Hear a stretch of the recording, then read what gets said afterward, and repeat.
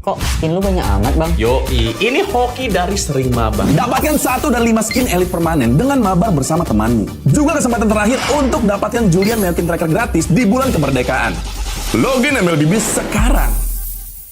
Onyx Esports dipulangkan oleh Araki Hoshi. Ternyata Araki Hoshi berhasil untuk dipulangkan di lower bracket. Ini bencana patah hati kedua kalinya dipulangkan oleh tim yang mereka pilih.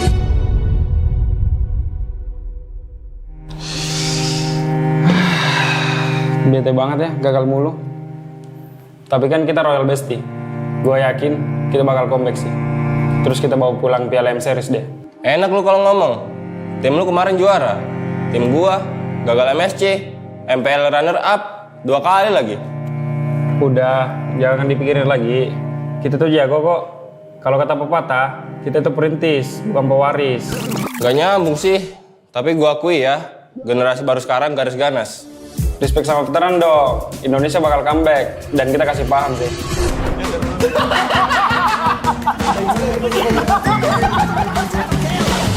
Kayaknya gue ganti nama jadi Rinetizi aja deh. Biar kayak kata sih, buat jadi juara. Isi mah meta 2021. Lu kemana aja? Itu mah abang-abangan gue.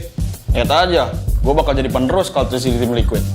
Tapi please, lepas Paniati. Sir, what's your command? Oh, what a play! Freestyle from Fabian. Pemanasan terlebih dahulu. Lolos ke live aja masih susah. Gagayaan menggantiin Kartizi. Iya nggak sih, Pep?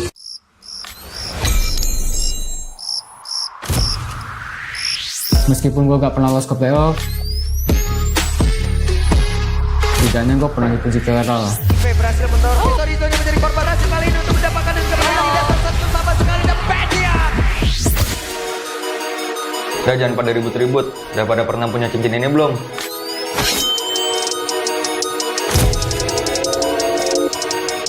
Isi deh. Gantian shift dulu ya. This is Keyboard.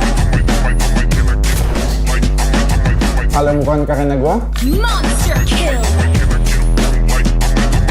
monster kecil kayak kalian masih main ranked. Intinya satu, konsistensi. Tanpa itu, hilang tuh kayak mereka. Hah? Kok kita sih jadi contoh jeleknya? Sorry guys, udah improve, cuma telat. Sorry. Sorry kok, gue cobain gol lagi. Ah, bosen. Banyak mulu. Maniac. Sakit Juve, tapi sekarang lu kipan dan shutdown. Oh my god. Maniac.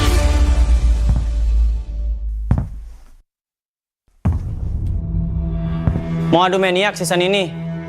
Pada saat daerah dia sendiri di kakak bisa tapi masih ada pergerakan di dalam dan di mana dirinya dikeroyok. Namun untuk sekarang bisa untuk blessing Johan. You miss me? Tuan belum kalah. Kita kasih paham bahwa era kita masih ada.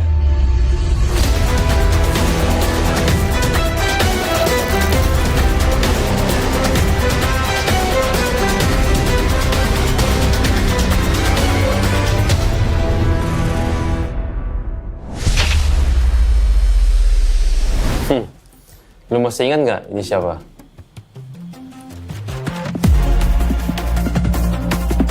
Boleh juga. Tapi lu tahu nggak di atas lu ada siapa?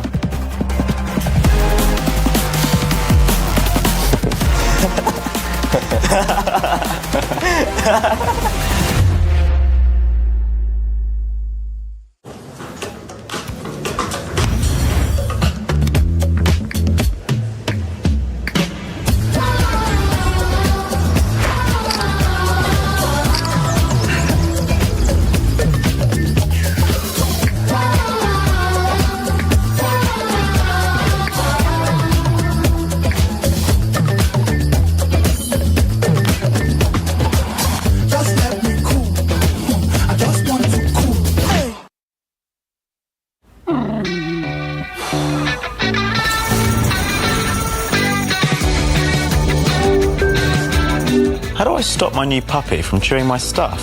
Young dogs need a lot of toys to chew. Maybe a rope toy? Yeah, I tried that. He's an 8-month terrier. Gotcha. Well, young terriers are super energetic. How about a run?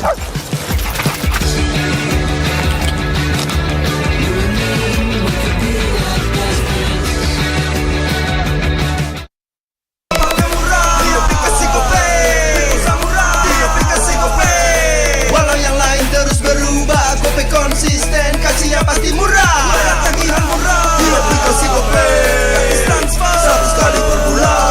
Download aplikasi Gope baru, nggak pakai lama. Dompet andalan gamers banyak damage-nya.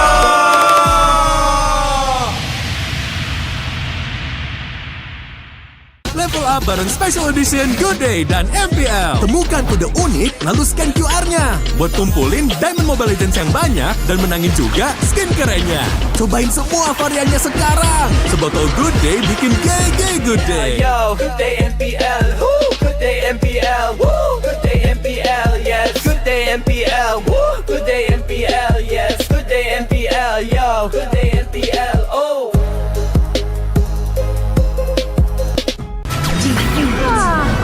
Tenang. Menang kalah, mabar bisa good time. Wah, good time Mobile Legends Bang Bang. Enak coklatnya, bikin semua bisa good time. Ini nih mainnya.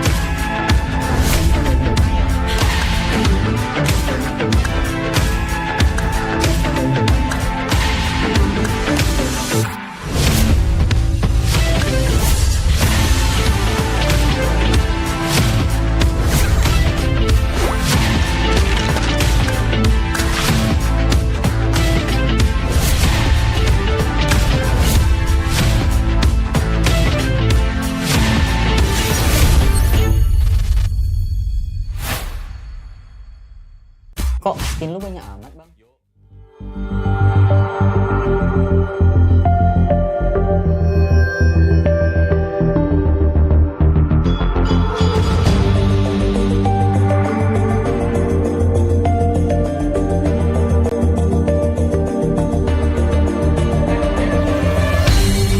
Aku kan berdiri dan terus berlari, terus ke arah puncak tertinggi.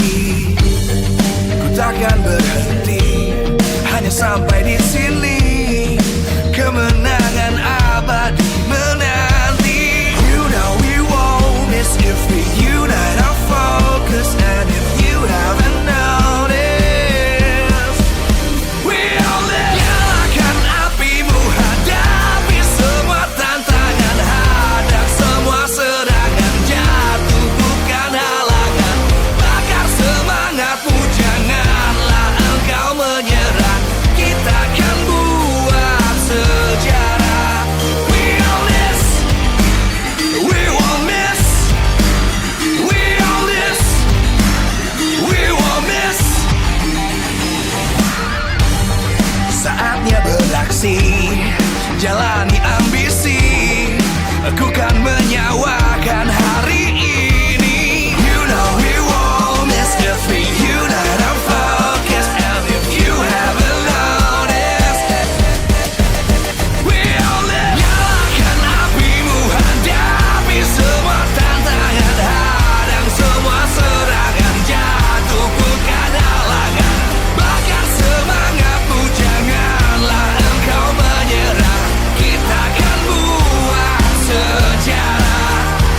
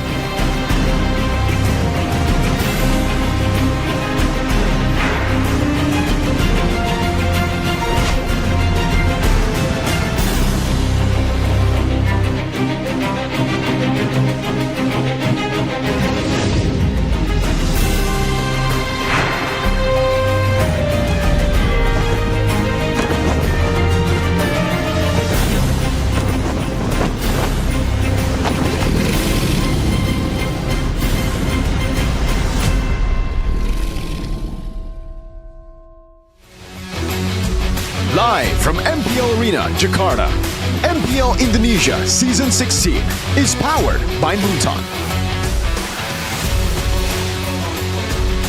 Supported by Esports Federation of Indonesia. Presented by official tournament smartphone, Samsung Galaxy. Official e-wallet, GoPay. Official coffee, Good Day. We own this.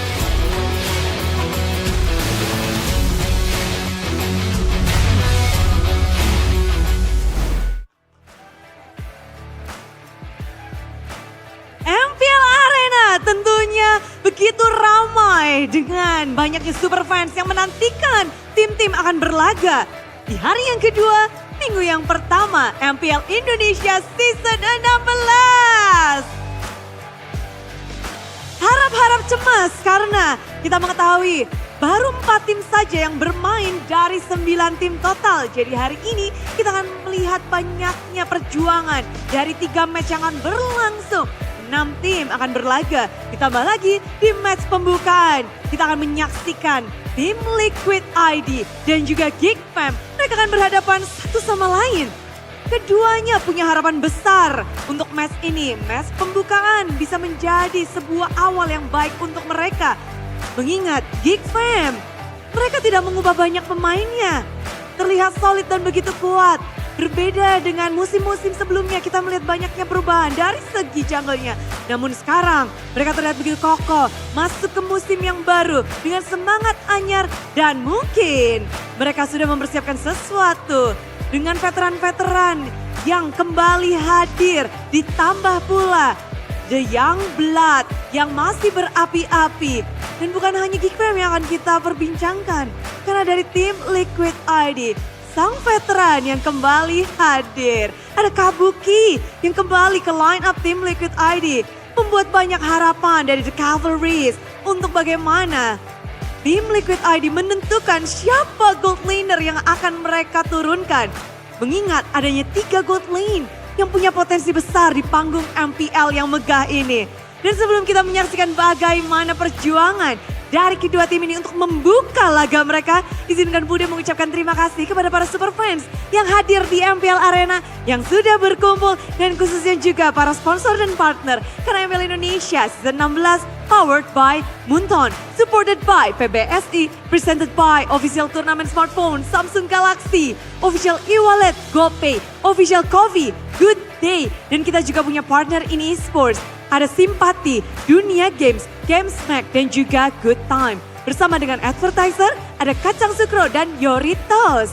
Ditambah suppliers kita Head and Shoulder, UBS Gold, Royal Guard, dan juga Imaginary. Dan semuanya juga benar-benar menantikan bagaimana season 16 akan dijalankan oleh Geek Fam, mengingat mereka begitu baik. Di musim lalu, posisi 3, posisi yang begitu baik. Mereka menempati top 2 di regular season. Hasil yang terus membaik dari season ke season. Diharapkan oleh Geek Fam Unity tentunya di season ini mereka akan semakin meranjak. Dan ditambah sekarang tim Liquid, mereka pernah menjuarai MPL Indonesia. Namun itu 2 musim lalu. Bermusim-musim yang kita nantikan. Akankah di sini tim Liquid ID bisa kembali ke masa jaya mereka? 1 musim saja tidak cukup. Mereka membutuhkan musim ini untuk kembali hadir dan juga membuktikan diri. The Cavalries yang sudah hadir. Lalu ada Geek Fam Unity juga yang udah berkumpul. Semuanya benar-benar ingin melihat, akankah ada battle yang menarik? Dan kira-kira siapa yang akan diturunkan oleh tim Liquid ID? The Cavalries, are you ready? Oh, The Cavalries sudah berkumpul. Dengan jersinya, dengan yel-yelnya Bude nantikan ya. Tapi gimana halnya dengan Geek Fam Unity? Tenang ya, di sini karena di malam minggu ini kita akan menyaksikan bagaimana MPL date juga. Yang lagi ngedate bareng juga boleh say hi. Jangan lupa juga karena di MPL Arena ini semuanya boleh berekspresi, boleh nulis-nulis pesan juga. Boleh kasih pesan juga. Dan khususnya untuk tim kesayangan kalian. Mungkin mungkin kita bertanya-tanya bagaimana nih. Dan siapa yang akan bermain juga, jadi langsung saja kita akan membahas bagaimana potensi dari kedua tim ini membuka hari yang kedua. Langsung saja caster, monggo.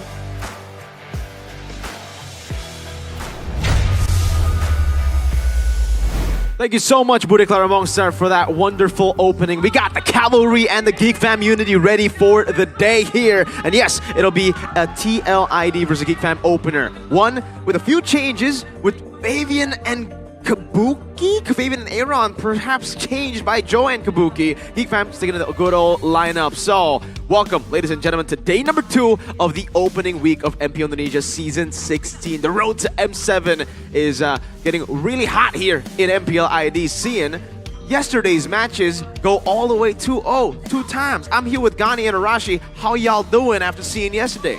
Feels good, feels great.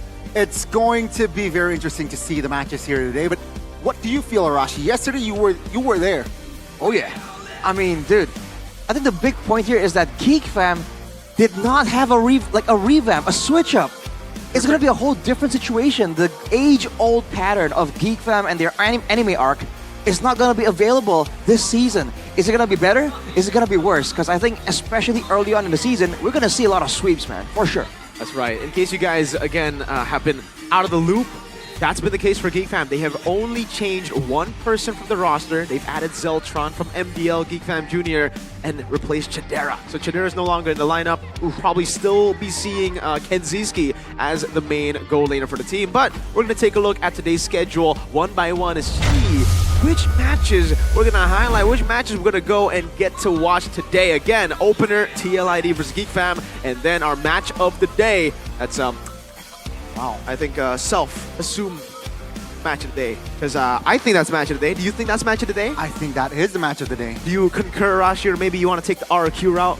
Dude, any match at RRQ is the match of the day, buddy. Wow. Well, there you have it. You guys can vote for your match of the day, too. Which one you think is match of the day? Because we have Onyx versus BTR, 2 Titans collide, RRQ versus Alter Ego as well, where it seems we still have questions raised all around the board for MPL ID, especially for RQ, Alter Ego, even Onyx. Despite Skylar's performance yesterday, who's going to be playing today in day number 2? Will we be seeing still the shuffles of the lineup? So I want to see your predictions too in the comment section for Geek Fam and for TL, because points here are very important to the standings. You gotta remember that at least for Geek Fam and TLID, they want to get going quick. They want to start it up very, very well here with a few wins to get that momentum. It's the same for both of the team. It will be their debut technically for MPL ID Season 16. So yeah, you're right. You want to get that ball rolling momentum-wise. I think Geek Fam, you mentioned that it's a different feel without the revamp. Maybe they are looking to change their pattern as well, like getting the dub early. Yeah, man. I mean, especially with Baloyski, right? He's always up to something. You know, the war crime general schemes when he's not on stage, right? So I feel like now that he doesn't have to worry too much about actually catching up to the meta, you know, guiding his teammates to the monster that he always creates in his team, he might use this time to come up with even crazier picks, right? On top of that, he can kind of play some mind games right here, show some off-meta picks and maybe get other teams thinking about Baloyski and his potential.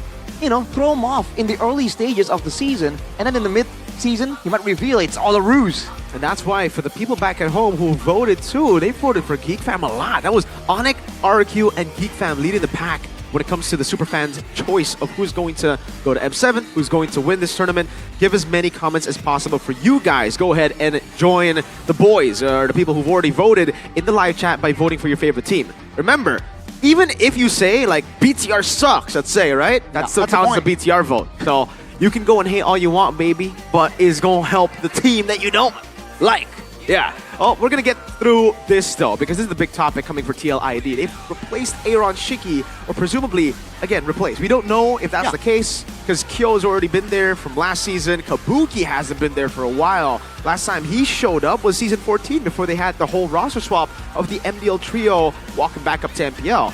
Now, I've got to ask Arashi, what would you go for? Would you go for Veteran Glory, or would you go for the New Blood victory? Well, see, the New Bloods have kind of like already played on stage, you know, they've already been kind of tested, and we've seen great things from them. So I feel like if you're comparing at least Kyo and Aaron to Kabuki, right?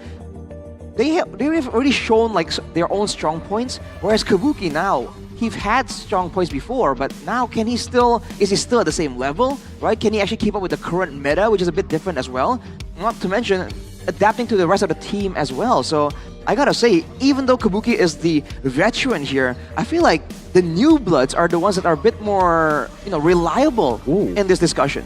I see your point, Arashi, and I somehow agree. Right, I think Kabuki, I think he has not been active for a couple of seasons. Exactly. Yeah. And yeah, that will determine a factor of will they win or not, especially Kabuki's in the gold lane. Yeah, that's true. I think, I'll play devil's advocate here. You guys have gone for the young bloods. I'll go for the veteran. I'll go for Kabuki. Yes, in the past, he's been very shaky in terms of his hero pool, especially. And again, I think that's a valid concern to have here. The fact that he hasn't played for 2 seasons in a row definitely should be something to think about.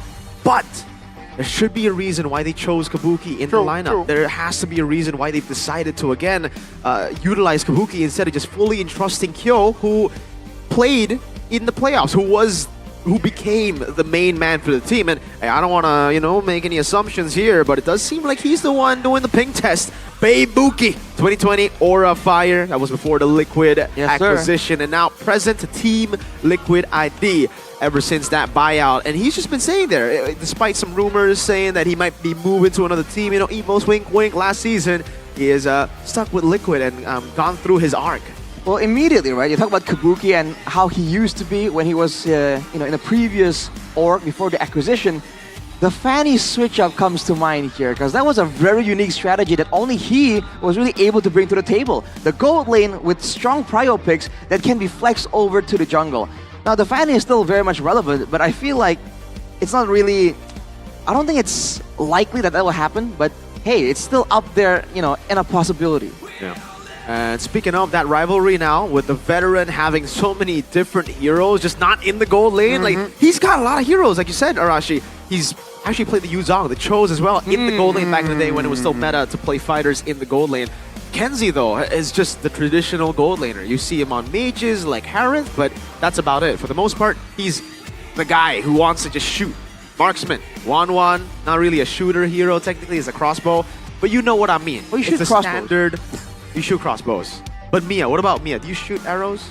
Well, you technically do, Okay. It's all about shooting then. It doesn't matter. I take back whatever I said earlier. Projectiles.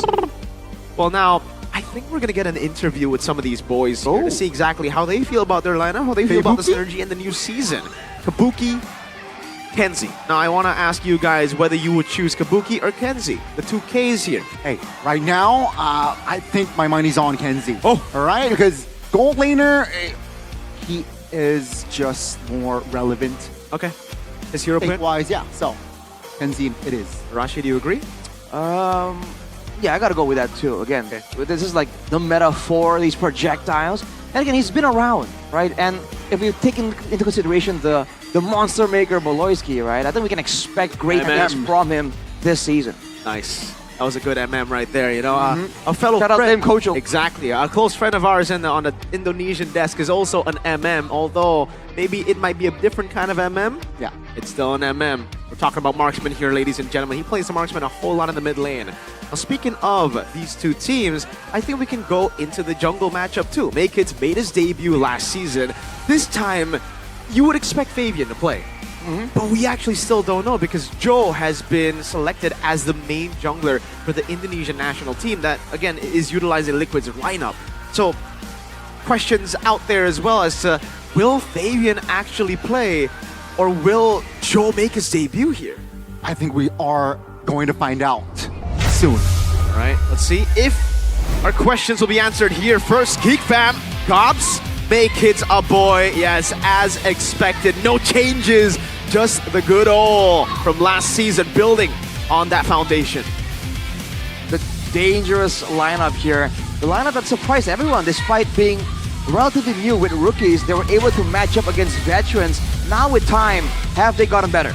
Well, ladies and gentlemen, let's see. Without a revamp this season, will Geek Fam find the early dub? Ladies and gentlemen, please welcome Geek Fam. Wow. We got a little interview there, segment with Mr. Kids too. Man was just posing. I think he just said, yeah, we're ready for this season. We know we've got that confidence. Yes, we made that big blunder. We as in, the team, but really it was a boy. But the whole team felt it in their last game against, well, not the last, the second game in the series against RRQ for top 2. Now, let's take a look at the lineup of Team Liquid ID, the Season 14 champions. Aran, Joe, there you go. And Kabuki. Ooh, risky moves here. 2 new faces immediately. Will the adjustments be enough? Have they had the preparation and the adjustment period? How will this change their style? The signature players, Aaron and Fabian, no longer in the roster. They got to do this, right? They got to start the ball rolling early. Will they be able to do it though? The Cavalries. Ladies and gentlemen, this is Team Liquid. That's the sound of the horse you Joe, hear. bangarawan Rookie of the Season di musim lalu. Gimana tanggapan kamu?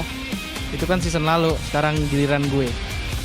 Oh, it was last season. Now, it's different. Now, it's the boy. It's Joe coming in, yeah. Fabian out for Joe. Aaron and Kyo out for Kabuki. Yeah. What do we think about this, guys? Again, we've been assuming a whole lot. It's almost like we knew backstage.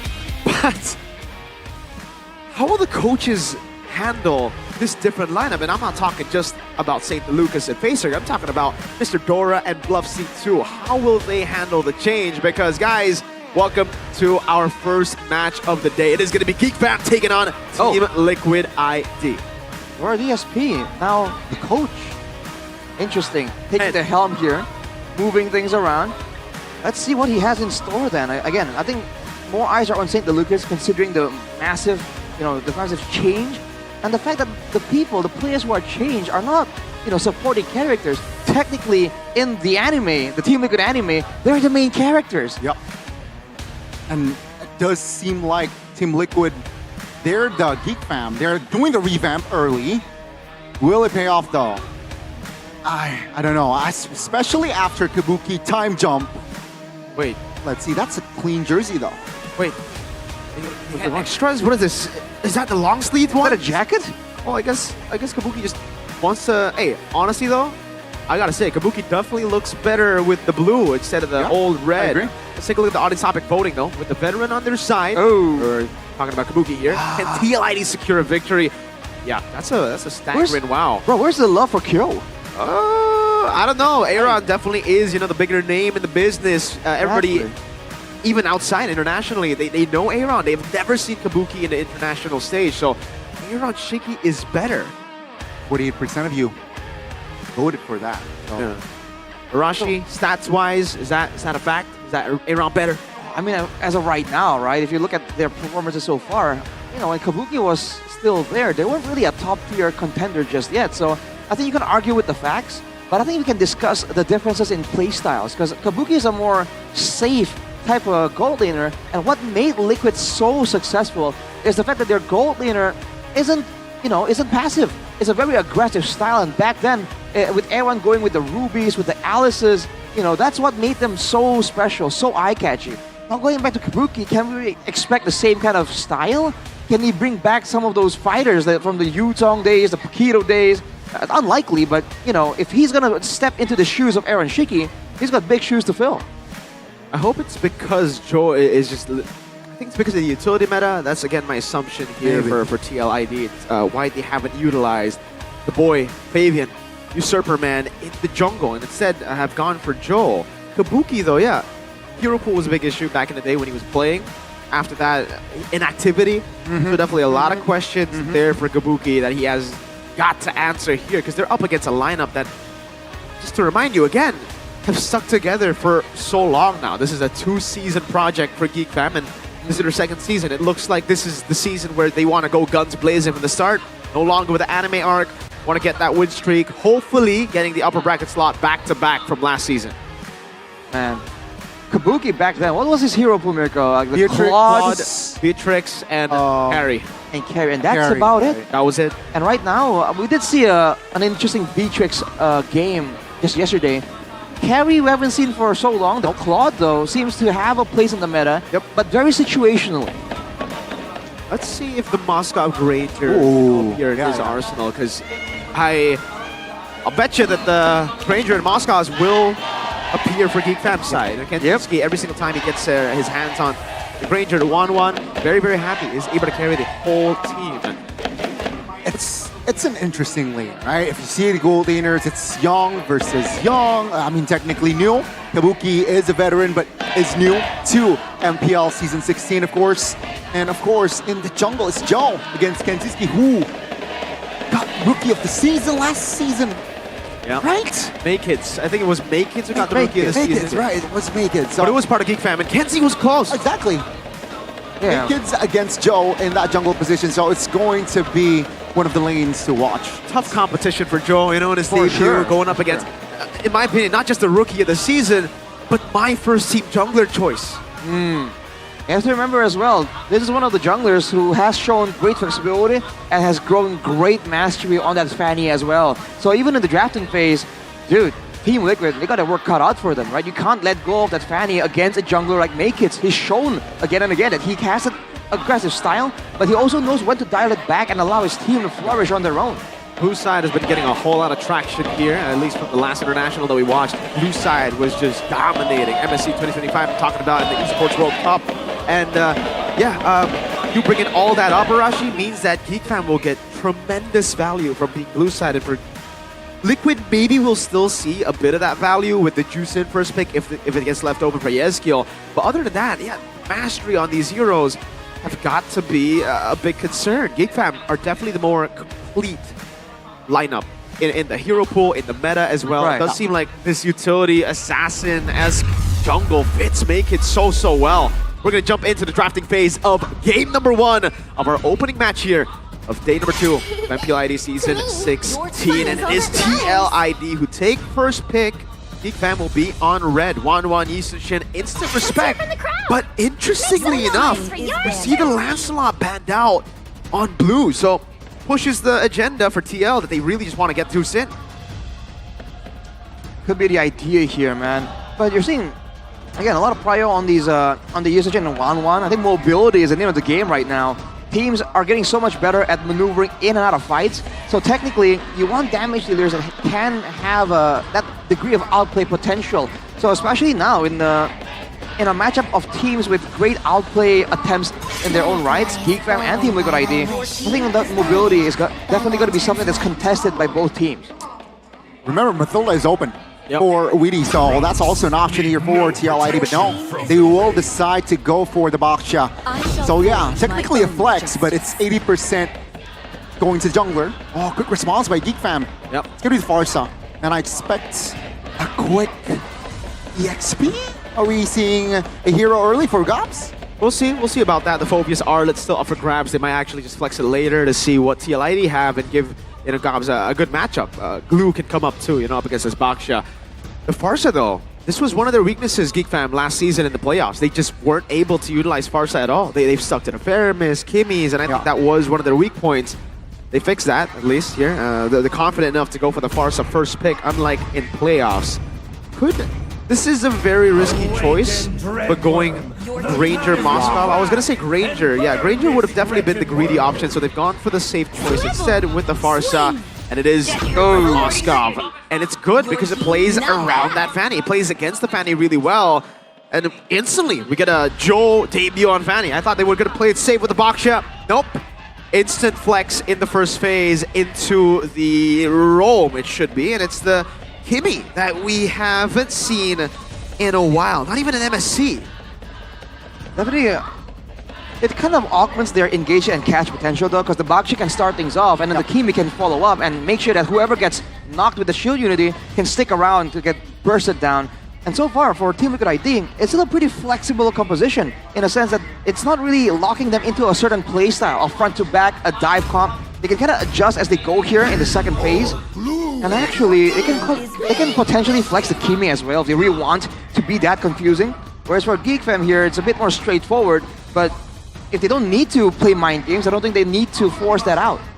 Don't overthink it, right? I think if you have a direct game plan and you have already prepared for it, so yeah, just go for it. And now with the glue, you mentioned the glue. TLID though, I think they have an answer for that Moskov, which is Fanny, but late game, Fanny will be destroyed by the Moskov. Yeah, I think the Moskov is a good answer to the Fanny, actually. Exactly. Spear of Misery can displace Fanny. Now they kind of have to build on that CC. They need another stopper for Geek Fam. And it really could just be a Cho pick for Geek Fam. Something that we did see a whole lot from Beloyski last season early on, and it faded off as we got into the playoffs. Lapu Lapu, though, will be taken out by Geek Fam. I think another good choice to take out in the XP would probably be... Now, this is a... Actually, never mind. I was thinking about a counter to the Fanny. How good would a Ruby be on the side of Geek Fam? Or even like a Minotaur, right? They have enough engage with just the glue. The Joy gets taken out. Away from Make-It, some respect. Arashi, what do we think so far? I think it's a good idea, trying to make sure that they have the early power, right? They want to have that roam advantage with the Fanny and the Baksha. So, like that, they're trying to limit the clear speed. So they're going for the Joy right now, making sure that Geek Fam have to play the slow game. Whereas for Geek Fam, I think they're more concerned about the actual team fights later on. The fact that they're banned away that Lapu Lapu, that's a fighting kind of hero. It's not a side lane control type of hero. Just like that, the Hilda as well. But they want to make sure that their backline has the space available to output that damage, and they don't want to be forced to build too much crowd control in their arsenal. But even then, Team Liquid ID, they go for that Badang, knowing how difficult it is to maneuver around that extra wall that the Badang can spawn out. You mentioned the Ruby. I think the Cho also will make a debut here in season 16. So yeah, the Cho, a great answer, and what it does, it forces that Gimme to be on that Purify. It's instant mid-prio too. It's good against the Fanny. You can't break Purify on that. Then now TLID will have to respond. The Baksha is already roam. What XP do they go for? A lot of it already banned out. Maybe they go for like a... Back in the day, Glue was countered by Terizla in lane, and I'm thinking about it because CC, Badang, everything has been banned out. No. It's either you go for the counter matchup in that Terizla, or you put yourself in a tough spot. Focus against this lineup. There's so much pick, so much CC. I am not a fan of Phobius, but let's see for the gold lane, what's it gonna be here? Granger's still up for grabs. Cosmic blaze will never be extinguished. It's the Claude for Kabuki, a signature pick for the man who hasn't been seen for a while. Oh! Instant Hayabusa. Geek Fam looking really good here. TLID started off great, I think, but it really seems like they have their own style of MLBB here. They're not playing just for the meta. The reason why the Hilda got banned is they want Hayabusa, they want an assassin, and there you go, the Hayabusa pick comes through. Yeah, man, Phobius though, again, so much crowd control in the matchup against the Glue as well. Correct me if I'm wrong, guys, but I don't think that's a winning matchup for the Phobius either. So he's gonna lose hard before level 4, and even in the full all-ins, he can't really match the regen from that Glue either. And this is Gobs, who we've known to play this Glue quite well as well. The only thing is that for Geek Fam with the Hayabusa, I'm not sure who's gonna be mainly targeted by that Ogi Shadow kill. But ladies and gentlemen, we have the lineups ready. Let's see, ladies and gentlemen, it's time to see the land of dawn. You can see the Garuda wings of MPL ID flap in the air. Here we go. Welcome to the land of dawn for the opening game of the day. Welcome Geek Fam, to Mobile Legends. a meta composition, TLID with their own flair. Their own flair like this. Again, I'm wondering what the idea is. They do have a lot of early game prio. If we take out the Phobius, who probably won't be winning lane against the Blue, still a Baksha Fanny can clear the jungle really fast. You can roam around far faster compared to a Cho Farsa technically. But I think people are going to try and just react, you know, and kind of stop the roaming idea, the roaming intention of Team Liquid ID. But with the Baksha leashing Joe here on the Fanny, it's going to allow Team Liquid ID to clear a lot faster. You can see the difference of spells as well, right? I think Geek Fam, they went for the flickers. They know they want to engage. And let's see, will that happen or not? Emblems by Games Max here.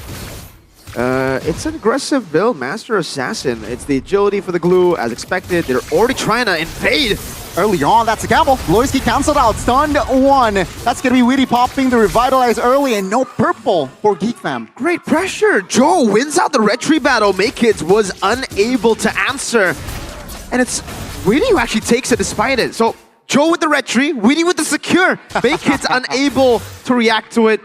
TLID with an early dub. That's the power of the Baksha, man. It's technically still a jungle available pick, so you can kind of get a cheeky little steal like that if your opponents are not really careful. And again, with that kind of pressure, I feel like Geek Fam, they gotta plan out how they want to rotate this better. And which lane they want to really play for. Because Gobs is the winning lane, but they haven't really sent a lot of attention down his way. Just a bit of poke here and there for both these teams. Again, small gold lead, a boy in the mid lane, gets to level 4, but he's poked down so much, forced to use the regen, and this Prio is turning to TLID, even Aran. First onto it, jumping on Gobs. Turtle number 1 going to be contested, and TLID are the ones holding on it. Joe, level 5, Maked's level 4, Witty looking for an opening. That's the feather, airstrike pop early. Beloyski though very low, a boy flickers out. That's gonna be Gobs taking the first blood, and Geek Fam, they are looking to recover. Tough spot, another mount down. Aran with the flicker. Will this be enough for Geek Fam? Maked's looking for the connection on towards the quad. Shadow doesn't really find it, that's a stun. Aran survives. Eternal though will be the main focus as Gobs will just be a distraction. Joe secures it, but Eternal is still up. He's back up already, Joe! Finds a retribution, and that's a turtle steal. Maked's locked up, and he goes down. And it's a first item Sky Piercer for Yehezkiel. Nasty. And he's already got 1 stack on it. Man, that was a miscalculation for sure. Geek Fam, they had a great moment where Gobs is able to zone everyone from Team Liquid ID away from the turtle, but they were unable to secure the turtle fast enough. They kind of overstayed on low HP, and Team Liquid ID with the faster mobility was able to get a win. But look at this, Beloyski. That's a kick. They're dragging Witty.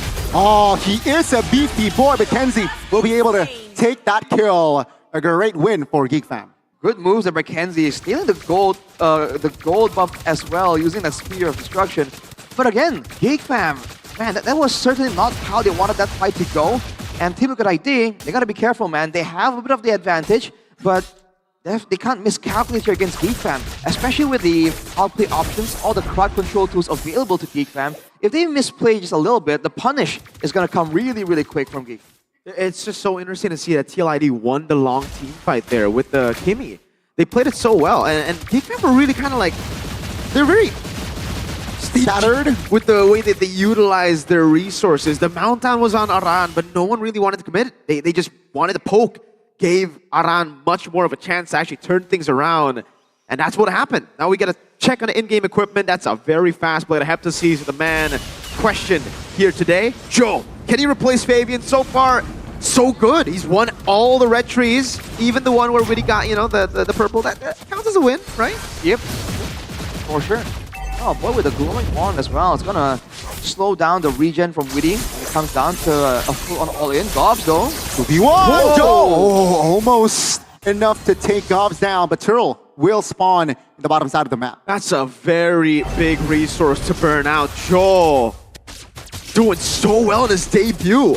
They can't contest this. Gobs has no flicker. They've got no initiation. All they've got is Beloyski with a pick, and I don't think they will go for it. Ooh. Oh! It's a steal after steal. Maked's this time will be the one to steal the turtle. Geek Fam now with 5 feather strike pop, purple buff in contestation. That's gonna be Joe picking it up. Hit and run. Hey, they didn't want to go for the fight. They still got it though. Maked's, when everything is against them, they have those clutch players. Kenzie also picks up a turret, and in the end, it was worth it for Geek Fam. I think so. Gobs, if we can defend this turret though, gotta be careful here. Boy is there to back him up. He will be able to get the clear, and that's another win for Geek Fam. So we gotta take things slow now as we get into the 5th minute mark. Geek Fam very slowly approaching their comfort zone, which is gonna be the Feathered Airstrike Power Spike and also the Moscow Power Spike that'll hit very, very soon. I'd even say the Hayabusa should hit the Power Spike soon. So Geek Fam, they might just be banking on a very explosive mid-game Feathered Airstrike as well, just zoning the boys at the back.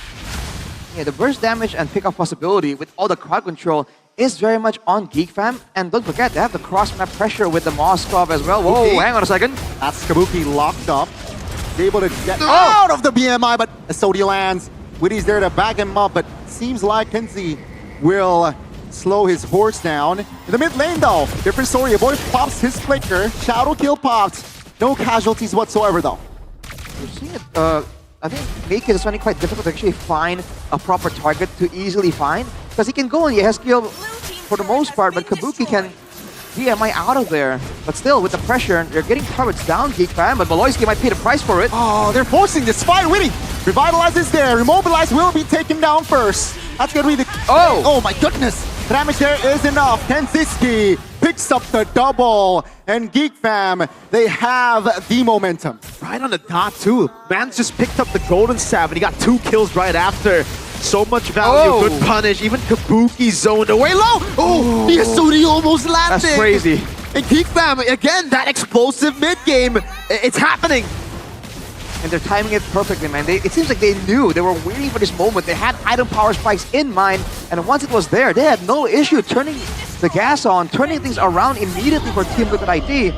Now for TL, they can't really win out in like the 1v1s. We're talking about how the Moskov can deal with the Fanny 1v1 really, really well. Yeah. So Geek Fam actually holds all the cards here. Unless Team Liquid ID do something unpredictable or catch Geek Fam out of position, they won't really find anything much. Nope. Not much at all. And Geek Fam can constantly just play with the tempo they have in the side lane. Beloyski with a pick again. Yes, skill forced to purify. Now Beloy. Oh, will be punished here. And no casualties more. Perhaps Joel, though, will look... Oh! Target, and he will find a boy. Joel finds his mark. Bowling. Where'd he go? Hey, that's... I guess TL just have something in Fanny players and good Fanny players. Kabuki back in the day was a Fanny player and probably might still be. Fabian, they got it. Now Joe. Whoa, some super fast cables. And unlike Fabian's debut, man's disciplined. Man knows when to walk back, make hits. On a tough spot, has the quad shadow. We get another in-game equipment check, Arashi. That Sky Piercer is building up. Again, usually you would expect Beloyski to lose out a lot of those, give out a lot of those kills. But against a Sky Piercer Kimi, it's dangerous. Exactly. You can't allow your Heskil, who's playing it very, very safe. He does not need to overextend at all. He is not an engage tool. He's a follow-up tool. And whoa, Kabuki has to be careful, man. He is the one. Oh! Finds an angle. Quad shadow with the shadow kill to lock him down. That's going to be Geek Fam finding a recovery. Getting very low as well. I think this is green light for Geek Fam to take the Lord. Beautifully done. I think purple. Take the purple is much more value, Joel. Retreat baited out already. Geek Fam have time to play for the Lord, but I don't think they can burst it. So in the end, TLID recovered really well. Probably the macro angle for Geek Fam now. They have had to set it up to put Beloyski, as you can see, deep into the jungle. Oh, what? Oh. Joe did it again! Joe, what a debut. Hey, even though the team's losing right now, Joel is making a hell of a statement with his debut. What a performance so far on the Fanny. Solo 1v1. 1v1. Joe, my goodness, make it shuts him down.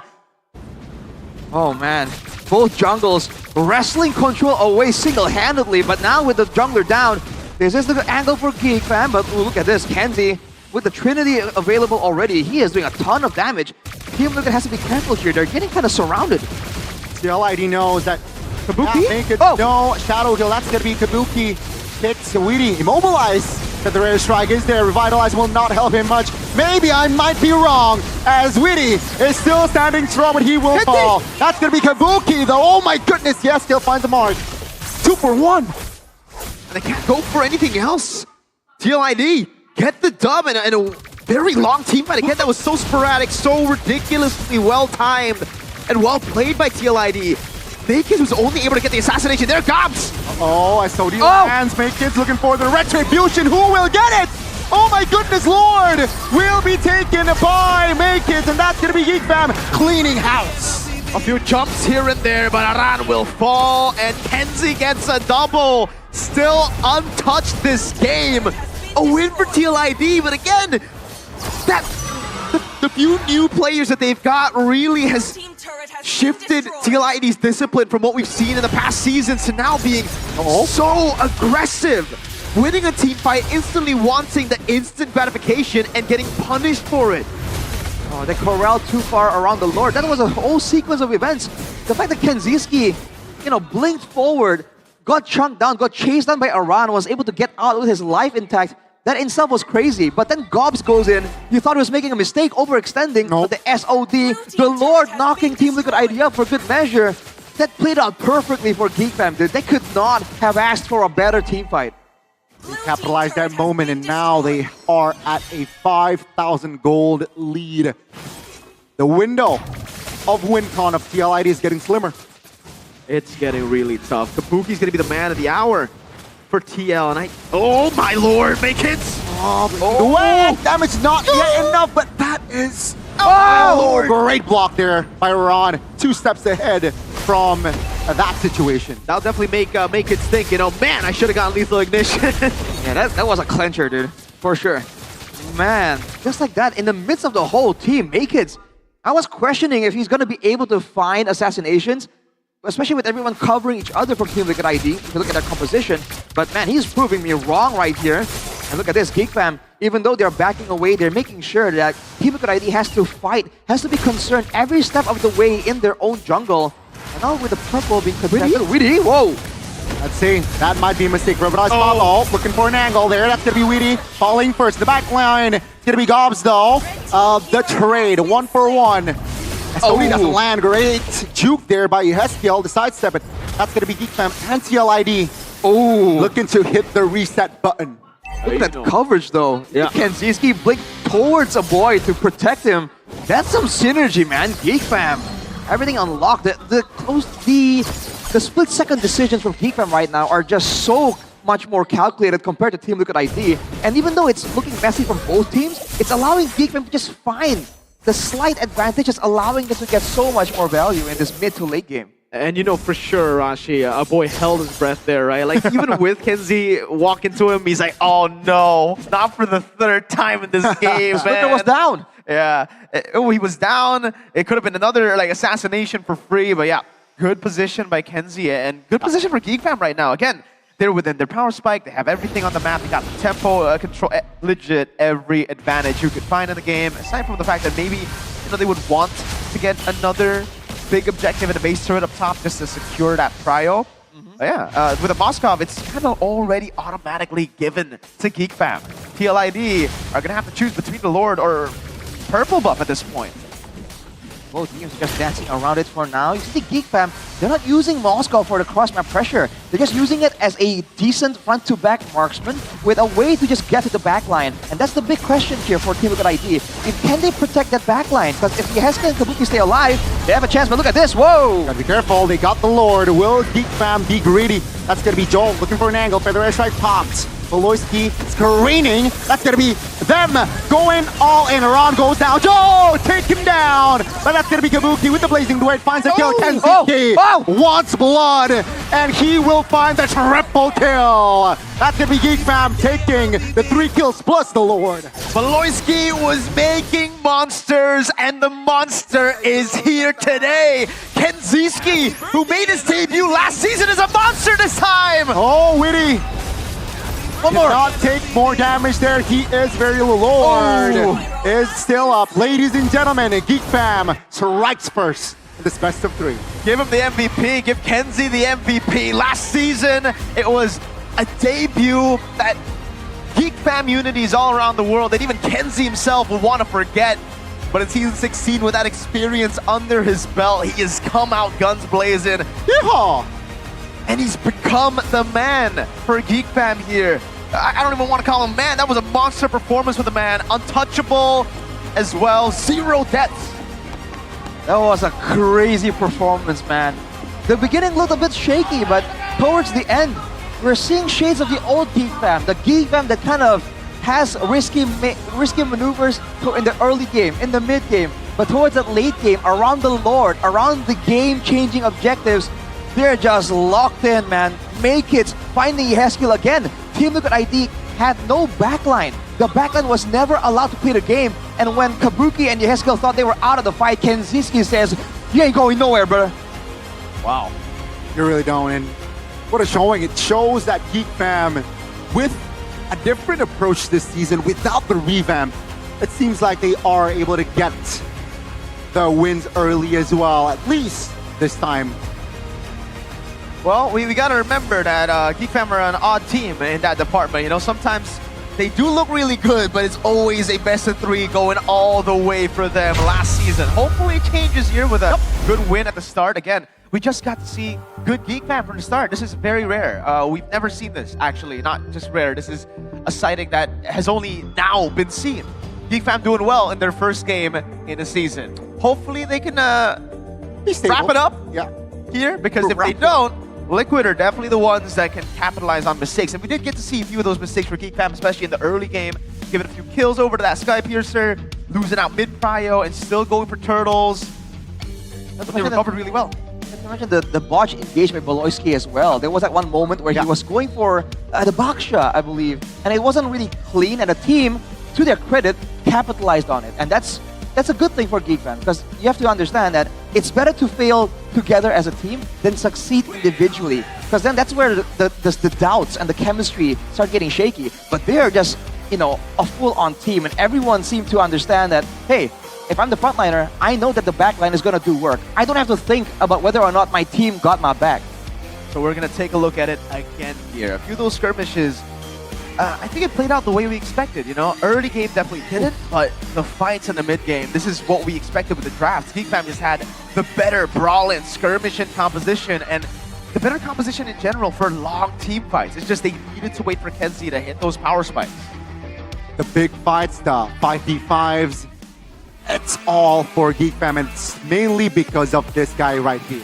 Yeah, clean cut victory, clean cut performance for the man of the hour. 9-0-4. Mr. Kenziski buys the rose gold to the end, sells the boots, had the win of nature as well, and tapped it perfectly right as Joe walked in to look for those cables. It was just so good, dude. Again, there were some moments that we might see in the highlights where I thought, oh, dude, this guy is overextending. He's you know, he's getting too greedy. But no, it turns out he knows what he's doing. Like, I have no idea what I'm saying. He will. I'm just a caster. You're just a caster, Rashmi. He's the pro player. He's the gold leader now, 9-0-4, and you're right. Once he got that golden staff earlier on, he just knows that, yeah, you know what, guys? I know that I'm ready to deal damage. Just give me the assist. Yep. Just play for me. Enable me. Let's take a look at the highlights here presented by Samsung Galaxy. See exactly what happened in Turtle 1. Here we go. We're seeing a bit of a back and forth. This was the fight where Geek Fam really overstayed, and again, they used all of their resources like one by one, and because of that, we've mentioned how the long drawn-out fights should favor Team Liquid with the two marksmen that can continuously pump out that damage. But towards the mid-game here, solo plays saving the game, kind of delaying the victory for Team Liquid ID. But you can see that the main carries, Aboy and Kenziski, they're finding the ways to stay relevant, to try and get some resources, some farm. And because of that, they were sacrificing Beloyski, they were sacrificing Gobs to a degree.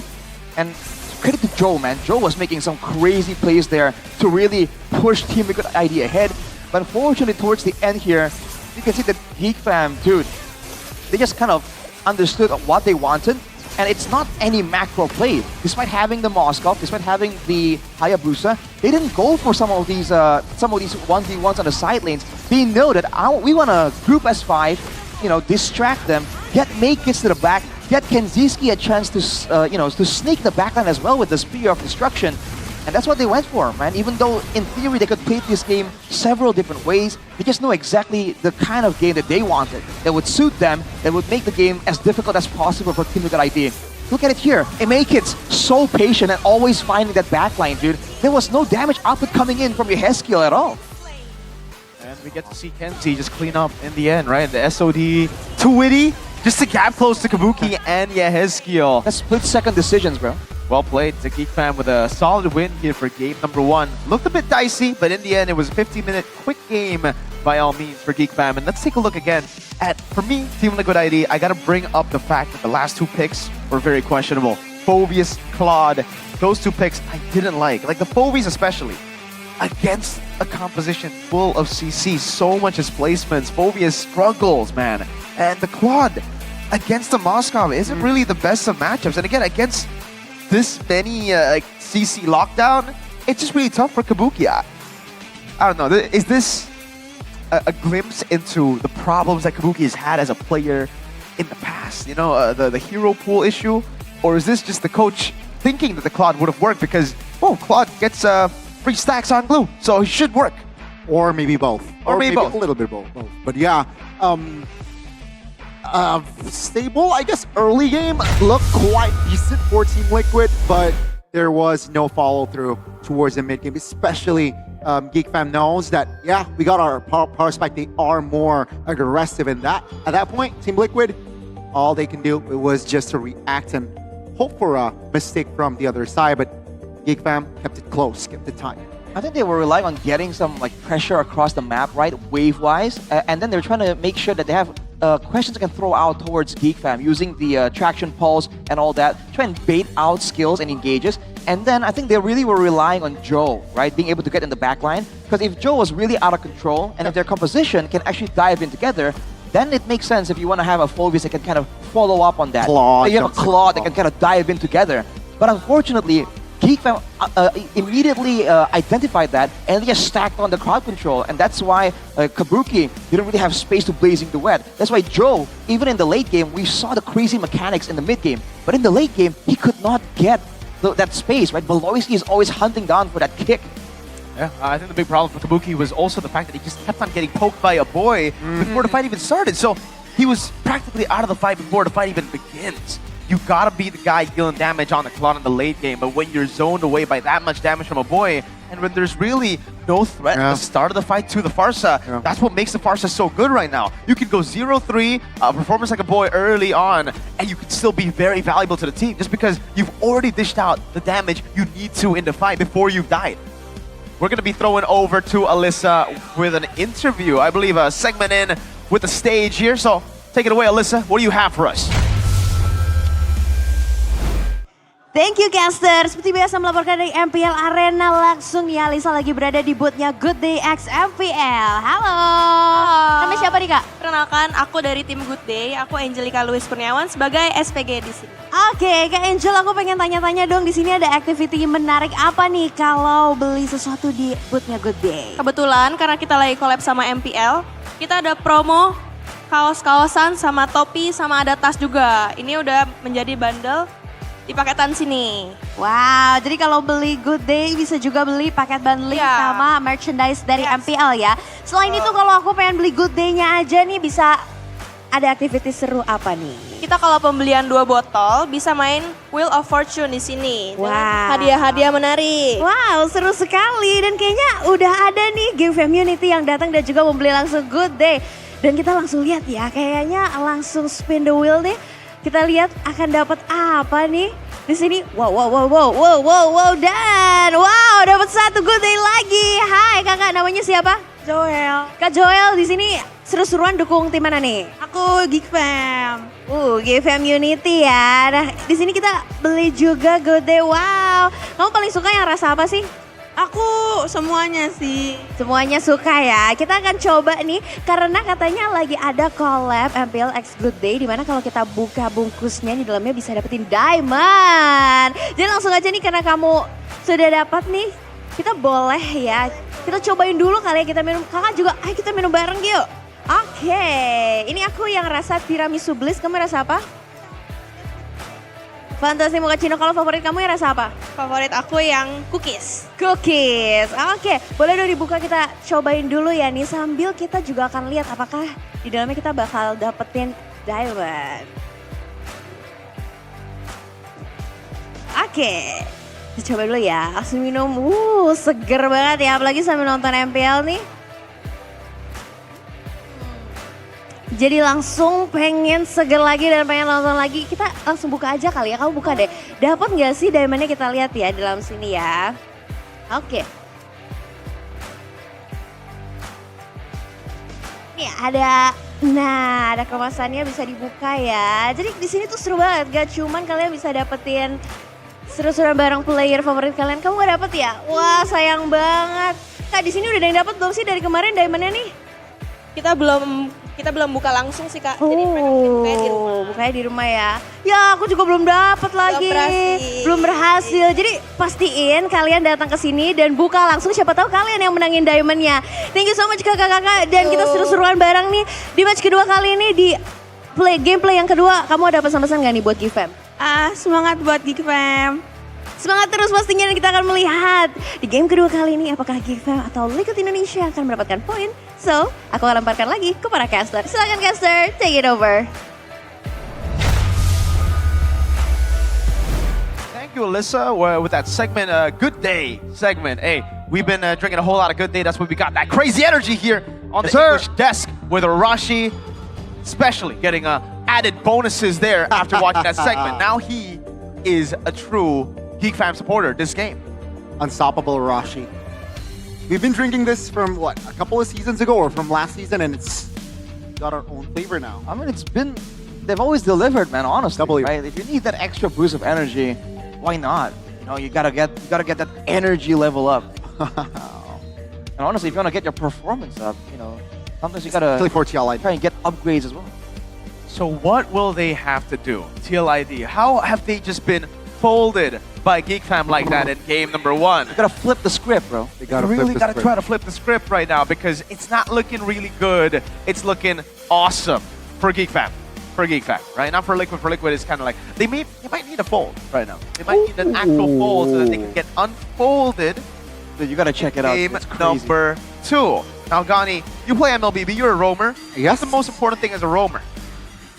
Map. I mean, like map control. Map control. Macro.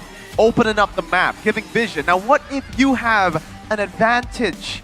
You can see more of the map. Whoa. Now, go into a custom game and see for yourself, Gani, because you can be the MVP of your games with the Samsung Galaxy Z Fold 7 and the Z Flip 7. Level up your gaming experience with the Samsung Galaxy Z Fold 7 Snapdragon 8 Elite for a Galaxy processor that really helps you game and really helps you get that win streak. Go ahead, scan the QR code because there is an extra promo. Cashbacks up to 3.5 million IDR plus bank cashbacks up to 2.5 million IDR. You guys can enjoy so many valuable benefits when you get this. You can also get a code below, a promo code. The promo period runs from the 15th of August up until the 15th of September. So the whole month here is a Z Fold month, is a Z Flip, is a Z Series month. Right. This is crazy. All right. Now I can see the hype. I can see the hype indeed. No, I'm playing. It's like a cheat code, dude. Seriously, man. On top of that, if you have this device, you can also get like 6 months of Google AI Pro, by the way. And your installments. Crazy, right? You get installments too. You can only start. It starts from only 700,000 rupiah. Wow. The installments go down that much.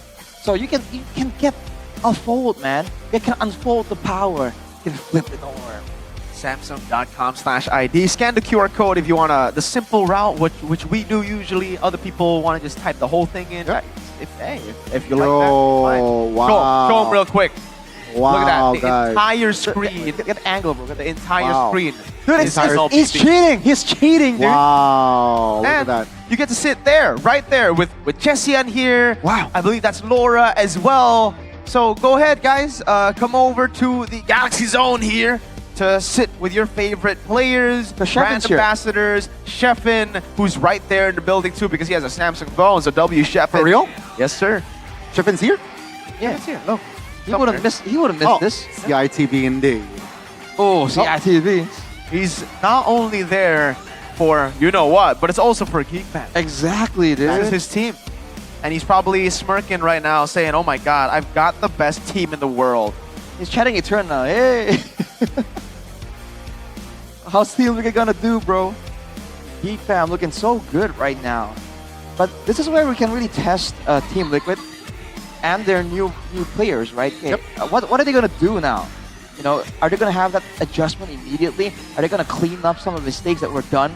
Especially for Kabuki, right? I think there was a big question on whether or not the hero pool is gonna be adequate. We've seen him on the signature Claude, but maybe now, right? Depending on the drafting phase, he might have to go out of his comfort zone. And that is also another point for Geek Fam why they are so quick to get the Moskov early, right? I think it forces or gives pressure towards Kabuki in his quote-unquote limited hero pools. Now, will that approach be repeated by the side of Geek Fam, or will Team Liquid outplay from the draft this time around? Let's see, this time, Geek Fam get blue side, and they're already setting up for a scary first pick. Lancelot and Kalea, instant respect for TLID. The Juicin is actually banned out by Geek Fam, so very interesting. I wonder why the blue side has been banning Juicins, because I thought it would be kind of like a we want it type of deal. Eason Chin still up for grabs right now. 1-1, oh man. Yep. Also up for grabs. Interesting. the Phobius though, actually, even though it was kind of shut down by Geek Fam, they still don't want it available. That could be because they're planning on going for, you know, some of these aggressive picks that are open in the meta. When you want to go aggressive like that, you know, you don't really want to run into a wave from Phobius and get halted. Also keep in mind, the first game was CC banned out by the side of TLID on blue side. There's a potential that CC will be up and available for that first phase. I think with the way Geek Fam have been playing, with their emphasis on Badang Cho in the past, they don't really care about the CC. Okay. Because CC gets countered hard by CC, by pickoff, and that's what we've been seeing for Geek Fam. The 1-1 does get banned, so Yisun Shin up for grabs first time in Season 16. First pick instantly, TLID. I don't even think they can go for the CC here, because it's not a utility jungle, right? They go Kimmy and Baksha again. The double down. All right. Wow. Thoughts? Well, TL does this quite a lot, right? They might just double down on some of the formats, and then they adjust the finer details. But the fact that the Kimi was really, you know, the Kimi wasn't really available, was always denied by Maykids, right? Maybe now they're thinking, hey, he's on a assassin, but it's a marksman assassin. It's not a Hayabusa. You know, it's not a short-range Fanny. assassin. Exactly. So maybe there's going to be more value in that Kimi. Still a risky pick, though, so we'll have to see what Geek Fam go for. Because they have no Farsa available. They're going to need something to deal with the Kimi. Unless they want to allow the Kimi to just spray everyone down. Now they get the value out of the CC, right? Because they see the Baksha on the other side. So there you go. And TLID, most likely, it's going to be Baksha Roam again. And that's going to be a problem for TLID. Because you can't go jungle now. It's a CC, right? You flex it again into Roam. You need to pick up an assassin now, a Fanny, maybe? Because there's no real lockdown yet. They can triple down. You can triple down. This time you can ban the Moskov. But the Fanny against the Valentina and the Yisun Shin, dude, that's a lot of crowd control that's kind of subtle. It comes out of nowhere. It's going to be quite dangerous, man. But Joe seems pretty confident. Yeah, I like it. Same approach here from the side of TLID for our second game so far. Let's go to the second phase here. TLID, they're lacking in crowd control.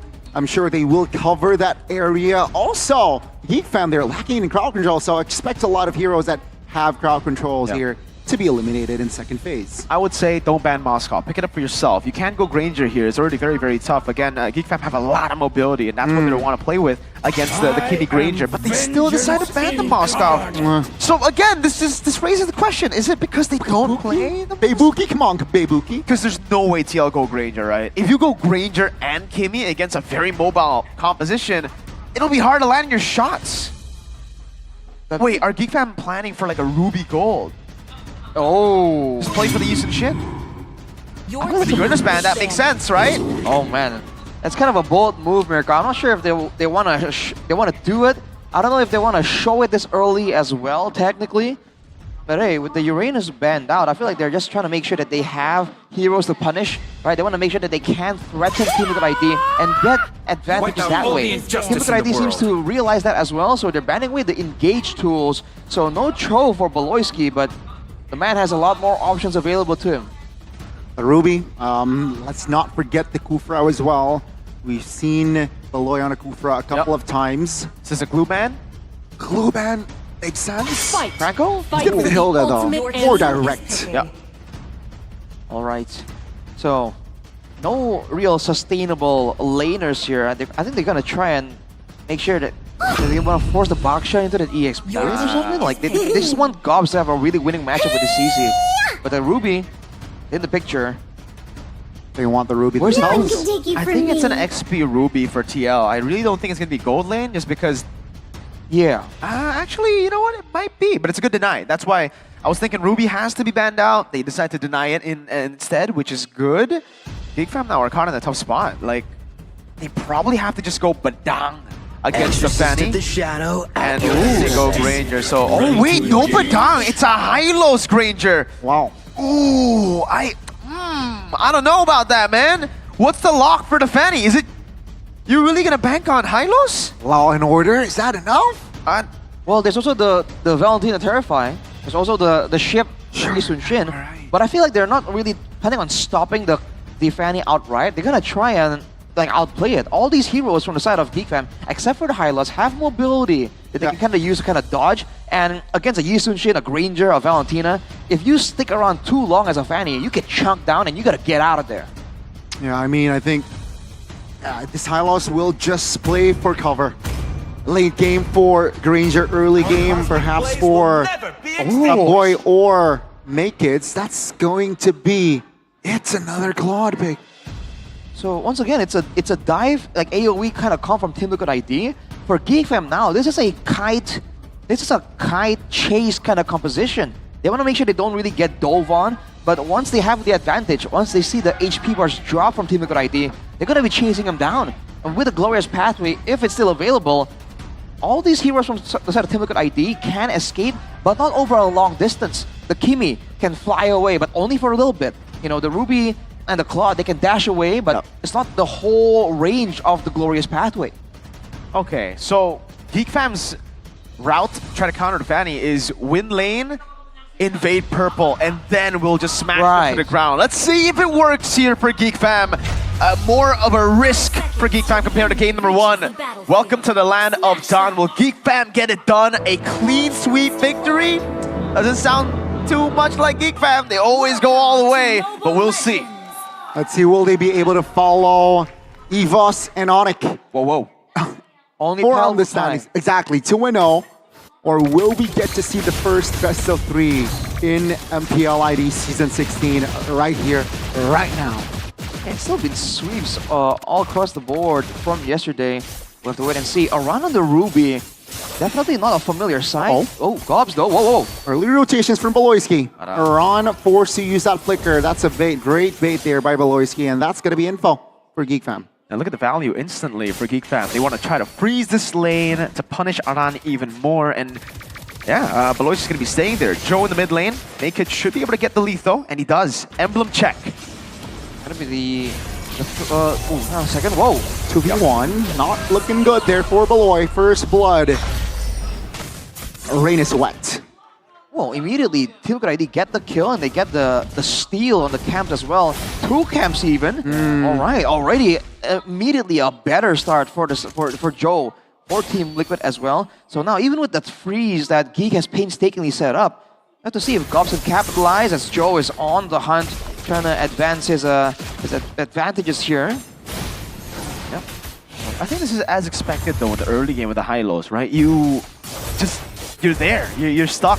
Yeah. Gobs is getting a lot of value though, at least. So they're trying to win out this lane so that Gobs can help later on in the turtle. I guess that their main way to shut this Fanny down in first turtle would be Law and Order, number 1, but the curtain call. If Gobs can get a curtain call there, Aran bursted. Great composure there to just hold that damage down. 3 members of Geek Fam bottom side. Witty looking to join, just to hover around. So good for the Ruby there. The underrated aspect of the Ruby is also like you can have good engage, good sustain, but you're a lot safer because you can kind of like self peel, stun everyone, and displace, move away from danger at the same time. It's something that Team Liquid ID can use to kind of bait things out because we know Aran likes playing with those margins, right? Show is a low HP bar to you, bait you win, and then before you know it, you're falling into the trap of Team Liquid ID. For now though, both teams are just kind of like trying to get control over this turtle. Team Liquid ID seems to have a bit more urgency though, but Beloyski is making it quite annoying for them to kind of commit and try and go for an all-in on the turtle.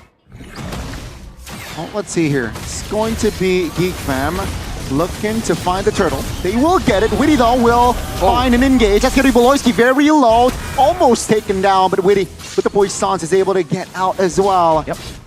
And it's just 1-0 from that turtle. Just a clean take. Good usage of the Traceless.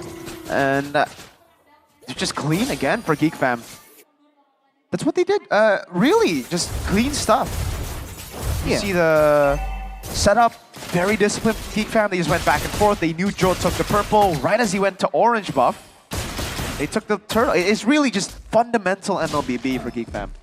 And you're seeing Geek Fam kind of funnel a bit more resource towards Makekids here.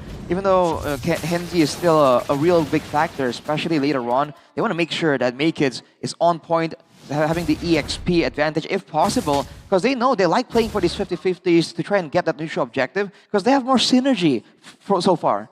But for now, let's just see how this is gonna go, man. Because for Geek Fam, I think they're just playing it like calm, calculated until the neutral objective is up. Okay. 4 minutes in, just a kill on the board for TL, and it does seem like that Geek Fam. Okay, Iran. No shoes, Warx instantly. That's gonna be Make Kids going up against Joe! Round 2 this time, Joe will take it. Oh man, yeah, this time it's different. Make Kids solo kill. That makes it 1-1 on the board.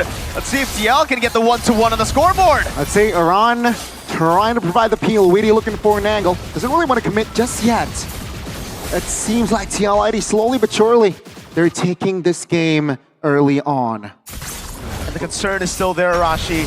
Wait, Joe gets stunned up. All right, he should be able to get out. Does get out. Concern is, who's stopping the Fanny? Who's there to stop him?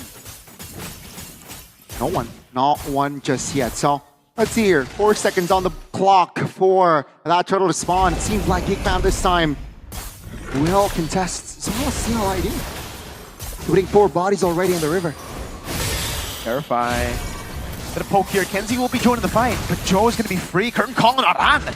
Only on Aran. And the turtle gets started. Eason Shin makes his way here. It should be a free one. And it will be free for Geek Fam. Mid shove though. Just a bit. Weedy very low, revitalized popped. That's info. As that will be all, folks. Could have been a kill, but the stun didn't land. For now, though, again, Geek Fam playing the calm cool strategy. They have to make sure they just stick around together long enough. They have to ensure that nobody falls victim to Joe a bit too much, right? And as long as they stick together like this, Joe has to really be careful with how he wants to approach the situation. That's gonna be Ron very low. Not yet taken down though. They just want the turret. It seems like Valoisky with the Glorious Pathway will be able to make the escape. Joe! Looking for an angle. Doesn't really find a clean execution there. They will lose the turret though. And again, Geek Fam are just slowly getting into their power spikes, making good moves across the board. TLID seems they've been out macroed here. That became a free trade. What could have been, I'd say, a trade for TLID getting pressure up top. They decided to match Geek Fam's rotation, but a bit later, slower. And for now, it's kind of funny because for both teams, they can't really over-chase. Because if you chase too far, you know, against Geek Fam, you're getting kited back by Gobs, by Kenziski, right, shredding you down.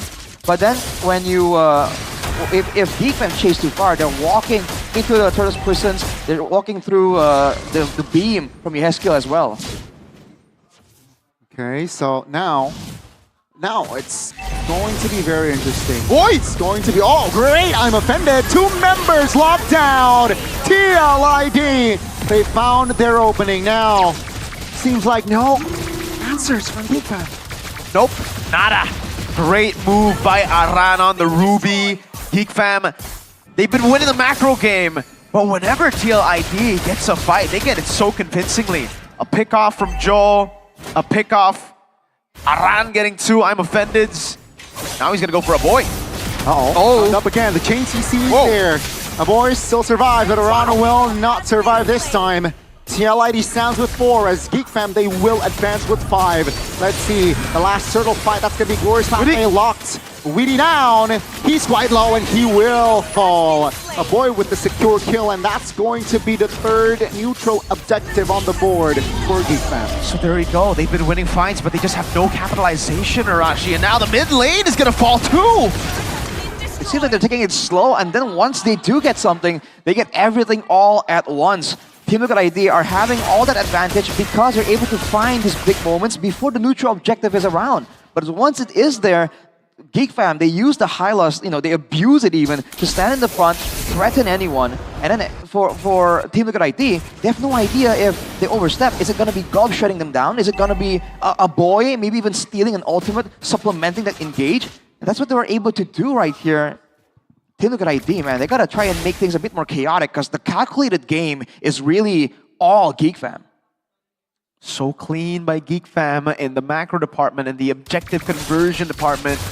They just need to be cleaner in the team fights, really. At TLID, it's the opposite. They're so good at finding these picks, at popping off mechanically, but there's no objective conversion. It's a battle of styles here. Let's see which one wins, because in MSC, we saw a team win 10k gold at the start of the game and then lose out mechanically to then the opposing team winning. Here, gold distribution-wise, yeah, Kenzie's in the lead, just by a bit though, unlike the previous game where he was standing at a big gold lead. And most of the gold advantage for Mr. Man Kenzie's actually been through turtles and also turrets. So TL, their gold laner, Kabuki, has been farming better.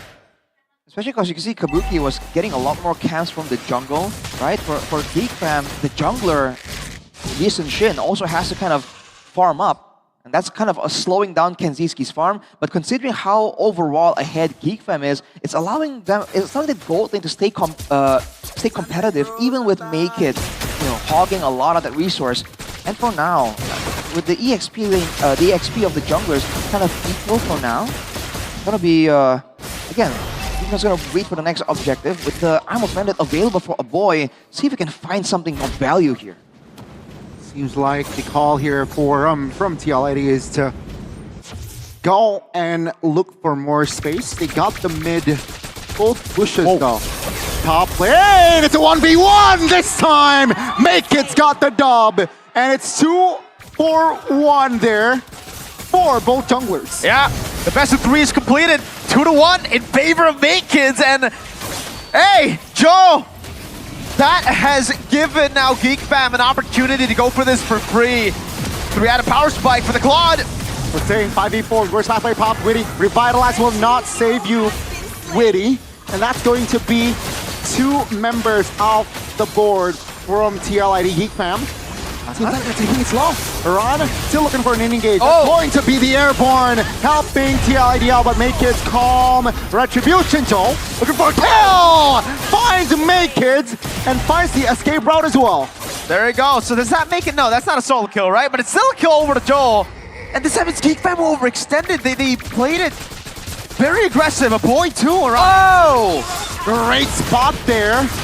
Iran mispositions himself, getting too complacent. Lord, though, will be taken care of, no problem, from TL ID. What's up with the boys overextending? Aran doing the same, giving the Sky Piercer over to Kenzie. Just took one straight to the face right there. Now for Team Liquid ID, they're able to clear out the Lord, but there are still some waves that Geek Fam can use here. They won't really be able to push all the way to the base, but they're gonna get quite a few turrets. And again, that fog of war is gonna discourage Team Liquid ID from making those aggressive maneuvers, especially after the 1v1 victory Makis has just got against Joe there. Everything so far, and that's still gonna be quite value for Geek Fam, all things considered. And no wonder they've been getting so much success here. The damage dealt by the CC. Gobbs has been, oh my god. Joe! Oh my goodness! Joe again finds the solo! So that's 2 for 2, but Joe will be punished by the rest of the members of Geek Fam. Both junglers down and out. Dude, this guy's so explosive, man. You see everyone scatter. If it wasn't for that very instant reaction to Make It just dodging, that could have been a crazy double. Gobbs. Yeah. Gobbs. Uh-oh, finds an angle. That's a vengeance pops. Kabuki needs to stop shooting, but Witty on the other side, that's a great I'm offended.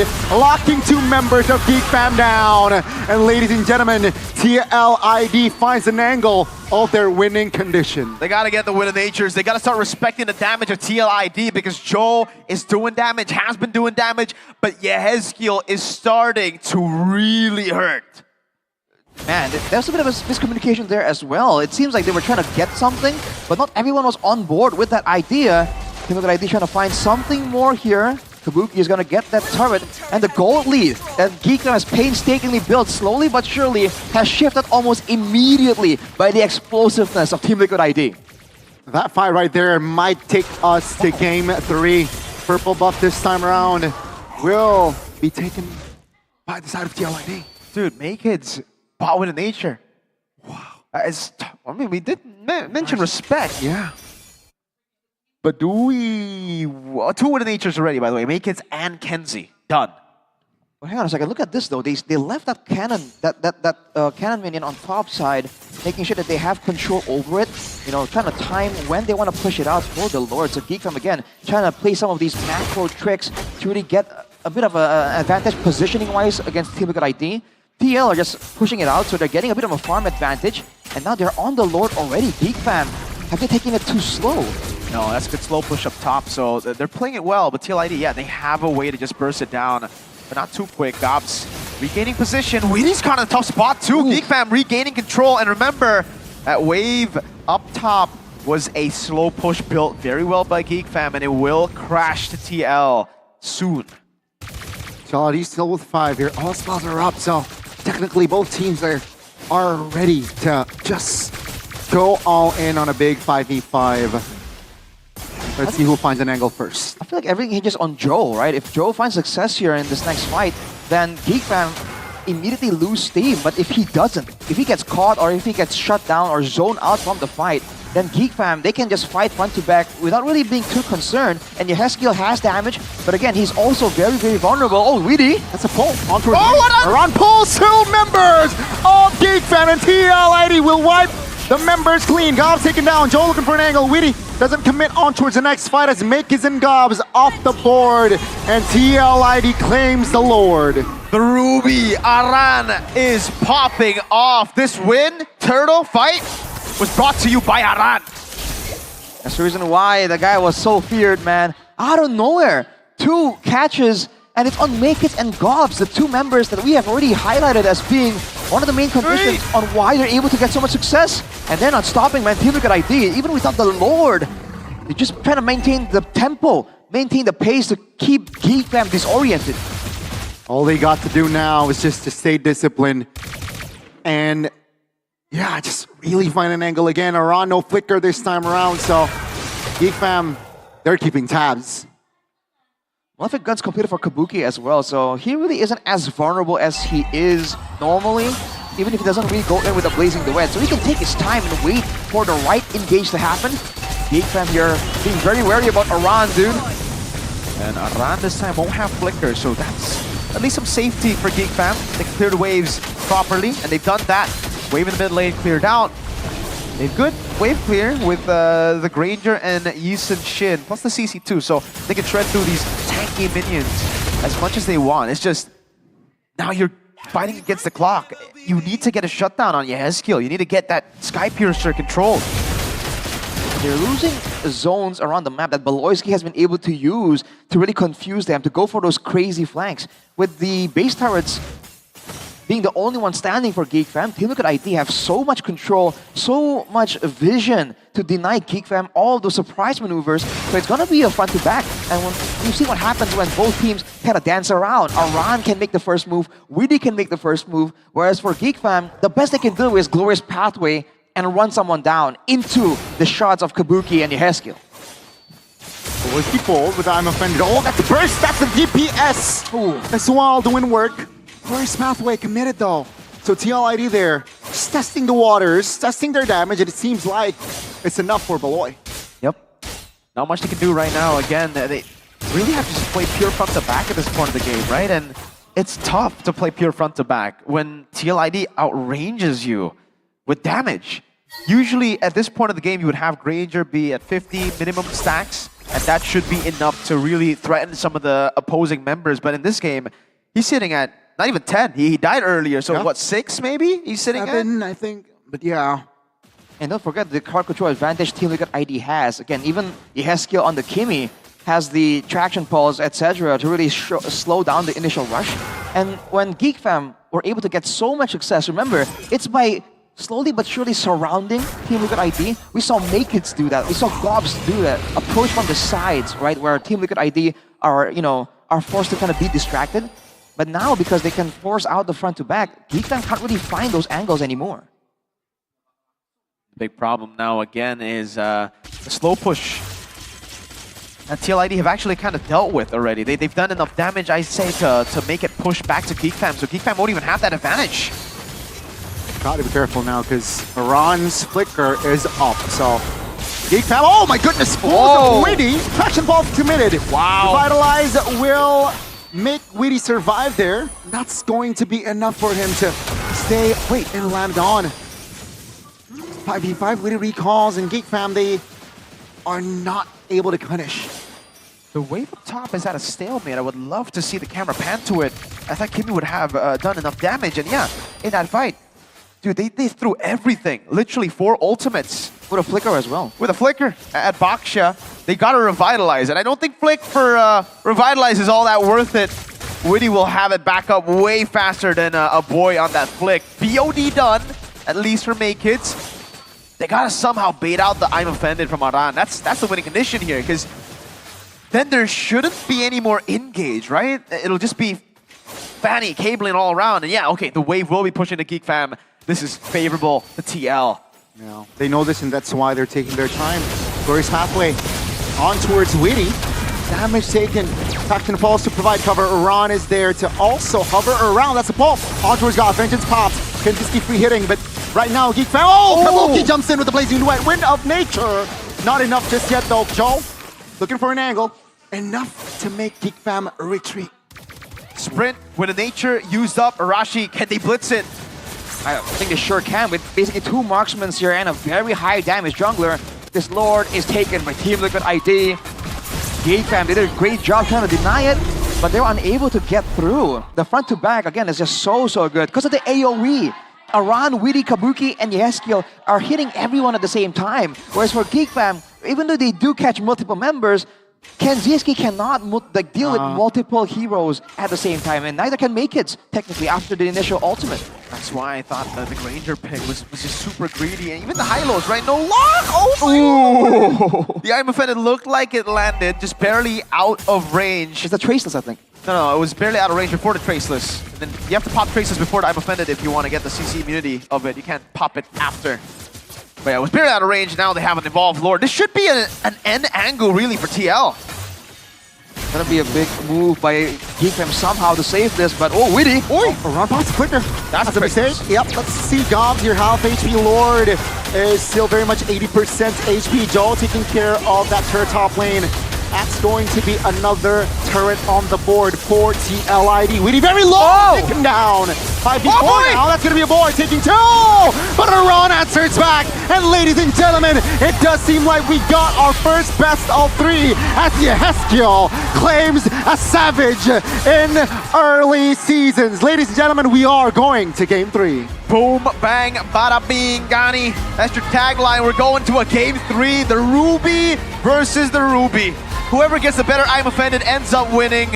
And I think we know the answer to who got the better I'm offended here. Throughout the game, Aran was a monster. Woo! Really dictating the pace, stepping up when necessary. We got that 1-to-1. Oh boy, dude. As well.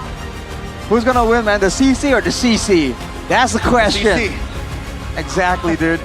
They identified what they required. They know. They kind of read through Geek Fam style. And in game number 2, oh, you're calculated? We're chaotic. And we have the tools to back it up, and you don't. And Team Liquid ID just rush them down. Man. Wow. Clean game. Let's take a look at the highlights again. I think most of the highlights... Oh, this one. A boy answered, but Aran got 3. Oh, 2 for 3. That could have been a good defense. But they all clumped up. They all got too complacent, too comfortable with that spot, and they got punished.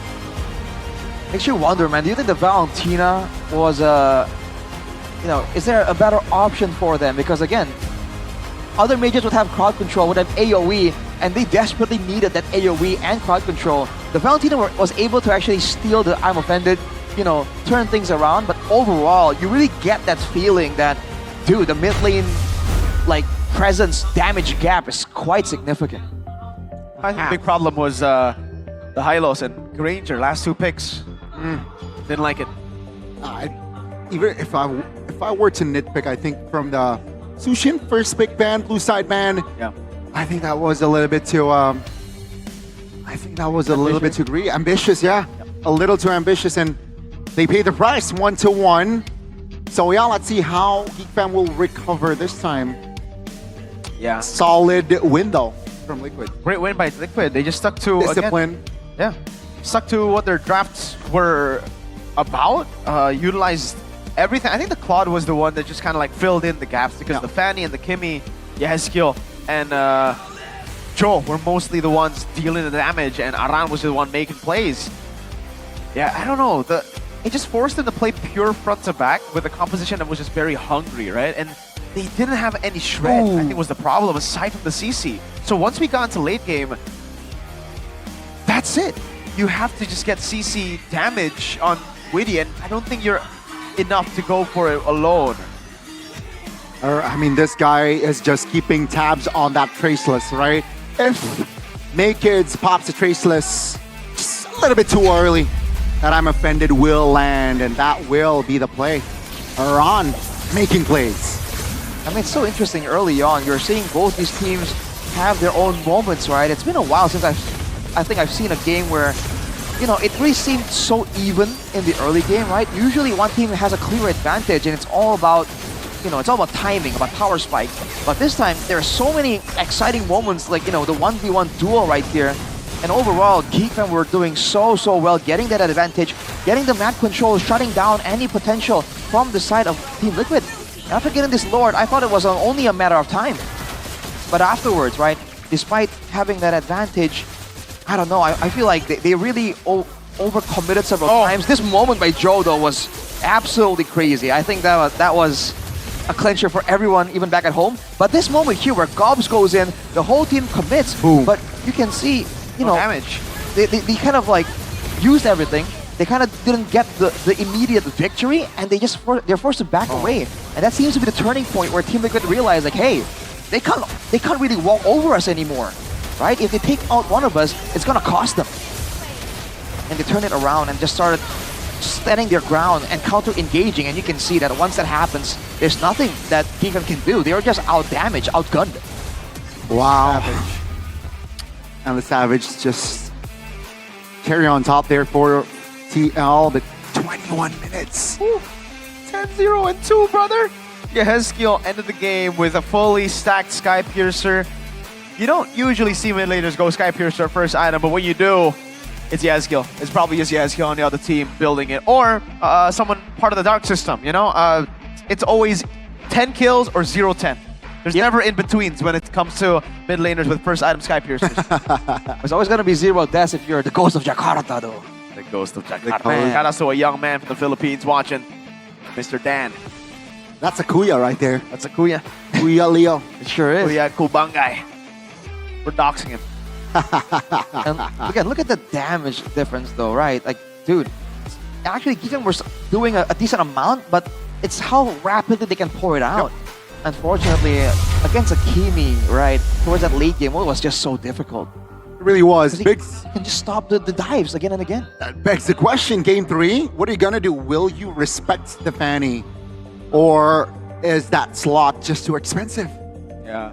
I think they really just... I think they overthought the high-lows pick. Like, I don't know what that was. The Badang was open, you know? Like, Cho was banned out. That left the Badang up for grabs. And Badang is... I don't know if you know, pretty good against the Fanny, you know, good lock as well. Whenever you walk up, just bang, put her on a wall, and then it's like, oh, I'm kind of cooked.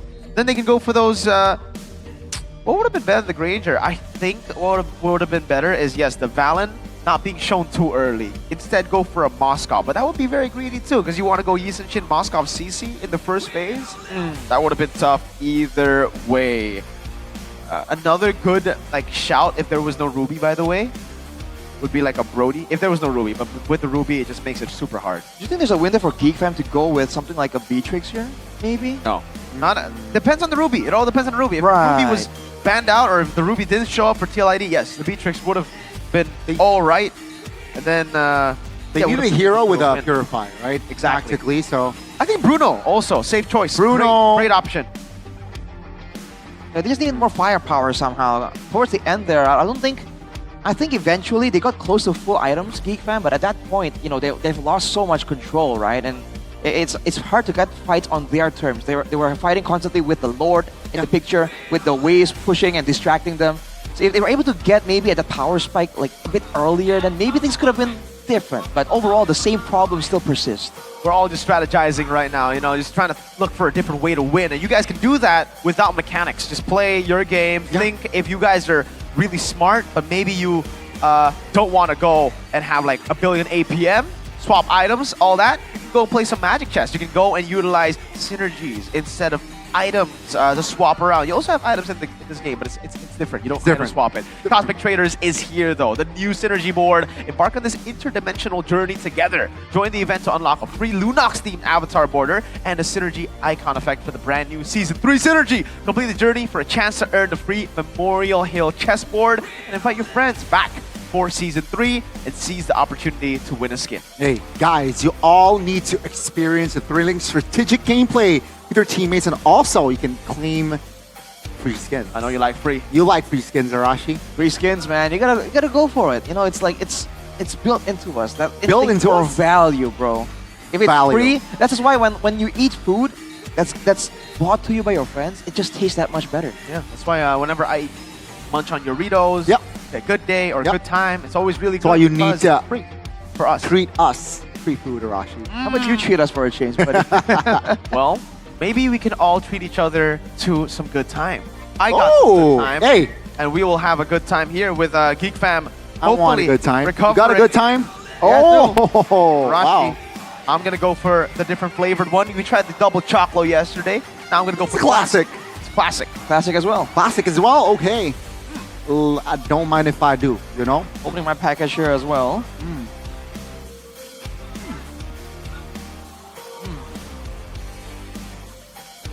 Not bad. I mean, Enough it's said. good. Enough said. Good. I'm gonna Good get one time. more. Wow. Can you hear the crunch, man? Dude. Yeah. It's legit. The texture Honestly, is crazy. We could read what's there down below, or we could just eat. I think for a good time, they enjoy us just eating because it shows you how good it is. But also, if you guys want to get a lot of value, not only can you get good time, but you can also get a good time later on in life by investing in UBS Gold. Ooh. Want a secure future? Now is the time to start saving on gold. With just 200,000 IDR, you can already start saving with UBS Gold bars. Wow. Guaranteed 100% authentic, 100% safe, and 100% profitable. Come on. Start saving. Start saving. With what? UBS Gold. With Oops. UBS Gold bars, by the way. Again, it's all about that value, man. It's all about the value. Man, UBS Gold, dude. They've been with us for a while now, and they've always made quality products. Honestly, I don't think I've ever gotten... You know when? You know when they joined?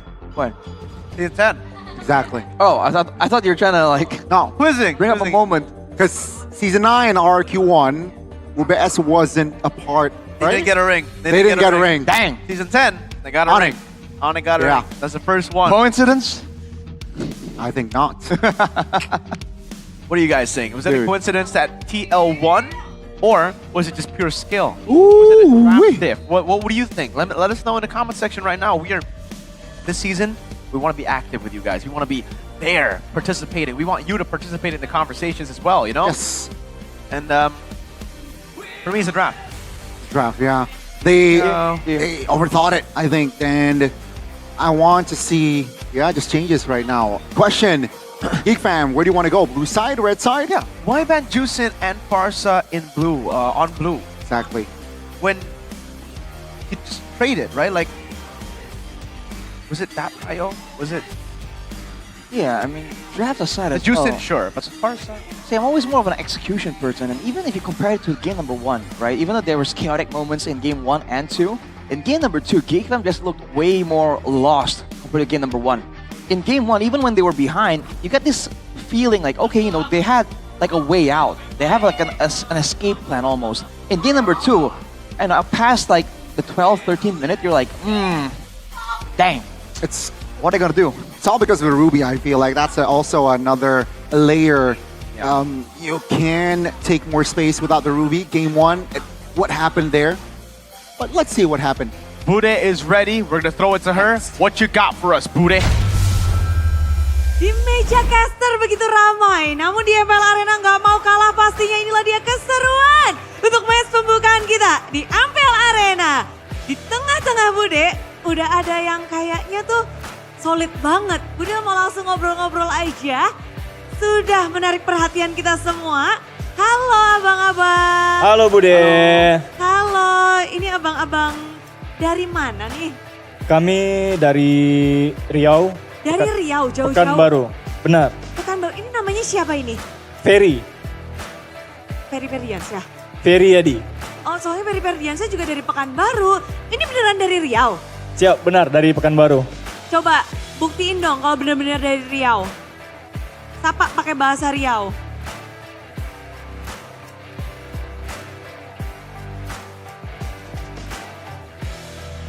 Halo semuanya, apa kabar? Kami dari Riau. mengucapkan semoga MPL ID Indonesia semakin jaya. Amin. Oke, tapi kalau kelihatan dari bajunya ini tim e-sports. Ya benar, kami dari tim e-sport dari perusahaan. Oh, jadi Budi juga dengar ini adalah tim yang dibentuk dari sesama teman-teman kantor. Benar. Datang ke Jakarta buat turni.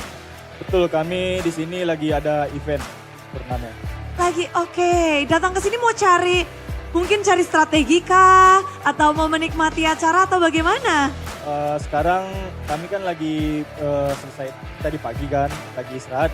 Mumpung ada turnamen ini, kami lagi lihat-lihat juga kan di sekitar sini. Jadi sekalian lah untuk mempelajari dari tim-tim MPL ID yang ada di Indonesia ini. Gimana? Ngerasain hubnya di MPL, ngelihat langsung para player-player ini, player-player ada The Youngblood, ada veteran pada main. Kalau ini vintage berarti ya? Siap, masuknya ya? Iya ya. Tapi semangatnya tetap membara loh. Betul. Apa? Ada pelajaran apa nggak tadi? Sudah ngelihat game pertama, game kedua? Kami lihat dari sini tadi sangat seru karena kami banyak belajar dari nonton hanya bisa biasanya dari YouTube, dari TikTok kan. Sekarang kami bisa lihat langsung di arena MPL ID Indonesia. Seru ya? Seru sekali. Rame. Datang ke sini memang mendukung salah satu tim kah? Netral. Netral. Mau belajar di sini ya? Ya betul, belajar. Ngomong-ngomong ini tim udah berapa lama terbentuk? Kami sudah bentuk tim ini sekitar 2 tahun. 2 tahun? Tahun ketiga mau masuk MPL kah? Umur udah kena, nggak bisa lagi. Oh, oke. Makanya ya ini tim vintage, nggak apa-apa. Tapi boleh dong dikasih tahu gimana sih? Ini kan dari pekerja, lalu bisa bersama-sama membentuk tim, tapi bisa tetap solid 2 tahun loh. Kami di sini kan kerjanya pakai shift tuh. Jadi kami punya grup juga udah lama kan. Jadi di seling-seling waktu istirahat, kami komunikasi dari WA, latihan-latihan gitu kan. Jadi pas udah waktu istirahat ya kami latihan gitu. Nanti pas udah pulang kerja latihan lagi. Latihan terus? Latihan terus. Pokoknya selagi ada event turnamen kami tim turun di Siak Budi Pekanbaru. Keren, selalu ikut turnamen. Tapi udah ada menangnya belum? Siap, udah sering menang. Wow, ini sang juara antar kantor di turnamen vintage. Tapi lawannya vintage-vintage juga berarti? Betul. Betul. Tapi apa nih yang membedakan mungkin kalian, apakah latihannya keras, apa ada bisikan-bisikan dari player-player atau kalian memang punya semangat juang yang berbeda di antara tim-tim lain? Kami semangat karena memang atasan kami mensupport kami di tim e-sport ini dari perusahaan. Jadi kami berikan yang terbaik lah untuk atasan kami. Jadi kami latihan semaksimal mungkin kan. Gitu. Semaksimal mungkin.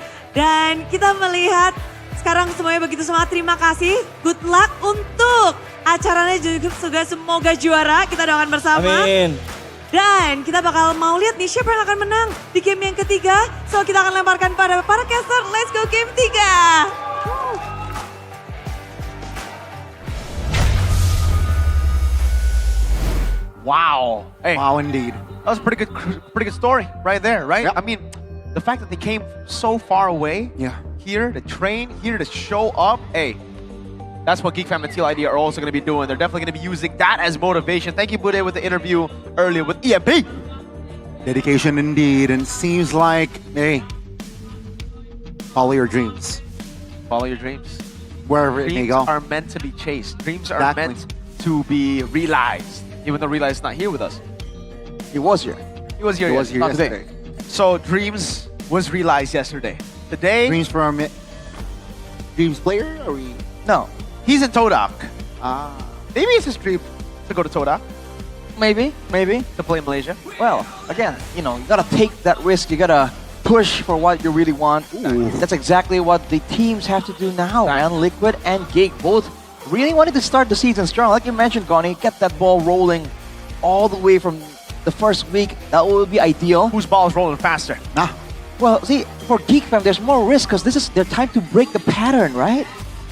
If they fail now, you know, it's the same old, same old. Without the revamp. Is that a cause for concern then? If that's just Geek Fam, it's not just a roster swap thing. You know, maybe just like Wow. we don't. The more you know then. Yeah, it's like Team Liquid. I think a lot of us had Team Liquid down in power rankings before the season started because of Team Liquid's roster. But Joe's been amazing.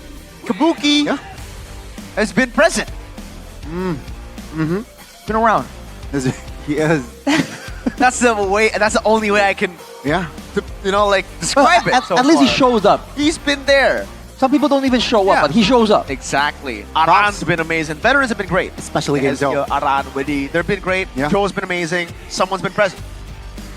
Let's see game 3. Maykids was kind of ghosting in that game, if I'm not gonna lie. He missed so many mountain shockers. It was shocking. Yeah. He was mountain shocking the casters and the viewers. Oh man, I wonder if he's just not used that kind of play style. Like he would rather be an assassin or a utility jungler. Yeah. But the Yisujin, come on, it's like somewhere in between, but not really. And he knows that he's going up against a Ruby as well. Right. Which is, definitely going to... You know, Joe is Age's cousin. Joe is Age's... Steven Age. Like Coach Age? Yeah. Age's cousin? Yeah. Wow. They're related. So is Joe's back name also Age? Joe Age. Joe Age. Could be. I mean... Joe Age. That's how It's gonna be so funny. That's how like surnames work. It's gonna be so funny at TLID make it to M7, right? And we do a whole segment of like a study, a team study. Mm-hmm. Like we say, yeah, the new jungler is Joe. Someone says Joe who? Joe Mom. That would be great. I was holding back the whole time from saying that. I don't know if we should be allowed to. That is Joe. Yeah, Joe. that is actually funny. Yeah, so That is we're actually funny. definitely going to do that if they make it in case we need to do a team study with the international caster. But right now, Beloyski definitely doesn't want that to happen. He wants to be the one to make it an M7 as well. This guy has been revamped, I would say, after last season. He has got like the new hunger now in him. Thinking, yo, I want to play again. I don't want to just... Because back in the day, remember season 11, Arashi, he spoke to us. He's like, I don't know if I still have it in me, man. I'm losing that hunger. But last year or last season's lineup, this one brought that hope back, brought that hunger potential. back. Felt that he tapped the potential. To add to that, right, he has been revamping a lot of players as well. Look at Maykids. CITV. The ITV, man. Cheffin's in the building. Gotta give credit where credit's due. The Chefin? Yes. Yeah. He's been a loyal supporter of Geek Fam, you know. Especially there. I bet he's at home like, yeah. Maybe after game 2. You know, like it Yeah, started off being Chefin does that. and then game 2 Chefin is like, does that. never mind, this team's Garbo, kind of like that. Like he's always... What were they doing? Always. It's black or white. Yeah. He's either like crazy A or supporting C. or crazy not his team Garbo, you know? He's like that shower in the hotels that you can't really get warm. It's just either really hot, boiling hot, or like really ice cold, and you're like, why? That's kind of your problem for yourself. And now now it's also the same. It's like blue or red. There's no middle ground. It's no 50-50. It's just pure red. Like red has been winning hard. The boss comp gets banned out by TL. They want that Fanny. Well, Geek Fam give it to him because they gotta choose between Fanny and Zusin. I think. Oh man, I think give the Fanny. It's okay. You can counter it. The Zusin though, crazy. Also, that was the fastest Savage in the history of MPL. Not the duration of the game, but day 2, week 1. Yeah. is picking. Yeah, earlier it was Amon who holds that record, but my boy, coach. Does he has kill now? Wait, they leave the Juicin open. They want to go keep them. No, they picked up the Baksha. And yeah, they want to go Baksha Kimi instead. Oh my lord. So technically the Baksha does pretty well against the Chushin, against multiple instances of damage, like the Kimi. The Sushin can't really nuke down a Baksha, but dude, what's the move here, Geek Fam? Wow. Juicin or Farsa, Geek Fam. Wow. What if they get both? No. Farsa, there you go. And, Gatot. Oh my lord. Oh, I mean, it's to deny the potential deny pick, right? The counter of Farsa. That's gonna be the Dude, I think TLID. Oh man. Oh boy. They've got a really good start to the draft here, and they've utilized blue side so well. Unlike Wink, wink. Now, Geek. What's the play here? Oh, they're caught. They're caught in a tough spot now. Hayabusa against the Farsa as well, dude. Yeah, and dude, there's not a lot of picks open right now in the jungle, and it's going to be limited even more as we get into the second phase here. No flex on the Gatot either, so Geek Fam are playing into TLID's game at this point. Oh, hang on a second though. From the looks of it, right? Team Liquid ID are going to be the ones kind of like moving forward. Couldn't Geek Fam kind of use their strat against them? You know, like just play for protection and then force like front to back. They do have the Farsa. They can kind of zone out any kind of marksman. And both teams don't really have one just yet. Oh man, what jungle do you even go for now? No Joy and Lance? Alpha? You're gonna have to go utility or Alpha. Oh, Alpha is kind of like a mix. I mean, against the Sushin, utility is already kind of a tough spot. Lapu ban. We saw Evils bring out the Fredrin against the Baksha and still come out on top. But again, that's just risky. Oh, right. Yeah. But again, there's a Baksha in the picture though, so it's still just not ideal. Lapu here, banned by Geek Fam too. They're just trying to limit the dive and engage potential. The Ruby can still show up for Team Liquid ID, no? So Geek Fam, are they going to try and deny it somehow? They already have the Gatot and the blue, so... They could also just go Terizla, I feel. Like, Terizla will be solid, just to dive, right? Enable the rest of the team to dive in. Regen from the longs too? Yep. Yeah. And Aran is nasty with it as well. Yep. TLID last ban here. Are they going for another jungler potential ban? They will. Your team is picking. Oh, what do you go now, Geek Fam? This is a tough spot to be in. What jungle is up? The shadow Well, they go Granger first, but I'm not a big fan of that. Granger and Farsa. Haya's gonna have a pretty good time there, and they can actually double down by going for Hilda now. And it'll be good, right? Like, oh man. And it's Aran's signature pick. Exactly. This looks great. They could fill in the gold lane with anything. I'd say like a Bruno fits. Any gold lane, just go for the safe one, you know? Present gold laner that deals damage. Beatrix still? No? No, I don't. A little too. The assassins are down, no? That's a little bit ambitious here. Blue Range, yeah. A lot of range. Farsa. I guess. I think safest is Bruno. Bruno. Maybe they can go even. They can even go Iritha. Iritha's alright. Continuum. Harith at the Arlet, making his debut in MPL ID. It's been a while, and it's surprising that we haven't seen it earlier. But yeah, Harith, there we go. The playmaking, there's so much potential. Suyo! Oh, that gives the Harith even more value now. Ooh, Suyo. Magic damage reduction taken away from his kit a few patches ago. A long time ago, actually. It has to be Geek Fam playing tempo, no? They have burst damage and execute. They got a snowball. That's the only thing they have, exactly. If they can't really one-shot anyone, if Team Liquid ID can let like Witty on the Baksha take everything like they did in the previous game, it's a done deal. A lot of win cons early game for Geek Fam indeed. They need to somehow shut Kabuki down early and also give Suyo a proper space. Let's see how game 3 will go.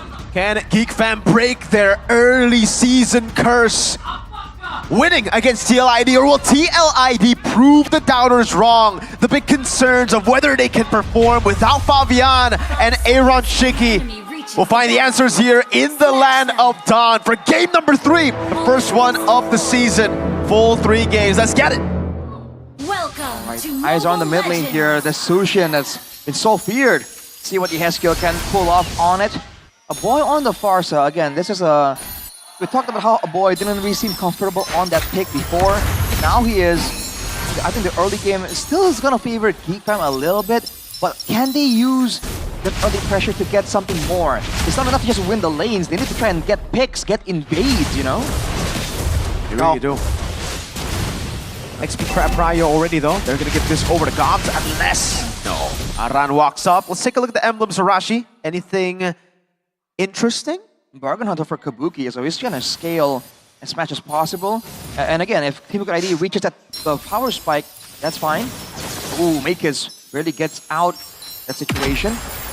Oh, Rupture for the Farsa as well as the Tushin though, so there's going to be a lot of damage to throw around from that mid lane. But again, the people leading the charge is going to be the roamers, and Weedy so far has been a lot more active here. Rolling around, Kenzie. Oh! Has the flicker, but that's going to be the shadow kill, finding its mark. First blood for Joe. Good dodge on the shadow, but yeah, not enough to dodge from a target skill, unfortunately, of the ultimate. Good tin. Good rotation from TL. Again, they want to make sure that they are the ones winning out enough before the mid game where GeekFam has a bit more weight to throw around. Aran does not get hit. Now looking to avenge on the kill towards Kenzie, but couldn't really find an angle there. 3-2 is the formation from side of GeekFam. With actually chunked, revitalize, forced to pop. That's going to be Joe connecting the shadow, but it will not go for the shadow kill as it's still on cooldown. That's going to be one member of the TLID member mounted. That's going to be a kill as well. Oh! Witty very low and will be taken down. GeekFam, they have recovered as Beloy finds a taunt on towards Joe. Shadow kill forced to be used, though she has an escape route. Well played, GeekFam, with that early tempo that we were expecting. And it's Gobs who just enabled everything.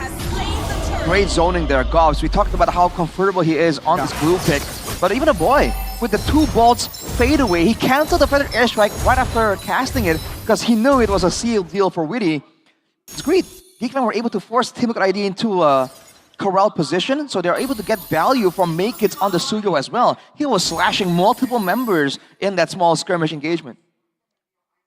Fun fact by Gope. This is what we were talking about earlier. Yehezkiel Savage became the fastest in MPL Indonesia history, achieving it in match 3, breaking the previous record held by my GOAT, Eman, in match 8 of MPL Indonesia Season 13 when he made his debut in MPL ID, baby. Now up top, Aran mounted! Oh! Another kill on the board there. Forward side of GeekFam, but Witty looking to find counterplay. Mounted! Not enough time! As the boy burns him down with a feather airstrike.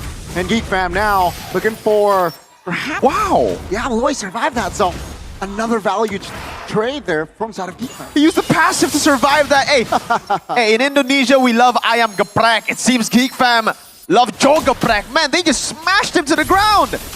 That was disastrous, man. He tried to outplay it, but the lockdown, it's so good. And GeekFam, you can see they're targeting here. They want to put more emphasis towards Joe and Aran. Although that means Kabuki is going to have a lot more free space. Make hits. Hey. Slides out, no problem. But again, Kabuki now he can't just show up. He needs to be a lot more present. But look at this. Yehezkiel. Ow! Oh, third drop there. Yehezkiel feels it. Oh yeah. Felt it. Bang. Bang. All right. Things are slowing down again. GeekFam with the advantage, but again, they can only really get full value if they go for a clumped up kind of skirmish. TLID are the ones who want to spread things out a little bit more. But they don't really have a lot of playmaking tools aside from Joe on the Hayabusa this early on in the game. This is where GeekFam has to kind of extend the lead even more and try to get some kind of snowball going. They're already clearing it out in the bottom lane. No cold crab take for Kenzie. Straight into Turtle. Aran stunned. Oh, second time already. He is taken down. Seems like player of the game, game 2, will be shut down here in game 3. Third time already off the board. GeekFam, 5 members committing all bodies there in this turtle. TLID, what's their response? Bottom side perhaps. Yep. Should just be a trade in the bottom lane with the turret unless a boy can get there in time. Wings by Wings cancelled by the shield unity. Yeah. And yeah, good cut by Witty to enable the take, but Geek just get the trade up top. Shadow kill. Okay. There you go. All right. So, good trade attempt from Team Liquid ID. They're still getting something, at least. And for GeekFam, again, they're winning. But oh, hey, hang on a second. Just comps down. That's going to be the feather airstrike put down. Got flickered away. And that's value for GeekFam. Good reaction by a boy there. You saw that, the reflexes. Joe doesn't have shadow kill, but oh, he's doing so much. Oh, the damage is there. Not enough just to take Kenzie down, though. As TLID, they will defend the turret still. And that's dangerous. Make-Its is gonna take his turret down on the bottom side though. Again, GeekFam, they're still doing pretty okay, but they're not really hardcore snowballing just yet. Beloyski though might find something here. 2-man taunt. Oh, man. That's going to be Aran taken down again. It's personal. TLID now with the, again, just a man down. Seems like GeekFam, they will recover.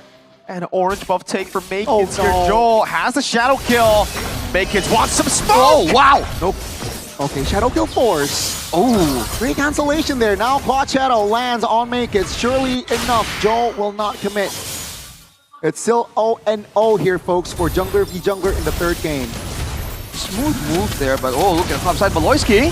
Surviving here, Revitalize popped, but that's going to be enough damage from Kabuki to take him down. Kenzie. Bought enough time. Reinforcements. Wings, boy, wings. That's going to be a boy. Forcing the Purify, but Kenzie locking him down. That's going to be a 1-for-1 as Geek Fam slowly but surely, they're building a healthy lead. Hey, BBB can truly be BBB when there's no Sky Piercer first item on the other team, right? He can just go and die and sacrifice himself. No problem at all, dude. Geek Fam, despite the draft being kind of interesting, right? It's not exactly the metas that we were expecting. Yeah. If you look at it, a lot of them are on comfort picks. You know, remember, Maykits was known to play the Sujo really well. Kenzie on the Granger, Beloy on the Gatot. So, hey, they're making this work really, really well. Again, using that burst damage and the pressure. All they have to make sure is to not allow Joe once more to make some kind of dynamic play. It's not as easy as the Fanny on the Hayabusa, but still can happen. AOG. Yeah, a blind AOG there. That's going to be Geek Fam though, taking the purple. Wow. That's going to be really looking for an angle to escape. That's all. They are going to commit a fight. Revitalize Pop, immobilize there from the side of the Geek Fam side. They will retreat. Borski very low. Aron finds a connection all towards two members. That's going to be FTL though. Flickering out of danger. Shadow Kill will not be enough to take any members of Geek Fam down. It's still a 5v5. They're so tanky, Geek Fam, and now they've already depleted all the resources. Kids will not go for it. They'll just go for the orange instead, the safer option. Maykits fearless. They're just running into danger. Oh, MPL ID Extremer by Good Day though. We have a frozen Masade, but there he goes. Looking as nonchalant as ever. How you doing, Masade? I wonder if he's watching an English stream. Probably not. Probably not. Probably not. You should, Masade. Shout out to Masade. Actually, never mind. I'll take that back. When he watches the English stream, then we'll shout him out. Ooh, Kabuki. Oh! One more, Kenzie! Oh, Feather Airstrike connected. That's going to be Kenzie though, locking Weedy down. 5v4. 30 seconds. Oh! Block, blind AOG! Finds the connection. BBB does it again. Big brain Beloyski. That's why he's big brain. He's got the instincts. He's got the cojones as well to make the big plays. Aran, nice try, but the holy shield. That's a stun. Joel forced to use that Shadow Kill. Has Quad Shadow! But one more. Kenzie finds it smart again. One more stack for Kenziski, man. The fadeaway. Geek Fam, this is the snowball we're talking about. 8k gold advantage, and no one can actually survive the burst damage. Even Witty this time. Geek Fam, they're just playing it so calculated, and they're respecting the damage. Oy! Oh no, the range. Bang! TLID cannot do anything at this point. 10k gold lead practically. That was a frontline, dude. Chunked up half HP. Geek Fam, though, they gotta be careful. At any moment, that final slash can come through. But with the Lord in position, they won't risk it, man. Beloyski is zoning. Yeah. The team's exposed, though. Holy shield. Holy shield indeed. If Haya shows top lane, okay, never mind. Didn't get with this show top lane. Geek Fam already cleared the Lord. Divine Glaive Genius 1. A boy is feeling dirty in game 3. Just trying to... Oh my, 2,000... Okay, that's a 10,000 gold lead for Geek Fam, so not that surprising. But seeing the numbers individually makes it a bit more... That's more of an you know? Like, oh, that's a big lead. 3.5k gold lead on the jungler. Dude, the most impressive one is 1,000 gold lead on Rome. How do you... That's... Yeah. 6 assists, bro. 6 assists.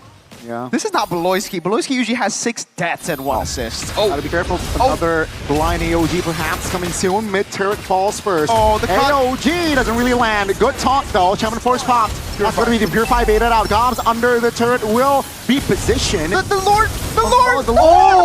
He's doing so much! Oh my goodness! They are still alive though as Geek Fam. No members to really commit on that, but another wave is coming. Oh my lord, that was a close one. Honestly, 2 more swings and I think it would have been over. God, under the turret still, no minions. That's a stun, that's a mistake. Dobbs taken down 5v4. Turret though will be the trade as, yeah, Geek Fam, they're not risking it. They're going back. They traded his life, but for the far side base turret, that might just still be worth it overall. But yeah, you can see the targeting, by the way, from Geek Fam. They're not really using the Feather Airstrike to look for Kabuki, to look for Yehezkiel. They're looking for Aran, dude. They want to make sure that that final slash is not a factor. And it's working, man. Team Liquid ID have no idea what's the go-to signal, when to actually start the battle. They really have shut Arlet down this game. It's, yeah, a 0-4 performance. Kabuki has the item power spike, but at this point, again, there's always a big question mark for Harrods when they're up against the Granger and Farsa. It's just because you just get outranged so much, you get poked down before the fight even starts. So when he uses Zaman Force, you're already too low to go and dash, try to dodge. So it's up to TLID to open that up for the Harrods. Like, Kabuki needs enabling from his team. Again, the goal difference, you see the charts, you see the numbers earlier, now you actually see the bars. It's big. And if you look at the composition as well, Geek Fam now have the advantage in the CC department as well. 4 members, basically, except for Granger, can immobilize the team. Oh, Witty! Oh, blind again, AOG. That's going to be Witty, though. Oh! Targeted, taken down. 1 member off the board. 30 seconds on the clock here for the first Lord. No, second Lord. And let's see, with this lead, with this control, I don't think TLID can do anything. But they have to try something, because I was about to mention this. The siege potential from Geek Fam is disgusting, man. Yes. The Feather Airstrike, the Death Sonata, the Queller. Yeah. You can get taken out before you even see them. Yeah. And even the peel, they've got great peel. You try to jump on him, Gobs just punches on you, bounce you. Beloyski smacks you, smashes you down to the ground with the AOG. That's a free orange buff over as well. Yeah, this is going to be a free Lord unless TLID get up. No, there's no way. I don't even think there's an angle. I don't think so. Like Joe 1v5 through the jungle, past Beloyski somehow. He's thinking about it, but no. No way, dude. Beloyski understands. Winter Crown for Kenzie, foo. Winter Crown, foo. Winter Crown, foo. All right. Now, again, Team Liquid ID is already a team that doesn't really have a lot of burst damage. Right? They're the ones who want to play the consistent damage. 4,500 gold. I think this is it. Right? I think this is the final push. Hey, you never know, Gani. Stranger things have happened in MLBB than a 12, 13,000. Hey, Onyx did it against AP Brand. That was AP Brand. That was the world champions. Never say never, Gani. But now with the Lord coming through, they're going for the bottom side base tower first, but look at the damage! Yeah, Feather Airstrike popped here. That's going to be Weedy off the board again. Bang! That's going to be AOG, not landing, but that's going to be Lord just locking the turret, under the turret. Yehezkiel pops that skill, but that's going to be Ron taken down. Lord still off, ladies and gentlemen. It seems like we want to wipe the members of TLID and Geek Fam. They have secured their first match of MPL ID Season 16. The early portion curse for Geek Fam. Every time fumbling in the first few matches is gone. But they did it in a very Geek Fam way. They had to go all 3 games as usual. That will never change. That is just the Geek Fam identity. And it's because of sticking with the lineup. The lineup that has given them success almost instantly with a 3rd place finish. Yes, just last season, Make Kids with a performance that was just signature. Really signature on the Suyo. A boy on a signature carry in the back.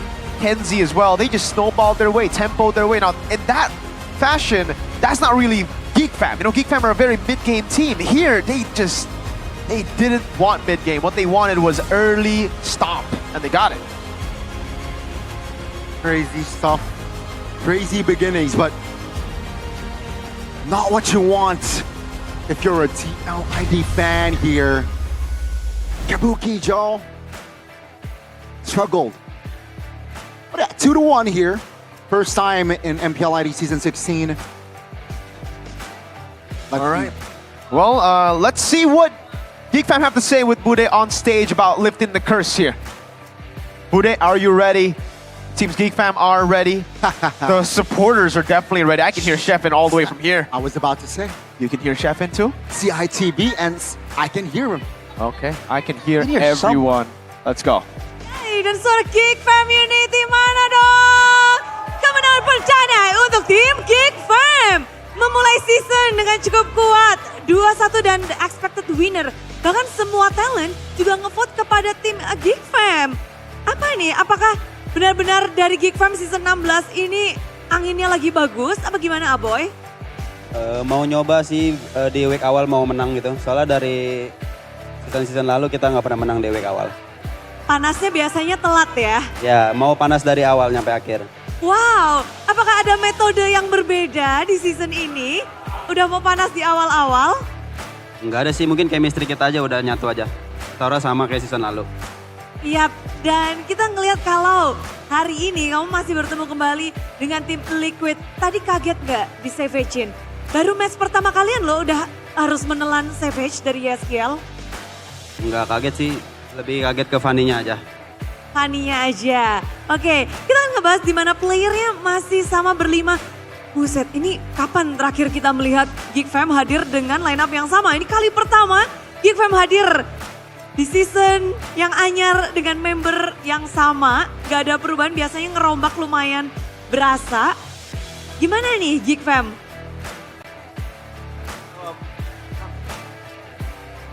Baloy dong, Loy biasanya hadir kan ada perombakan. Iya. Khususnya dari segi core player. Dan kali ini season 16 kalian stick together. Apa sih mungkin ada bedanya gak sih sekarang benar-benar sama berlima dibandingkan sebelum-sebelumnya harus ganti-ganti terus tuh? Ya mungkin ya karena last season kita kelihatan menurut gua sama tim gua ya emang ada potensial timnya, mungkin ya masih kurang di mental aja atau emang masih kurang skill ya, jadi kayak kita ini aja samain aja. Ya terus ya makanya kita bisa menang akhirnya di game pertama di for the first time. For the first time, panas di match awal. Dan kalau berarti ngeliat hasil ini, stick berlima ini adalah benar-benar pilihan yang begitu tepat untuk tim Geek Fam dan Baloy. Iya soalnya menurut gua kayak last season kayak mikir-mikir emang siapa ya yang harus digantiin, tapi terus kayak setelah mikir-mikir nggak ada sih, kayak tinggal kita lebih kuatin aja chemistry kita dan lain-lain ya bisa lah. Bisa lah dan benar-benar bisa, apalagi sekarang kita ngelihat Geek Fam bisa ya ngelepas Fanny tadi. Ini requestan Make It kepengen ngelepas Fanny. Fanny, kalian lepas kepada TL padahal sebelumnya nggak ada loh. Soalnya pas kita nonton coach kita nonton MDL kayak di Fanny dia nggak senior itu sih, mungkin ya karena udah improve jadi kayak kita ya respect aja sih game 3 soalnya dia suka ngetrap jadi ya itu. Berarti cukup ya? Cukup 2 game 3 nggak mau dilepas? Cukup sih, gak mau, kasihan temen gue dimuter-muterin Bude. Siapa tadi yang diputer-puterin? Ini kaget dia Bude, dia jump scare. Iya. Jump scare, oke. Kensiski hadir di sini. Hadir yang kaget-kagetan, tapi Make It. Kamu di season lalu melawan Fabian, kali ini lawanmu adalah Joe, satu player anyar. Yang bisa dibilang kalau musim lalu kamu adek-adekan, sekarang dapat adek baru tadi ya? Enggak adek baru, tetap di atas aku dia Bude. Kenapa bisa begitu? Kan kamu udah duluan di sini. Dia jago soalnya. Tapi pas di MDL kan emang dia lolos playoff aku enggak, jadi dia tetap di atas aku. Aku di bawah. Wah, tapi setelah bertemu di MPL bagaimana? Setelah ketemu di MPL itu kan di MDL, sekarang dua-duanya udah di MPL nih. Lebih jago dia Bude. Oh iya? Iya. Oke, tapi dengan berarti sudah 350 hari tim Liquid tidak mendapatkan Fanny-nya. Akhirnya hari ini mereka bisa ngedapetin Fanny-nya. Memang apakah Make It pengen melawan atau oke, Fanny kita biarkan saja? Enggak sih Bude, kita kan dia juga orang baru kan, jadi kita nggak tahu hero dia, jadi kita coba lawan aja. Ternyata sejago itu kayak Papian acu. Oh, oke. Dan jadi kemungkinan besar leg kedua nggak dilepas dong Fanny-nya. Masih berani lawan nggak leg kedua dengan Fanny? Enggak Bude, takut. Oh enggak. Tapi bisa dibilang Make It adalah Rookie of the Season di musim lalu, season 15. Season 16, apakah Joe bisa jadi salah satu contender untuk ngedapetin gelar Rookie of the Season di season 16 setelah melihat debutannya dia? Pantas sih harusnya dia dapat Rookie of the Season, soalnya dia baru awal main aja udah jago, apalagi kalau udah main terus kan di MPL. Oke, potensialnya keluar juga ya. Tapi Kenziski yang hadir di sini, membuka match dan ngedapetin langsung kemenangan untuk Geek Fam. Dan bisa dibilang permainanmu juga terlihat lebih matang. Gimana kamu melihat season 16 untuk dari Kenziski sendiri? Bisa aja chemistry kemarin. Chemistry? Udah makin akrab nih? Ya, Ngapain aja? mandi bareng. Weh, Brit! Pokoknya lakuin segalanya bersama? Ya, semuanya sama-sama. Sama-sama. Dan Di kolam tapi, kolam renang. di kolam renang. Pokoknya banyak menghabiskan waktu bersama dan berarti kalau bisa dibilang sekarang di match pembukaan, berapa nih nilainya untuk Geek Fam? Dari Geek Fam sendiri? 9. 9. Mendapatkan kemenangan di match awal. Mungkin ada yang mau disampaikan dari Gops langsung semuanya. Gops, menang nih, hore. Mau ngomong apa Gops? Kemenangan ini ngelawan tim Liquid. Senang sih lawan Aran, mukbang Aran. Mukbang Aran. Sudah kenyang? Soalnya kata Iron dia base XP. Oke. Tapi ternyata gimana? Katanya kan best, tapi ternyata Jago. jago. Di nomor berapa nih sekarang? Radarnya di nomor berapa? Nomor satu dia. Oh, nomor 1. Tapi sudah di mukbang berarti kamu di atasnya nomor 1 dong? Enggak sih, Enggak sih, tapi sudah kenyang mukbangnya? kenyang, yang mat. Kenyang. Dan kita akan bertemu untuk next shot. Terima kasih sekali Geek Fam. Game dan match yang begitu mendebarkan. Namun Geek Family kemenangan di match awal untuk Geek Fam patut dirayakan. Sambutlah inilah dia Geek Fam.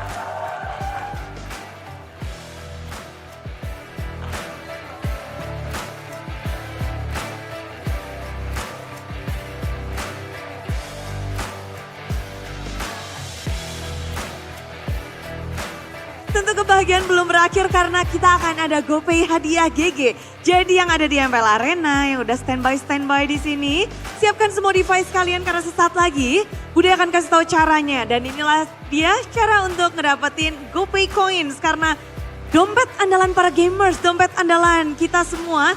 Inilah dia dari cara untuk mendapatkan GoPay Coins. Pertama-tama pastikan kalian punya aplikasi GoPay. Bude yakin banget karena dari musim lalu kita udah mengadakan ini, semuanya happy-happy bareng. Setelah udah punya, pastikan kalian juga buka, udah ada akunnya. Lalu setelah itu nanti bisa buka kamera, tinggal scan QR yang akan muncul di layar putih. Setelah itu klik buka hadiah dan otomatis GoPay Coins akan masuk ke dalam akun kalian. Udah pada siap yang ada di sini? Siap! Wah, siapa cepat dia dapat ya. Dan ini banyak banget GoPay Coins yang akan didapatkan dan inilah dia. 3, 2, 1, GoPay hadiah GG.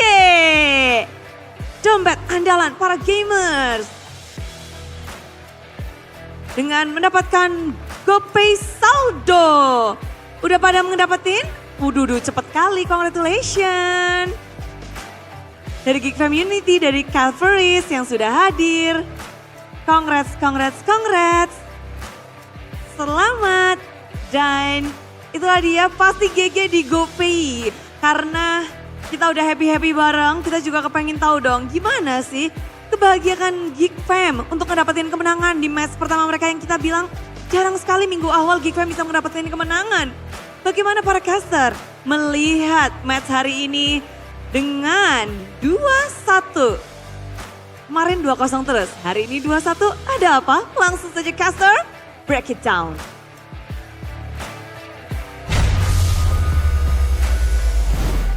Great interview there, man. Again, hey, Kenzie had a very interesting thing to say. He said to build their chemistry, they gotta take the shower together. Yeah, that's what he said. So I guess... And then he then explained, he elaborated in the swimming pool when they swim. Yeah. That makes more sense, Mr. Kenzie. Sure, let's go with that. Let's just go with that. Fair enough. But yeah, this is strange to see. Geek Fam winning their first match. It's not ordinary. For the last 5 seasons, it's been the opposite. They've always lost, and it's always 2-1. Their losses. Now they win finally, and it's 2-1. But hey, a different approach though, right? No revamp this time, and it seems like it comes to fruition. Yep. Honestly, man, considering like how game 2 went, the adjustments were instant, dude. And it worked so well. They knew who to shut down, knew who to focus, and they knew who to rely on to be that main anchor. This man right there, good match. This is the highlights by the Samsung Galaxy Z Fold 7 and Z Flip 7. And in the early game, Kenziski was paying the price, but Geekfam were getting value, dude. Aran was taking a beating the whole early to mid game. And everyone was involved, dude. The mid lane roamed over. The jungle Maykits kept coming topside as well. They want to make sure that Team Liquid ID had no front line and had no playmaking, more importantly. That final slash, I think we saw one attempt by Aran to really make a big play happen. Aside from that, he was just bullied out of the game. Really was. It was the constant traps from Beloy, waiting in the bushes, getting the taunt into the AOG. And yeah, them just not having enough tenacity to get out of it. Here even, right? I mean, the bait from Beloy into the follow-up, the team, well played. The mobility that they have as well, again with the Farsa. They were up against a Baksha, but it doesn't matter, right? The Suyo itself is also quite the mobile hero. So mobility-wise, in Game 2, we saw like a race from both teams trying to rotate around the map. Game 3 here, it's just all Geek Fam, dude. They were just there before Team Liquid ID even understood what was going on. So even when you barely survive with your HP, you're not sure if you're actually out of danger just yet, because the range, right? The danger comes from so far away. We talked about this. And because of that, whether it's an AoE fight, whether it's a long distance pickoff, whether it's a kite back, Geek Fam always had a way on how to actually play out that fight. And again, with a 10k, 13k gold lead, dude, come on. It seems like Team Liquid, they used all of their energy for Game 2 and Game 3. They turned off. Yeah, unfortunately though. It's like Geek Fam pulled the plug for them, honestly. True. I'm not too yanked it out. Yeah, I mean, like, what is this build from Aran? Rose Gold? Did he want to go damage? Was he just like, all right, game's cooked?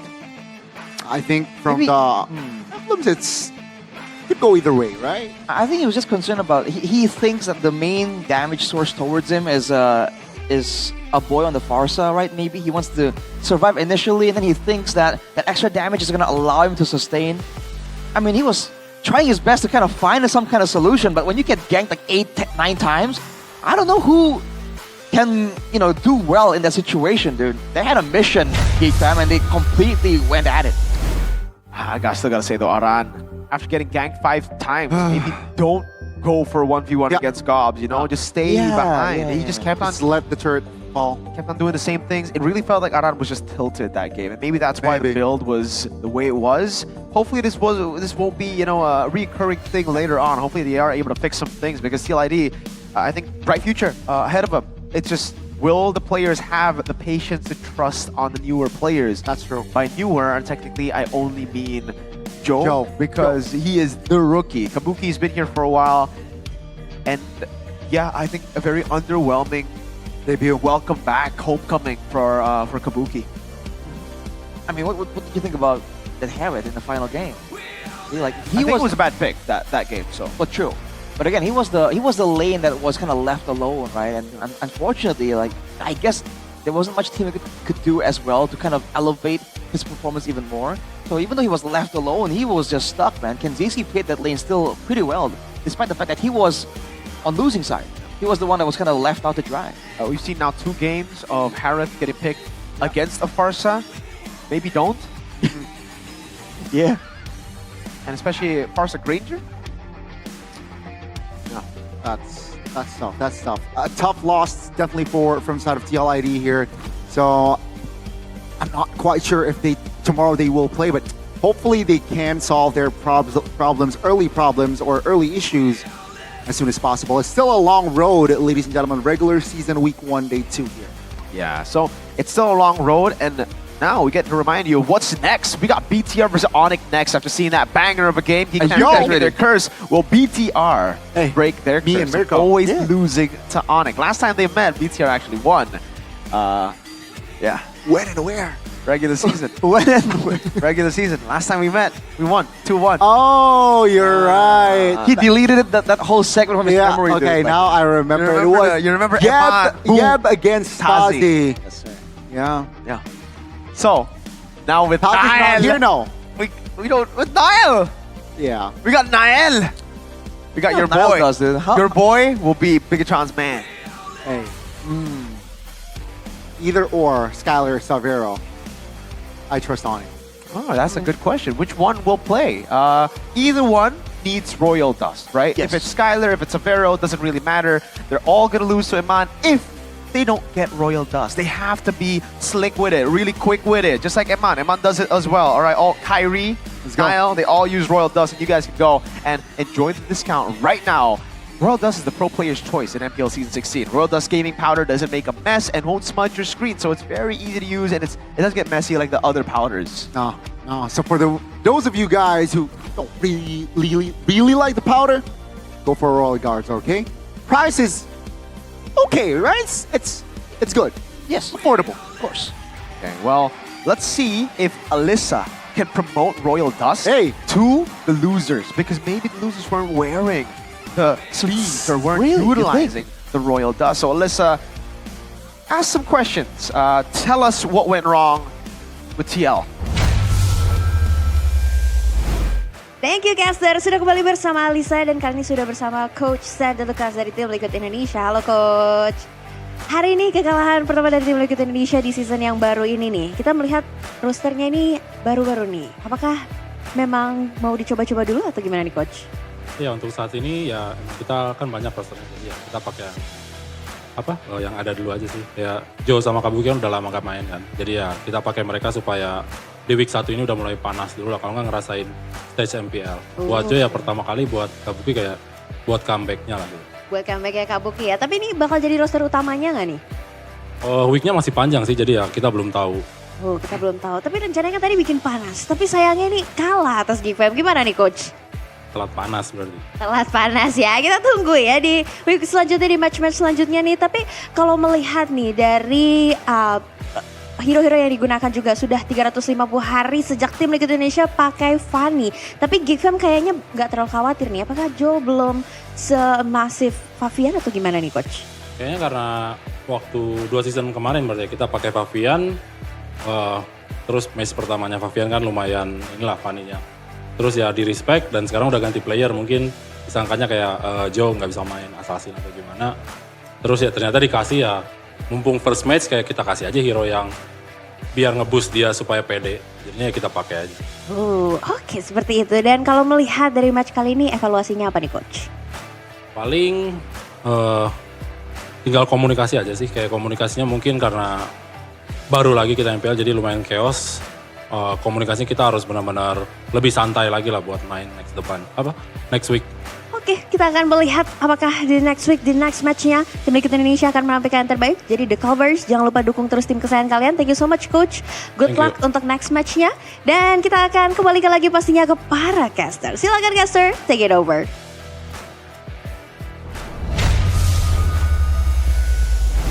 So they just need time. They need to work on communication as well, is what St. DeLucas said, basically. Bottom line was, they need time. Some of these rookies, some of these, even Kabuki. Homecoming. This is his first game back in MPL. Needs some time to develop again. Even Fabian, first game on Fanny was great, but still needed that polishing. And I agree with that, the point on Joel and communication. It felt like a lot of times the team was disconnected. I mean, mind you, last year this is what happened towards Liquid, right? Early week 1. Very shaky performances, then the shake-up, so... They had an overhaul. So are you telling me Fav and Aaron's going to come back in week 3? Maybe, right? I mean, I don't know. I'm not saying it's a sure thing, but let's see. Liquid has been in this position low-key first match. They can just brush it off, right? Sure. It also happened at EVOs a couple of times. So this is something that we have seen in MPL ID. Teams do really bad at the start, Geek Fan, right? Always. So we'll see how that works out later on. But for now, we're here to tell you what you guys can get benefits here in MPL Indonesia. The way Arashi has been saving a lot of money, Gani, been with GoPay. Wow. Okay. Tell me more. How do I get this? I don't want to share it. It's such a surefire way to get it. Don't gatekeep. Come on. Well, see, with GoPay, right? Right. Whenever you get like a WDP, if you do a purchase on a WDP. Okay, weekly diamond pass. Yes, sir. You get 100% cash back. Okay. So that your balance comes back. It's refunded. So you kind of get it like for For nothing. For free, kinda, because I already use GoPay. Right. I'm trying to get the codes here for GoPay. Exactly. So, I mean, it's just so easy, man, because I know my friends top up from like other sources, other stores. That gets sketchy, bro. But like with GoPay, like you know, bro. Reliable. Yeah, just so good, so direct, and yeah, no complications whatsoever. Just scan the QR code below. And if you want to vote for, we like to analyze here, right? If you're trying to vote for who you think is going to win, right? You're already there, right? You're already making your purchases. You're already getting that extra value. Okay. It's just one tap away from actually voting for who you think is going to be champion. One tap. Yes, sir. And one tap. again, if you keep voting, right? Why do you want to vote? What's it for? Because you can get prizes, bro. 16 electric motorbikes and 16 gaming phones. That's a lot. Up for grabs. Yeah. That's a lot. And if you guys don't get those big rewards, you can also get other rewards like MLBB skins, GoPay coins, headphones, power banks, all waiting for you. Plenty for everyone. There. Now, what else is waiting for you back at home, or maybe back at home if you've already bought it? Sure. Is Doritos, guys. A snack that Doritos? not only boosts your mood instantly, but also makes you even stronger in the land of Dawn. Doritos X MPL comes with Mobile Legends diamonds that you guys can find right here. I'm not going to show you though, but right here, you guys can actually go and scan it, right? Boom, boom, bang, bada bing, all right? There's this, it's also inside the package actually, so go ahead, check it out, get the snack, get the diamonds, push your ranks, easy. Doritos makes your day not just more fun, but more stylistic. Because when you get the diamonds, you get skins. Yeah, I like it. I like that. Right? Kind of flex the skins. Wait, where's the skin? I just opened it for the skin. Hey, actually, you know gotta what? eat the. You glow up. See, by the way, Mirko doesn't snack a lot, but yet with Doritos, it's a whole different deal. And good time. And good time. Yes, sir. And because I'm in the MPL arena, and MPL arena just has that aura. For sure. Aura. Yeah. So, guys, if you Aura. maybe want to Live. feel the aura live as well, Come join us. come join us. All right, check our website ID/MPL, -MPL.com/ticket to watch us live. You might catch us you might catch the pro players, you might catch us. There are Also, fan signings, other fan fans meets. as There's well. a lot of different. There's a good day. Booth outside. So lot head over to of id-mpl.com/ticket because some of these matches are selling like hotcakes. Some are already sold out. So unfortunately, you can't buy some of the tickets. It's already sold out. Unfortunately, you guys are too late. But for the guys who want to just watch the others, go ahead, check out Alter Ego match versus Dewa is up right there. I'm saying Alter Ego Dewa because Rin and Vans are on my screen right now. Yeah. You're right. You're right. I mean, you gotta be quicker than that, dude. Like, our tickets sell out so fast, especially Doritos. if you know, right? If you know it's gonna be a banger match, everybody wants to watch that. So you better look like a couple of weeks ahead and start purchasing, brother. Dude, Doritos are actually really good. Just stop munching, bro. 3 steps ahead. Eat later. Hey, Doritos. I mean, I love you, Doritos. makes things more fun. I don't blame you, Mirko. I don't blame you at all. Here, grab one. Arashi, grab one. Is that it? Well, Oh no! Whoa! There's a lot in here. Yeah, I've been munching on a lot. Yeah, I thought it was he was giving me like the final piece on telling me to throw away the packaging, but Dude, good. So for you guys, come over. We got the Z Fold as well here. I've just been playing MLBB on it. You can see the full screen on it. I'm It's actually popping. Here you go. Look at this. It's popping. Actually, the full. Dude, it's just so crazy to see this. No, it's almost as crazy as our next match. It's gonna be a banger.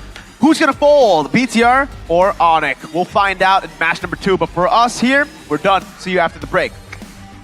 Boom bang. Bada bing.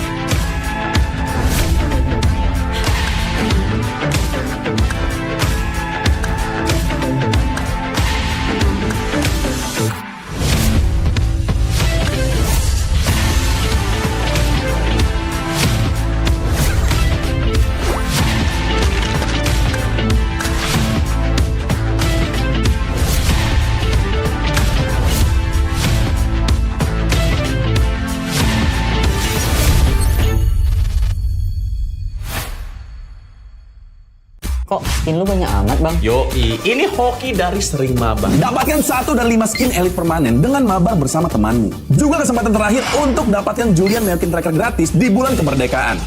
Login MLDB sekarang. Esports dipulangkan oleh Anarki Hoshi. Ternyata Anarki Hoshi berhasil untuk dipulangkan di lower bracket. Ini bencana patah hati kedua kalinya dipulangkan oleh tim yang mereka pilih.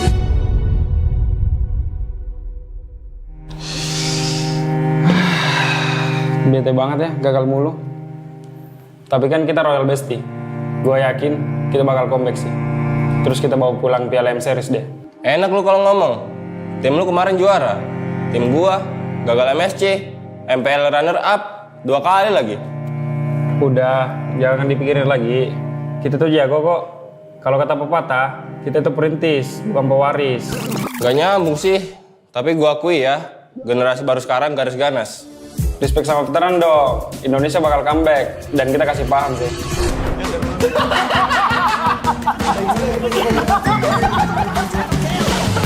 Kayaknya gue ganti nama jadi Rinetizi aja deh.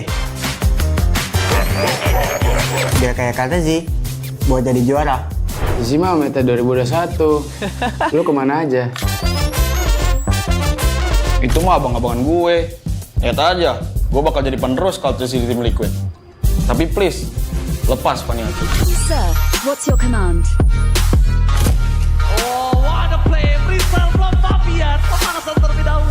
Lolos playoff aja masih susah. Gagayaan menggantiin Kartizi. Iya nggak sih, Pe?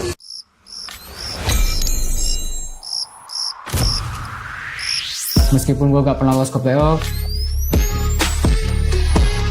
setidaknya gue pernah dikunci KRL. Berhasil mendorong Victory Zone menjadi korban hasil kali ini untuk mendapatkan dan kemenangan di atas satu sama sekali dan Pedian.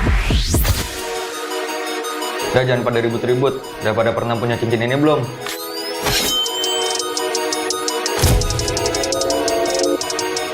Misi dek.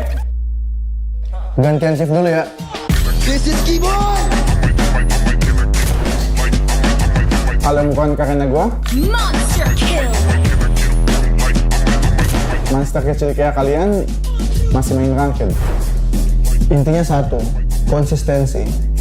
Tanpa itu, hilang tuh kayak mereka. Hah? Kok kita sih jadi jelek-jeleknya? Sorry guys, udah improve, cuma telat. Sorry. Sorry kok, gue ngecewain lo lagi. Ah, bosen. Banyak mulu. Maniac. Tapi sekarang lu ibarat shutdown. Oh my god. Maniac.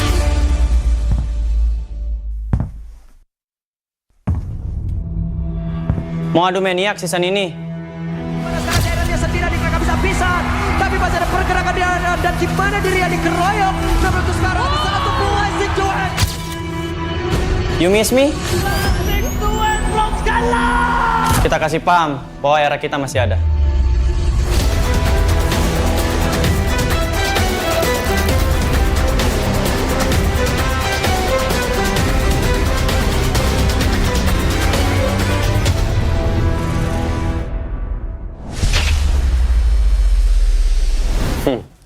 Lu masih ingat nggak ini siapa?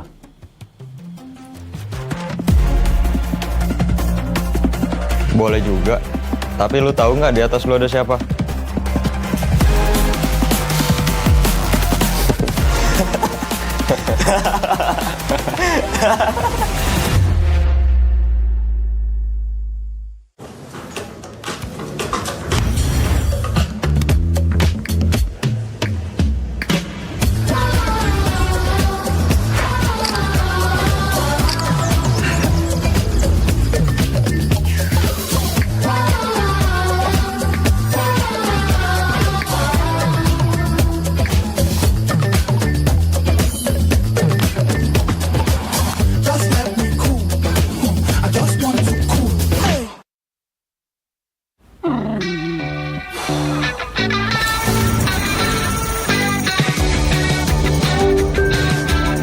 How do I stop my new puppy from chewing my stuff?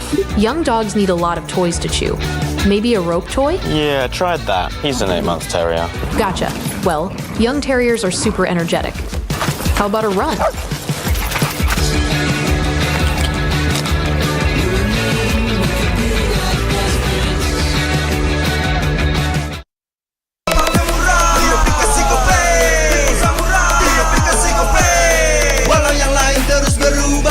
Konsisten, kasih yang pasti murah. Bayar tagihan murah di aplikasi GoPay. Transfer 100 kali per bulan. Download aplikasi GoPay baru, nggak pakai lama. Dompet andalan gamers banyak damage-nya.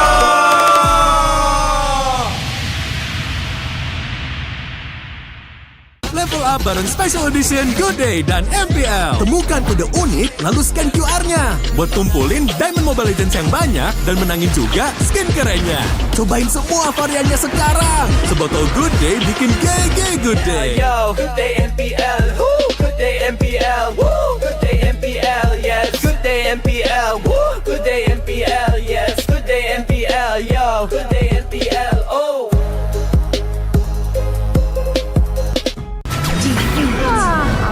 Tenang. Menang kalah, mabar bisa good time. Wah, good time Mobile Legends bang bang. Enak coklatnya. Bikin semua bisa good time. Ini nih mainnya.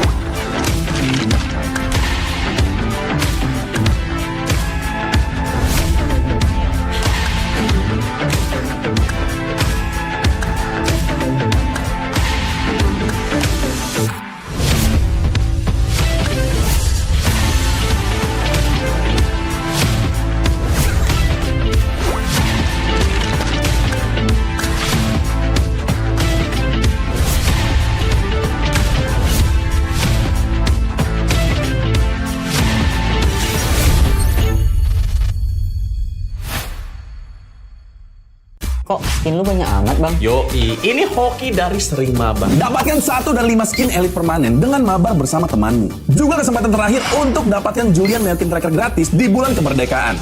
Login MLB Biz sekarang. Esports dipulangkan oleh Araki Hoshi. Ternyata Araki Hoshi berhasil untuk dipulangkan di lower bracket. Ini bencana patah hati kedua kalinya dipulangkan oleh tim yang mereka pilih.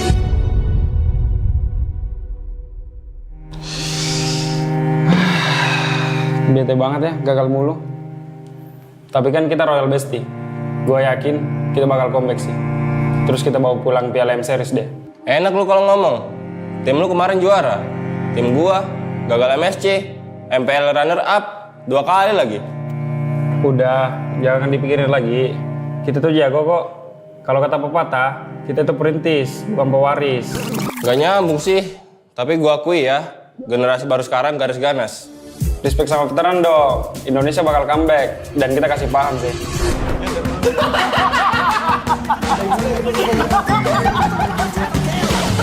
Kayaknya gue ganti nama jadi Rinetizi aja deh. Biar kayak kata sih, buat jadi juara. Zizi mah meta 2021. Lu kemana aja? Itu mah abang-abangan gue. Lihat aja, gue bakal jadi penerus kalau terus di tim Liquid. Tapi please, lepas Paniati. Sir, what's your command? Oh, what a play! Brisal from Fabian pemanasan terlebih dahulu. Lolos ke live aja masih susah. Kegayaan menggantiin Kartizi. Iya nggak sih, Pe?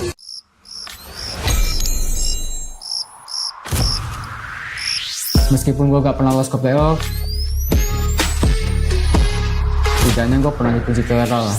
Berhasil mendorong Rizzo-nya menjadi korban Rashid kali ini untuk mendapatkan yang kembali di dasar satu sama sekali dan Pedian. Udah jangan pada ribut-ribut. Udah pada pernah punya cincin ini belum?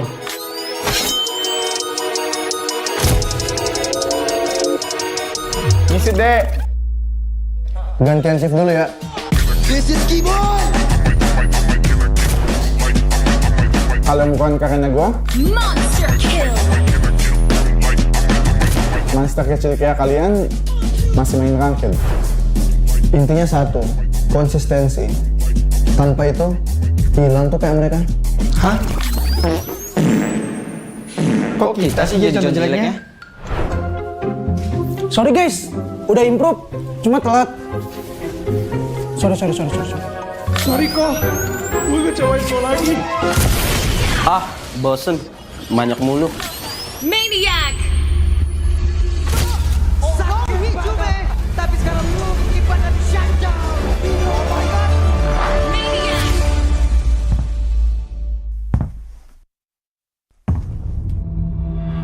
Mau adu Maniac season ini? Pada saat daerahnya sendiri mereka bisa pisan. Tapi masih ada pergerakan di dalam dan gimana dirinya dikeroyok. Namun untuk sekarang ada satu blessing duet. You miss me? Blessing duet from Skala. Kita kasih paham bahwa era kita masih ada.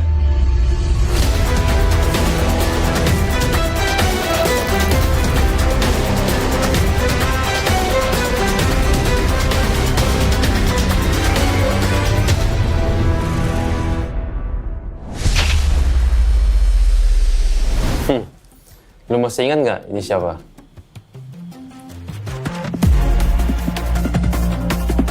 Boleh juga. Tapi lu tahu nggak di atas lu ada siapa?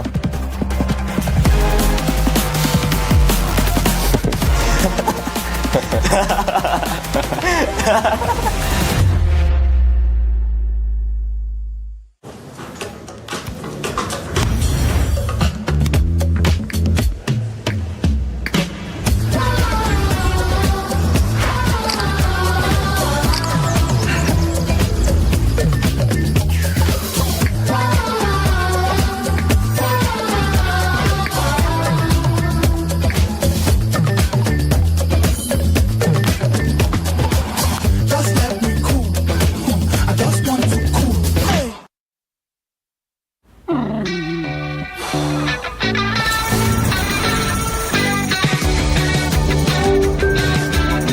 How do I stop my new puppy from chewing my stuff? Young dogs need a lot of toys to chew. Maybe a rope toy? Yeah, tried that. He's an 8-month terrier. Gotcha. Well, young terriers are super energetic. How about a run?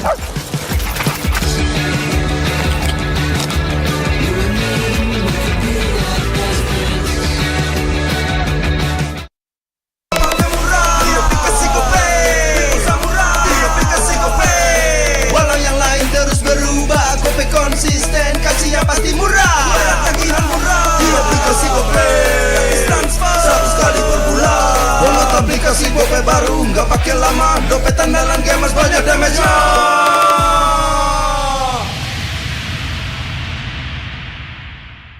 Level up bareng Special Edition Good Day dan MPL. Temukan kode unik, lalu scan QR-nya. Buat kumpulin Diamond Mobile Legends yang banyak dan menangin juga skin kerennya. Cobain semua variannya sekarang. Sebotol Good Day bikin GG Good Day. Yo, Good Day MPL. Woo, Good Day MPL. Woo, Good Day MPL. Yes, Good Day MPL. Woo, Good Day MPL. Yes, Good Day MPL. Yo, Good Day MPL. Oh.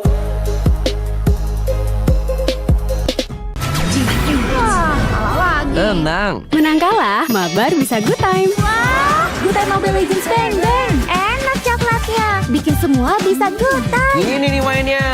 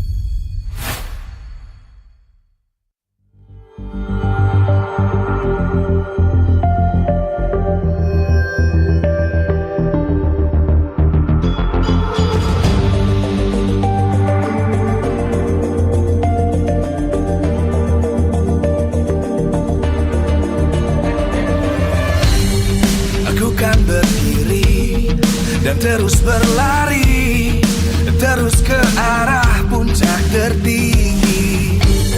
Ku takkan berhenti, hanya sampai di sini.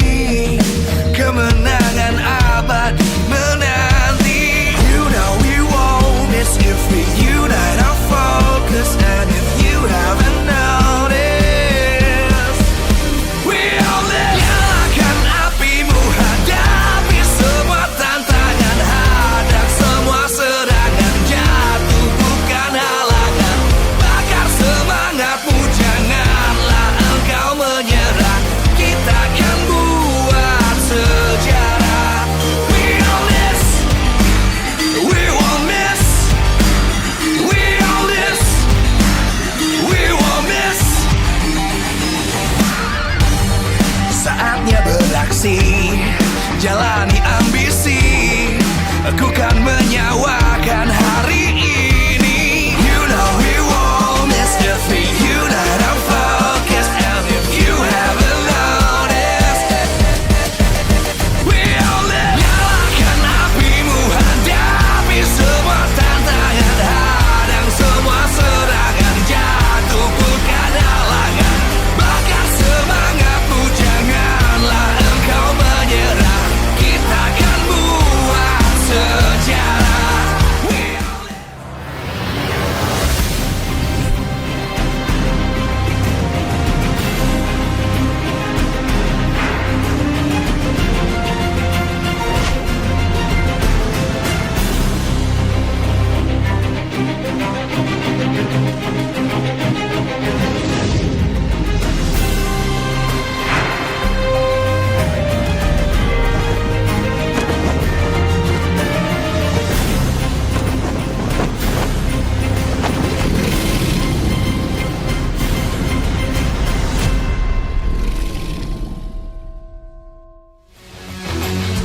Live from MPL Arena, Jakarta, MPL Indonesia Season 16 is powered by Muton.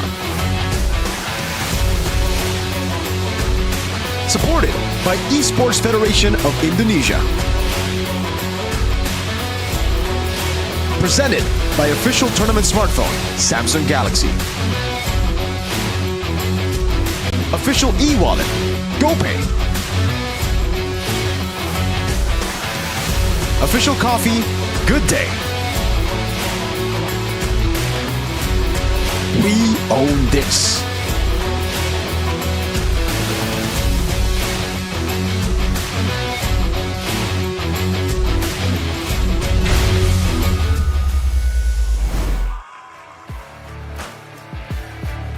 Superfans, mereka begitu antusias tentunya. Semuanya berkumpul untuk menunggu dan menyaksikan match kedua di hari yang kedua, minggu yang pertama MPL Indonesia Season 16.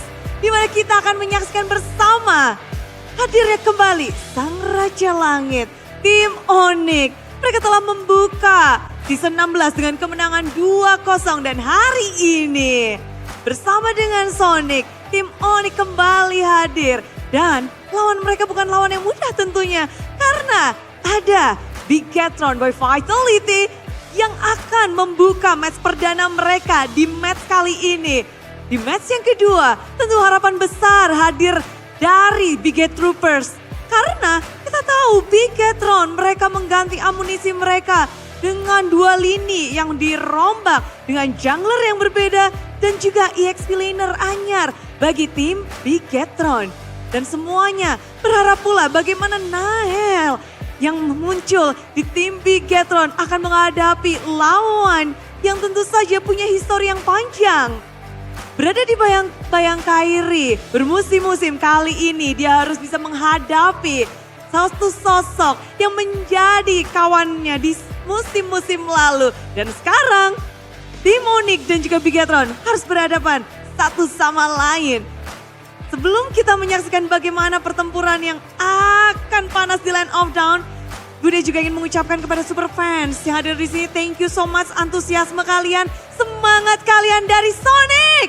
Mana nih Sonic? Woohoo! Sonic sudah berkumpul, tapi bagaimana halnya dengan Biget Troopers? Big Troopers juga udah pada ngumpul, tapi juga yang ngumpul gak hanya kita semua, tapi yang ada di rumah, yang lagi nobar-nobar bareng. Dan juga Bude mau ngucapin terima kasih sebesar-besarnya kepada para sponsor dan partner. Karena MPL Indonesia Season 16 powered by Munton, supported by PBSI, presented by Official Turnamen Smartphone Samsung Galaxy, Official e-wallet GoPay, Official Coffee Good Day. Dan juga partner ini sports ada Simpati, Dunia Games, GameSmack, dan Good Time. Tak lupa ada advertiser Kacang Sukro dan Yoritos. Ditambah ada supplier Head and Shoulder, UBS Gold, Royal Guard, dan juga Imaginary. Banyak sekali tentunya, harap-harap cemas dinantikan sang robot merah. Mereka dinantikan karena biasanya performa regular season dari tim Bigetron biasanya itu digadang-gadang menjadi performa yang terbaik. Dan di season 16 setelah penantian yang panjang dan juga ditambah datangnya Nenael ke dalam tim Bigetron, bagaimana ia akan melawan mantan timnya yaitu Onyx yang kemarin mendapatkan kemenangan yang begitu mutlak. Langsung saja kita akan kupas bersama dan saksikan bersama match kedua di hari ini. Langsung saja caster.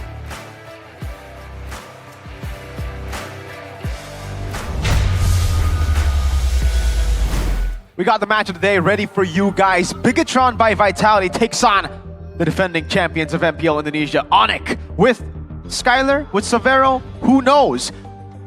What I do know is Niall is, I think, for sure going to be playing for Bigetron. Again, back with your boy Mirko, here with Gani and Rash. Pull the Rash maneuver right now. Give us some data on the matchup. This matchup, I mean, dude, I get a feeling that Onyx might pull out like some of the old classics, if you know what I mean. Yeah, they might go with what we're expecting them to do. And I think Bigetron are the ones who are gonna be like trying to do new things. I mean, what do you expect from the addition of Niall, man? Is he gonna perform like Super Ken, better than Super Ken, not as good as Annabelle. Annabelle? Oh, they're the same. You're saying No, I mean, Niall over Annabelle or below? Hey, Beside, there's a reason they chose Niall over Annabelle. I gotta go with the boys here. But what do you think, Onyx fan, sir, Mr. Sonic? About BTR versus Onyx, about Niall. We got your player. Either or, right? Savero, Skylar, I think they will win 2-0. So that's what I think. 2-0? Again, right? Niall, 2-0? Sure. Dang. This is their first match, technically, in MPL ID Season 16. They're still testing the waters. We saw what Onyx did with Skylar yesterday. It was a dominating win, convincing one. So they got the feels already. Bigetron by Vitality, still up in the air with a new roster. Big question. New coach. With Shogun as well in the XP lane, Exactly. right? Compared to Onyx, who technically, I mean, every single one of them have experience. Even Skylar, their new member here, isn't really new. He's a very experienced veteran in MPL Indonesia. And in this matchup, I feel like we gotta ask Arashi because the coaching staff for both have been revamped. Yeb no longer part of the coaching staff. CW, Mr. Uncle W is what we call him nowadays. And for BTR, it's Erpang making his debut back in MPL, or homecoming. And Bam's making his debut. Yeah, so for Onyx, I think I'm a bit concerned for you, Gani, because we saw what happened when Coach Yep wasn't in the picture. Wow. Do you know what I mean, fam? They weren't bad, but they were different. You know, and I think that's not what people are looking forward to by all means. But on the same note, for Bigetron, I dare say y'all aren't really like tested with this lineup either. Well, let's take a look at the era to era, the different junglers of Bigetron. Season 7, Season 6, it was Brands, Mr. Brand Z. It was then Max, Super Ken, Annabelle, and now we've got Niall. Oh man, different eras here. Asking the Bigetron fan, which era is particularly your favorita? My favorite has got to be Super Ken, though? Super Surely. Ken. Yeah, that's my boy right there, Super Ken. Closest one to making it to an M series as well was Super Ken, so I'm gonna give him that. Third place at Season 12 and Season 14, so close yet so far. Yeah, Annabelle, very short, just one season. It was unfortunate to see him just, play for one season. I think he's a very talented young man. But Niall, he was able to make it to M Series in his debut season with Geek Fam. So I gotta give him props for that. I gotta give him props for being the guy to step out of Onyx, an already very successful org. He could have just stat padded, gone multiple championships there just by sitting on the bench, but he wants to play. He wants to win. Right. And he has that like competitive fire, but also that killer instinct, right? Oh, yeah. If we compare him to Annabelle, loco. the guy he's kind of, technically competing against. Yeah. The critique for Annabelle is that he's a bit too passive, right? He doesn't really do anything too crazy, right? A bit too safe.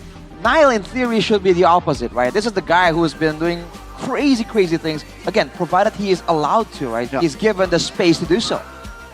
He's shine, right? In Geek Fam and Alter Ego, and let's see in this new jersey of Bigatron by Vitality, what will this guy do? Whoa, we got a comment by Mr. King Boojed. The CEO, by the way, of BTR. What year is this guy's? 2025, yeah. The point is, Niall's contract is longer than Moreno's. Oh! Wow. Moreno Longer is signed to BTR to 2028. That was a whole meme about it. So Moreno now will be around for a long time. And until BTR Arif can play. BTR Arif is their young gun, like the next Super Ken kind of guy. He's been scouted at a young age. Next long-term investment. Very long-term investment. But we'll see then. Niall, Moreno, they have, I guess, equal contracts. The Moreno's even longer. I think you need to sign Eman for even longer here. Mr. Ed, if I'm being honest with you, sign him till like 2050. 2050. How about your boy Luke though? He's still part of BTR. He's still signed with BTR. He's a talent. So shout out to Luke. I'm gonna take that shout out back though, because why aren't you playing, my boy? Because he was, he was gonna crash the party, wreck everything. Kind of did sometimes, but unfortunate. Yeah, is the guy. That's the type of player he is, and I think Shogun here again definitely has a lot of pressure on his shoulders because he's not coming into MPL just making his debut. He's making his debut replacing one of, if not the best XP lane in Indonesia. Luke was up there. A lot of chip on his shoulder indeed. So let's see here. Going up against Lutpi in that lane as well. Well-known Lutpi. Yeah, I mean, he went to an international event multiple times. So experience is definitely there. So let's see how he will handle that lane. I want to see an aggressive EXP lane showdown, man. Because again, of course, there is the meta to talk about, but we're really seeing a lot of EXP lane duels, solo kills, because back then there was a thing, right? We're seeing a lot more gold lane action now. Gold lane solo kills has happened before, but the EXP lane brawl, dude, that was special back then. Yeah, we talking about the solo kill from Maybe against Skylar yesterday. Is that the solo kill you're talking about? That was the only as an example. That was the only highlight from Dewa though. Keep in mind. That is, I mean, you think Eman is as good as Maybe, or do you think Eman's better? Because I think he's better. Eman. Who would you deploy, Gani? Savero or Skylar? Hey, let's put it that way. I'll put a blindfold on and throw the bones. Well then, Arashi, who would you play, Savero or Skylar? For I think I'd pick Savero. Savero. Yeah. Wow. I'd pick Savero for this match. I would always pick Skylar. Is that even a question? My boy, I went to his wedding. That's true. That's true. Am I gonna arrive, show up and not vote for him? Come on, dude. Savero, you need a wedding. You need to invite Arashi for him to vote for you. So there you go in the future, maybe for Savero. But for right now, we're still waiting on the match. We can see the troopers here in the building, the Sonics on the other side as well, going ham, going crazy, supporting the teams. Fair enough. What do you guys think? Is Skylar gonna play? Is Savero gonna play? Leave it in the live chat. And also, tell us who you think is gonna win, Bigatron or Onyx? The favorites definitely are Onyx. Thank you. But we got the worst team in the world. Ready to win. Rico bringing all the everything outside of the game he can possibly affect. He's trying to influence, bro. All hype. Influencer status, Mirko. All hype, but no wins. All hype, but no wins. We'll see about that. We got that banter here already. Ooh, Arashi, you should have been in the middle. You should have been the guy in the middle here. Unfortunately. Had me and Gani on the different sides, red and blue. Okay, they will face a Alter Ego later. Yeah. So don't you worry, guys. If you guys are kingdoms and are waiting for that moment, they will be right here, right later, not now. The Sky King jungler, though. Let's take a look at Mr. Kai. Hall of Legends inductee for MPL Philippines. Finals MVP for Season 10. Regular season MVP for 10 and 12. First team winner for 10, 11, 12, and 15. There you go. Kyrie has been on a roll. Again, almost the golden road with Onyx, Zan's Keyboy, and Boots it was. And CW, can't forget CW, that fell short one game in the grand finals away from that golden road. Here though, we got the boy, ex-Onyx by the way, Gani Nanail, rookie of the season 12, and 5th to 6th place M5 for Geek Fam. Although, he didn't play some of those matches because of, 5th to 6th place, and then with MPL Indonesia season 14's Alter Ego. Cold-blooded indeed, right? So sharp. I'm intrigued to see what his performance will be like in this new jersey. Will he fit the system? That is still the question. I thought you were gonna say, is he gonna fit into his jersey? I'm like, what? Why? I was like, what? Bigatron system, programmed to win. Gotcha. Or, with Niall. You have to remember, man, when he was in Alter Ego, he was like the guy, right? The guy. Is Alter Ego gonna win? I don't know. Is Niall winning? Right? Yeah. That was the whole sentiment. Like, if he was doing well, then he can almost single-handedly bring the team to victory. But after a while, teams wisened up and they can target you down. We just saw something of that nature in the previous match, right? Aran, wow, crazy game, right? Third game, bonk. Denied, like completely a shutout, not even allowed to enter the building of the game. Wow. So that can happen again here if you're gonna rely on just Nile, right? But fortunately, I do believe Bigatron, they were never really all that one-dimensional, right? They have options, right? Moreno. Last season? Well, they still had Moreno. Yeah. Right? So they have factors here that can kind of shake things up. So I think it's going to be a fun time, So it's just going to be a good matchup against every single hopefully, lane. Hopefully. We'll have eyes on them, right? Aman versus Skylar or Savero, Moreno versus Sans. Now, battle of the really good mid lanes, I would say Moreno's up there. I would say Moreno's up there. I can respect Moreno. Yeah, I can respect Moreno. Finn and Keyboy, very close to each other level-wise. Okay. Niall and Kai. You're reaching now. With the Keyboy and Finn, that's... Shogun and Lutfi, very close. I love it. Oh, yeah. I mean, you guys judge for yourself. Well, for you guys back at home, I think we got to talk a little bit more about the dynamics as well, right? For sure. Because for Onyx, they've already stuck together as a team. One addition to the team doesn't really change much, but for BTR, they've changed quite a bit. Revamped the entire coaching staff again, Bam and Erpang. Now with Shogun and Niall. Do you think they need time? Do you think they're already ready for the matchup here against a top dog like Onyx? I think ready, right? I think that's a big word. I don't know. I feel like Bigatron, their state is still up in the air for me. I can't say because not just roster change, folks. You mentioned the coaching staff, a lot of adjustments here. And a rookie, quote unquote, stepping in as well. They're dealing with a lot of things right now. I can agree, man, because for the longest time, the members have changed, but the coaching staff, a bit more we can read into there. But now it's a different guy. So hey, let's go. That's Shogun. Niall will be the man for BTR. Let's see if they can topple the Titans.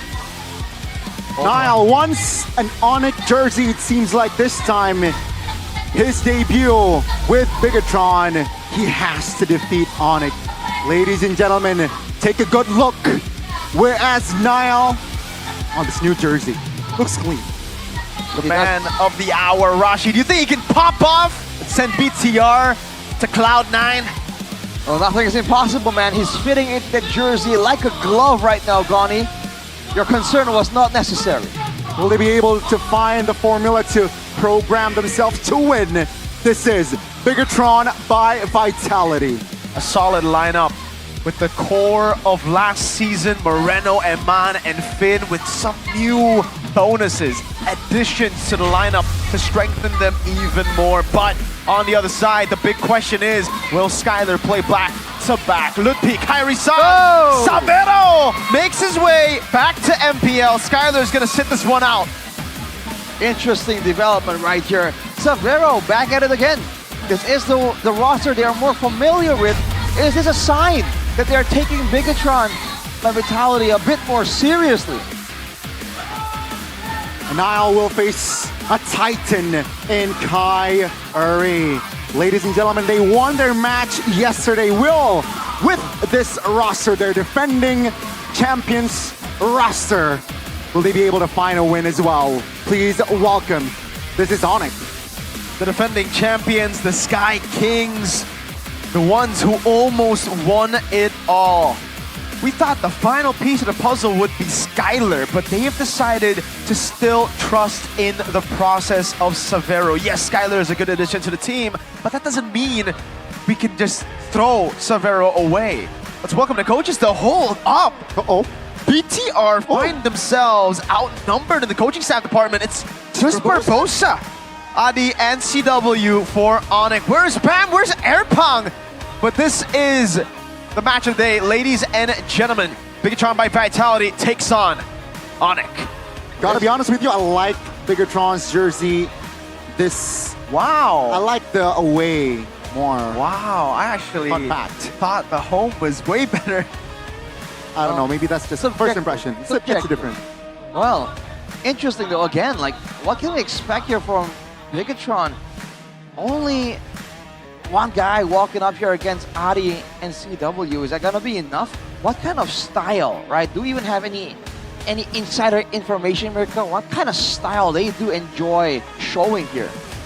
Oh, no, I actually don't. See, everyone even agrees. The audience says, we gotta see it first, man. We see it, and then we believe it. Exactly. And then we perceive it. Definitely still up in the air here, ladies and gentlemen. So, I think after this match, right, we will have some sort of a benchmark on like Niall, Bigatron State. You saw Barbosa just alone in on the coaching staff, and he will face Kyrie today. So yeah, I wonder what's happening there. Why is Barbosa alone? That'll definitely impact a whole lot of how they perform, right? I mean, the drafts have been very important, a crucial point of a crucial factor to win games. We saw big draft diffs, I think, in the past earlier today. Geek Fan versus Liquid. Let's see the keys to victory for Onyx though here. How do they get the job done? The KTV by the Samsung Galaxy Z Fold 7 and Z Flip 7. Punish Bigatron's rookies, Shogun in particular. Punish Niall's overextending habit because he is that hot-blooded, right? Yeah. Even though he's cold-blooded, he's also hot-blooded. He wants to get big moments. He wants to get that win. He wants to be the deciding factor, so they can punish his over-eagerness. And if they stay disciplined instead, now they don't have to do anything too crazy and let Bigatron crumble and implode on their own. I mean, but for the side of Bigatron here, win the Assassin matchup. You know, if they really believe that that's possible, enable Eman in the gold lane. It's always been a surefire way to actually, you know, get the ball going. And don't get dragged into Onyx mid-trio tempo, right? That mid-trio is just lethal whenever they get what they really want. So maybe the drafting phase, they can try and get some of these picks that can kind of get in the way of whatever Onyx is trying to do. Yeah, I think just play it simple. Don't overthink. Yeah, I think that's the only way. And of course, capitalize when Onyx makes a mistake. Rarely they make a mistake in ID, but when they do, teams, especially like Bigatron by Vitality's quality, I think they need to punish when Onyx makes a slight mishap. Yeah, definitely. You got to try to capitalize on every little mistake, you know? Eman, in that lane up against Severo, we've seen in the past that, I mean, Eman was the best goal laner, in my opinion, in ID last season. Really expecting that matchup against Skylar, especially after the words of of Onyx yesterday in the interview, you know, hey, Eman, get ready, Skylar's going to take you down, but I guess... Hey, there's a leg too. BTR will have to go through Severo first before they get through Skylar. If they want Eman to go up against the man, the myth, the legend, it has to come through first up against Severo, because last season even, right? We did get to see that matchup. Technically, Eman did win one time. Finn, though, this guy, last season, did not get too many times to actually start for the team. He was the second option even in the playoffs. And finally, I'm glad to see him start for BTR. Which has to prove himself right here. He's shown great potential and flexibility, more importantly, because even when they're going aggressive or defensive, he seems to find ways to kind of adjust positioning-wise, and he understands like the win conditions, as in, okay, if I have a stun, who do I have to stun here? Or if I have a guiding wind, like with Mathilda, who do I use it for? So he seems to kind of have that like broader vision. And in a game like this, with a team like Bigatron that wants to be flexible, that perspective can allow more opportunities to shine through for this team. I agree. I do think he is a good anchor in that roamer position. Finn is definitely able to provide that reliability. So let's see here, drafting phase. Bigatron will take blue side. Wow. Wait, hold up. You can already see that matchup we were talking about in the Kiss Victory. You know, win out the Assassin matchup. They banned out the Joy straight away. They know Onyx are the ones forced to ban Lance and Yi Sun-shin. Will Onyx just say, we're going to let both go and trade it out in the end? Wow. Because technically, Onyx could just leave everything open and go for more prio picks. That would force BTR to, again, trade, pick Lancelot or Yi Sun-shin, and give out Jusin. Oh boy. A lot of options to play with right here. The mind game's already started as well here. Oh, Yi Sun-shin still for Onyx, so man, especially in that red side, you do see a lot more similar options. It's because these heroes are really, really good in the current meta, when mobility can allow you to do so many things. I will choose. All right, it's gonna be the Arlet here from side of Bigatron. So yeah, I think they are letting Shogun here to have that advantage, right? Targeting low-key Lutpi's hero or heroes. Lancelot up for grabs right now. Onyx, do they ban it? Do they trade it with a Jusin? Which one will BTR go for if both are left open?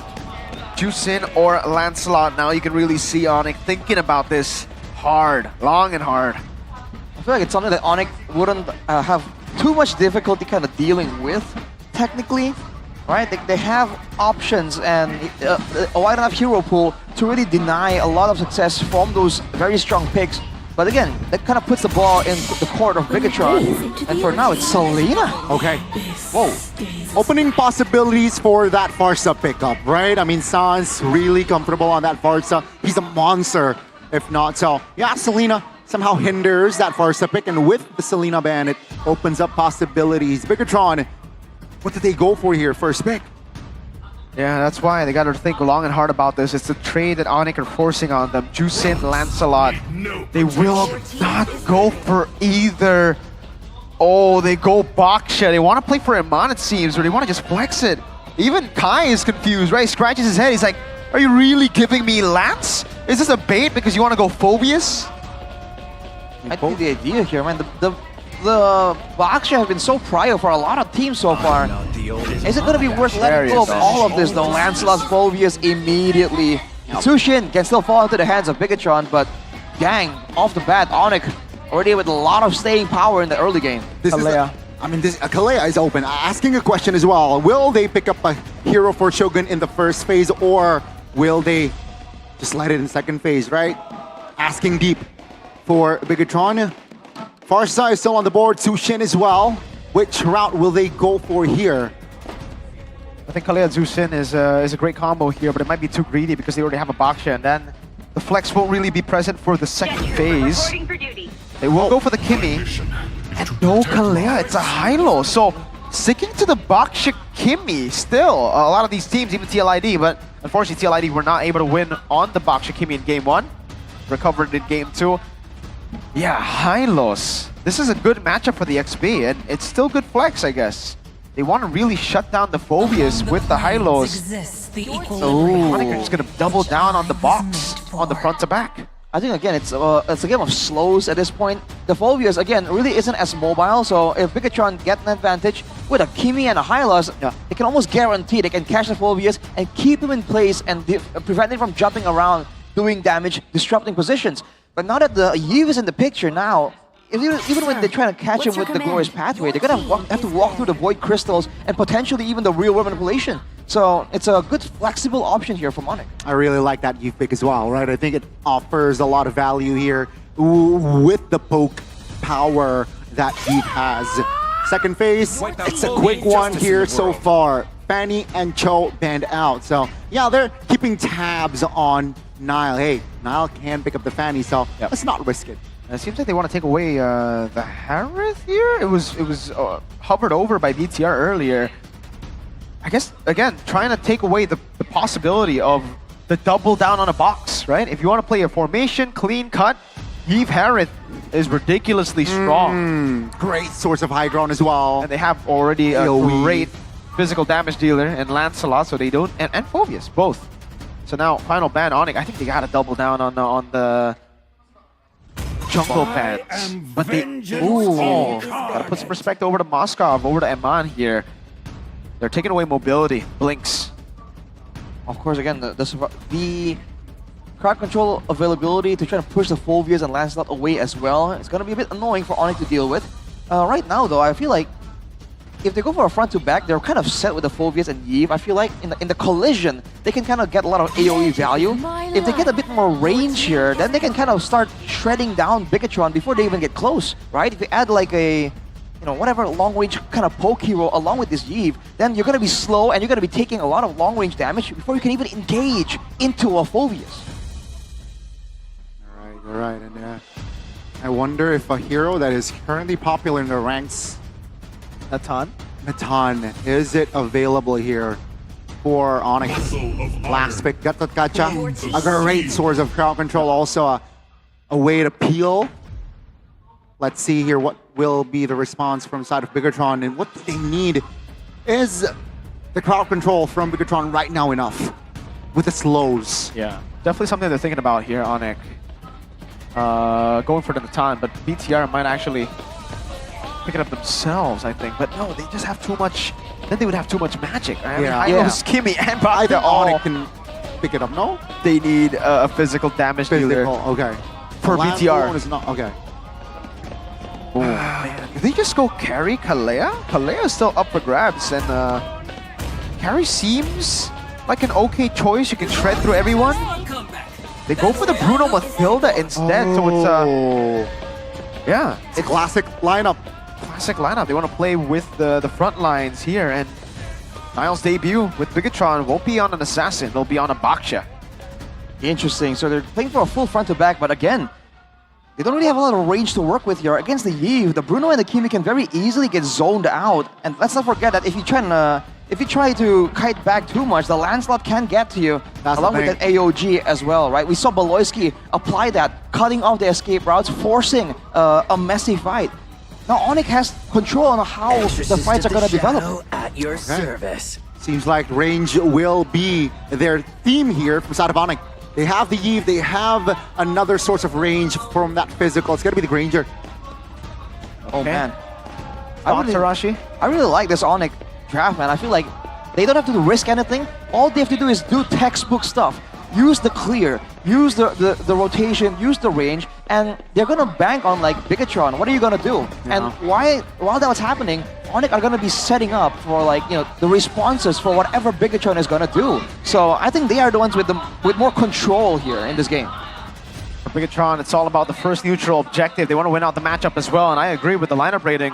The matchup for Shogun is incredible. Niall will have that early pressure as well. Let's see if they can get it done though.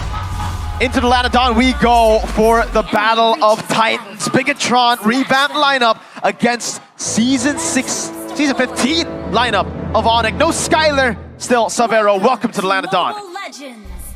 All right, the early game, I think you're gonna see a lot of big movements. Bigatron can actually abuse the sustainability a bit more. We've seen that in the previous metas, right? With the Hylas and the Baksha, generally, they're going to be able to actually stick around longer in the midst of a big fight, especially because the main damage dealers, the main poke tools for the side of Onyx aren't really available because they haven't scaled up yet, the Yve and the Granger. Instead, Moreno on the Kimi is actually a massive problem here. So if they can leverage that to invade Kyrie, they can kind of let this problem bleed over as Keyboy takes a ton of damage. Vitalized top shells as well, but that's going to be Kyrie with the Retribution taking the Lethal Wanderer. Yeah, Niall not going to use the Retri. Keyboy already with Revitalize. Mid prio for Onyx. Yeah, the Emerald here by Games Max. We're seeing the Inspire for Silence on the Yve, wanting that spam ability. Bargain Hunter for Moreno as well, so he's gonna try and get as much gold as possible. Oh, Kyrie! That's an early rotation, aggressive one at that. Kyrie finds the connection and he drew first blood.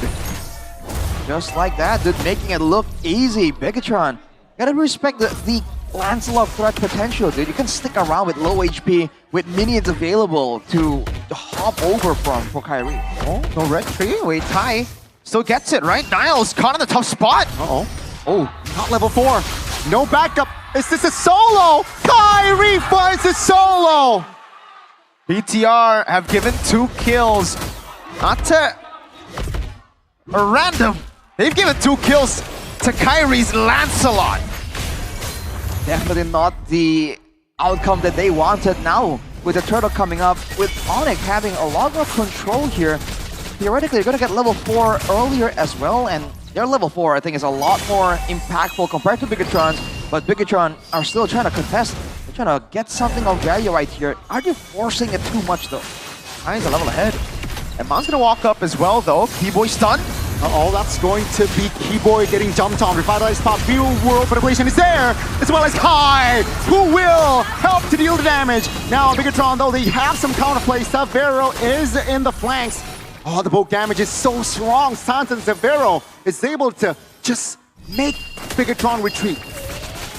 Great start for BTR in terms of how they can actually look for the rotations with Nile, but the execution hasn't really been there.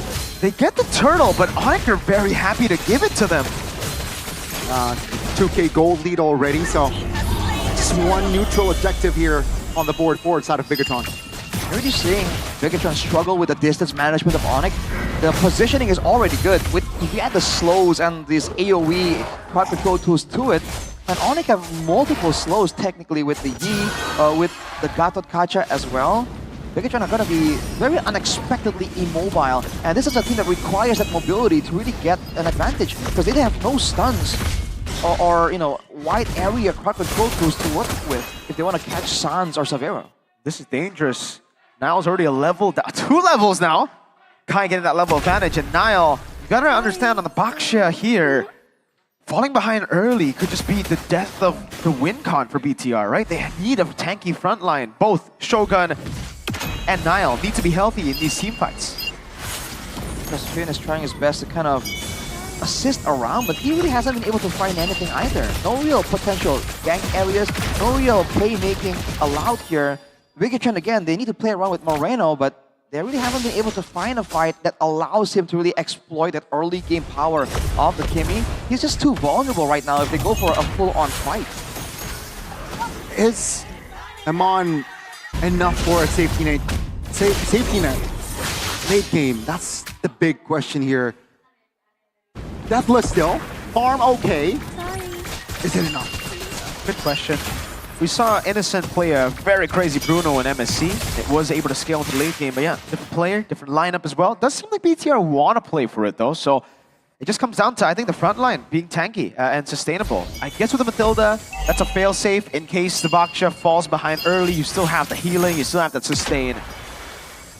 Well, if they want to aim for that, it's gonna be a team effort to keep Amon alive to really carry the team around.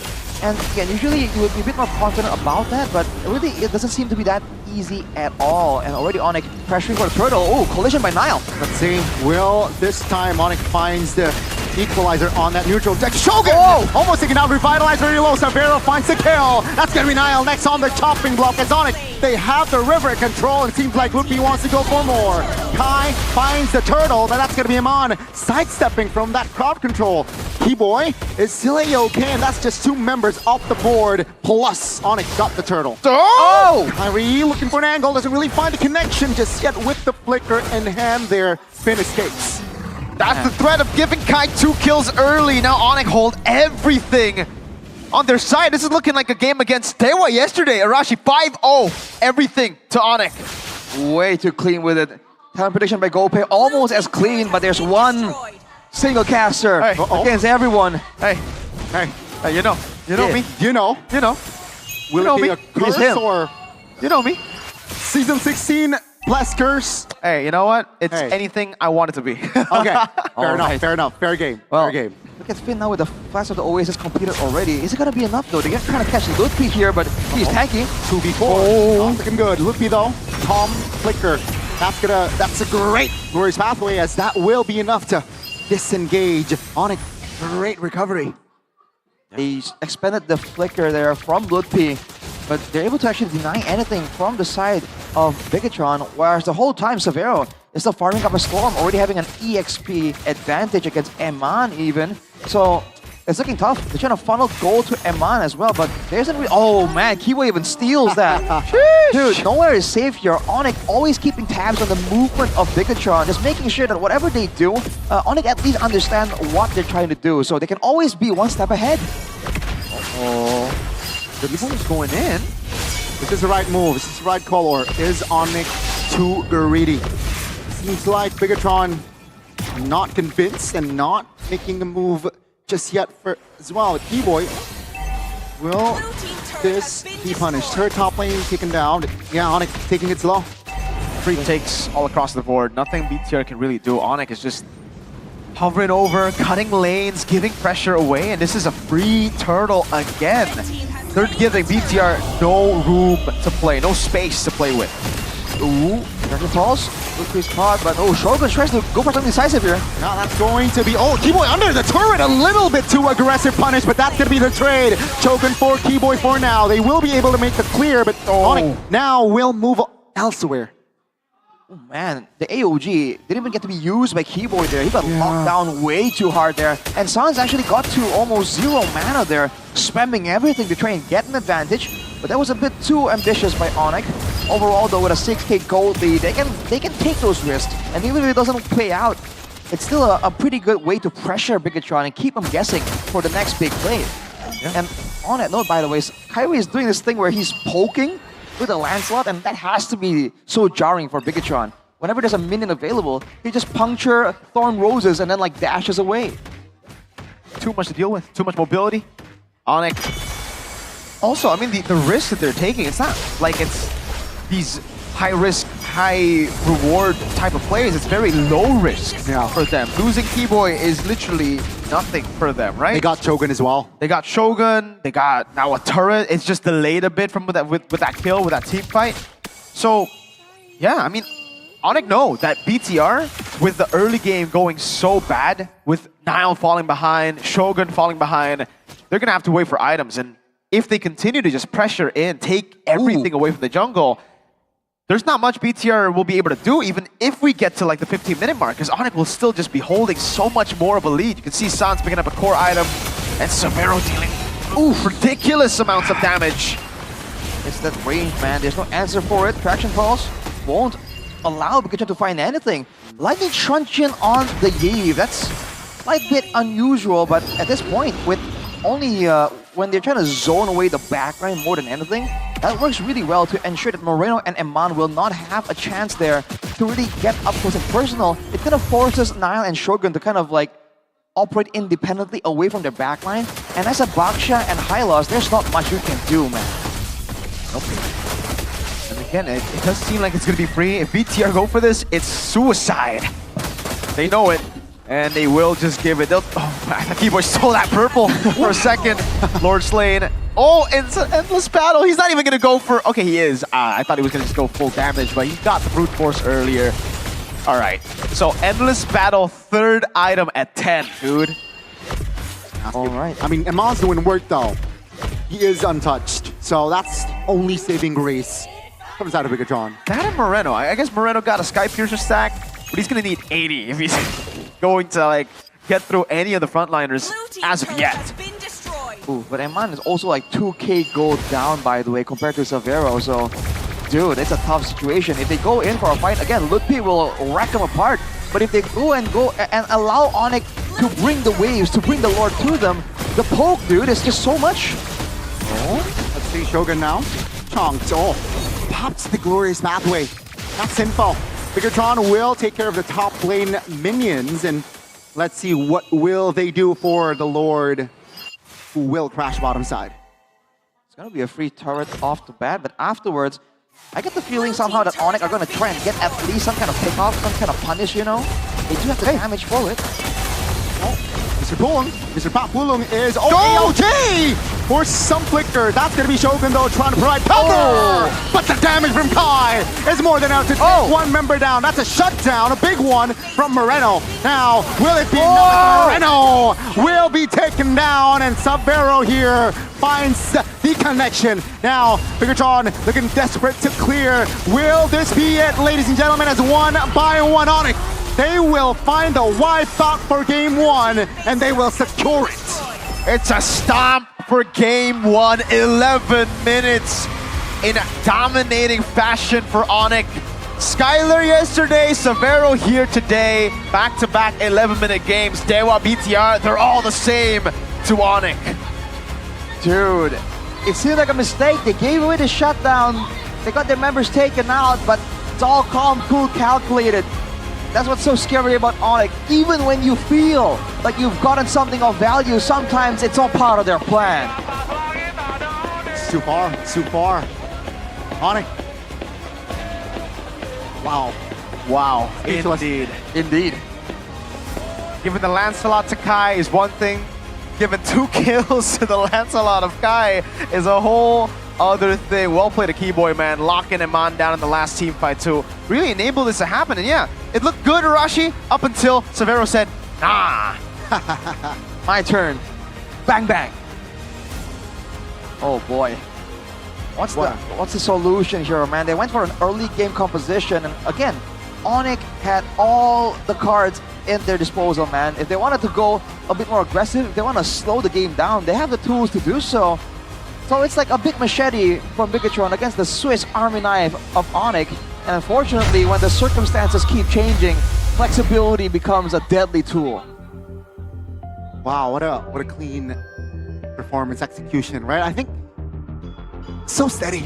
I feel like so steady from all 5 members of Onyx, and you can see all roles were filled by each and every member. Each and every member, Mr. Gans. Rashi, do you concur with Mr. Gani's statement? I think I do concur. I do concur. I mean, every single member, dude. Every single member popped off. Even Adi. Even Adi. I gotta give him, yeah, the draft was really just like simple, right? They just went for like whatever was meta, whatever was open, let's just go for it. Meanwhile, on the other side though, we gotta take a look at the highlights again. We gotta go through the first 2 with the boinks. Moreno not respecting Kai on the lance, not respecting Yves mid-control, and then Niles, very greedy road to enemy purple buff, getting solo killed, not even getting the steal on purple.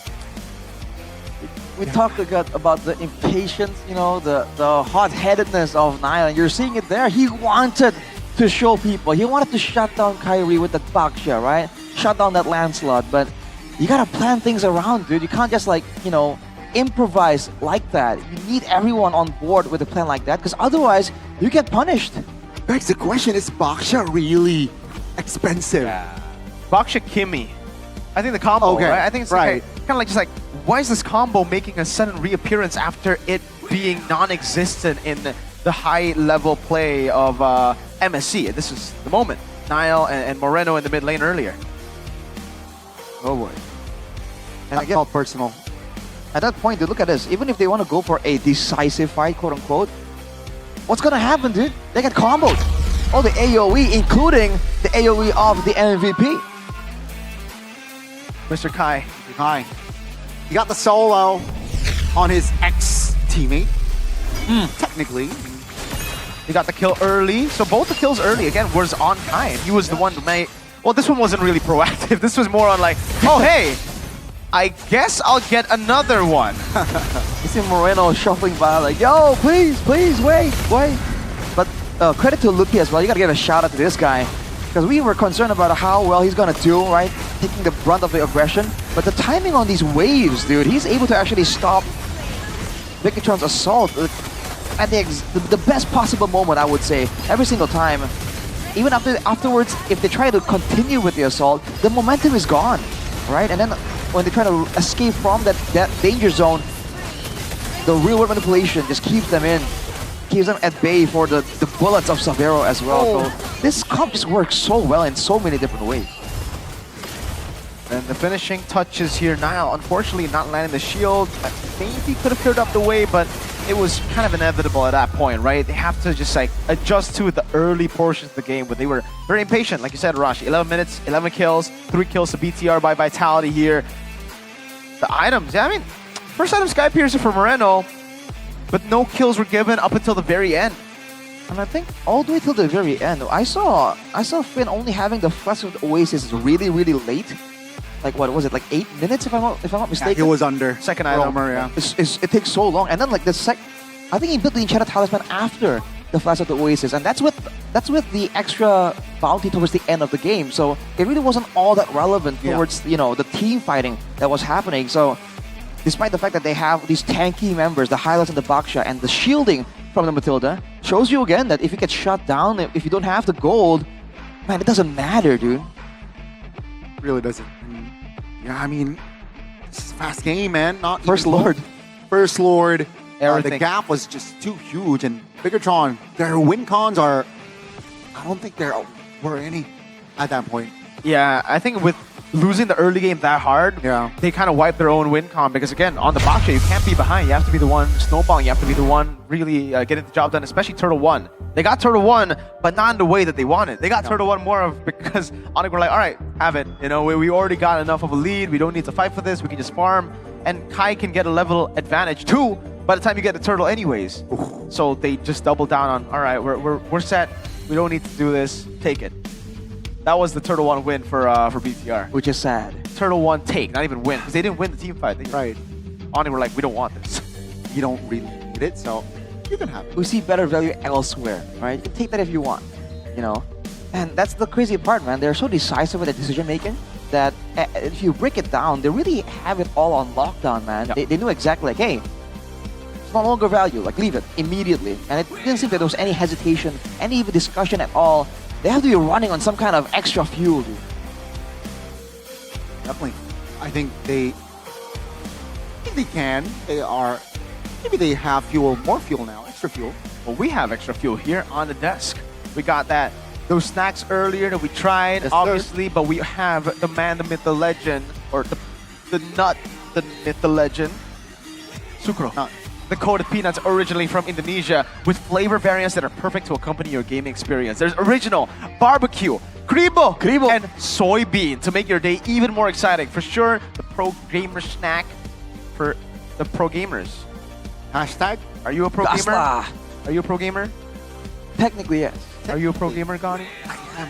That means we all are Sucro boys. Shout out to this. You know, we talk about the Kribo flavor a lot. It's great. It's actually really good, yes. That soy flavor ain't that bad either, though. I've never tried the soy. Really? All variants are good. The soy is actually really good. Okay, so original barbecue, Kribo, and now the soy. I haven't tried the soy. I've tried every other one. Nice. We'll see how good it is later on. But right now, Severo, Skylar, yeah, it's the same, I guess.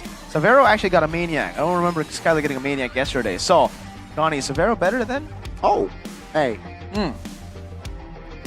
Like I said, like you said, as long as your name or your in-game name has an S in front of it and you're a gold laner, you're good. That's crazy. I don't remember Celera winning the World Championships, but I do remember Kelra NID winning an ID. An idea was Saman actually like, you know, carrying the gold lane? Saman. I don't remember SW winning MSC. I remember CW winning MSC, Gani. Hey, He's gonna say it's the same sound. C as Unk CW. Unk CW. Unk CW has been doing really good, helping on it, getting some wins here. Solid stuff. Can BTR bounce back though? Either they put Nile on just an aggressive pick. Well, they did. Baksha is aggressive, but like an assassin pick. Aggressive pick. Like a Lancelot. I really wonder why they left the Lancelot open like that. They wanted the Baksha, bro. But why? Because in theory, fighter wins against assassin. But Baksha ain't even a fighter. He a tank. I mean, yeah, right. He's a roly-poly. He got nerfed. His damage reduction ain't all that. Ain't all that. TL and BTR are on the same boat. They're on the boat of like, no, Baksha's meta, Baksha's prio. Are they You guys hiding just strats though? Is that it? Loco, yo. Are they saving strats for week 2? See, BTR have been saving strats in season 8. for 10 seasons now. Oh. So, ouch. Ooh. I don't think they're saving anymore. I think they've saved enough. It's kind of like that one guy who doesn't want to buy anything, who just saves their money. In contrast, Yeah. Onyx is saving strat, yet they got multiple championships. What do you say? But they save strat in MSC. Is that why they Okay. We got What is fourth. he We got saying? fourth. Hey. lost to the other Onyx? Or not even Oh. the best Onyx? The Onyx Civil War, man. Where was RQ, by the way? Rashi. Oh man. Oh, okay. This banter will continue. The bane of our existence, bro. It's the same team. Hey, at least RQ went to Riyadh. Yes. That's true. Would you rather go to Riyadh but lose or stay here and save your strat? Is now the big question. You guys, For me. you guys answer. Answer. Do you guys hashtag full cope or do you guys hashtag nah? Just nah. Nah. Because right now we're still waiting for BTR by Vitality and Onyx, the match to continue. What's going to happen in game number 2? Is it still going to be 11 minutes? Will it be even shorter? Will it be longer? Will it be 11:41? Will it be a different outcome from game number 1? Ooh, I think let's it's get gonna like be. I get the feeling it might just be a faster game, man. Because if Pikachu Wow. wins it, they want to, you know, show them. Like he's talking about BTR winning, Gani. No, either way, because you talk about how Nile, they want an aggressive mobile assassin. Right. If he gets that, I think it might be faster, right? Okay. But on the flip side, if Onyx, you know, can decode Bigatron again in the drafting phase, if they, you know, get a lead again, I feel like this time it's gonna be even more decisive as well. So I feel like regardless, it's gonna be a faster game. Was there a record for the shortest time for MPL ID Season 16, that is? Let me check. Onyx yesterday against Dewa? Like, has to be one That's of the shortest game time. We don't have the shortest game time this season, but we do have the shortest game time of all time. Of all time. And it's RQTL ID, 9 minutes and 38 seconds. Oh, okay. Oh, last season. Yeah. That was early last season, was it not? Yes, sir. It does seem like Big China are in high spirits, though. Airpoint's there! What are they? Huh? Well, why aren't they up on stage? Bomb is there, too. Did they run out of jerseys? What's going on? What? Oh, let's see. Because for Uncle W, he's there, too. He's there. He's always been there, though. He's on stage as well with Adi, Kyrie. It sounds face, dude. It's intense. Whoa. What's going on there? CW's briefing Kyrie, telling me, yo. Try to, you know, what is CW saying to Kai right now? You gotta find a solo, another angle. They're praying. No, earlier, bro, not now. Yeah, I mean, earlier he said, like, yo, you gotta find another angle to solo kill Nile again. Oh, gotcha, coach. Gotcha. All right, We'll do it. They just said go Onyx there. Oh, Kyrie with the... Usually you see that from Keyboy, actually. Right? Ow! That's usually what he does, you know? Yeah, like, yo. What? Yeah. Yeah. Keyboy always does that. Like, when he does the thing, he does... You know, something like that. He has a... Something like that. Yeah, it's higher pitched, actually. Really? He is very... Like a screech. Passionate. I don't think he's all that passionate in that game. He was put on a Gothot, so he was probably like, when can I get the Badan, coach? He was packing, bro. Unk W. When do I get the Chos? Kalea's. Kalea was open the whole time, by the way. Yeah. None of them. Tarnation. What? Tarnation. Wow. Hold down there, bucko. And Juice Sin. Listen here, buddy. Yeah. Dude, they just... all the meta picks. Yeah. We're just they, like, they nah, operate dude. on a different spectrum, man. Bigatron and Onyx. I think last season as well, when the quote-unquote meta picks were available, sometimes they just say like, you know what, no. We got something else in the pot, you know? We cook it. Let's see, though. Here, Severo got that Granger. The signature pick of Iman. Technically everyone's signature last season. I thought Kai said he was going to go Baksha yesterday in an interview. It got taken from him. Oh, I mean, yeah, true, first pick, right? That's why Bigatron took it away, dude. Right. They're like, no, not on my watch. After what we've seen, Kai and Baksha, I think you don't want to take it away from him, you know? I think you want to be like, come on, hey, you just take it, you know? You're talking about the famous moment? I'm talking about the famous moments. Earlier, MSC as well, pretty iconic. The Kalea teleport by their own brothers, brethren. Louis play. So let's see, adjustment. I think the adjustment has to be pick Lance. Oh, first pick. Yeah. Let's say if Bigatron went blue side again. Pick Lance. If the Phobia shows especially up, if you have Nile, right? If the Phobia shows up, you got Kalea, right? You can lock the Phobias down, and then you can go for even Gothot. You can go Gothot against the Phobias. You can go up against the Baksha, but because like here, you gotta choose your poison. I understand that Baksha is also scary in the hands of Onyx, but would you really rather go up against Kyrie's Lancelot over his Baksha? Yeah, probably not. Are we in today opposite day? Do you know what I mean? You know what I mean. It's like telling King Kong to play assassins instead of utility to try to counter him. It's like, what? What? It's like an out-of-shape King Kong. It's like, what? That just... No, it doesn't work. Man, I can't even imagine an out-of-shape King Kong, dude. Yeah, it's too buff. How would that live and look like? Dude. Anyhow, yeah, like we mentioned, Kyrie does something... He does different things on his Lancelot, dude. I feel like compared to all the Lancelots in Indo, there were a couple of other good like Lancelot players, but the way Kyrie does it just makes it seem that much cleaner somehow. I don't know what it is. If it's the decision making, if it's the actual like perspective, the bird's eye view, so he knows exactly how deep he can go and how far he can kind of escape from danger.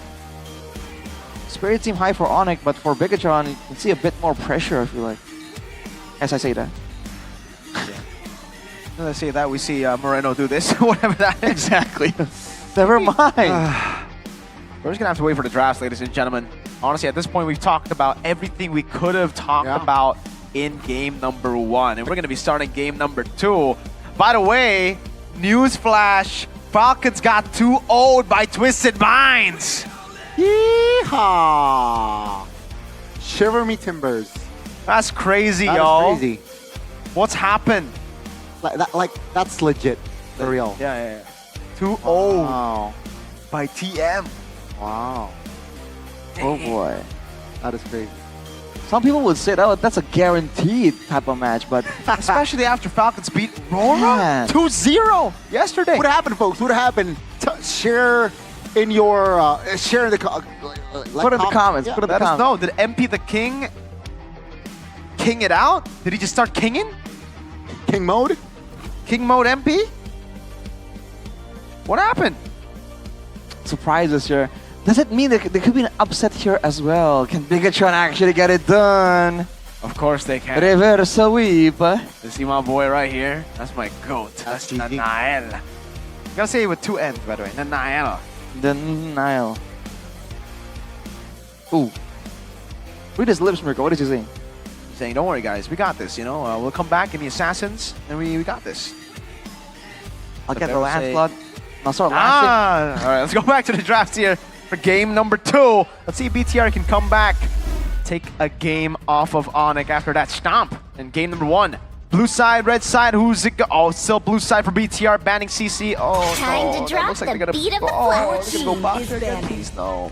Would 1-1 it back. actually be They call me a hero because I saved my man. nation from falling CC apart. Joy. So same ones.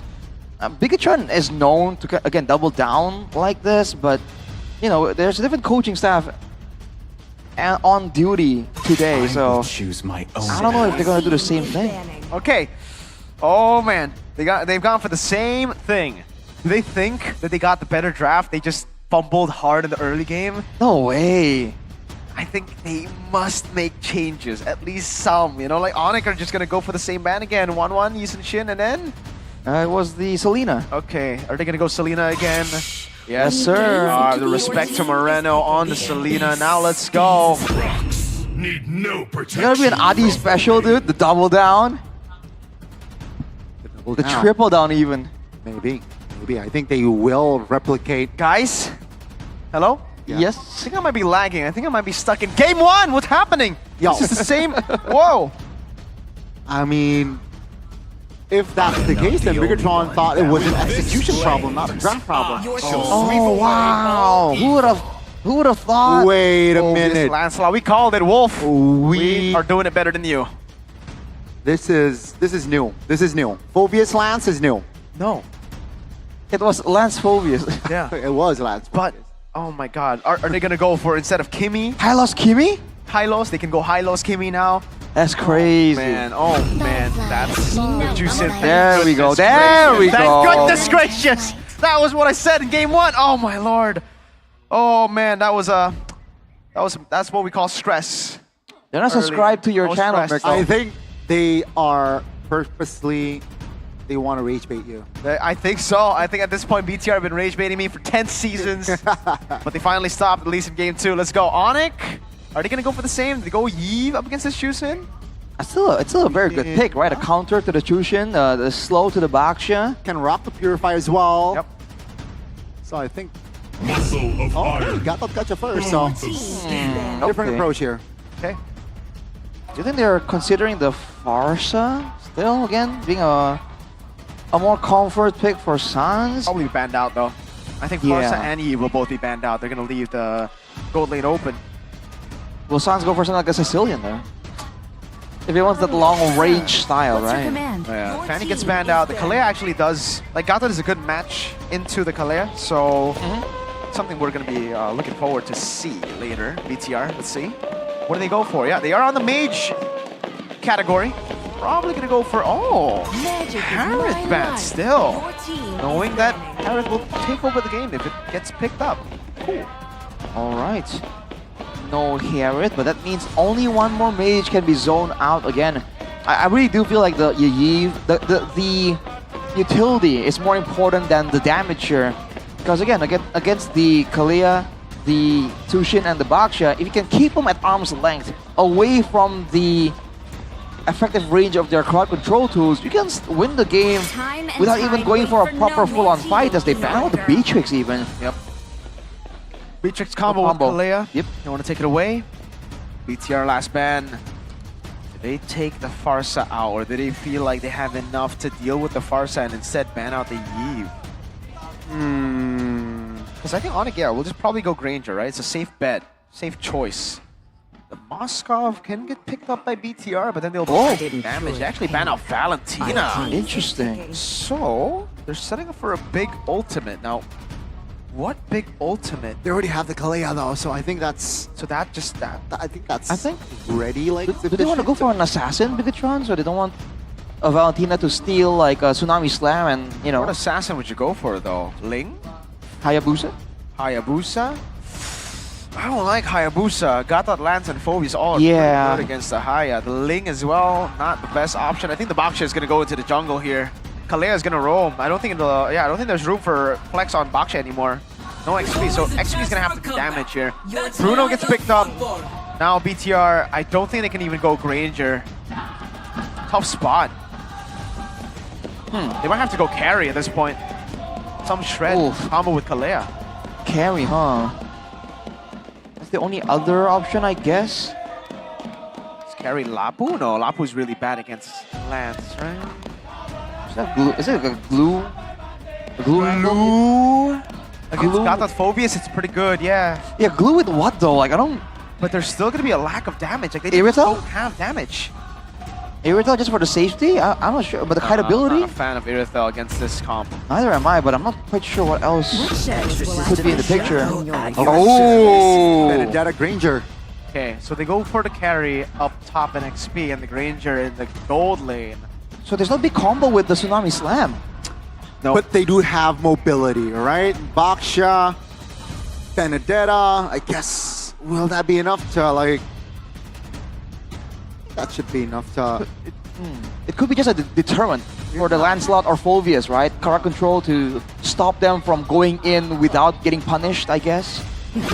Man, that's an odd one though. And Farsa, all right. Wow, that bold move there. In front of Benedetta. Yep. He knows he has a team to peel for him. Yeah. And a Phoebus too. A lot of dashes means Phoebus will have a good time. It just comes down to how BTR play with the Kalea against the Phoebus. Do they lock the Kalea down? Oh, sorry, did they lock the Phoebus down with Kalea? Or are they just gonna use the Kalea for peel? I'd say, ladies and gentlemen, Arashi, a potential sweep. Gani, thoughts on drafts? I think Onyx a bit more proactive. Bigatron, they have tools, but it seems like they're more so geared on like reacting to what Onyx throws at them, right? Onyx are the ones that are gonna be making the first move most of the time here, I think. Well, here we go, ladies and gentlemen, a possible sweep in the air here at the MPL Arena. Let's see if it's going to be the case or if BTR can fight back. Welcome to the Land of Dawn for game number 2 of our second match of the day. Niall back-to-back on Baksha, Kai back-to-back on Lance. Right, with 2 Purifies available, a lot of respect towards Finn on that Kalea. See how this plays out though. With Kiwo and Sans in the mid lane, that's a lot of wave clear available. So even if Moreno wants to kind of bully the early game, the level 1, level 2 with Sushin, I don't think they can get too much as Kyrie comes in. No. Oh, first game, it was Kyrie picking up first blood with the rotation early. in the mid lane. Nile now this time responds with an early rotation towards mid as well, but Shogun. no casualties for now. All right, gets out of the way there. Emblems are games max here. Tenacity for Savero and Keyboy. They both understand that they're going to be taking a ton of damage. Now though, Finn, whoa. The Purify there, Pop. That's info. An expensive one at that. First spell to go off the board, apart from that Retribution, of course, and yeah, it's still deathless. I mean, still killless here in the second game. Yeah, very different to game number one. We saw an early first blood, an early blunder into a solo kill for Kai. But now it's both junglers just farming, waiting for neutral objective 1. Nile gets level 4 first. Kyrie follows very closely by. It will help in the mid lane to clear it out. Alright, you can see Shogun being a lot more active here. That's the advantage you have as a Benedetta. You can clear fast, you can roam around fast. So even though the mid lane isn't really gaining too much traction, Moreno and Finn aren't really outdoing Sans and Keyboy. The fact that Shogun is always going to have a bit more of an advantage when it comes to joining the fights, that's a big deal. Especially because he has the Petrify to kind of set up for a big play. Good take, great take, Savero. Level 4 first here, in the bottom lane, Nile. Bang. Good stun. Shield Unity connects now. Looking for the taunt. Moreno Finn is ready to back them up. That's a great knockup, but Onyx, great timing on that disengage for V4 now on the turtle. Wow, XP Crab take 2 for Sans, and Nile has already burnt out the Poissons. So, Flicker Vitalize for Poissons.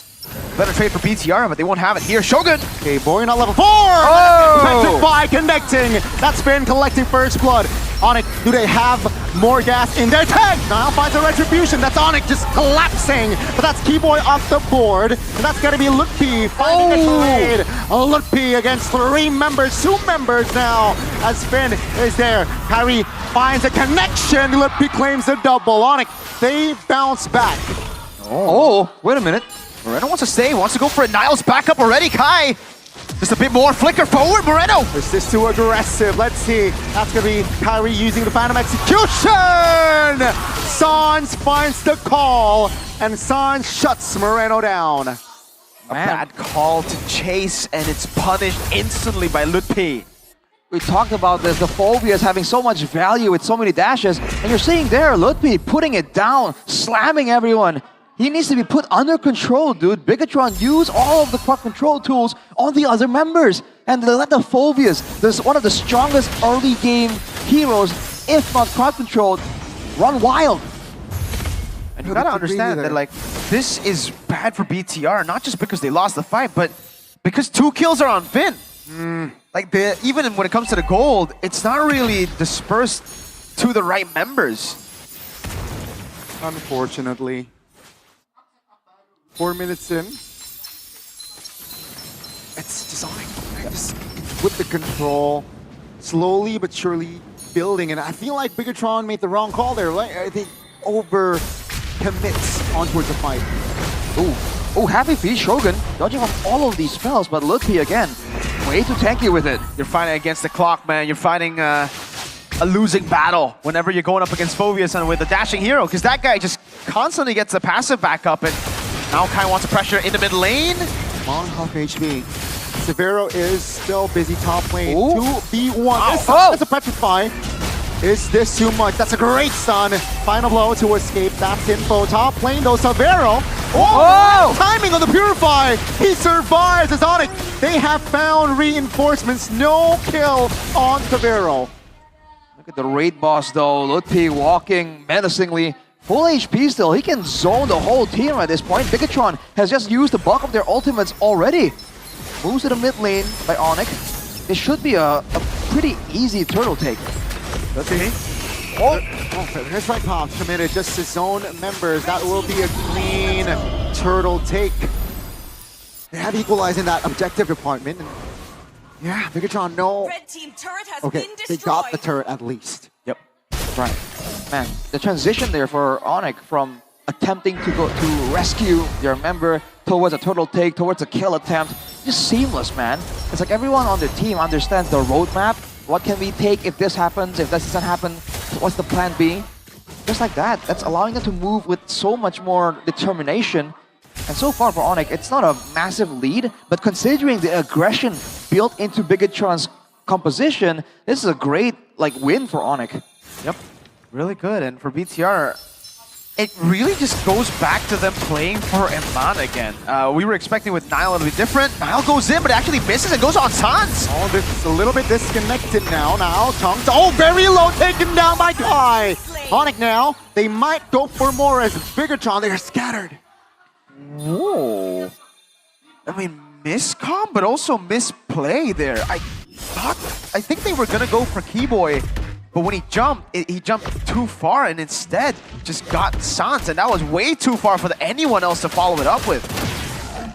Yeah, man, I mean, Nile trying to be aggressive again, trying almost desperately to try and get some more value out of the early game Baksha, but because he's doing that, it's kind of roping his team into really unwanted circumstances. Onyx now with a 1.6k gold lead, and theoretically with a lead like this, right, it allows Kyrie and Salvero to try and go into the jungle of Bigatron, get some more gold, so it should widen the longer the game goes, especially if Bigatron can't really find anything. Nothing on the board at all, just Onyx. I mean, there are 2 kills, but again, do we even count those kills? Because it's on the roamer, so it's really just all good for Onyx. They're very happy with everything they've gotten. BTR still want to fight this. They know it's only just a 1,600 gold lead, and it's still fightable. So let's see the fight. It's going to be a raw 5v5. Onyx still with 4 better airstrike. Oh, a lot of damage. Look, be taken. She should fall first. That's going to be Keyboy though, very low in the front side. AOG defensively. Oh! Kai finds the retribution. Lookpi survives. That's going to be Savero though. Airborne, Purify. Will it be enough? It will. That's going to be Petrify though, locking Lookpi down. The only casualty so far. Oh. Kyrie looking for a trade in the mid lane. Oh, great cancellation. Kai, he still survives. No way! This guy is unkillable. He just gets away every single time. It's such low HP. He's done this seasons over seasons. And it's happening again. Every time it's on Lancelot. Oh man, but finally, a ray of hope here for Bigatron. It's a winning fight. It's a couple of turrets taken.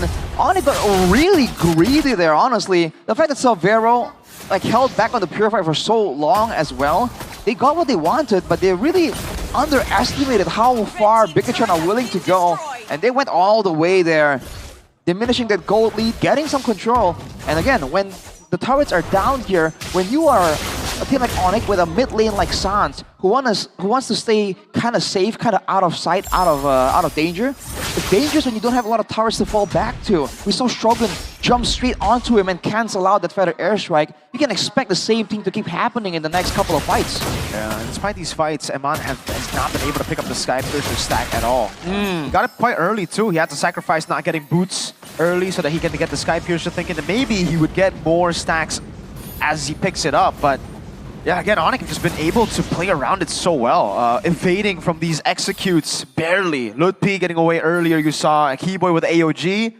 Little margins they're playing with, but it's small wins against the Sky Piercer on the enemy team. Onyx, they're definitely in the hot seat. Really for their airstrike, that's... Oh, Amon is already quarter of HP there. Next Lord here. What will Onyx do? They're gonna do what they have been doing, try and just get an advantage in a messy fight and allow Ludpi to go wild. But now they're gonna be careful about Eman, because he is now the highest gold in the game, 1,000 above Kyrie, followed very closely by Savero though. So they have to make sure that Eman gets put under control. Ironically, with the addition, with the changes, Bigatron are still playing for Eman right here, and the win con doesn't change. Ludpi! Onyx with the first engage. That's going to be Petrify, forcing Sans to use a Purify. It's going to be Keyboy though taken out first. Feather airstrike will be enough to zone members of Bigatron, but seems like Bigatron, they want to re-engage. Big resources spent by both teams. Finally, a stack for Eman. That'll go a long way to set him up. The whole team's practically already playing for him, so they desperately need those stacks.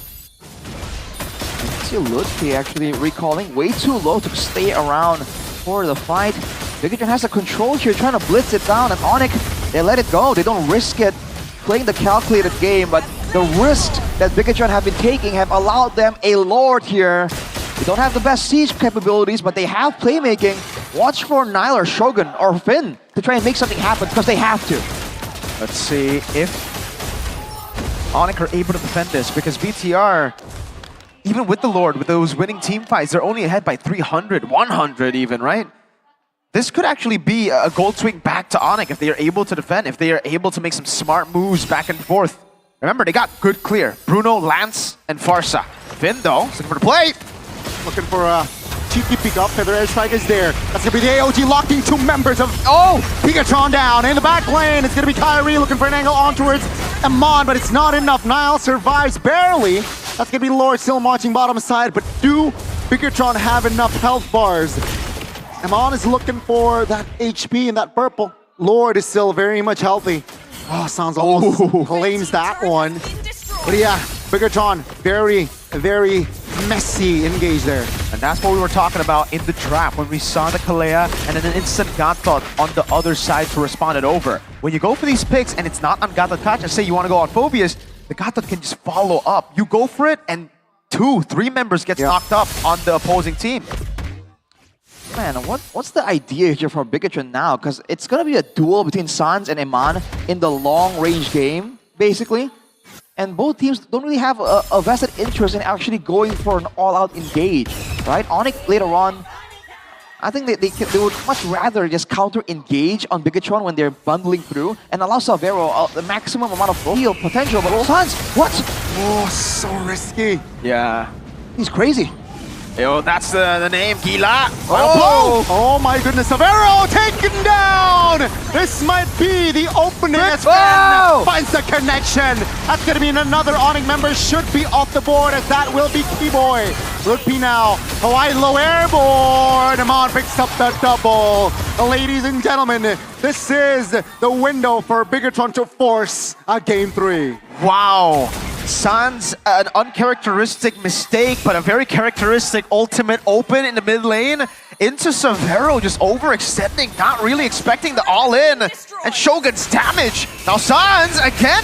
Oh, standoff again. Sans and Amon, they want the mid. They will find it.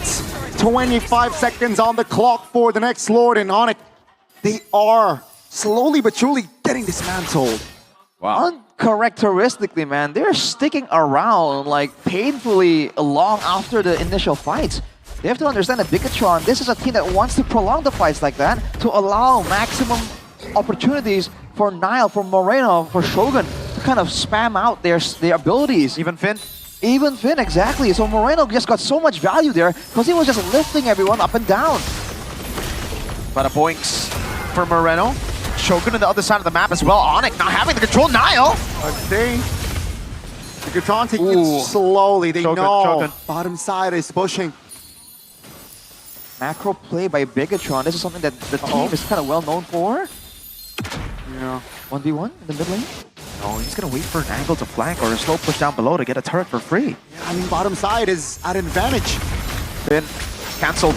Look, that's a great cancellation. Look, Beetle will be taken down. Bursts the down. Shogun finds an angle, but will be cancelled. That's going to be Onyx now, moving back, running for the hills. But Finn denies and claims Kyrie. That's going to be Amon taking the double, and that will be Bigatron taking the dub again. And the Lord will spawn up top because that's the weakest lane for BTR. BTR will have a whole wave in the bottom lane and the mid lane next. But BTR will decide to still stay up top to clear up the Lord. They won't just risk it here. They know the death timers aren't that long for them to go for that gamble just yet. Oh, taking a lot of damage! Oh my goodness, Shogun almost getting soloed. That's gonna be the Lord still marching top lane. Lupi is on the board.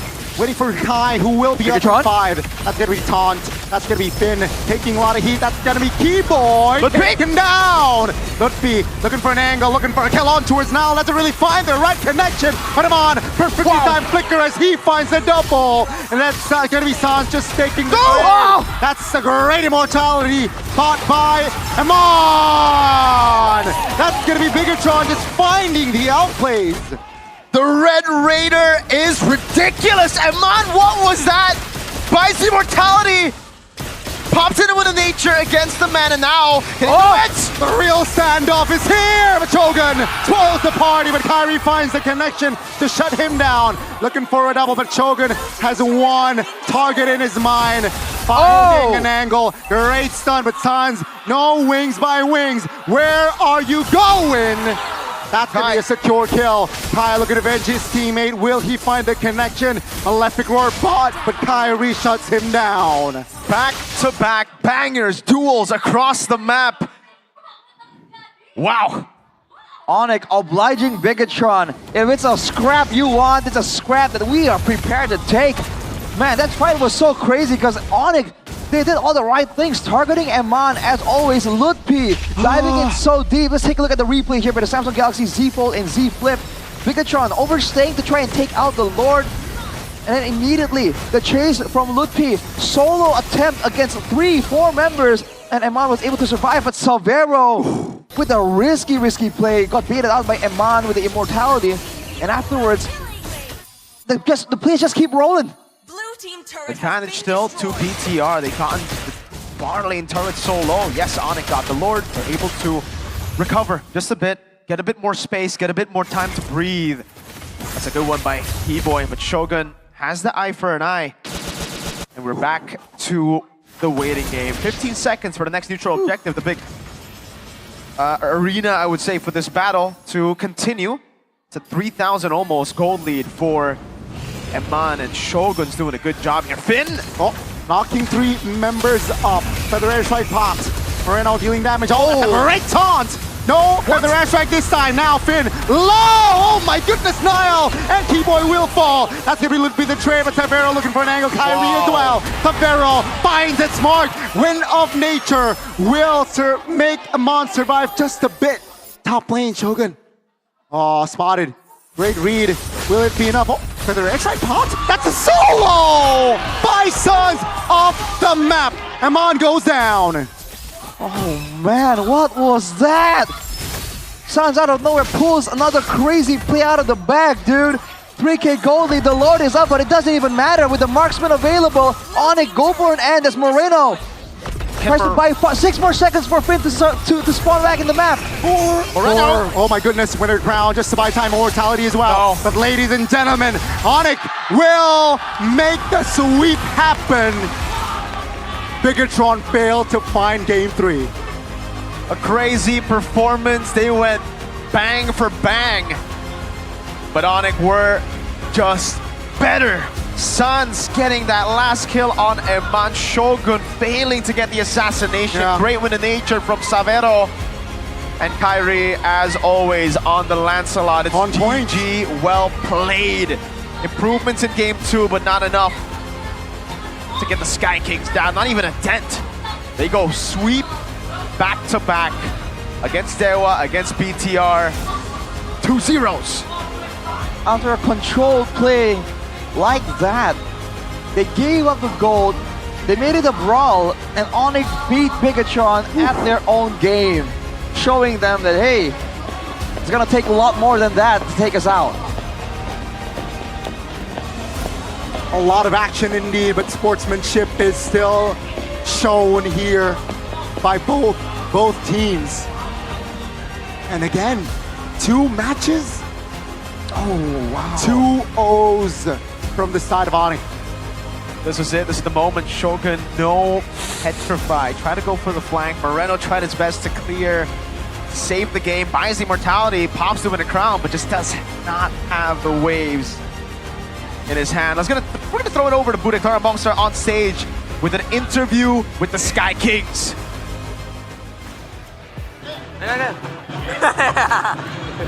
Dan Sonic semuanya masih bisa berpesta melanjutkan kemenangan yang begitu bersih. 2-0 lagi. Onyx hari ini datang bisa dibilang melawan Bigatron, tim yang digadang-gadang juga akan menjadi tim kuat di season ini. Tapi apa nih yang kalian lakukan? Dan sekarang ada Savero hadir perdana untuk season 16. Gimana Savero, langsung 2-0 nih? Puji Tuhan. Puji Tuhan. Tapi menghadapi Bigatron, ada sosok Eman di situ. Harus ketemu lagi. bersama dengan Eman di panggung ini. Gimana Savero? Jago, kayak biasa. Jago, kayak biasa. Berarti masih biasa. Kalau Savero hari ini performannya gimana? Udah 100% lah. Savero dengan 100%, tapi sekarang menarik di mana di Onyx, kamu punya banyak abang-abangan ya. Ada Prince Skylar, ada Paman W. Sebagai sekarang bisa dibilang gold laner dengan banyaknya abang-abang. Gimana Savero di Onyx sekarang? Ada apa ya, persaingan lah. Jadi bisa apa sih, saling improve aja sih berdua. Saling improve berdua. Dan ini memang udah janjian. Kemarin Skylar dulu terus sekarang Savero. Mungkin. Mungkin. Tahu Savero main tuh baru tadi pagi kemarin atau udah dari lama? Apanya? Tahu hari ini main lawan Bigetron? Kemarin malam. Oh baru semalam. Oke. Berarti nextnya gimana nih? Ganti-gantian terus atau gimana Savero? Lihat nanti aja. Lihat nanti aja. Oke, jadi dengan hasil yang cukup baik kembali kita lihat dengan Savero sekarang. Tadi juga pertarungan menarik kita saksikan. Kairi, mana Baxiamu? Diambil duluan sama dia, gimana Bude? Kenapa? Kenapa ya? Kenapa El?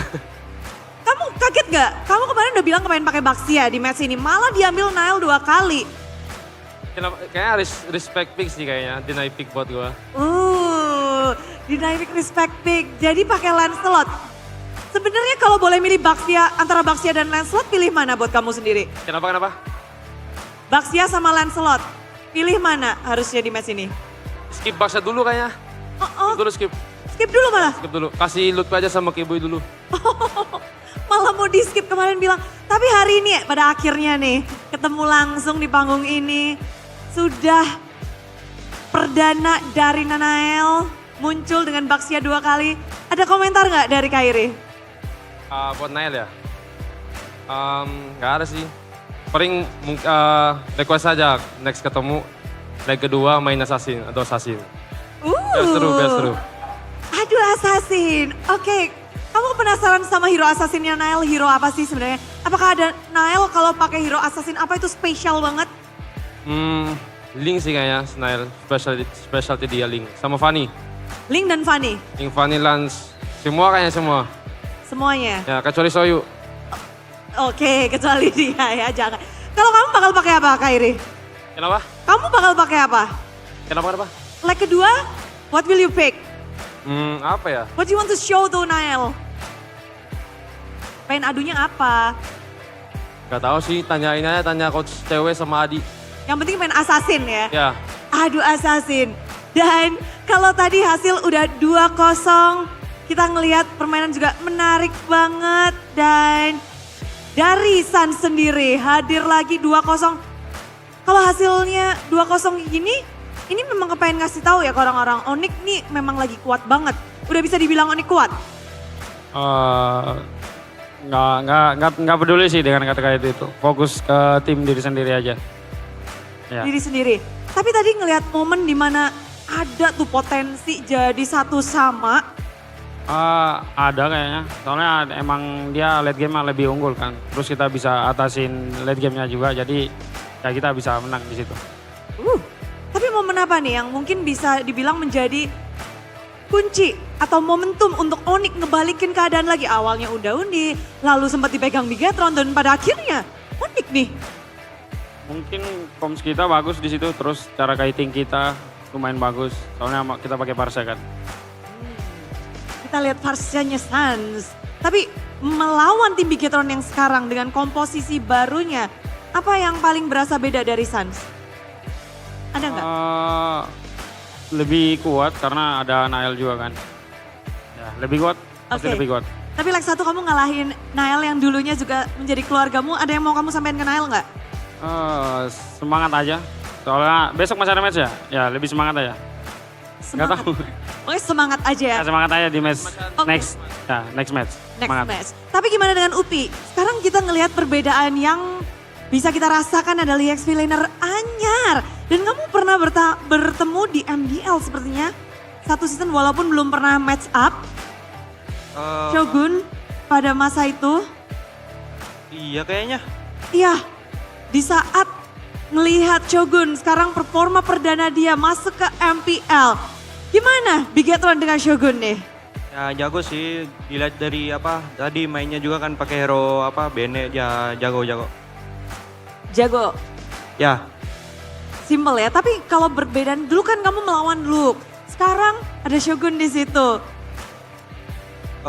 Perbedaan ya, mungkin belum, nggak ada sih perbedaan, sama aja. Aman-aman aja. Mungkin perbedaannya waktu sama Luke waktu itu aku kalah kan. Ya itu paling perbedaannya. Kalau tadi gimana? Alhamdulillah menang. Alhamdulillah menang. Jadi potensi terus menaik untuk tim Onyx berada di posisi atas. Kiboy, sekarang kayaknya Onyx udah 2-0. Udah 2 match kalian menghasilkan 2-0. Momentum udah kalian dapatkan nih. Dari Kiboy sendiri mempertahankan momentum ini atau mau naikin? Ada nggak dari Onyx mungkin apa yang akan dilakukan biar rising terus atau biar bertahan nih di posisi yang enak? Kalau dari kita mungkin cuman konsisten aja sih. Kan sekarang udah bagus, hasilnya juga udah bagus. Ya tinggal konsisten terus kalau bisa lebih baik lagi lah. Dan kita ngelihat juga dari tim Onyx, berarti kan akan ada perubahan nih dari gold lanernya terus menerus. Dan dari Kiboy, satu roam tugasnya akan berganti-ganti, akan ada playstyle yang berubah-ubah kah tergantung gold lane atau gimana? Playstyle akan berubah-ubah kah tergantung gold lane atau gimana? Ya sebenarnya sama aja lah, dua-duanya jago kok. Kalau nggak jago ada Paman W siap backup. Oke, ada 3 sekarang. Ada 3, betul. Opsinya ada 3. Tapi kemenangan hari ini minggu pertama 2-0 semua. Kata-kata dari Kiboy dong. Ya puji Tuhan. Terus makasih ya buat Sonic udah dukung kita terus. Selalu doain kita terus. Mau kita menang, kalah, ya selalu ada buat kita lah. Semoga kedepannya kita tetap konsisten sampai M7. Thank you. Masih deh Ana. Tapi Bude mau foto-foto kalian dong. Mau foto, boleh dong gak ya? 1, 2, 3. Oke, Bude bisa ngefoto mereka kayak gini. Dan Bude juga kepengen selfie bareng dong. Kalau selfie bareng kayak gini nih. Gampang banget. Hap, di-whitein. Wup, kita selfie bareng ya. Mau dong? 1, kelihatan semua dong. Wah pada iri semua. Maaf ya Sonic ya. Gaya dong 1, 2, 3. Yeay! Wah memang ya mukanya Sans kalau di layar ini kalau kalian lihat ya memang mengerikan. Tapi yang mengerikan adalah hasil dari Onyx. Dengan 2-0 terus menerus sambutlah Sonic kemenangan dari tim Onyx.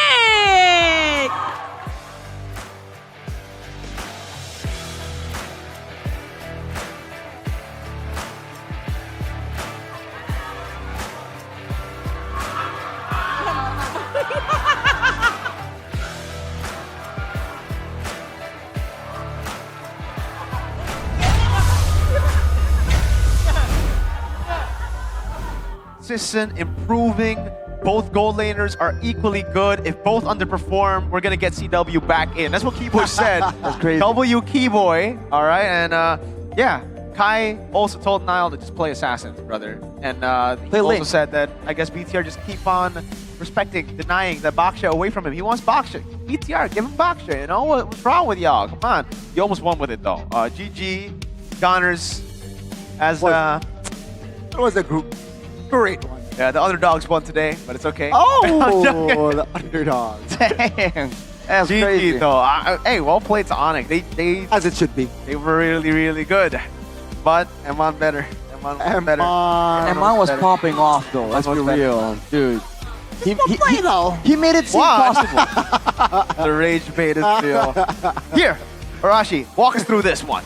Oh man, it's the fact that Bigatron, they engage on the front line when Sans has read through it. So immediately he pops the Feather Airstrike and he has a Wishing Lantern at this point in time. So even the tankiest of members got hit by 2 or 3 hits of the Wishing Lantern. And just like that, the fight became just not as clean, not as possible for the side of Bigatron. And they're just forced to back away from this man. Gila Sans, 3-2-6. He's crazy. I mean, this game, he was much more vulnerable than he was against Dewa in game 1 as well, but it was the same outcome in the end. Like, it's not about not dying, it's about making or creating the most impact for the team, and that's what he did. He killed Eman. He literally put the nail in the coffin for BTR with the last play. I feel like that was almost a blind feather airstrike as well, okay? Wouldn't be surprised if it was. Honestly, at this point, Farsa is blind, so every shot she takes is a blind hey, you're right. shot. Man, it really feels like, man, the only time that Bigatron get really a big moment is when Sans wasn't ready. You see, it really seems like that's the case. Whenever he's there, he's set up, it just seems so difficult. Even when they do get a value play, you know, a big combo and whatnot, it just seems that much more difficult. And credit to Bigatron, this was really, really close, but this was dangerous, man. They really thought they can clear the Lord, but it caused them to go on this wild, like, chase down. And Eman, again, dude, so clean with it every single time here. Baits Savero, basically. And overall, as a team, I feel like there were great moments from Bigatron as well, where they were able to coordinate, make things difficult. And it just seems like the duel between Eman and Sans became like the main theme of the whole thing. And again, here, take a look at the HP bars immediately melting down. From there, it's just Bigatron kiting back away and Eman doing his best to output that damage, sidestepping all of the big plays. Even Moreno here, Crimson guarding away to deny Kyrie the puncture reset, I believe. Kind of stops, you know, the whole fight in its tracks. But in the end, when you thought that, okay, it's a reset, it's just not a reset, dude. Onyx can't take their foot off the gas pedal. And Bigatron got overwhelmed. Yeah, even in the late game, when even Sans brought this up right in the interview. He said the late game, Bigatron definitely they had a really good late game. They could have played it better, but they knew what to do. Onyx, they communicated better. That's what Mr. Sans said earlier. They coordinated better as well, right? Sure, Savero went a little bit too a step over the line there with that last play, but they were able to bounce back. And that's, I feel like that's just Onyx, you know, when they're behind That's just sometimes. Onyx? Yeah, when they are forced to take a step back, they will take 3 steps forward. You know? All right. So every setback is a setup. You know, they're loading up for the steps forward. Is what Goni is saying. He's saying Onyx never takes a step back. So okay, you know, that's the kind of confidence you need to have, right, in your team. And unfortunately for Bigatron again, they were. I think it was quite impressive that Shogun on the Benedetta. Again, he's a new face on the block. Impressive, right? He was able to actually be a bit of a nuisance in the Tyron S. You... No, not Who, Shogun? Yeah. It's a different Not style, yet, brother. not yet. Yeah. I don't know, but let's see what they have to say, actually, Onyx. Listen in to the comms. Yes. Onyx, you there? I think Hello? they're there. Hello? They're going to show us what crisp communication sounds like. Here we go. Jangan kendor. Gue depan dulu guys, jangan. Ayo guys, maju guys, ada gue. Gue jadi piercer ini guys, habis mid. Gue pakai Kailas ya. Udah selesai tapi ya. Gue jadi piercer guys. Cover ya. Lihat atasnya satu guys. Ada gue Gue ada dia. Mau ulti nggak? Orang aja guys, orang aja. Kita ulti guys. Ulti. Maju. Silas. Low semua dia. Mati. Gue turtle guys. Ambil tor guys. Kalau bisa Bruno ya. Bruno guys. Atas gue yang enggak. Jauh dia boy. Mau coba? Jangan. Bisa ambil tor guys. Dia masih mati 3. Atas gue Bruno. Guys, semua Jangan mundur api. Jauh dulu aja, Pi. Kai. Memaksa dia. Angkat dia. Bisa flicker enggak? Gue tahan lagi, Mem. Emang guys, semua kayak ditunggu kayak guys. Kalian mati, kalian. Ada gue. Mem low banget, Kai. Mati Baxia juga. Coba maju, guys. Baxia Mem low banget, Kai. Mati Baxia aja. Emang kalau guys. Cover sini ya. Ada skol. Daun. Kait. Di belakang, bener Bisa di lord ya, guys. Bennett low banget ya. Tower, Kai. Tower. Full tower. We got the yell. We got the nah! The end to the cut. Yeah. Onyx are back feeling it, man. Yeah. Like last season, they were already like this, but a few seasons in the past, we've just been hearing, nice. You know, they kind of lost that hunger. It seems like what Skylar said yesterday in an interview. Autopilot After him mode. joining Onyx, the whole team has, you know, regained that hunger that they maybe have lost in the past. That's how it ends up playing out, right? He reignites the passion and they go on yet another run. Man, come on. That'll be so like... Why are you scratching your head? Because it would have been great to see that run from last season, you know? Yeah. Which they did technically, but MSC, the run, I think, when we're talking about Primonic, needs to be the golden road. That's their standard. That's the one that they set. So every other run is kind of like, it's a run. It ain't like a run. Let's hope. I mean, I'm hoping they win M7. Win the runner-up. I mean, it's BTR number 1. We're gonna throw it over to BTR. Speaking of the losers of this match. The losers? Yeah. This is the losers interview. Oh no. There's no sugarcoating here. Losers are interview. losers. There's no learns, okay? That's only for Cope. They're still my goats though. Let's see what my goats have to say after losing this one. Giving bragging rights to this nerd again. L interview. Happy there's no Realize today because then it will be 2 Onyx. You're right. You're right. I bet he's jumping up and down at home, dude. He seems like the kind of like, Yeah. he'll be like, yeah. Oh, yeah. Yeah. Yeah, Realize. probably. Realize will probably be that guy. He's that guy. He's that For me- kind of guy. It's just a normal day. Let's see about BTR. Is it also just a normal day? Dan kembali bersama Lisa, sudah di backstage dan sudah bersama dengan coach dari BTR, ada Coach Barbosa. Halo Coach. Coach, gimana nih melihat tadi Nael dan juga Shogun debut nih di season kali ini khususnya? Gimana nih Coach? Buat mereka berdua, oke-oke aja sih, nggak ada masalah sama sekali. Iya sih oke. Oke, tapi kalau melihat secara keseluruhan tadi performance dari anak-anak sendiri gimana nih di 2 game ini?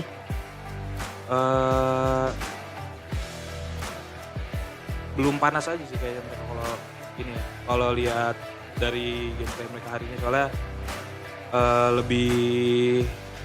biasanya lebih agresif mereka mainnya, cuman hari ini kayak kurang agresif.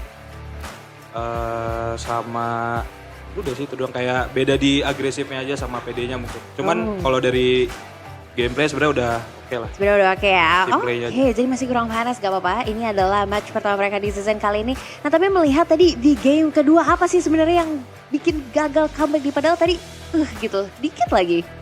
Ada apa ya? Miss team play aja sih paling. Ya, soalnya sebenarnya hero yang kita pakai atau hero yang kita lawan tuh udah mirip-mirip lah sama apa yang kita pakai di latihan gitu. Jadi itu doang. Oke, ngomongin soal picknya nih tadi kalau kita lihat bahwa ada pernyataan dari Kairi bahwa ngambil Baxia itu adalah respect pick. Gimana nih Coach tanggapannya? Sebenarnya ngambil Baxia itu karena emang udah ada di skema latihan kita aja. Jadi mau trade pun apa ya? Emang karena ini sih, emang karena kita latihan pakai itu sih gitu aja. Memang sudah direncanakan ya sebagai bagian dari strategi ya? Iya. Oke, tapi apa sih yang membuat kesulitan melawan Onyx tadi?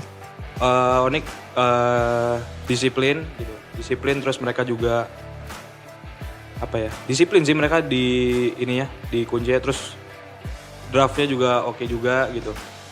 Jadi itu sih kuncinya di mereka disiplin sama draft yang mereka bagus. Oke, disiplin dan draft yang juga sangat strategis, tapi boleh dong pesan-pesan buat Big Troopers yang sudah dukung untuk BTR. Terima kasih yang udah datang hari ini. Dukung kita terus juga karena perjalanan kita masih panjang dan gue juga janji bakal improve terus buat tim Bigetron. Oke, thank you so much Coach. Good luck juga buat next match-nya. Pastinya perjalanan masih panjang season 15 ini ya, baru di minggu pertama. Jadi sabar saja Big Troopers, kemenangan dari timmu akan menanti juga. Dan langsung saja kita akan kembalikan lagi ke para caster. Silakan caster, take it over. Hey, I agree, Barbosa. They weren't warmed up. This is their first match in MPL. Hey. Exactly. And to get that close against a defending champion, exactly. I mean, hey, Barbosa put it there. He very well played. But I'm actually going to have to criticize Alyssa here for the loser's interview. Okay. She said, to the Big Troopers, don't lose hope. It's just the start. It's just plural. Is it supposed to be singular? No, it's... We have lost hope years ago. Don't tell us to, like, it's gone. It's all right. It's fine that it's gone. It'll be back when they win. So far, they have not. It's fine, Alyssa. Man, I can take it. I don't know, dude. Considering that we're in a tropical country, it's surprising how many teams are just like, you know, are Not having warmed up. chills. Bro, Yeah. you know what, Gani? I think Alyssa should have said instead of hope, cope. Because I have all the cope in the world, but no hope. There goes like the cope dispenser. Yeah, if you ever need cope, if your team's not doing too well, I'm talking about you, Manchester United fan. You know who to call. No, I'm not even gonna give you cope, loser. Anyways, Arashi, RQ's next. Your team, your boy. Who's gonna play? Rez? Oh, direct. wait, you're right. They got a couple of new folks, right? Rez and Zunesh as well. Yes, will Zunesh play? Zunesh. So Sujin Dairen, are you gonna have to sit this one out, or is it main lineup? Is it a package type of deal, Arashi, where they play when they have to play together? I don't really know actually, but considering that they're up against, you know, a team that's not like top 3 in the last season, they might try things out. You know Kescu? You know Kescu? Yeah, I know Kescu. He'd be doing things. If you don't know Kescu, but you want to know Kescu, gotta come over. Come over to MPL Arena. You see Nile right there. You see Washer Paul right there. BTR and next BTR. Watch live at MPL Arena right here. You guys can still get tickets for tomorrow, which is the 24th of August, 2025 at 2:15 GMT plus 7. Get your tickets, id-mpl.com/ticket. Check it out, folks. Did you know Come Bonnie? join. His name is Paul. No, but this one's Vance though. What about the other guy? Is he going to be playing? Is Rin playing later on? Ooh. Or will it be a different jungler? Because they have Zukesh, I believe, right? So the two Z's there for Alter Ego. Oh, yeah. You're For, one more Z, it's gonna be a That's true. Zeltron, Geek Fam. So we do have 3 rookie Z's this season. Go ahead, check it out. Take a look at those beautiful tickets because I had one once. I watched M4. They gave me the handband. I never took it off. It's still here with me. Wow. I never took it off. It's here forever. see it. I absorbed it. That sounds unhealthy, bro. Hey, that's actually the opposite. Hey, is it biodegradable? It's biodegradable. I see. Oh, going green here. Hashtag Valeric. Hashtag rock. Those are 2 of Gani's heroes. Gani, what's up with you in green? Why do you like green? Hey, Onyx isn't green. Onyx is not green, you're right. Falcons are green, and they lost. And we're going to see who loses later, Alter Ego or RQ, and who wins.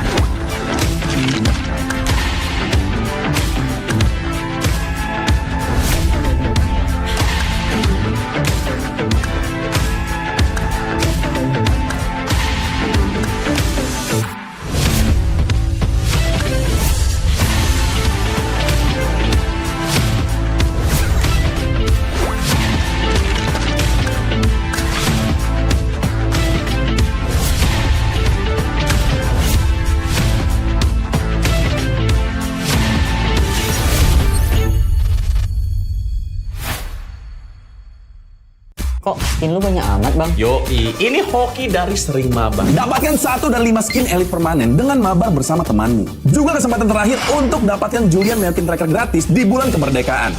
Login MLBB sekarang. Esports dipulangkan oleh Anarki Hoshi. Ternyata Anarki Hoshi berhasil untuk dipulangkan di lower bracket. Ini bencana patah hati kedua kalinya dipulangkan oleh tim yang mereka pilih.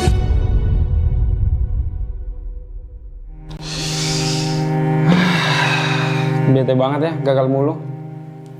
Tapi kan kita Royal Bestie. Gue yakin kita bakal comeback sih.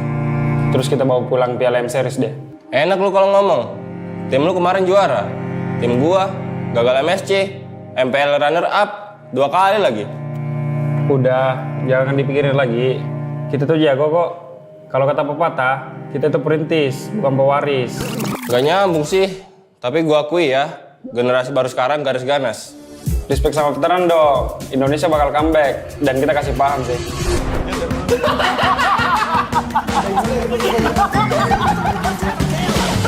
Kayaknya gue ganti nama jadi Rinetizi aja deh. Biar kayak kata sih, buat jadi juara.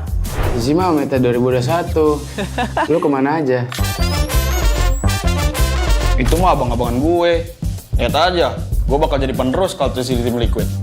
Tapi please, lepas Paniaci. Sir, what's your command? Oh, what a play! Rizal from Fabian. Pemanasan terlebih dahulu. Lolos ke live aja masih susah. Gayaan menggantiin Kartizi. Iya nggak sih, Pe?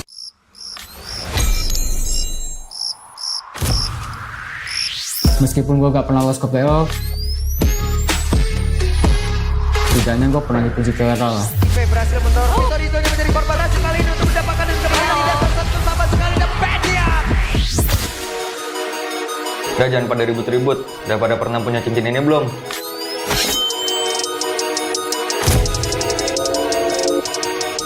Ngisi deh. Gantian shift dulu ya. This is Keyboard. Kalau bukan karena gua, Monster kill. monster kecil kayak kalian masih main ranked. Intinya satu, konsistensi. Tanpa itu, hilang tuh kayak mereka. Hah? Kok kita sih jadi contoh jeleknya? Sorry guys, udah improve, cuma telat. Sorry. Sorry kok, gue ngecewain kau lagi. Ah, bosen. Banyak mulu. Maniac. Sakit cuma, tapi sekarang lu ibadah shutdown. Oh my god. Maniac.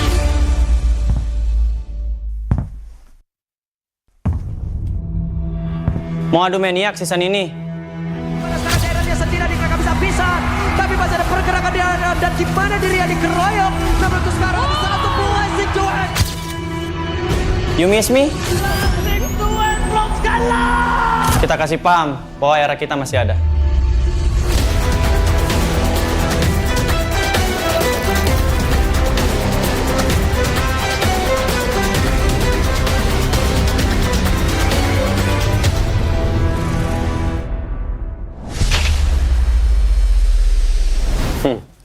Lu masih ingat nggak ini siapa?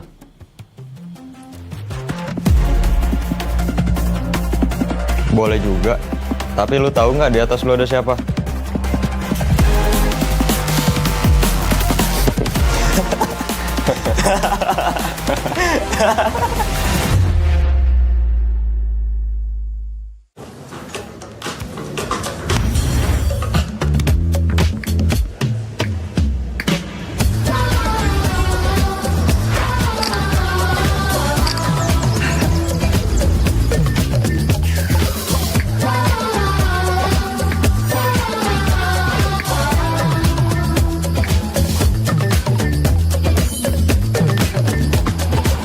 Just let me cool.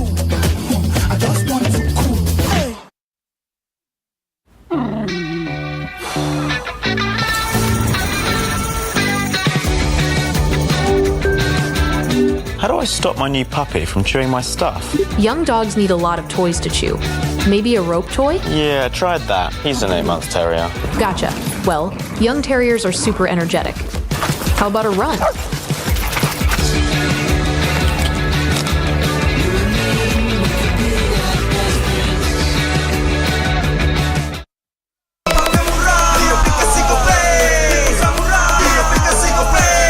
Walau yang lain terus berubah, Gope konsisten, kasihnya pasti murah. Tagihan murah, di aplikasi Gope, gratis transfer 100 kali per bulan. Download aplikasi Gope baru, nggak pakai lama. Dompet andalan gamers banyak damage-nya.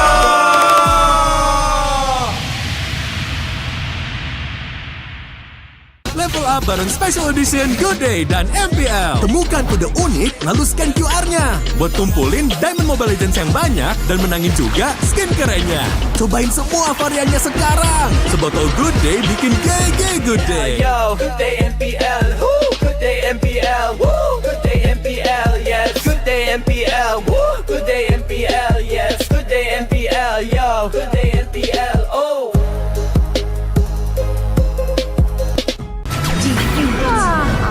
Tenang. Menang kalah, mabar bisa good time. Wah, good time Mobile Legends bang bang. Enak coklatnya, bikin semua bisa good time. Ini nih mainnya.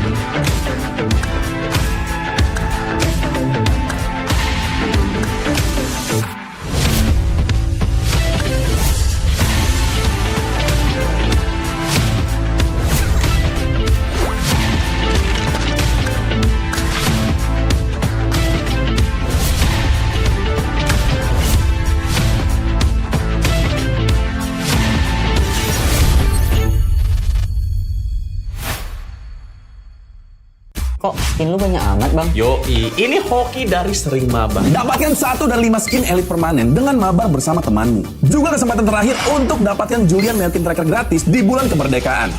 Login MPL ID sekarang. Esports dipulangkan oleh Araki Hoshi. Ternyata Araki Hoshi berhasil untuk dipulangkan di lower bracket. Ini bencana patah hati kedua kalinya dipulangkan oleh tim yang mereka pilih.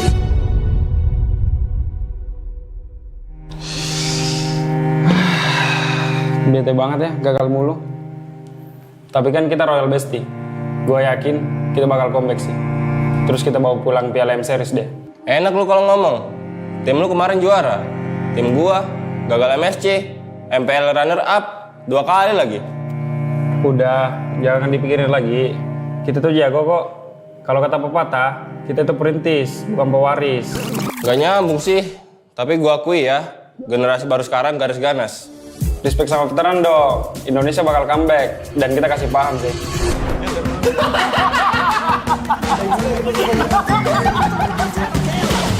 Kayaknya gue ganti nama jadi Rinetizi aja deh. Biar kayak kata sih, buat jadi juara. Zizi mah meta 2021. Lu kemana aja? Itu mah abang-abangan gue. Lihat aja, gue bakal jadi penerus kalau di tim Liquid. Tapi please, lepas Paniati. Sir, what's your command? Oh, what a play! Rizal from Fabian, pemanasan terlebih dahulu. Lolos ke live aja masih susah. Gayaan menggantiin Kartizi. Iya nggak sih, Pep?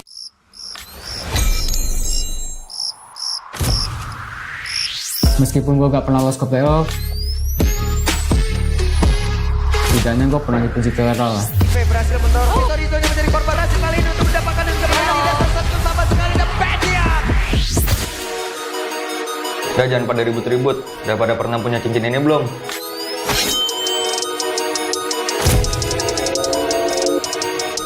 Misi deh. Gantian shift dulu ya. This is Keyboy. Kalau bukan karena gue, Monster kill. monster kecil kayak kalian masih main ranked. Intinya satu, konsistensi. Tanpa itu, hilang tuh kayak mereka. Hah? Kok kita sih jadi contoh jeleknya? Sorry guys, udah improve, cuma telat. Sorry. Sorry kok, gue ngecewain lo lagi. Ah, bosen. Banyak mulu. Maniac. Tapi sekarang lu Ivan dan Shanja. Oh my god. Maniac.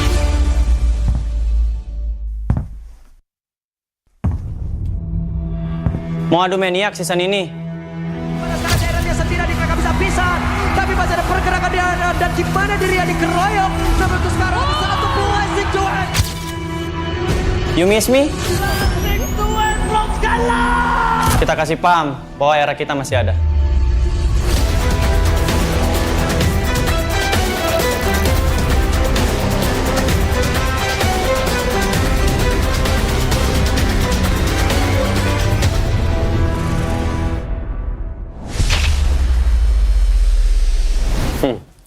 Lu masih ingat nggak ini siapa?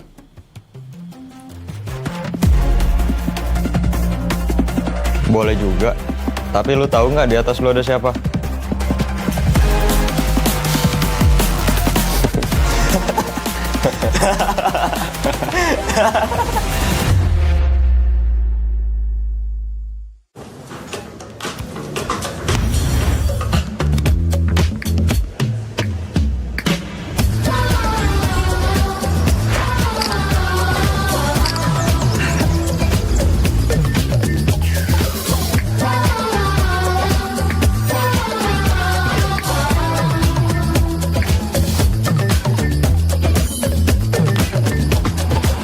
Just let me cool.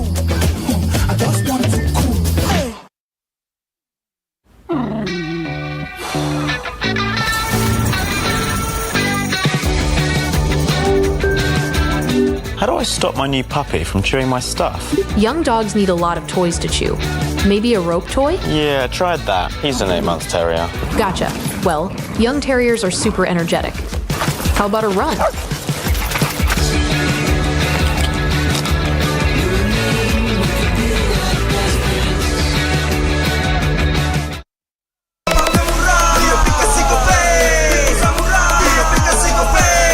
Walau yang lain terus berubah, Gope konsisten, kasihnya pasti murah. Tagihan murah, di aplikasi Gope transfer 100 kali per bulan. Download aplikasi Gope baru, nggak pakai lama. Dompet andalan gamers banyak damage-nya.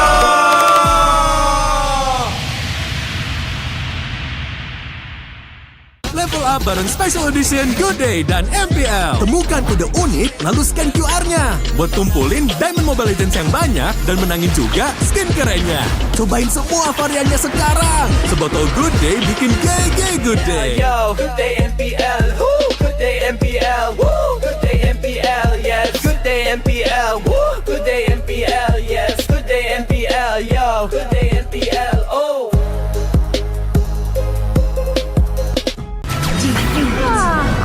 Tenang. Menang kalah, mabar bisa good time. Wah, good time Mobile Legends bang bang. Enak coklatnya, bikin semua bisa good time. Ini nih mainnya.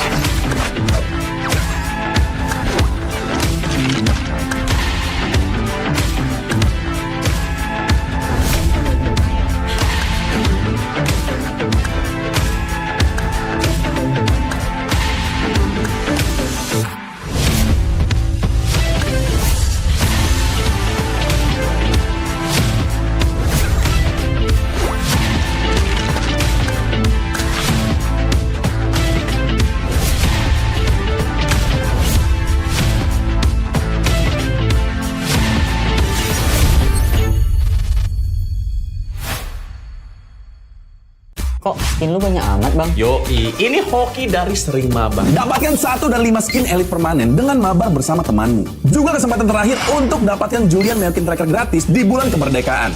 Login MPL ID S16 sekarang. Esports dipulangkan oleh Araki Hoshi. Ternyata Araki Hoshi berhasil untuk dipulangkan di lower bracket.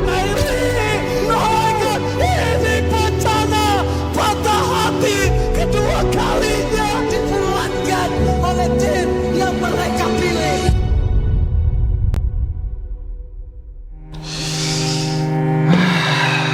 Bete banget ya, gagal mulu. Tapi kan kita Royal Bestie. Gue yakin kita bakal comeback sih. Terus kita bawa pulang Piala M Series deh. Enak lu kalau ngomong. Tim lu kemarin juara. Tim gua gagal MSC, MPL runner up 2 kali lagi. Udah, jangan dipikirin lagi. Kita tuh jago kok. Kalau kata pepatah, kita tuh perintis, bukan pewaris. Gak nyambung sih. Tapi gua akui ya, generasi baru sekarang garis ganas. Respect sama veteran dong. Indonesia bakal comeback dan kita kasih paham sih.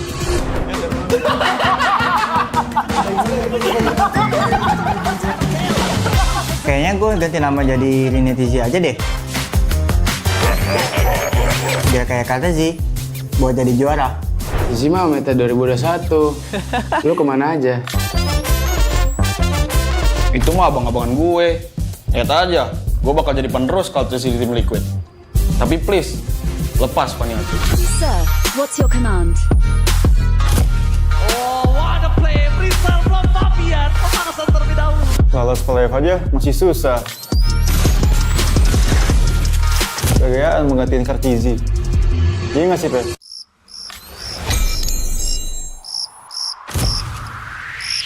Meskipun gue gak pernah lolos ke playoff, setidaknya gue pernah dipuji ke Eral.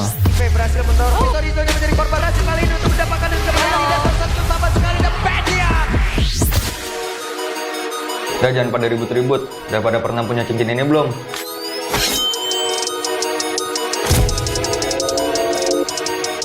Misi deh. Gantian shift dulu ya. This is Keyboard. Kalau bukan karena gue, Monster kill. monster kecil kayak kalian masih main ranked. Intinya satu, konsistensi. Tanpa itu, hilang tuh kayak mereka. Hah? Kok kita sih jadi contoh jeleknya? Sorry guys, udah improve, cuma telat. Sorry. Sorry kok, gue ngecewain lo lagi. Ah, bosen. Banyak mulu.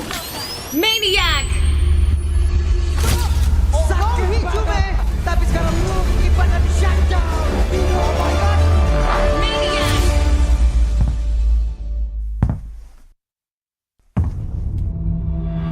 Mau adu Maniac season ini? Pada saat daerahnya sendiri dikagak bisa pisan, tapi masih ada pergerakan di ada dan di mana dirinya dikeroyok. Namun untuk sekarang ada satu peluang Duet. You miss me? Duet belum kalah. Kita kasih paham bahwa era kita masih ada.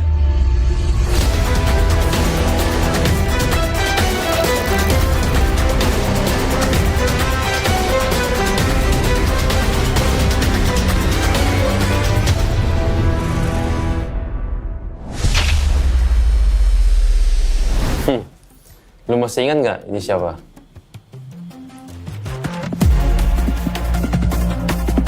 Boleh juga. Tapi lu tahu nggak di atas lu ada siapa?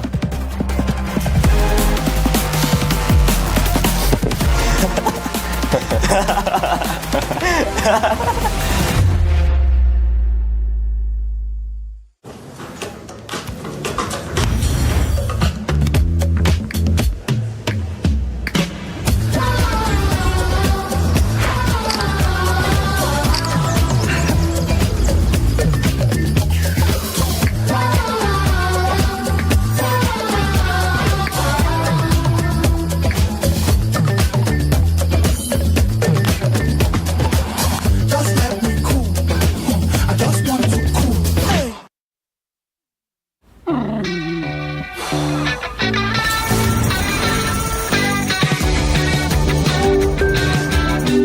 I stop my new puppy from chewing my stuff? Young dogs need a lot of toys to chew. Maybe a rope toy? Yeah, tried that. He's an 8-month terrier. Gotcha. Well, young terriers are super energetic. How about a run?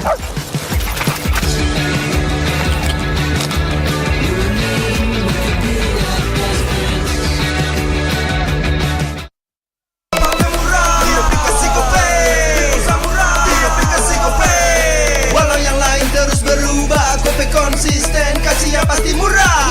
Tagihan murah, di aplikasi Gope transfer 100 kali per bulan. Download aplikasi Gope baru, nggak pakai lama. Dompet andalan gamers banyak damage-nya.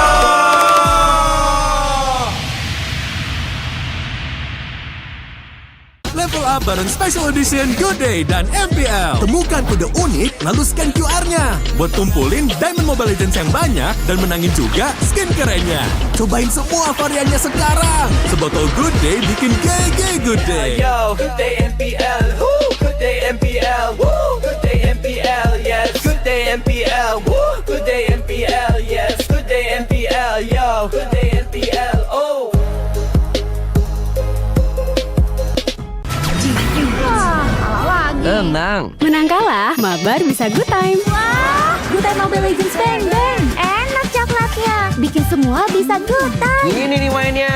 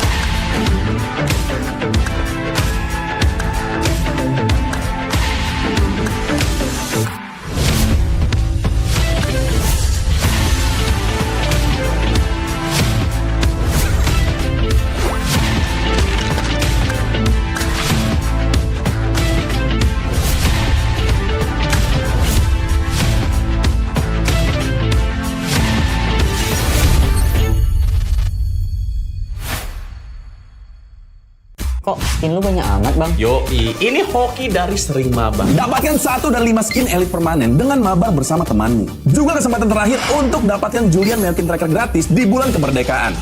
Login MPL ID sekarang. Esports dipulangkan oleh Anarki Hoshi. Ternyata Anarki Hoshi berhasil untuk dipulangkan di lower bracket. Ini bencana patah hati kedua kalinya dipulangkan oleh tim yang mereka pilih.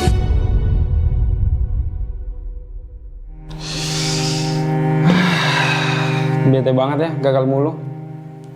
Tapi kan kita Royal Bestie. Gue yakin kita bakal comeback sih. Terus kita bawa pulang Piala M Series deh. Enak lu kalau ngomong. Tim lu kemarin juara. Tim gua gagal MSC, MPL runner up 2 kali lagi. Udah, jangan dipikirin lagi. Kita tuh jago kok. Kalau kata pepatah, kita tuh perintis, bukan pewaris. Gak nyambung sih. Tapi gua akui ya, generasi baru sekarang garis ganas. Respect sama veteran dong. Indonesia bakal comeback dan kita kasih paham sih.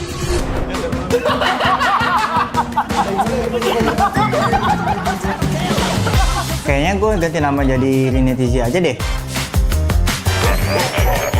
Biar kayak kata sih, buat jadi juara. Isi mah meta 2021. Lu kemana aja? Itu mah abang-abangan gue. Lihat aja, gue bakal jadi penerus kalau di tim Liquid. Tapi please, lepas Paniaci. Sir, what's your command? Oh, what a play! Rizal from Fabian, pemanasan terlebih dahulu. Lolos playoff aja masih susah. Gayaan menggantiin Kartizi. Iya nggak sih, Pe?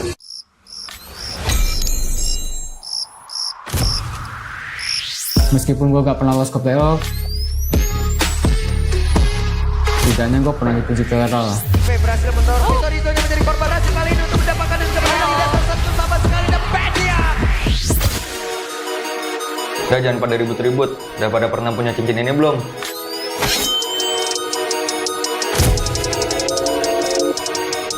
Misi dek. Gantian shift dulu ya. This is Keyboard. Kalau bukan karena gue, Monster kill. monster kecil kayak kalian masih main ranked. Intinya satu, konsistensi. Tanpa itu, hilang tuh kayak mereka. Hah? Kok kita sih jadi jelek-jeleknya? Sorry guys, udah improve, cuma telat. Sorry. Sorry kok, gue ngecewain lo lagi. Ah, bosen. Banyak mulu. Maniac. Sakti Hijume, tapi sekarang lu ibadah shutdown. Oh my god. Maniac.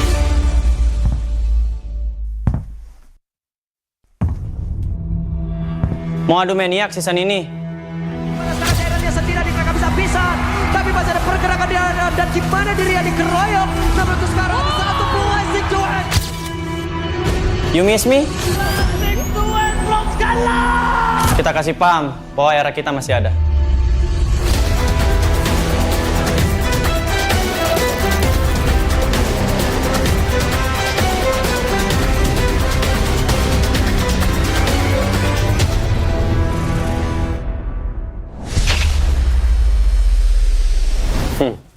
Lu masih ingat nggak ini siapa?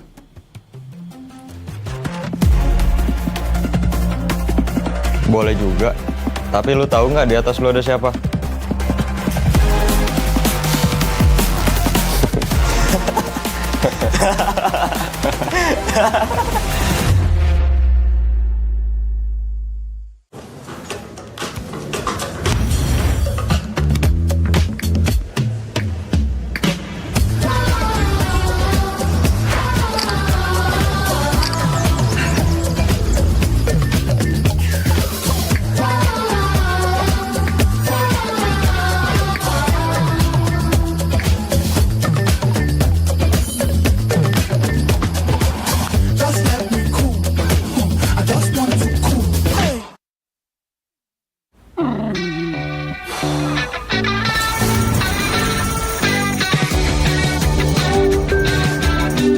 stop my new puppy from chewing my stuff? Young dogs need a lot of toys to chew.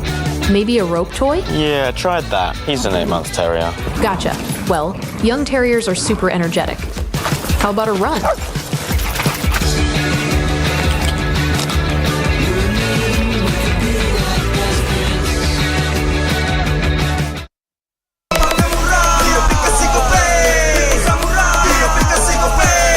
Walau yang lain terus berubah, Gope konsisten, kasih yang pasti murah. Tagihan murah, di aplikasi Gope transfer 100 kali per bulan. Download aplikasi Gope baru, nggak pakai lama. Dompet andalan gamers banyak damage-nya.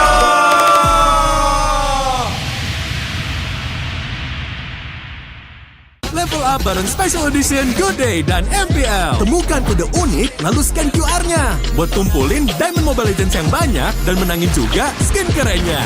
Cobain semua variannya sekarang. Sebotol Good Day bikin GG Good Day. Yo, Good Day MPL, woo, Good Day MPL, woo, Good Day MPL, yes, Good Day MPL, woo, Good Day MPL, yes, Good Day MPL, yo, Good Day MPL, oh.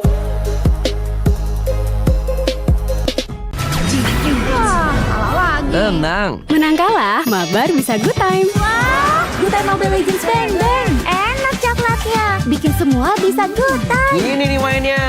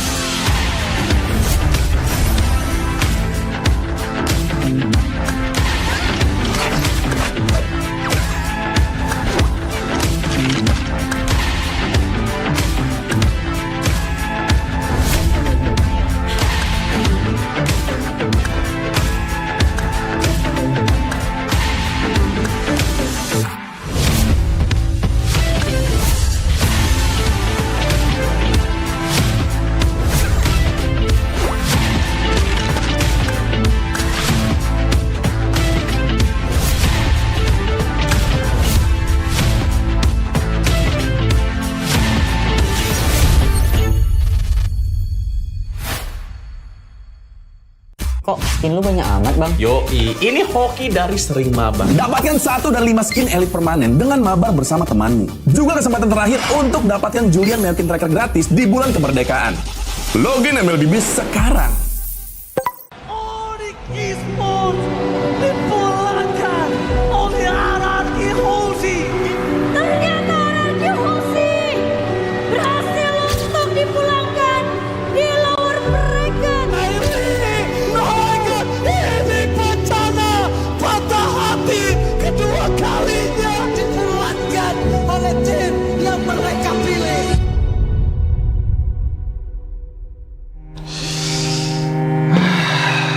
Bete banget ya, gagal mulu. Tapi kan kita Royal Bestie. Gue yakin kita bakal comeback sih. Terus kita bawa pulang Piala M Series deh. Enak lu kalau ngomong. Tim lu kemarin juara. Tim gua gagal MSC, MPL runner up 2 kali lagi. Udah, jangan dipikirin lagi. Kita tuh jago kok. Kalau kata pepatah, kita itu perintis, bukan pewaris. Gak nyambung sih. Tapi gua akui ya, generasi baru sekarang garis ganas. Respect sama veteran dong. Indonesia bakal comeback dan kita kasih paham sih.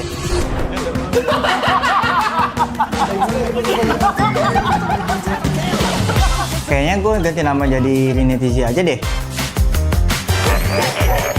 Biar kayak kata sih, buat jadi juara. Zizi mah meta 2021. Lu kemana aja? Itu mah abang-abangan gue. Lihat aja, gue bakal jadi penerus kalau di tim Liquid. Tapi please, lepas Paniati. Sir, what's your command? Oh, what a play! Rizal from Fabian pemanasan terlebih dahulu. Lolos ke live aja masih susah. Gayaan menggantiin Kartizi. Iya nggak sih, Pe?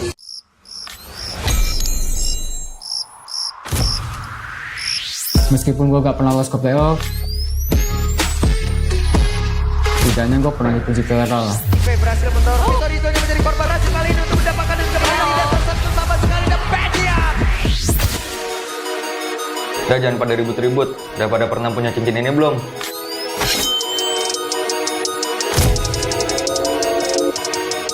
Misi deh. Gantian shift dulu ya. This is Keyboard. Kalau bukan karena gue, Monster kill. monster kecil kayak kalian masih main ranked. Intinya satu, konsistensi. Tanpa itu, hilang tuh kayak mereka. Hah? Kok kita sih jadi contoh jeleknya? Sorry guys, udah improve, cuma telat. Sorry. Sorry kok, gue ngecewain lo lagi. Ah, bosen. Banyak mulu. Maniac. Sakti Hijume, tapi sekarang lu kipan dan shutdown. Oh my god. Maniac.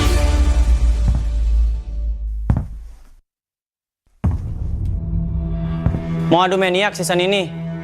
Pada saat daerahnya sendiri mereka bisa pisah, tapi masih ada pergerakan di dalam dan di mana dirinya dikeroyok. Namun untuk sekarang ada satu buah situasi. You miss me? Tuan blok skala. Kita kasih paham bahwa era kita masih ada.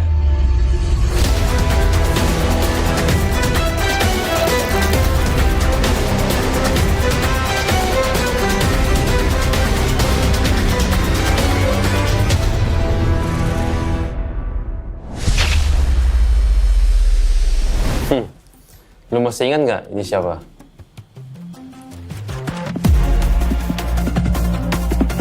Boleh juga. Tapi lu tahu nggak di atas lu ada siapa?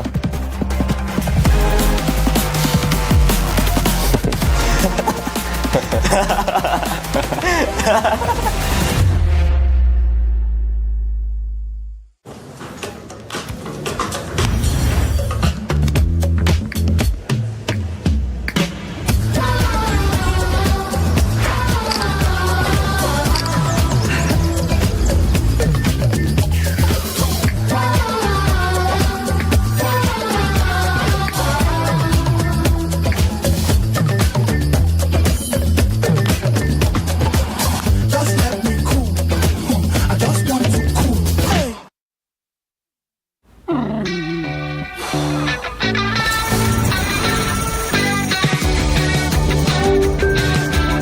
How do I stop my new puppy from chewing my stuff? Young dogs need a lot of toys to chew. Maybe a rope toy? Yeah, I tried that. He's an 8-month terrier. Gotcha.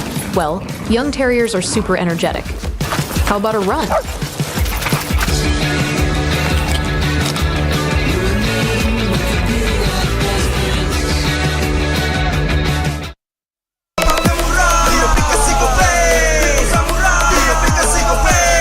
Walau yang lain terus berubah, Gope konsisten, kasih yang pasti murah.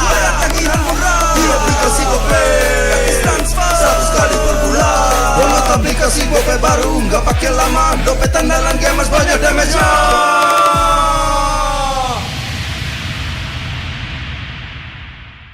Level up bareng Special Edition Good Day dan MPL. Temukan kode unik, lalu scan QR-nya. Buat kumpulin Diamond Mobile Legends yang banyak dan menangin juga skin kerennya. Cobain semua variannya sekarang. Sebotol Good Day bikin GG Good Day. Yo, Good Day MPL, woo, Good Day MPL, woo, Good Day MPL, yes, Good Day MPL, woo, Good Day MPL, yes, Good Day MPL, yo, Good Day MPL, oh.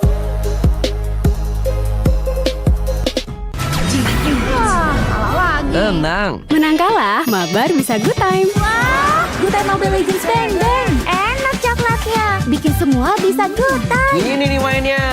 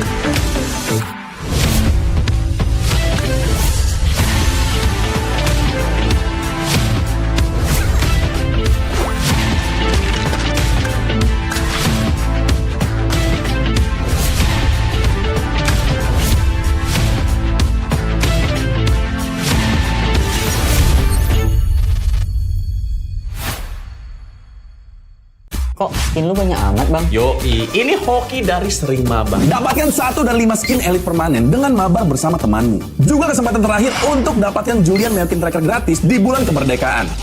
Login MLBB sekarang. Esports dipulangkan oleh Anarki Hoshi. Ternyata Anarki Hoshi berhasil untuk dipulangkan di lower bracket. Ini bencana patah hati kedua kalinya dipulangkan oleh tim yang mereka pilih.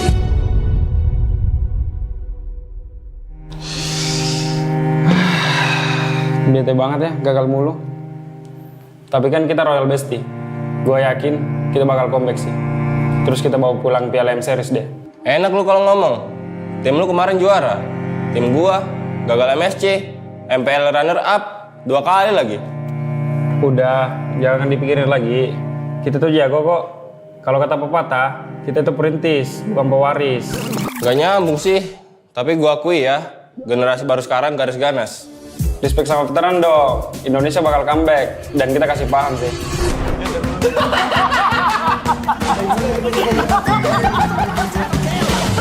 Kayaknya gue ganti nama jadi Rinetizi aja deh. Biar kayak kata sih, buat jadi juara. Isi mah meta 2021. Lu kemana aja? Itu mah abang-abangan gue. Lihat aja, gue bakal jadi penerus kalau di tim Liquid. Tapi please, lepas Paniati. Sir, what's your command?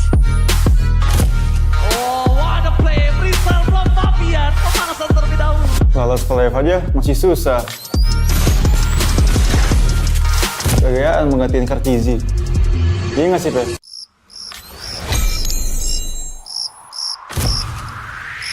Meskipun gue gak pernah lolos ke playoff,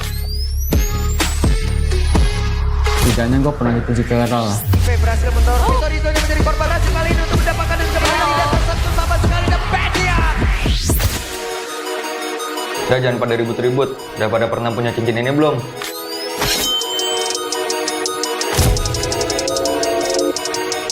Ngisi, Dek. Gantian shift dulu ya. This is Keyboard. Kalau bukan karena gua, Monster kill. monster kecil kayak kalian masih main ranked. Intinya satu, konsistensi. Tanpa itu, hilang tuh kayak mereka. Hah? Kok kita sih jadi contoh jeleknya? Sorry guys, udah improve, cuma telat. Sorry. Sorry kok, gue kecewain lo lagi. Ah, bosen. Banyak mulu. Maniac. Sakit Juve, tapi sekarang lu ibadah di shutdown. Oh my god. Maniac.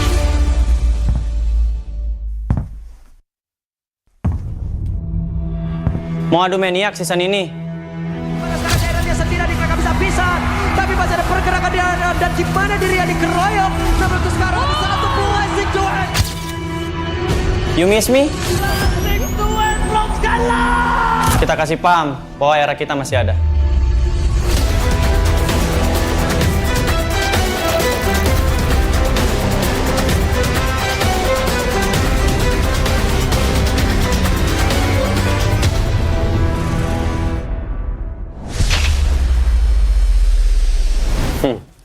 Lu masih ingat nggak ini siapa?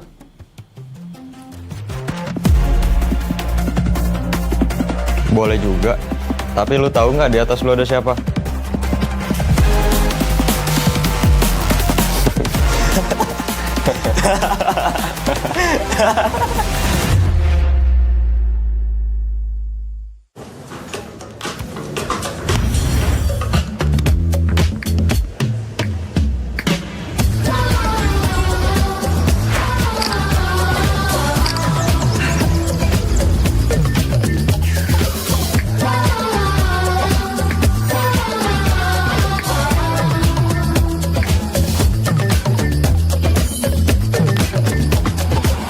Just let me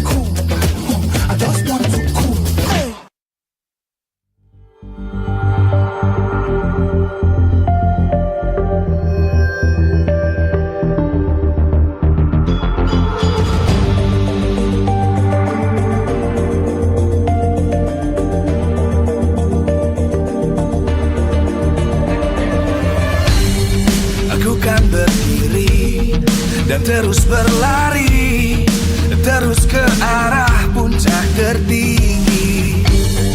Ku takkan berhenti, hanya sampai di sini.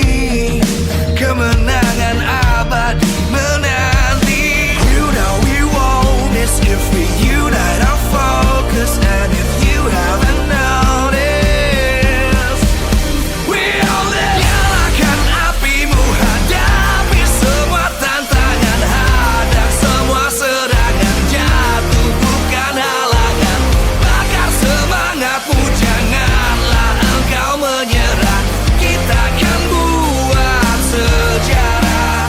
We all this, we won't miss. We all this, we won't miss. Saatnya beraksi, jalani ambisi. Aku kan menyawakan hari ini. You know we won't miss if we unite our focus. And if you haven't noticed, we all live. Nyalakan apimu, hadapi semua tantangan, hadang semua serangan, jatuh bukan halangan. Bakar semangatmu, janganlah engkau menyerah. Kita akan buat sejarah. We all this, we won't miss. We all this, we won't miss. We all this.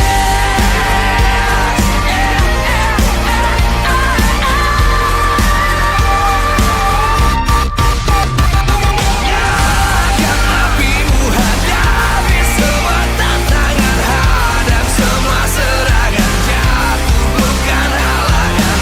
Bakar semangatmu, janganlah engkau menyerah. Kita akan buat sejarah. We all this.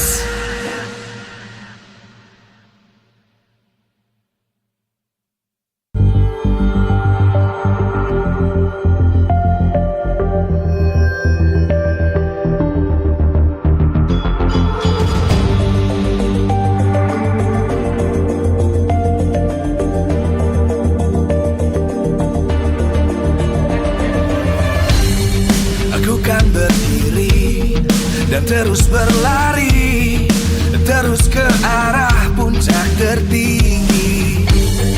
Ku takkan berhenti, hanya sampai di sini. Kemenangan abadi menanti. You know we won't miss if we unite our focus. And if you haven't noticed, we all live. Nyalakan apimu, hadapi semua tantangan, hadang semua serangan, jatuh bukan halangan. Bakar semangatmu, janganlah engkau menyerah. Kita akan buat sejarah.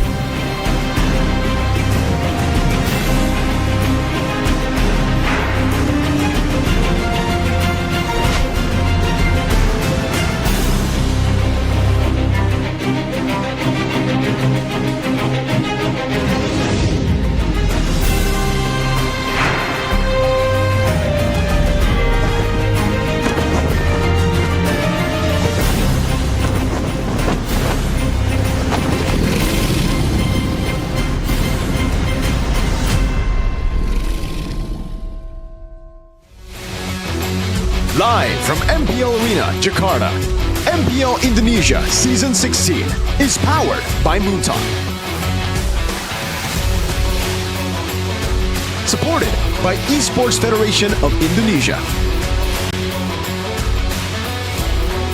Presented by official tournament smartphone, Samsung Galaxy. Official e-wallet, GoPay. Official coffee, Good Day. We own this.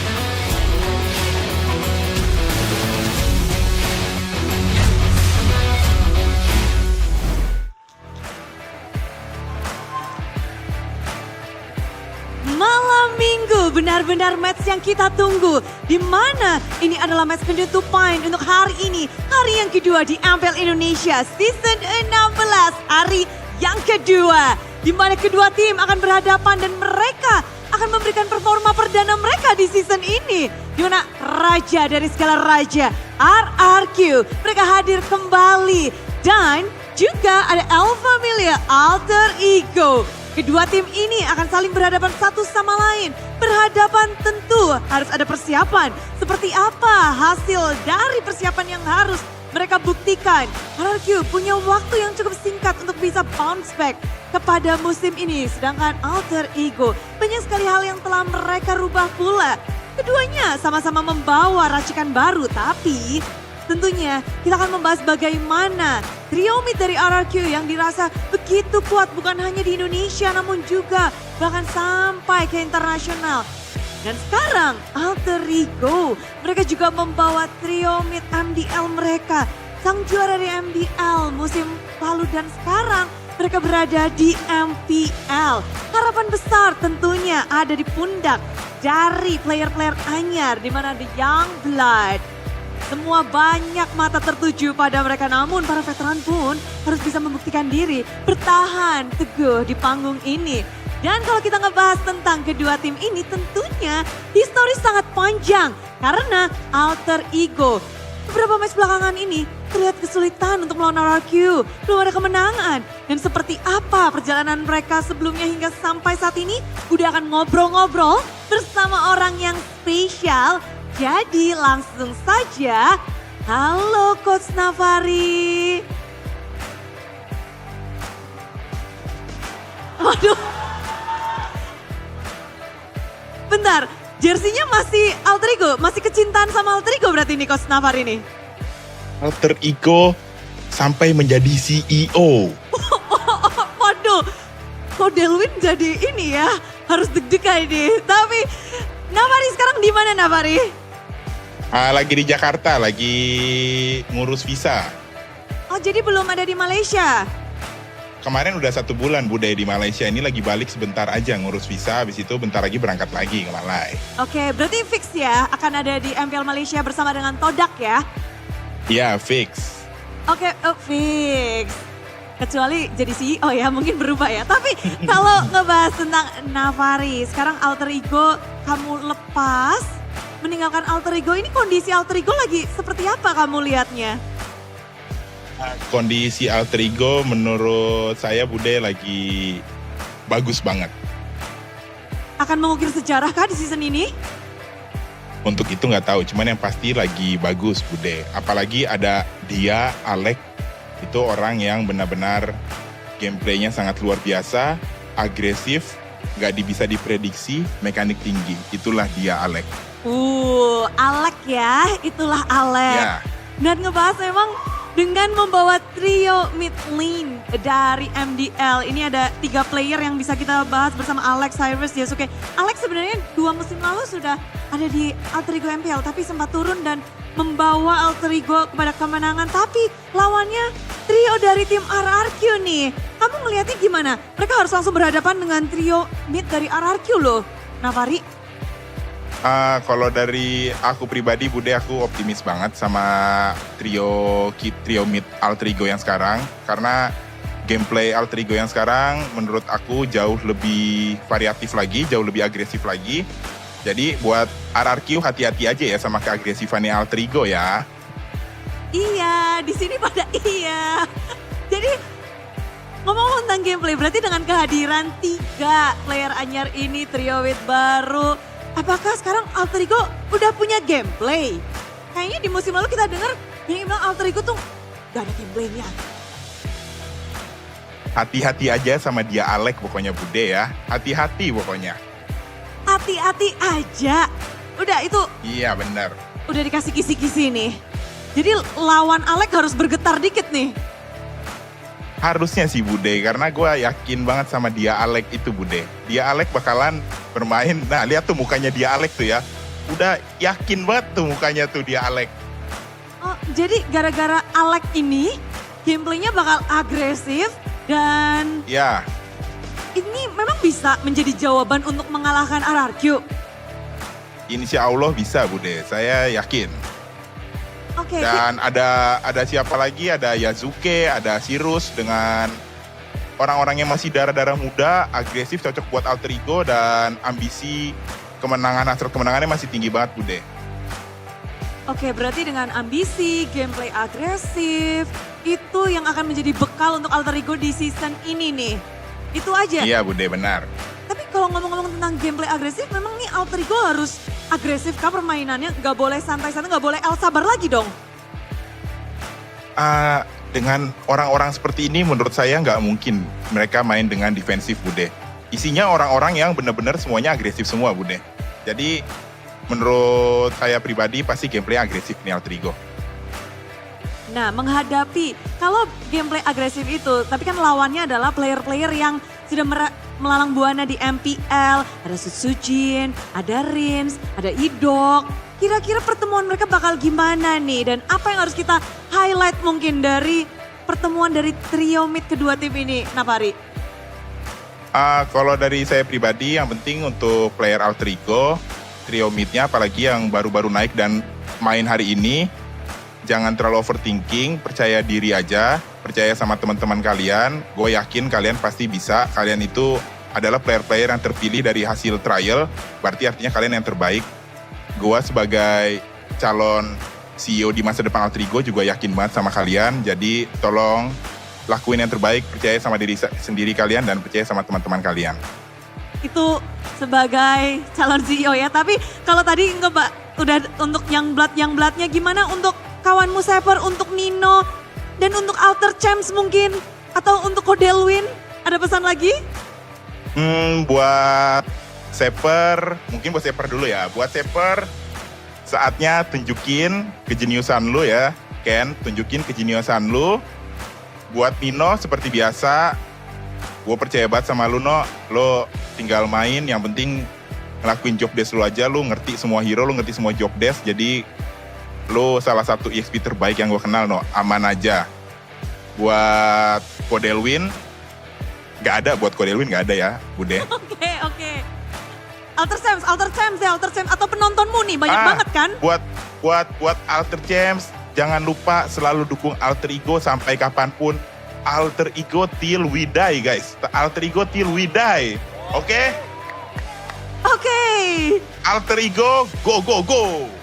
Wow, semangatnya membara dan ditunggu ya. Ngomong Jakarta harusnya datang ke MPL Arena, tapi thank you banget Navari dan good luck untuk perjalanannya bersama Todak di Malaysia. Thank you. Dan nyaris ya, dapat CEO baru tuh Alter Ego. Tapi kalau ngebahas tentang keseruan di MPL tentunya tidak lepas dari dukungan para sponsor dan juga partner. Karena MPL Indonesia Season 16 powered by Moonton, supported by PBSI, presented by Official Tournament Smartphone, Samsung Galaxy, Official e-wallet GoPay, Official Coffee, Good Day, dan partner ini sports ada Simpati, Dunia Games, Games Max, dan Good Time. Dan tak lupa ada advertiser Kacang Sukro dan juga Yoritos. Dan ditambah supplier ada Head and Shoulders, UBS Gold, Royal Guard, dan juga Imaginary. Begitu banyak wajah-wajah penuh pengharapan karena ini adalah tayangan perdana dari kedua tim. Jadi Bude mau lihat semangatnya di malam minggu ini dari Kingdom! Di MPL Arena udah penuh banget yang lagi nobar-nobar juga dari Kingdom. Tapi di sini juga Outer Champs. Kasih semangatnya untuk Alter Ego! Dung, dung, dung, dung, dung, dung, dung. Dan itulah dia keseruan di MPL Arena dan kita akan lebih dalam lagi Clan of Dawn bersama dengan para caster. So caster, let's go.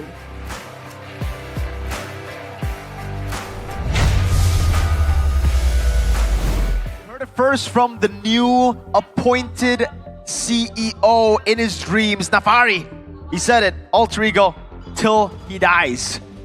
That's an online, but the Alter Champs cheered for it, so I believe the Alter Champs are also alter ego till they die. They're going down with it. And hopefully for them, for their sakes, Alter ego can get a win here today. RQ, they've gone double runner-up, double internationals already. Alter ego kind of need that right now, you know, to release some of the stress from the fans. A little something, a little something. A little something. But we are back here for our final match of the day here. It's your boy Miracle with Gani and Arashi to bring you all the action.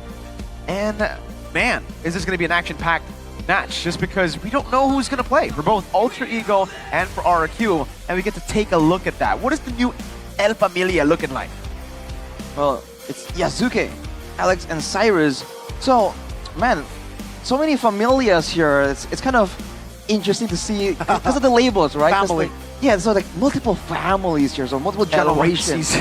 I gotta say, man, the OG El Familia just hits different. Let's be real here. Afterwards, it's pretty good. L1C's 41% win rate. I don't think we can say that's pretty good. Oh man. Oh man. I'm saying like overall, image-wise, you know, like, oh yeah, it's the boys, right? Performance-wise, unfortunately, not quite there yet. Yeah. But hey, now the new El Familias are gonna try and improve those odds, improve that percentage. And honestly, I guess live up to the expectation, because Alter Ego, in a way, right? It's not just a team, you know, it's like, there's a whole like community around it, very passionate. You know, rivals against your team, Mirko. That's why the STM Derby was a thing, the Chaos Derby. Same achievements, you know? Alter Ego beats having a derby with Alter Ego is kind of wild, too. that statement is kind of wild, but the new El Familia. Just say that, brother. El Anomaly Familia as well. We got a glimpse of that, but unfortunately, they've revamped the roster again. Dreams out of the roster now in Todak. Rin still in with Hijume, but that's the big question now. Will he even get the time to play? Yasuke has been phenomenal in MDL because they did win. Alec, Yasuke, Cyrus, they did win in MDL, Alter Ego X. So they're coming in with that momentum of being the MDL champions. And we just saw what the MDL champions, who are now in MPL, did in MPL Philippines. They took down Falcons, bro. That's crazy, Twisted Minds. And hopefully we get to see a little bit of that. You know, some of the rookies performing. Because on the side of RQ, they also have a few changes here and there. I don't know if they're going to be playing. I think safe bet is still Sutsujin Dairen.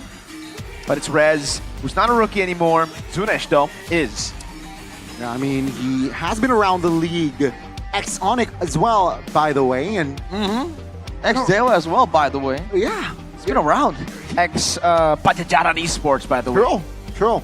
It's been on a journey. Maybe, right, with RQ, maybe really he is able to find. Maybe it's Dewa, not Geekfam. RQ is able to find his home. You know what I mean?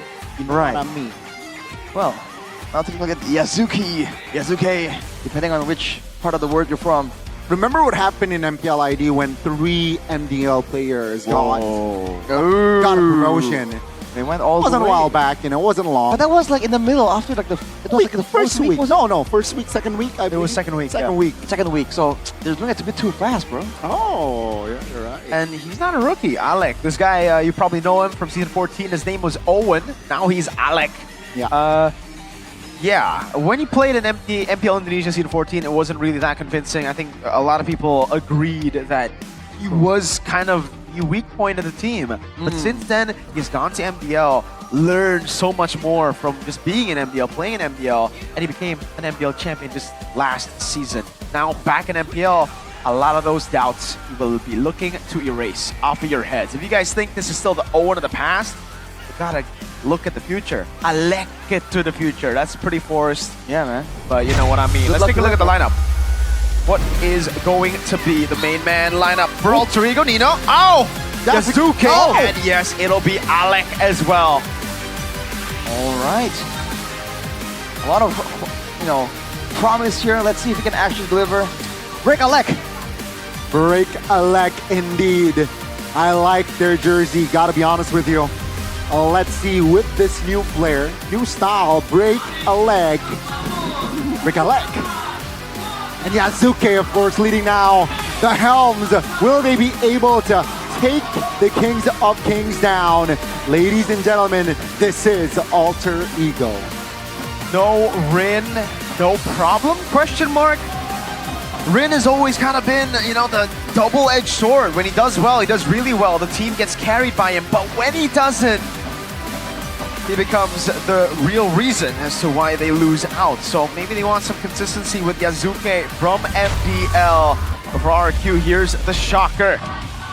It is going to be Rez making his debut, and Zunesh too. Dyron and Sutsujin will just be watching from the stands. Dude, off the bat, 2 players slotted in just like that.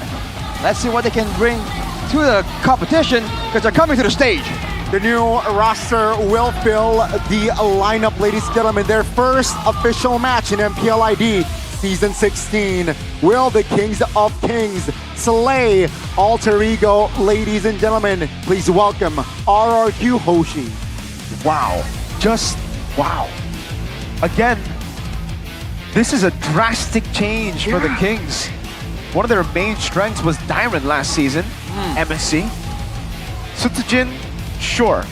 We see a change of that, but Dyron out for Rez. Wow. Definitely going to be the big question, the big headline here for the matchup.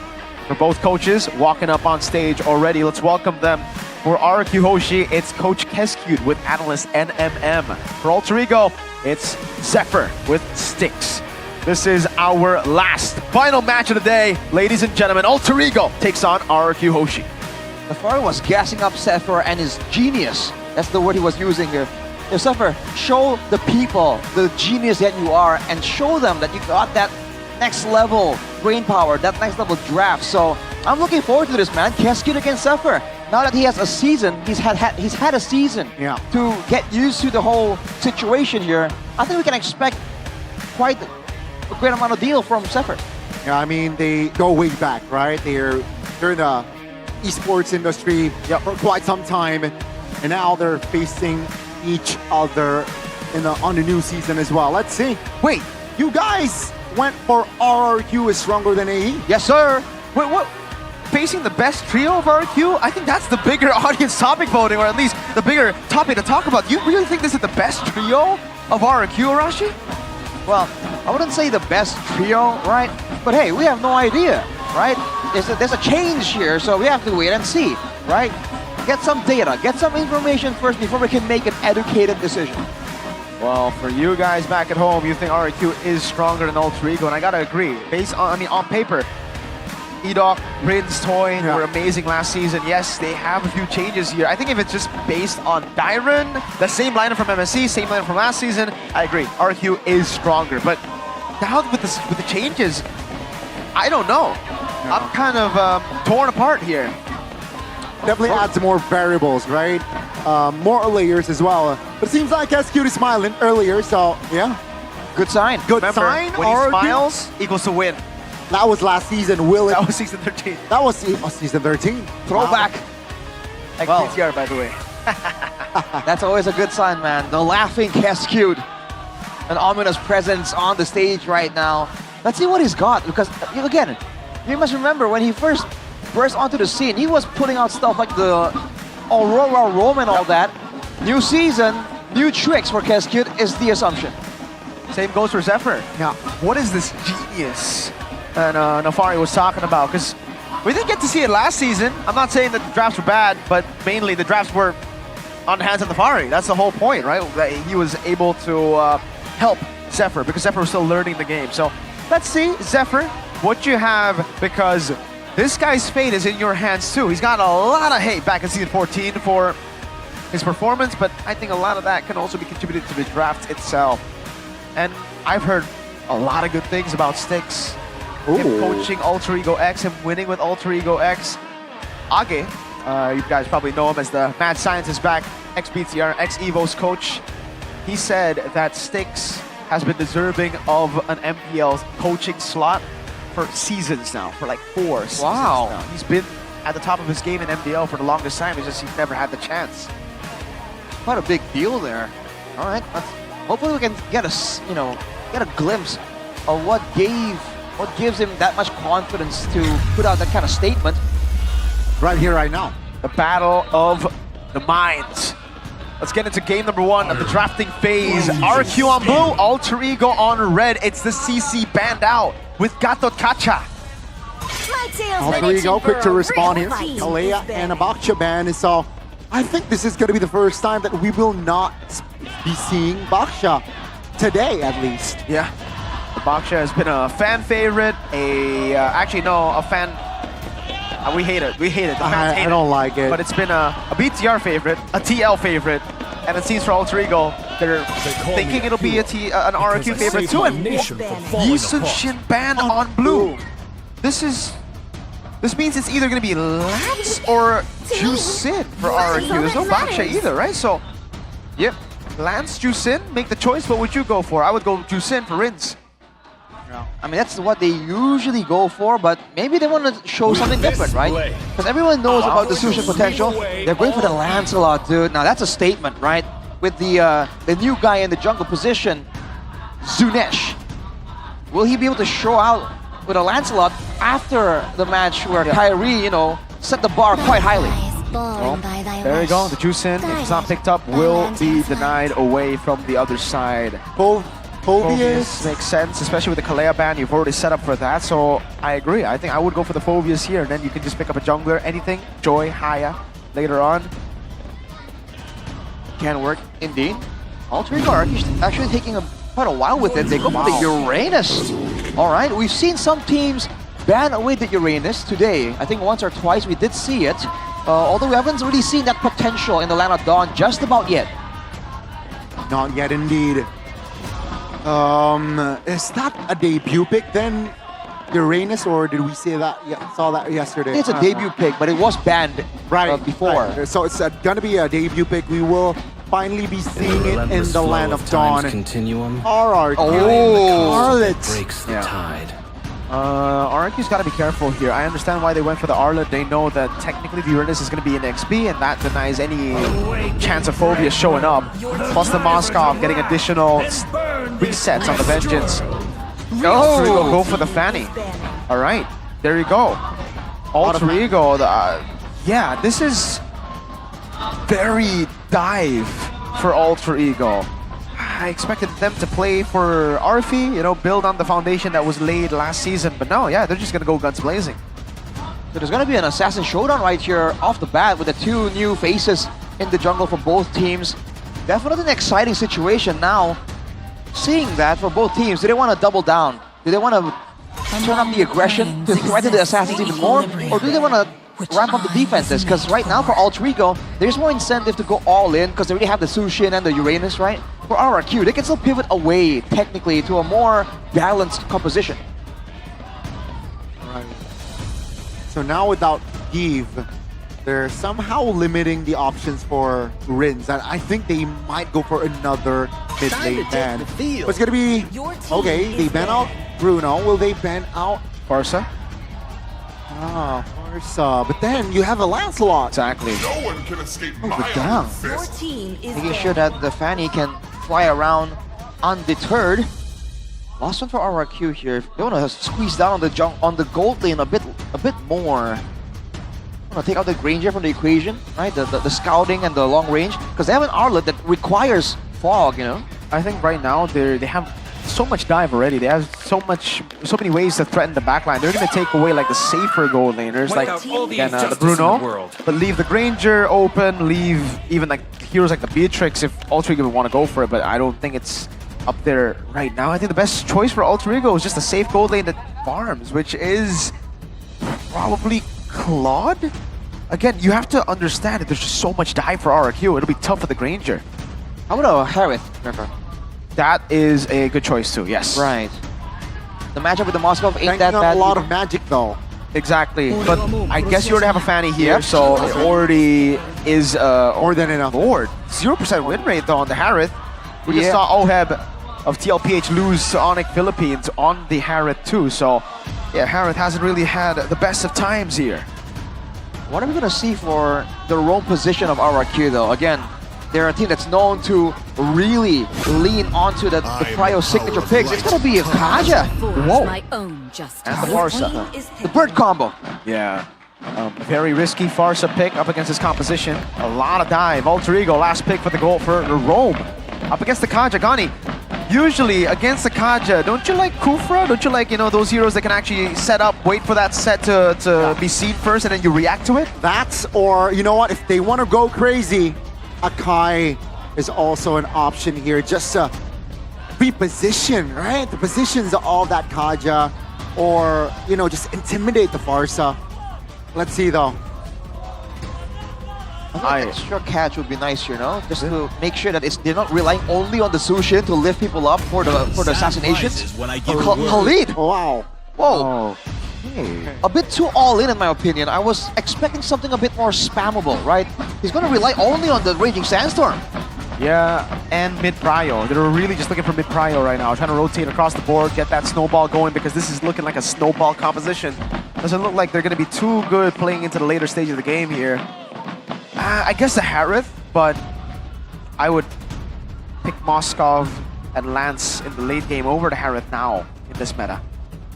I wonder how this Uranus is gonna do right here because there's not a lot of crazy burst or shred coming from RRQ. It's kind of like balanced out, so if Alter Ego do snowball, RRQ might have a hard time just one-shotting the Uranus, especially if some of the items come through. Maybe the Farsa alone won't be enough to really threaten a beefy 3-4 item Uranus. Oh, there you go, boys. Will Uranus be good? We'll find out in Lanadon. Alter Ego. Can they get the ball rolling from the start in their first match, or will RRQ shatter their dreams of that early win streak from the past few early seasons of MPL ID? Here we go. Lanadon indeed. Great question there on the Uranus, but let's see here. Rez and Nino. Ooh, Nino taking a lot of heat there, but still okay. Yeah. Gotta be careful there, man. Early game, the Arlott does a unpredictable amount of damage. Yasuke is going with the Impure Rage, by the way, so that's interesting, but Rins! Oh, Alec finds first blood. Welcome back to MPL. No respect from Rins. He just stands there, takes it. He knows that the Khalid, we were talking about this, mid-pressure is all Alter Ego went for, and he just stood there. Yeah, but not what we were expecting. Man, looking at the Ambulance by GamesMax here, while we do have the time, put yourself together for Edok, trying to get some more settings, some more playmaking, a new hero potentially in his arsenal. But look at Alter Ego, man. Agility on both the Sushin and the Uranus. It's all about maybe out-sustaining, having almost unlimited resources for the Sushin and the Uranus in the lane and allowing them to bleed over the pressure into the jungles, into the other lanes as well. And now we get to see Alec do what we've been expecting, that early aggression. Oh my lord. Looking to avenge his teammate, perhaps. Alex, Hijume is there to back him up. Now, Zunesh claims that kill. Top lane, though. Good action here. Nino might find himself in a sticky situation, but is still able to survive from that situation. Yeah, unfortunate.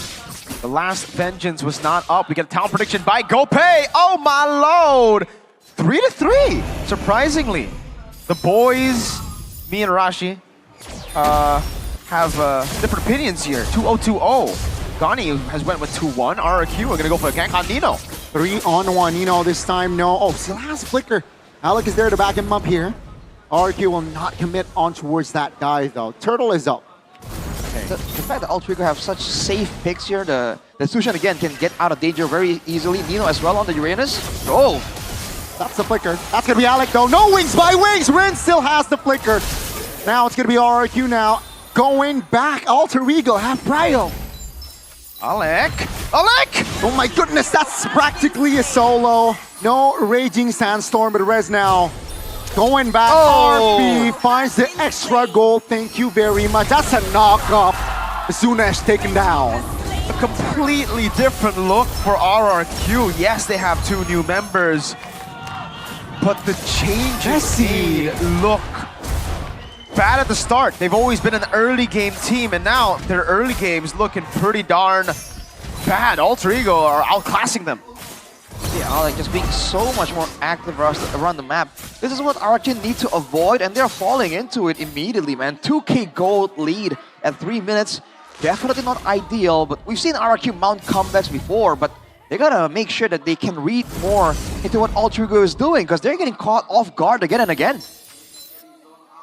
And it's going to be real tough for RRQ to handle Altrigo with their constant brawling. I don't know if it's still the same style. Alec in the bush. Great Sandstorm! 2v1. Lancelot is there. That's going to be the Divine Judgment. Locking Alec down. A little too complacent there. Yeah.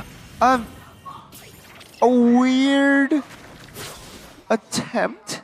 But I guess it takes away the pressure from the rest of them. I'm trying to make sense of that. Yeah, because no one was there to follow up. Yeah.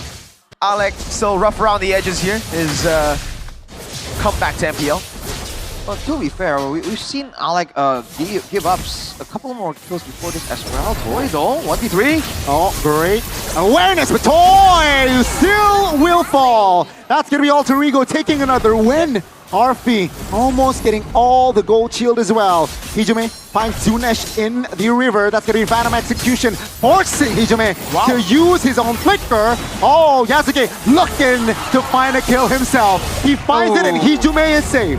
Wow, so it ended up working. Alec, I said rough around the edges. Turns out it was all planned. He went in Raging Sandstorm, baited out the Divine Judgment so that they could make that play down below. Fanny became free. Interesting. Layers of strategy here shown by Altrigo.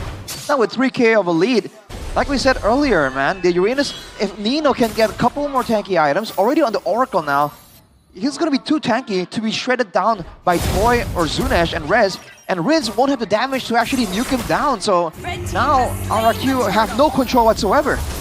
Oh, their agenda is clear. Rez now looking for a defense, looking for it clear. Seems like he will get it. Bottom side, it's a different action here. Shaman Force will be able to just shoo RRQ members away. Riz is still staying in the bush. He needs to respect Alec, who can jump on him. And he does, wings by wings.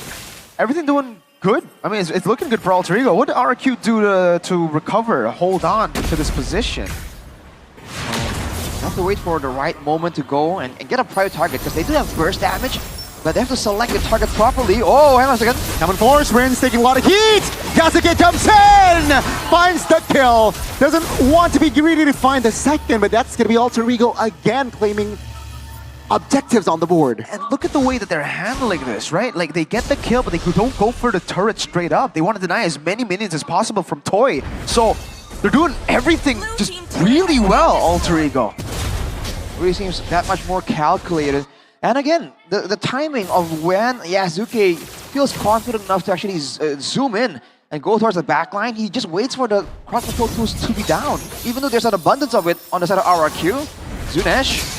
Oh, I think Yasuke jumps in. Oh my goodness, great flash! Alec finds the connection and Yasuke will clean house. That's gonna be another turret taken down. Altrigo, 6k gold lead. Untouchable 2, not a single player died from Altrigo. RRQ don't know what to do. They're lost. 3-0 there. Every single time Altrigo starts a sequence, like, you know, a rush towards them, they immediately run backwards and there's nothing they can do because they can't do enough damage to threaten the frontliners. Even at this point, Alec is too tanky to actually shut down through the quicksand guard as well. So they can't really threaten the frontliners. And all they have to do is back away because they know behind those frontliners comes that Fanny, comes the Sushin and Arfi on the Harriet, who hasn't really been participating in the fights just yet. He has a lot of gold at his disposal. Now the big concern, I guess, for a lot of the Ultra Champs is, do they still have the passive? Do these players have the passive of the past? Altrigo, oh wow, raise it! What? That's a roamer, by the way. Irok bursted down with Arfi in the vicinity. They want the mid now. Zunesh, great timing on skills, but that's gonna be Altrigo just collecting another turtle. The Altrigo of the past would have this gold lead and would throw, would go for a big team fight, would just constantly build through team fights. I think it's already different in Russia because Altrigo, they're not just winning through team fights, they're clean. Macro, moves, rotations around the map. A lot more calculated, that's for sure. while Altrigo are just corralling RRQ, forcing them to stick together, you can see they're letting RFE farm up a storm. When I said he was sitting on a good amount of gold earlier, that was 6,000-ish. Now he's at 7,200. He is farming up really, really efficiently on that Harriet that will scale crazy to the late game. That's the Holy Crystal, man. 8k gold advantage for Altrigo, and they're getting it not just by the skirmishes, not just by the fights, but also by the resource management across the Land of Dawn. It's an 8,000 gold lead built up. And RRQ, Alec, be careful, Alec concealed! Let's say, oh, that's a great Raging Sandstorm. Bottom turret will be taken care of. Oh my goodness, Yasuke! Stop this guy! Finds one, finds three! That's Yasuke in the building! Triple kill for Yasuke! Altrigo! Oh, he's gonna go for more! Oh, 1v1! Welcome to MPL, Yasuke. 9-0 and 2. That's not just a welcome, it's a red carpet thrown below him. As RP goes for the turret. Oh, he might get it now. They will not force this one. Feather airstrike is popped there. Alter Ego will retreat. 7 seconds on the next Lord here, or the first Lord rather. And Alter Ego, they're dominating. Arashi, I'm stunned. What do you have to say? I'm surprised, dude. RRQ, it really feels like they don't really have the clear kind of game plan they usually have that we've come to expect from RRQ. And on the other hand, I'm very impressed by Altrigo as well, because you can see the movement here. It's not random at all, man. Everything is planned out. Who they're supposed to be targeting as well, who's gonna force Edok to use the Divine Judgment, and everything else in the rotations and in the team fights are being calculated right here. So RRQ, they're really struggling to find any kind of mistake that they usually can use to start mounting a comeback. And now it's just a slow build. Again, I didn't really feel any of that passive of Altrigo. Again, the passive of them leading and then later on losing, just because of how calculated they've been throughout the 10 minutes of this game. How they've built that 10,000 gold lead, a winner crown as well for Hijume. So they've got respect. It's not an all-in type of Altrigo like we've seen in the past. And the new additions to the team right now, I mean, Yasuke is doing amazing, right? A more balanced look. And Alec as well. I think we were, concerned if it's gonna work out, especially with the Khalid we haven't seen for a while, but he's just doing great. Again, it's not just the execution, it's also the planning, right? How he's gonna force RRQ to exhaust resources. And as of right now, I think if Altrigo don't make a massive blunder, I think this is a done deal. Zunesh in the mid lane. Oh, it's just the right call. Great usage there on the skull. Still able to escape. Lord, though, still a problem. That's gonna be the turret taken down. Nino looking for an engage. Perhaps Hijume pops the ult. Trying to find a connection there. Edok very low. Final slash pop. Winter crown pops as well. Rez taking a lot of hit flickers out of danger. Feather airstrike inside the turret, but Yasuke here doesn't really find the connection onto a member of RRQ just yet. Get a base turret, a mid lane tier 2 as well. Zunesh. Oh, will ultimate a fight here. Alec is... no, my goodness, an opening. The damage is there. That's gonna be Nino. Trying to juke members. Rest taken out. Yasuke out of nowhere finds the double.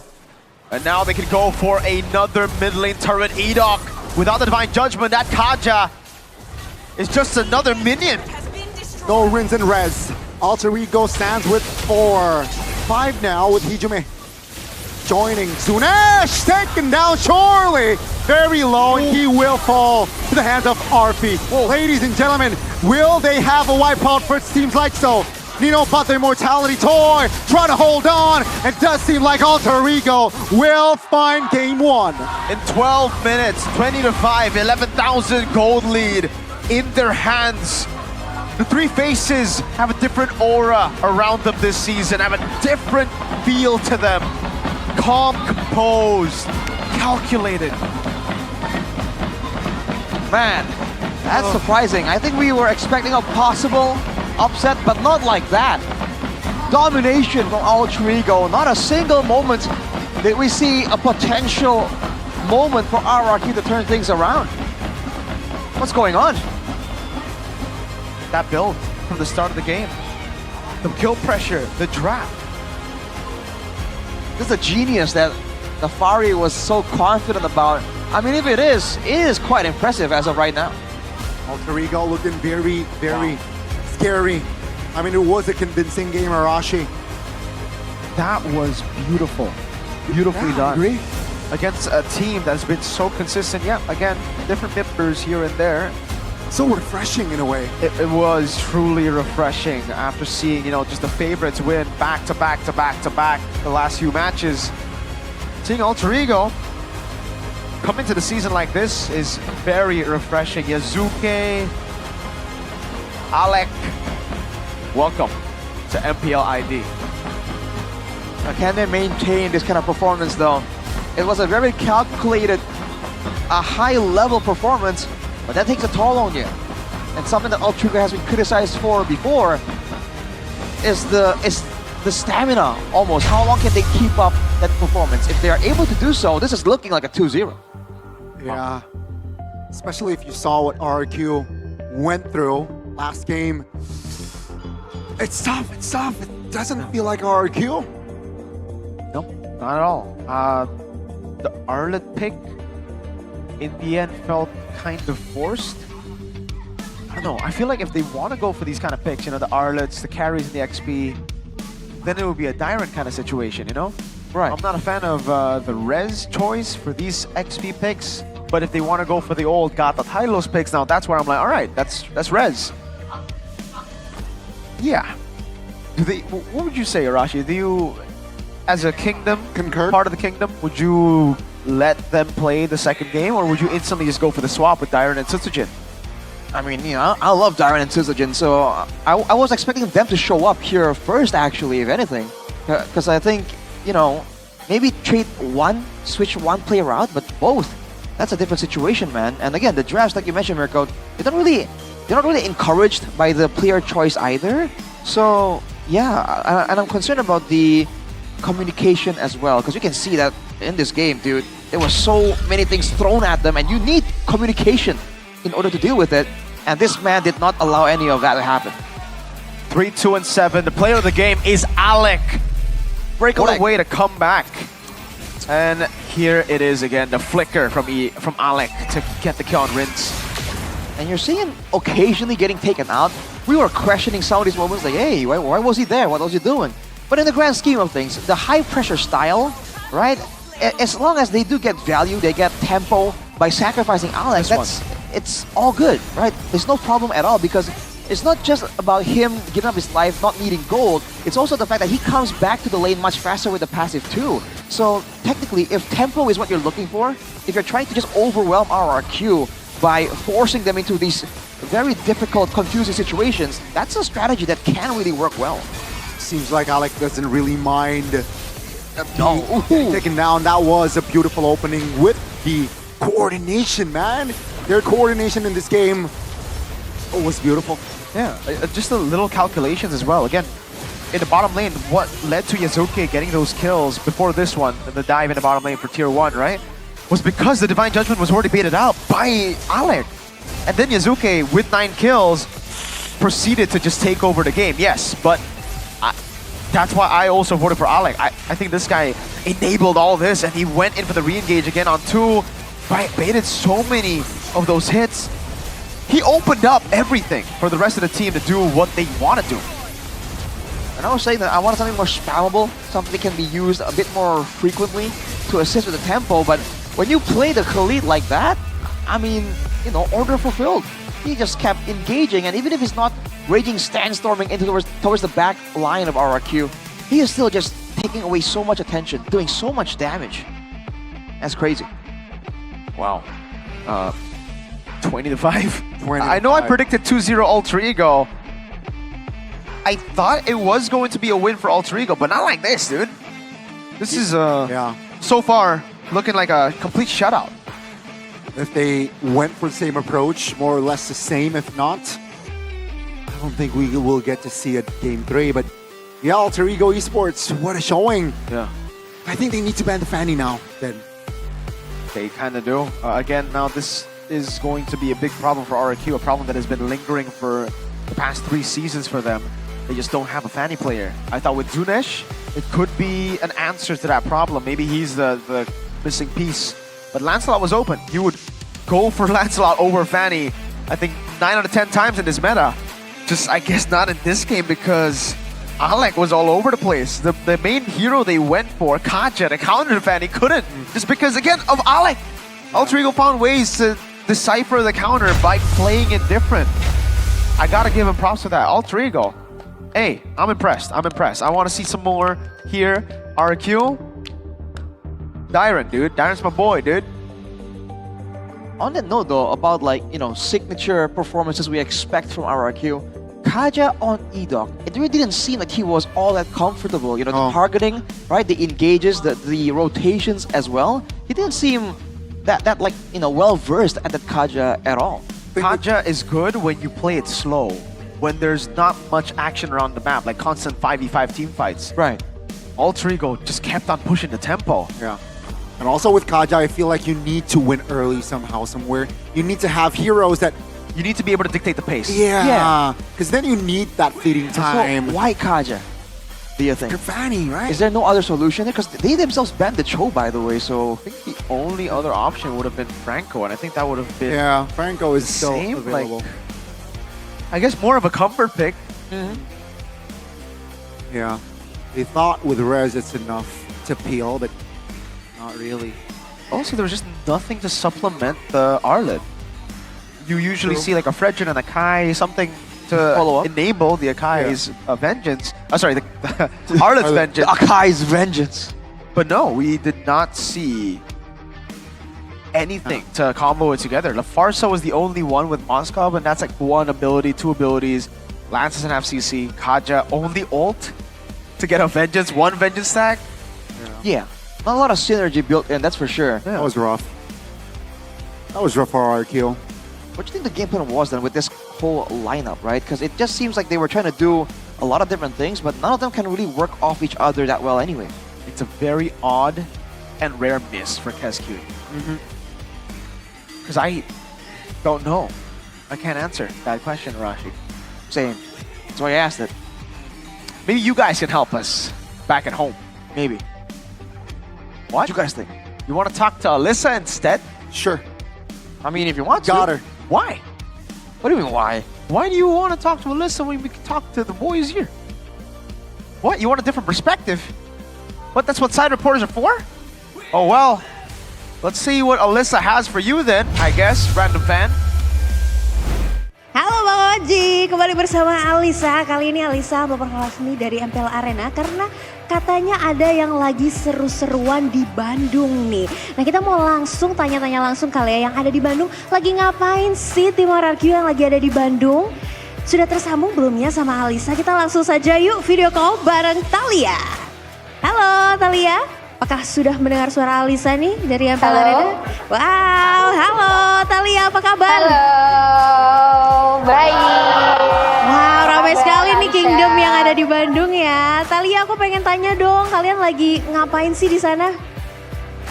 Oke, di sini tuh kita lagi watch party ya tentunya. Dan kita ini sekarang lagi ada di RRQ Arena Bandung yang baru soft opening hari ini.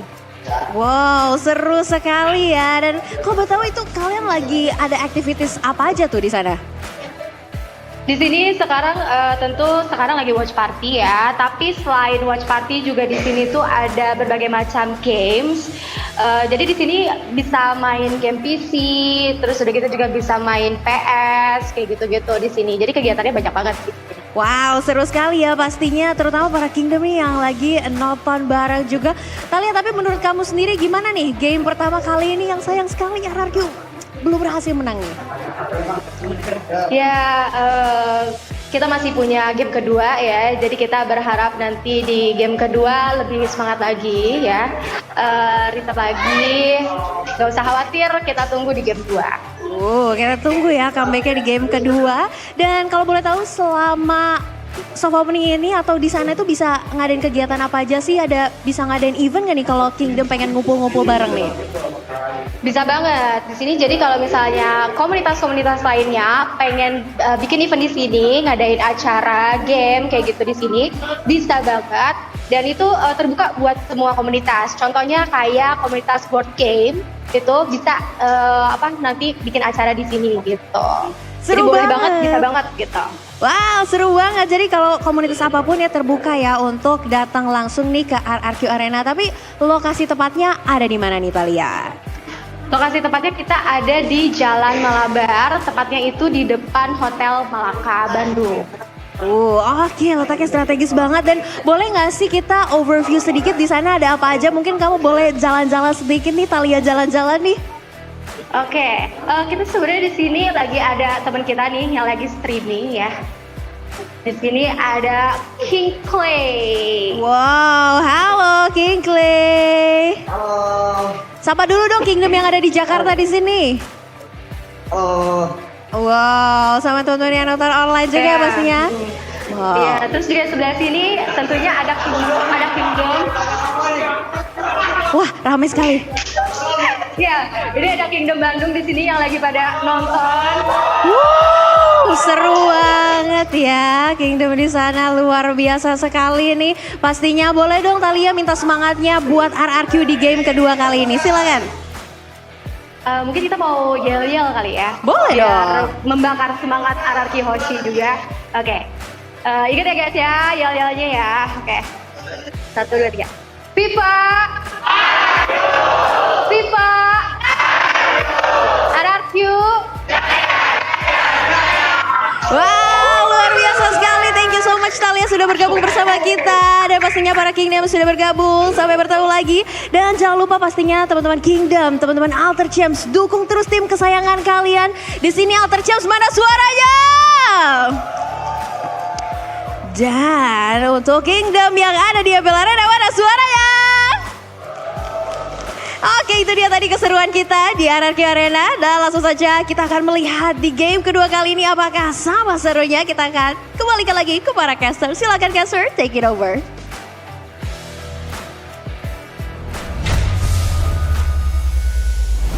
Arashi, it's okay. They can still come back. It's okay, brother. You don't need to be too. Hey, what's up? I said they're gonna come back. Yeah, see, guys, they're gonna come back, guys. All right, like Kingdom Man right here, Kingdom Man outside there. You could see earlier with a segment with Clay and Thalia. Yeah. That the Kingdom are still in high spirits. They are dedicated. Don't worry, guys. They will get the job done. Yeah, Kingdom here kind of mellow, you know, after seeing that game. But honestly, it was kind of shocking, right? For a lot of them, they're used to winning every single first match of the season. RQ, since Kesq, they've always just won first match of the season. Facts. So this is a bit of a shocker, a bit of like, whoa, okay, we got to reset. Now the big question, would you still keep Rez and Zunesh after that, or you pull an Evos on Erlan? You do pull a the plug. housing? Do you do a house?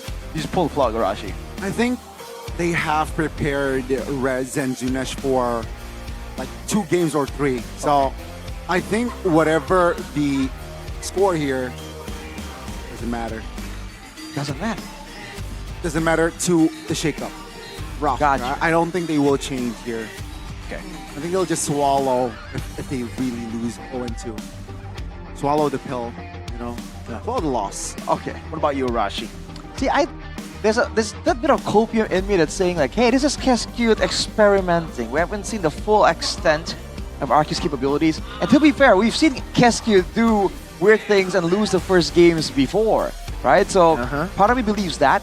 But the more pragmatic Arashi is like, okay, hey, Kesq knows how to solve issues, right? So we've seen the strong suits, a lot of good things from Altrigo. I think for sure after that, you know, quite a significant break, it's gotta be at least some kind of improvement. Yes. Even if they do get swept, I think it's gonna be a much closer second game.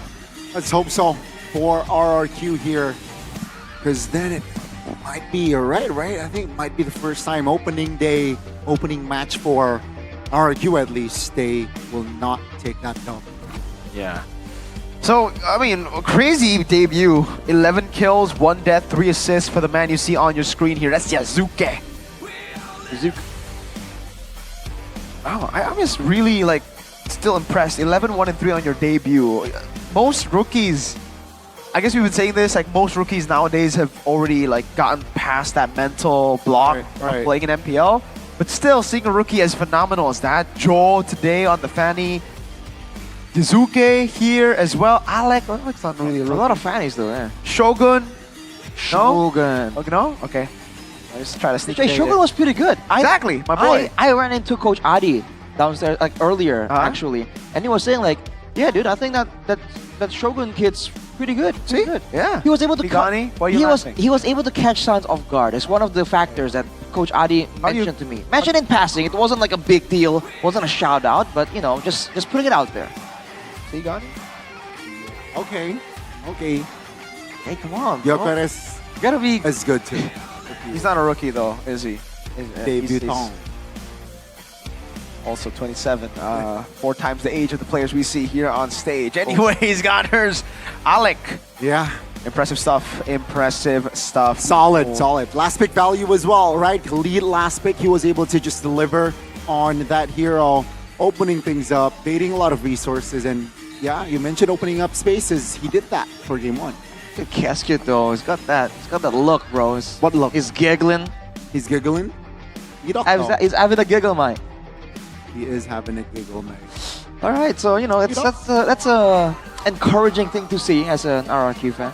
What about Hidok here? Do you sense confidence or? Hidok always has that confidence, right? Have you met the guy? The guy's a stoic I have and confident. met him. He just stands there. MSC and we get to take a picture. Oh, you got a picture with him. Ah, okay. What about Toy? Did you not get a picture with Toy? I wasn't able to get the pleasure to meet Toy in person. Well, maybe you can do it here if they win. Drafting phase game number 2.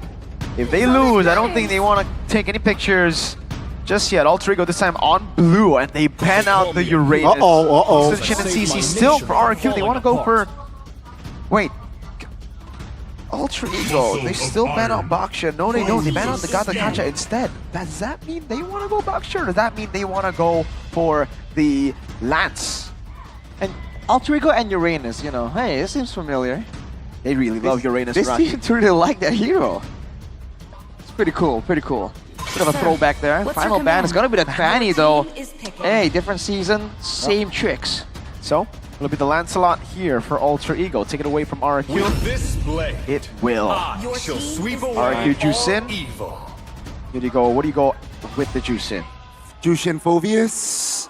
And then Farsa for Alter Ego. Does that work? But then the Alter Ego can just go Farsa, Kalea, and then they have a very ridiculous line. Oh, it's gonna be it's similar on it. Yep. ETR. You think RQ's gonna go Baksha? Baksha Juicin? Probably not. I don't know about the Sushin, honestly, but I don't think you want to give Lance Juicin to the other side. So they go Kalea Juicin, I think. Okay, there you go. Should be Kalea Juicin. Should be. Unless they go Kalea Farsa, that actually works too. it can work, indeed. But if that's the case, then they don't need to pick up the mid laner first, yeah. So they can just go for a gold lane, even though that's kind of weird because the Farsa can now show up on the other side. Alright, a lot to think about here. RQ can pick up the Farsa later if it's not picked up. Again, there you go, that's the Juicin. So it is Juicin Lance. I mean, we were talking about how you shouldn't pick a Harriet into a Farsa, right? But Alter Ego says, we'll take the Sushin, it's fine. We want that high tempo style, right? And the Sushin is perfect for that. It's also because of the Fanny, the other boys able to like really stop the backline. Do they just go Moskov here and just go like safe choice, or do they try to match that mid prio? I really like the Moskov pick here. Yeah, okay, at least a marksman, right? So another blink hero. Another blink hero, and it seems like their theme is just dive, right? With Jushin, you can dive, Claude, Lancelot. The response, though, yeah, Hayabusa. Not. So they're hiding the mid. Okay, I know why you wouldn't go for Farsa here, but I thought that could have been a different angle. All right. So Alter Ego, you think they're gonna ban Farsa Yves? They don't even need to right now. Claude and Lancelot are very good against the Eve and the Farsa and the Juicin too, technically, because like you just want to against a Eve, you just want a mobile composition, but they end up still banning the Eve. So what are they planning? They just want RRQ to go Farsa? Is that it? Like, do they really like going up against Rins on Farsa? Is that an easy pick? I mean, Rins is quite well known to be good on the Eve, if anything. On the Farsa, not exactly all that vulnerable either. It might just be a whole respect thing, you know, Eve against Tsushin, right? That's the whole counter matchup. The Khalid ban though, that's interesting. Not even like the whole, very meta roam pick anyway, so Ultrigo I think still have a couple of good like aggressive style roamers at their disposal. I agree, but after what Alec did earlier, it actually deserves a ban, right? Yeah. Especially you're going up again, especially if you're already invested in a Hayabusa as well. Hey, okay, yeah, you're right. RRQ will pick up that Farsa for Rins. Now, is Hilda an option? Yeah, I was about to say the Hilda comes up to mind. I think aside from the Hilda, Ultrigo can also... there's no Gatot. I was going to say like Phobius Gatot could be a case, but you can't just go Phobius into Kalea. Do they go Lapu here? I would say Lapu. There you go. Alright, Rome. Still very much dive here, so if RRQ goes for the Phobius, then Mirko, so they're kind of clumped up here. Yeah. So what is this for Ultrigo? To lead the charge. Okay. It is the Hilda. There you go, Hilda Rome. Solid against the Hayabusa, great against the Farsa, RRQ. Yeah. Phobius last pick. Not really a fan of that, honestly. Stoppers, right? Surely. And they need a frontline too, because the Kalea can't solo frontline. Is Hylos it's banned. Oh, you're right. They banned. No Gatot, no Hylos, none of the enablers that you would expect for Rez. Yeah. Glue? Grok? Grok is banned, I think. Esmeralda. Wow. Esme to win against the Lapu in lane. Alright. Okay. At least we have a winning lane angle here with the Esme. Man, but there won't be a solid like tank in the front line, man, so it's going to be quite dangerous if Ultrigo really get the ball rolling like they did in game number 1. They really doubled down again here in game 2. Let's see what will change. Will Ultrigo continue their momentum, or will we extend and see a game 3? That's a good question, Mr. G. Thank you, Mr. M. We'll find out. Ladies and gentlemen, do you think RQ have what it takes to equalize here? Or do you think Ultrigo have the better draft to end things right now? Woo! RQ on the back foot, something we haven't seen in a while in the local scene, domestically. But we find it here in the Land of Dawn for Season 16. Perhaps the final game if Ultrigo can close it out. See how this goes, man. You can see the respect already given by Ultrigo to Purifies. They don't want to deal with Edok and his catches. In the combo department, Kalea and the Farsa, that's the only real combo that they have. We'll see if that's enough to actually threaten Ultrigo enough. Look at this though, careful. Okay. So, in the early game at least, Hilda... Hold on.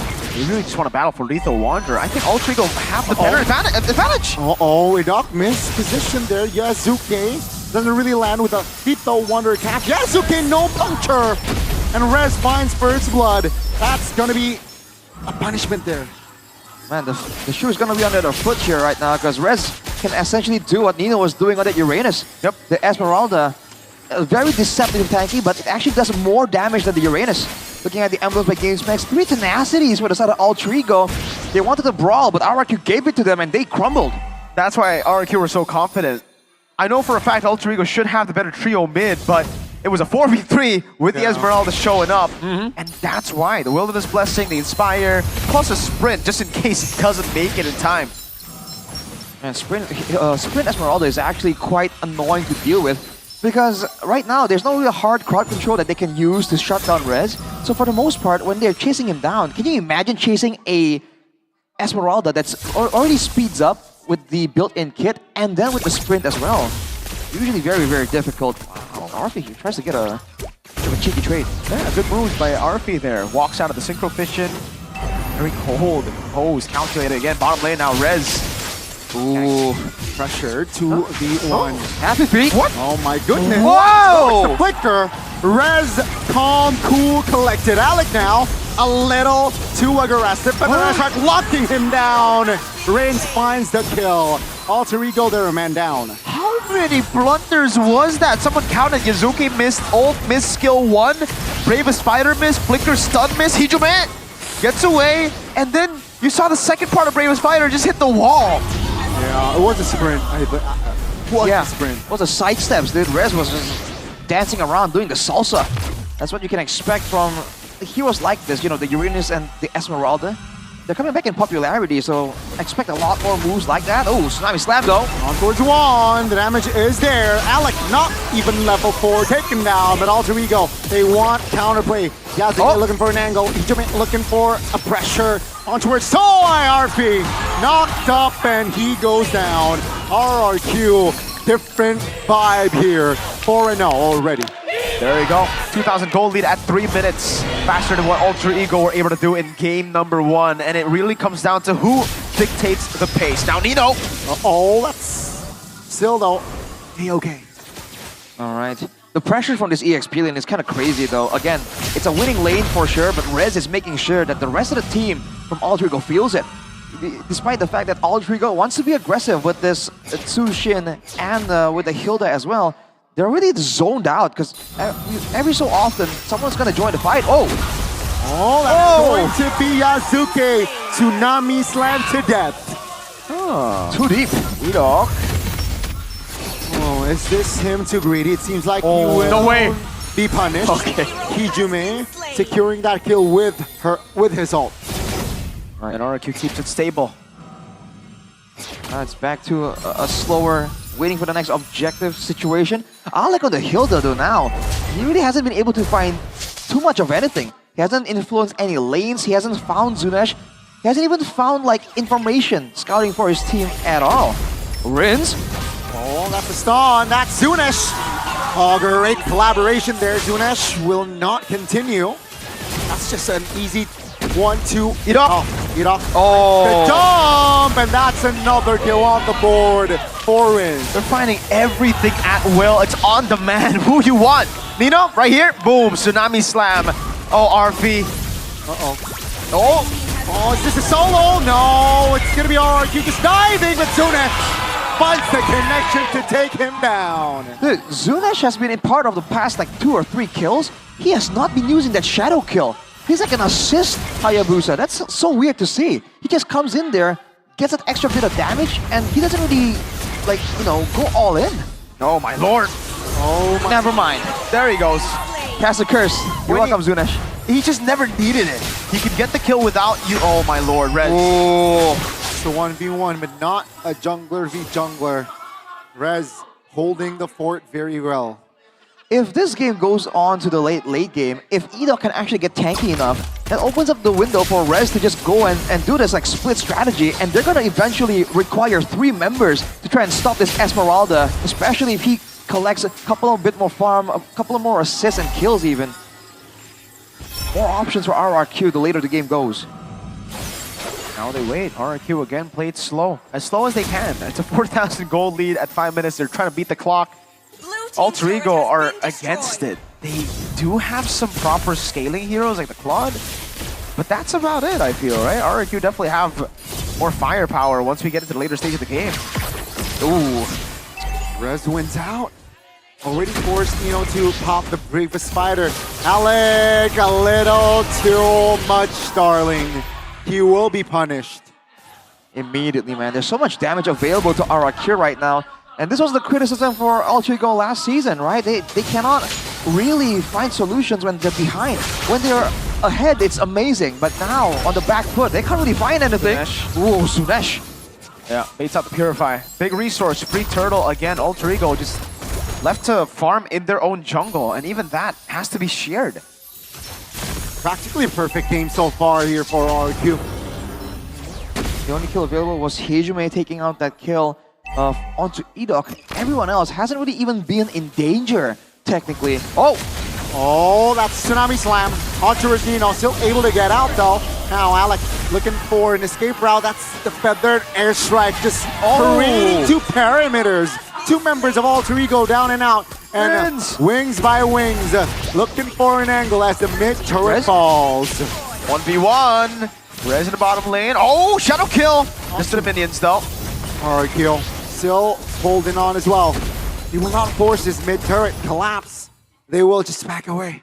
Man, it's personal for RRQ, man.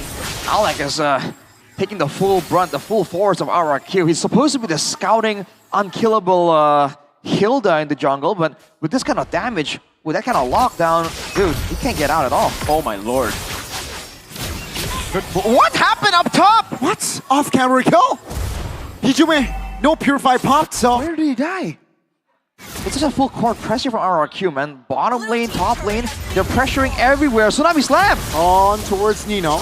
Damage will come through. Bravest Fighter force, but Zunesh has enough damage to take him down. Alec, a non-factor here in this game. Was player of the game, first game, but now he is just logging. Dude, like, there's no front line available for Alter Ego, man. They are shut down so hard right now. They cannot deal damage. They cannot deal crowd control. They're being turned into a non-factor. Uh-oh, Alex now caught. Hijume forced to use the flicker, but that's going to be Alec taken down. Hijume was forced to use the ult. RRQ maintaining pressure. Zunesh, shadow kill! Looking for a kill as Renz collects that one. Another kill on the board for Kings of Kings. 10,000 gold lead in 8 minutes. RRQ are trying to break Alter Ego's Game 1 record, and it's a fleeting time already for Edok. I'm surprised he didn't pick it up first item, knowing how dominant they were in the early game. Went for the Oracle there just for the extra sustain. Just trying to bait Alter Ego even more. Lord's up right now, and RRQ, look at the amount of time. The window that they have to do whatever they want here. This is an absolute statement. If you had doubts after game number 1, they want to crush it immediately. Alter Ego can't even get anywhere close to the jungle of the Lord. I think it's safe to say, folks, we're going to see a game number 3. Alter Ego's can't really rely on a snowball, and they're already 10,600 gold behind. Yeah. Unless RRQ pull a generational fumble, I don't think it's throwable. Hijume. All for Esmeralda. Damage is there though. Rez will be eliminated. So that will be Alter Ego happy with just that kill. 5 ultimates. True. Dang. They wanted to get something, anything, and honestly with Rez being such a menace, such a nuisance, they had to get him off the map here if they wanted some space to deal with the Lord. Whoa, Edok! Uh-oh, Tsunami Slam! Hijume taken off the board. That's gonna be Rins using the wings by wings. Matoy finds the kill, looking for the double. He will find it. That will be Nino running for the hills as the Lord is still watching top. The only ultimate up there was Nino's Bravest Fighter, and no wonder Edok just walked in the bush. Zunesh! Oh, looking for solo! Unlucky there, but now it's gonna be Toy versus Yasuke. Toy finds the monster, and that will be it. Feather Air Strike, locking members down. Zunesh looking for an angle, but Hijume gets taken down. Ladies and gentlemen, we will get to game 3. But it seems like RRQ, they will find and claim more bodies as they will claim the wipeout. Clock it in, 10:41, the fastest game of Season 16. As RRQ is for the taking. Just like the previous season, they held the record throughout the season with a 9-minute 40-second game. They got angry, real angry after game 1. They were like, nah guys, we can't just be doing that. We can't be dominated like that. All right, 1, 2, 1. Oh wait. Man. That's a whole different look, man. So it makes you wonder, like, what happened in game number 1? Is it actually a bit of experimentation? Because when they, when they recover, what the heck was that, dude? Puts on the other shoe. Alter Ego had nothing. They had nothing, quite literally. And also, when they're placed on like these, it's very harsh to say, but when Nino's not on a like Uranus, just stands there, high-lows. When he's on like a mechanical pick, it's weird because he does well usually on Bene and other picks, but the Lapu just might not be his pick, dude. Yeah. The missed Bravest Fighters constantly, the second part of the skill that hit the wall. It's like he's just not comfortable on it. Wow. I'm gonna give a shout out to Rez as well though for making that sequence happen. That's why the Esmeralda is just such an annoying hero, dude. Yeah. Again, when she's self-boosting, shielding, and sprinting around. I think some of those misses were because of the I don't know, the fakes, the pump fakes, and the value. Man, the value of that Esmeralda was just increased because no real crowd control per se from the side of Alter Ego, which allows let's just sprint. Yeah, it was just also an odd decision to It's rotate unstoppable. to XP Yeah. when the winning lane that they had was, at least for level 1 to 3, level 1 to 4, before the full resets for Harith, was gold lane, the quad. That's why you pick a Blink against the Harith, right? You try to win out the lane. RP was doing a good job, but there's just no ganks there. So no pressure in the winning lane.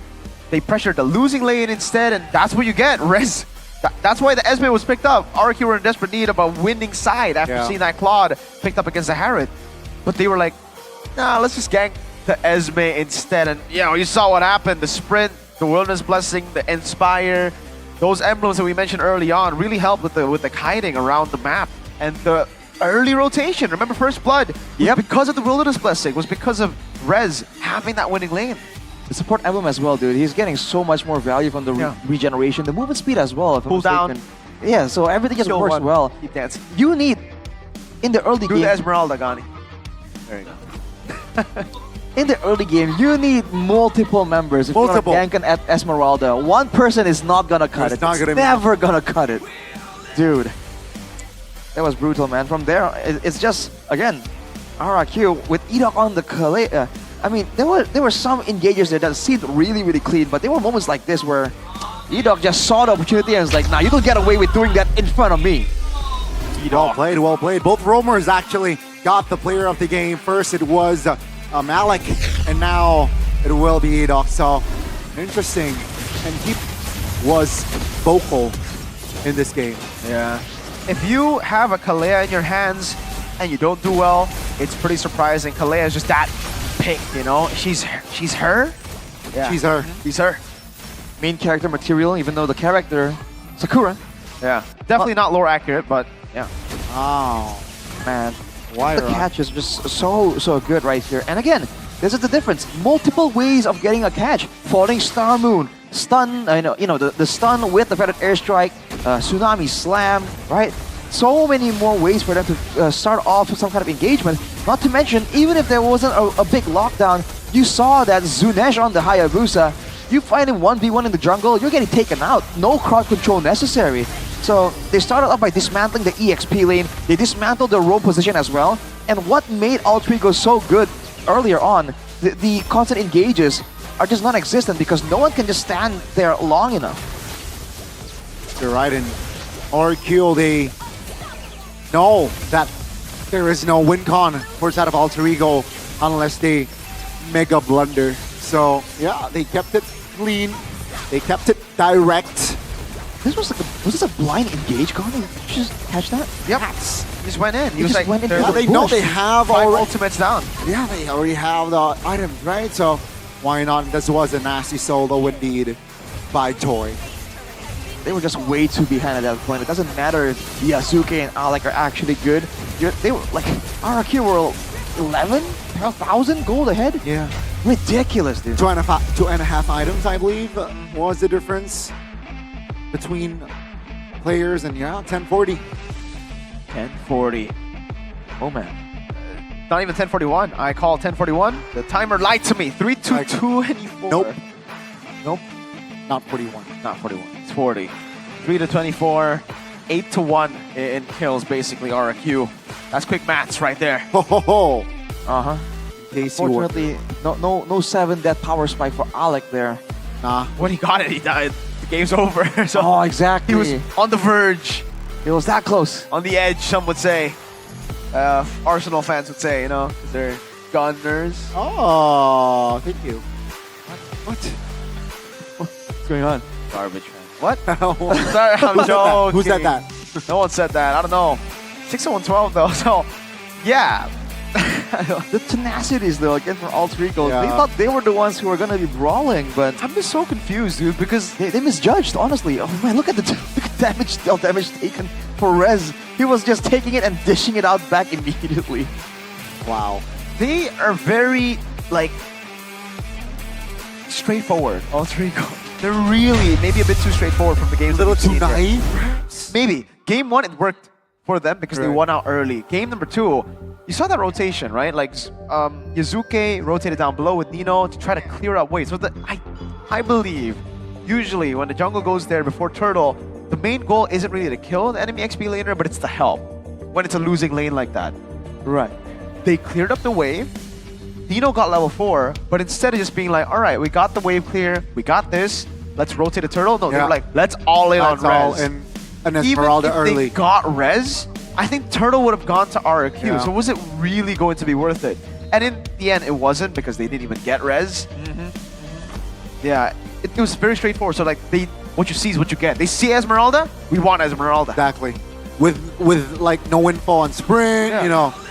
So maybe the whole like baiting Divine Judgment in game 1 might not be kind of like a calculated moment, more like Alex like, I'm going in. I see them.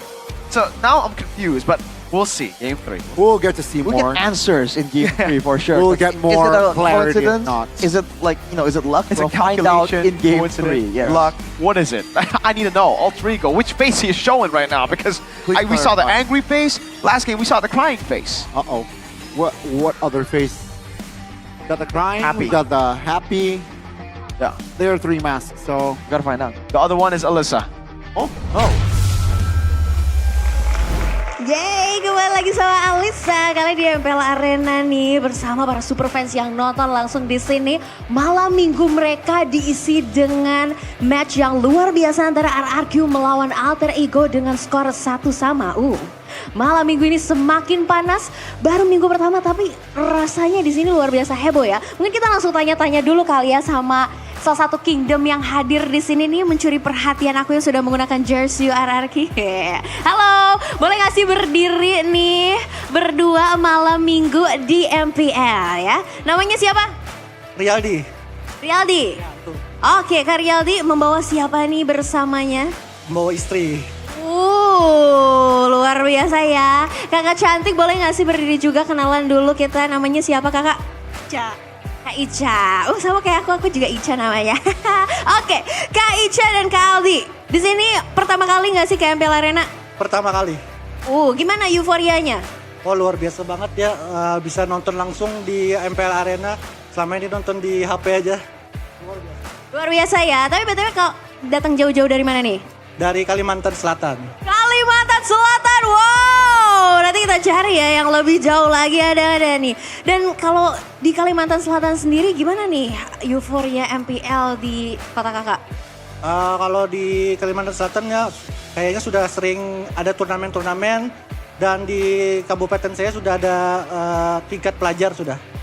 Jadi didukung juga ya. Tapi kalau Kaldi sendiri nih, kalau dari kamu Kingdom berarti? Betul. Kamu biasanya paling suka siapa sih di RRQ? Saya sih Lemon. Kalau yang sekarang main nih yang udah agak veteran siapa nih? Sutsujin lah. Sutsujin ya, ada gak sih pesan-pesan yang mau disampaikan buat Sutsujin atau juga RRQ yang lainnya? Untuk teman-teman RRQ semoga menang dan bisa juara MPL season 16 tahun ini. Semoga bisa juara ya. Thank you so much Kak Aldi. Dan thank you udah datang jauh-jauh dari Kalimantan Selatan. Kita akan cari-cari lagi ya. Kita akan ke bagian Alter Champs kali ya di sini ya. Kalau tadi kita udah lihat ada suami istri yang datang ke sini. Kayaknya kita lihat di sini ada sepertinya bapak sama anak atau kakak beradik nih. Kita langsung tanya aja. Halo, boleh berdiri nggak sih temenin Alisa di sini? Namanya siapa? Namanya Daniel. Daniel. Dan kakak namanya siapa? David. Kak David, oke kita kesini sedikit, nah biar kelihatan ya luar biasa. Kak Daniel dan Kak David, ini kalian kakak beradik, anak sama bapak atau gimana nih? Kakak beradik. Oke, jadi ini brotherhood datang ke MPL Arena. Ini pertama kali datang atau gimana nih? Pertama kali saya. Pertama kali juga. Dan dari mana? Dari Tangerang. Dari Tangerang ya. Dan kalian ini udah menjadi Alter Champs dari kapan sih? Baru-baru ini sih. Udah lama sih dari zamannya masih ada si Shelly Boy dulu udah lama. Udah lama sekali ya. Tapi ngelihat performa Alter Ego nih di season lalu, terus di season sekarang tadi sempat 1-1 juga dan bahkan poin pertama gitu didapatkan oleh Alter Ego, gimana nih? Cukup seneng ya karena improve banget apalagi kan ada teman-teman dari yang MDL naik dan sangat bagus sih permainannya. Oke, sangat bagus ya. Dan kamu ada pesan-pesan gak sih buat alter ego nih untuk memenangkan pertandingan ini? Ayo dong semangat. Semoga bisa menangkan game ini lawan RRQ. Semoga bisa memenangkan game ini melawan RRQ. Thank you so much ya. Enjoy di MPL Arena. Kita kayaknya masih pengen tanya-tanya sih. Kita agak ke depan sedikit kali ya. Ada di sini. Kayaknya rame. Wah, rame sekali. Suara dari mana itu? Wow, Alter Champs memenuhi ya seluruh isi ruang ya. Oke, ini ada hadir juga di sini. Boleh dong berdiri bersebelah Lisa. Nah, namanya siapa nih? Kita kenalan dulu. Namanya Azam. Azam. Dan juga ada? Arif. Arif, wah Azam Arif, kita agak geser sedikit ke sini, nah biar kelihatan ya. Kalian nih katanya denger-denger pro player juga kah? Enggak sih, public rank yang biasa aja. Oh, merendah untuk meroket nih sepertinya ya. MDL kah? Enggak. Kamat. Ah, bohong ya, ketahuan ya. Kalau ngikutin nih pasti aku tuh ngikutin, aku tahu kalian main di MDL ya. Nah, gimana nih ngelihat performa dari Alter Ego hari ini? Lumayan bagus sih, meskipun nggak full sesuai scrim, mungkin banyak grogi kayaknya sih kalau ngeliatnya. Banyak grogi ya. Kalau dari kamu sendiri gimana nih? Mungkin masih baru, next game nih mungkin bantai. Next game mungkin bantai ya. Kalau di sini kamu juga ada saran-saran nih, mungkin pick heroes-nya jangan yang ini, coba band ini atau gimana nih? Kasih Hijume Parsha aja sih kayaknya sih. Ya. Kasih Arif Gatot. Gatot naik ya, itu kata suara penonton juga ya, Gatot naik ya. Oke, boleh dong kasih pesan-pesan semangatnya, silakan. Semangat Alter Ego bisa menang kalau nggak kalah ya. Buat teman-temanku semangat. Pasti bisa menang kok, thank you so much ya. Sudah mendukung juga untuk datang ke sini. Dan sekarang satu lagi Alisa pengen tanya dari Kingdom nih, yang kayaknya kakak di depan sudah cantik sekali. Kak, sendirian aja nih malam mingguannya? Iya, sendirian aja. Namanya siapa? Aku Tata. Kak Tata, sudah menjadi Kingdom sejak kapan nih? Aku dari MPL season 16. Season 6. Season 6, berarti udah 10 season ya total ya menjadi Kingdom ya. Kamu paling suka siapa sih di RRQ biasnya? Sekarang sih Susujin. Susujin, fansnya Susujin kayaknya banyak ya di sini ya. Boleh dong pesan-pesan buat Susujin Acu? Semangat ya, semoga season ini tetap bisa main dan semoga RRQ jadi juara di season ini. Amin sekali, pastinya harapan terbaik untuk semua Superfans. Thank you so much sekali lagi. Jangan lupa nanti nextnya harus datang sama pacar, sama kakak, sama adik, sama keluarga. Ajak semua pastinya untuk ke MPL Arena karena perjalanan season 16 masih panjang sekali. So kita akan melihat apakah di game ketiga ini apakah RRQ ataukah Alter Ego yang akan memenangkannya. So caster, take it over.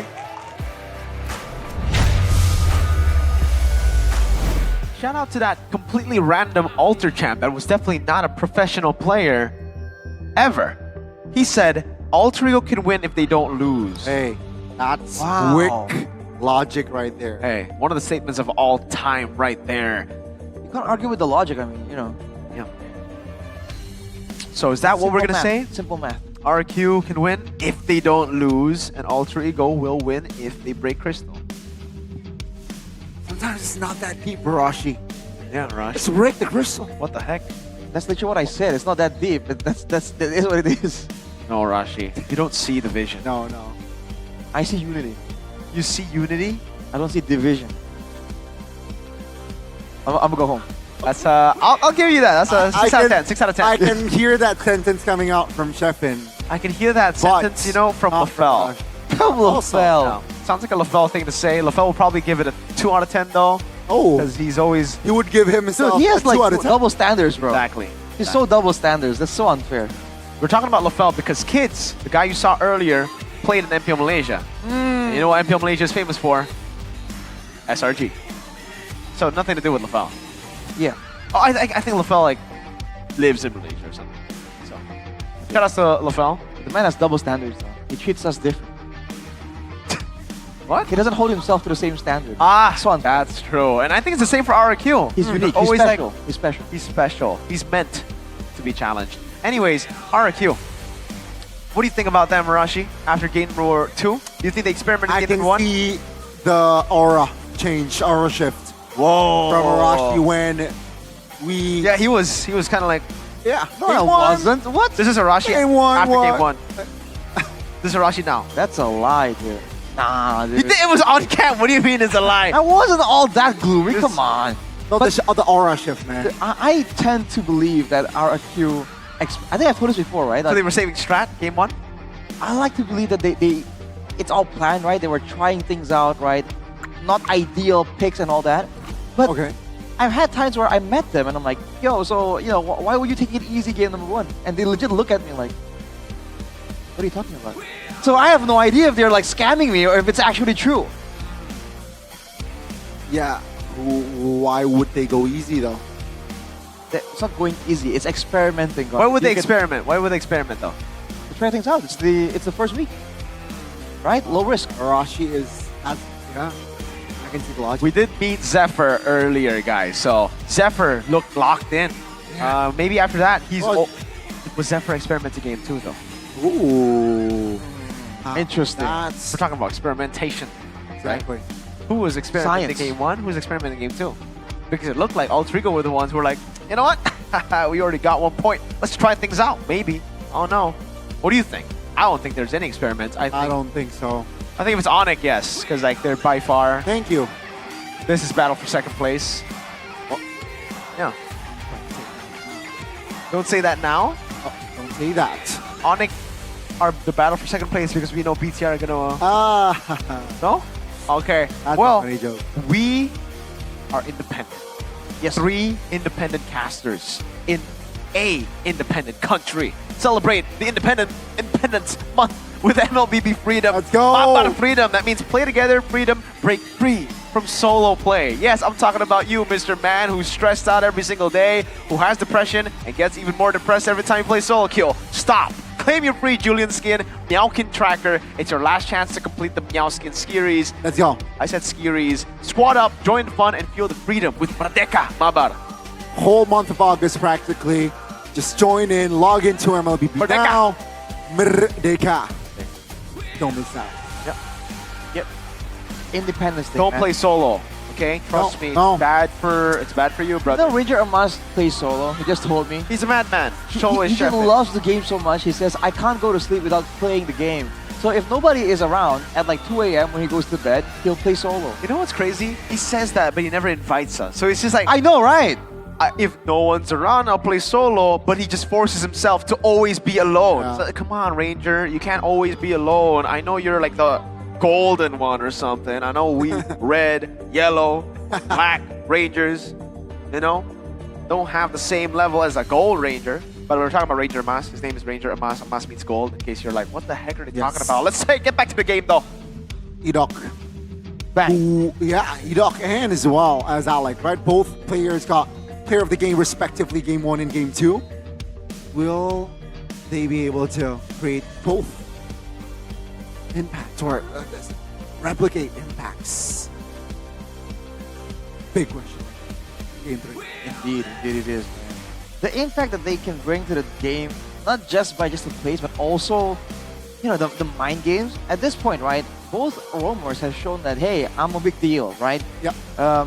Yeah. You saw that Alec was able to force out a ban from RRQ. That's quite a big deal, right? So now, is he gonna force that out? Does he have other weapons hidden up his sleeve aside from the Khalid? That's where it gets interesting when it gets to a full-on best of 3. Okay. So the Khalid should just be picked up earlier if they want to, get that out of the way. I don't know about If that. Alter Ego get red side, I think it's fine, right? Last pick red side, that's where the Khalid also showed up. No, was it last pick? Earlier? No. I think it was... It was banned out, right? Game 2. No, game 1. Game 1, it was last pick. Yes. They were red. Last pick. So both teams that went red side won the game. And also the same for the last 2 matches, dude. Red side has just been winning. They just can't stop winning. Let's see It's the Independence Day buff, dude. There you go. Red. Flag is red and white. Exactly. Let's see who's on red. It's RQ. Pack your bag. It's over. It's over. According to stats, 1-1 and Baksha though by Alter Ego. It's wow. Interesting. Okay, there you go. Different look immediately. Okay. Now for RRQ though, they are notorious what's your for command? doing this, right? Your team Same is bans banning. regardless of the sides. CC, Fanny, yeah, it was Yisun Shin for the past 2 games. It's still going to be the same. I think it's gonna be the more or less the same. And Alter Ego, I think they need to address what hero will they give towards Alec here early. Because that was a problem. I feel like the Hilda wasn't really relevant in that game. It's gonna be the Arenas man though, so it's gonna be similar. If we're talking about fans here from game 2. Because I saved my nation from falling apart. Okay. Lancelot up for grabs again. Alter Ego, do they take the bait one more time or do they change things by...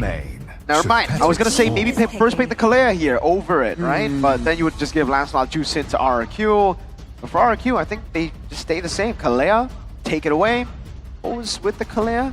Harith. Kalea, Harith, and then see if Alter Ego go Farsa. If Alter Ego go Juicin, you go Farsa. Same old, right? No changes? I don't think so. None so far. Yeah, I think they might go for the same approach here.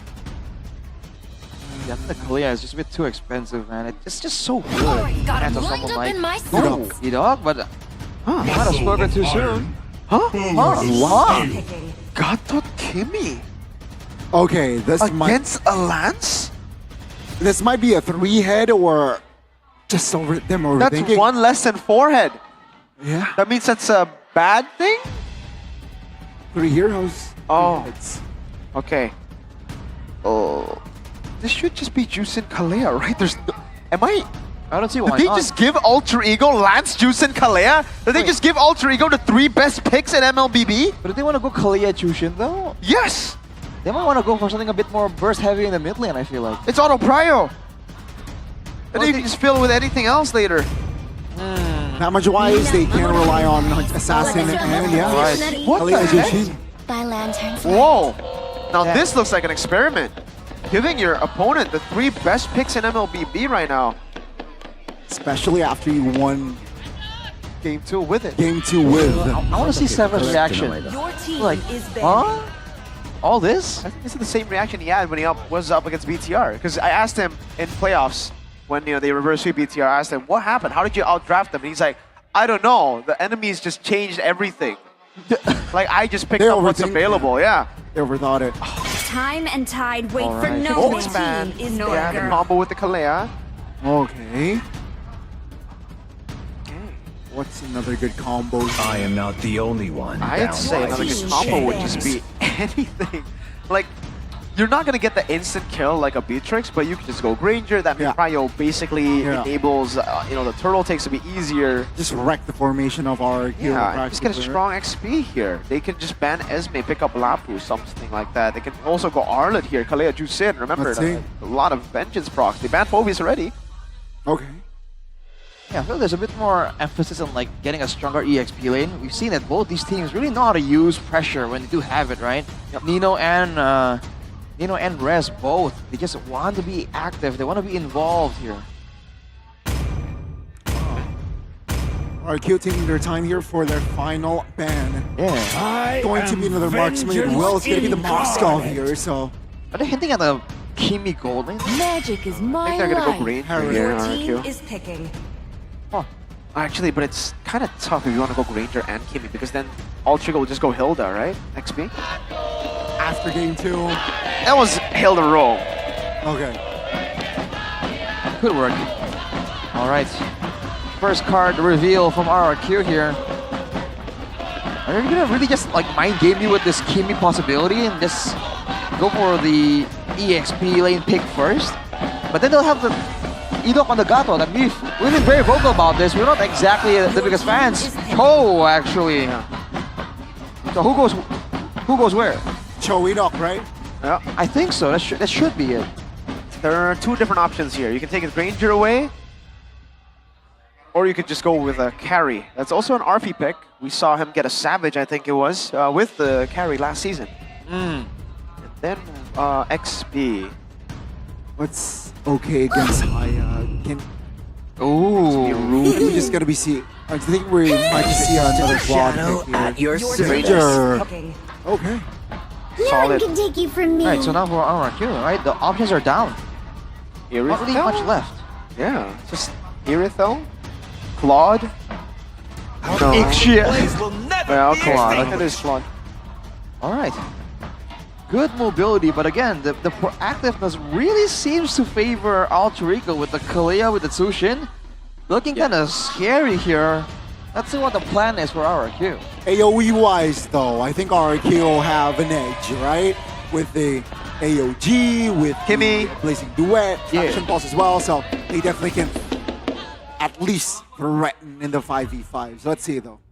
But early prio is very heavily in favor of Alter Ego. Boys, if RQ get the dub here, I'm going to be very surprised. Counter index and lineup rating actually favors RQ. So there you go.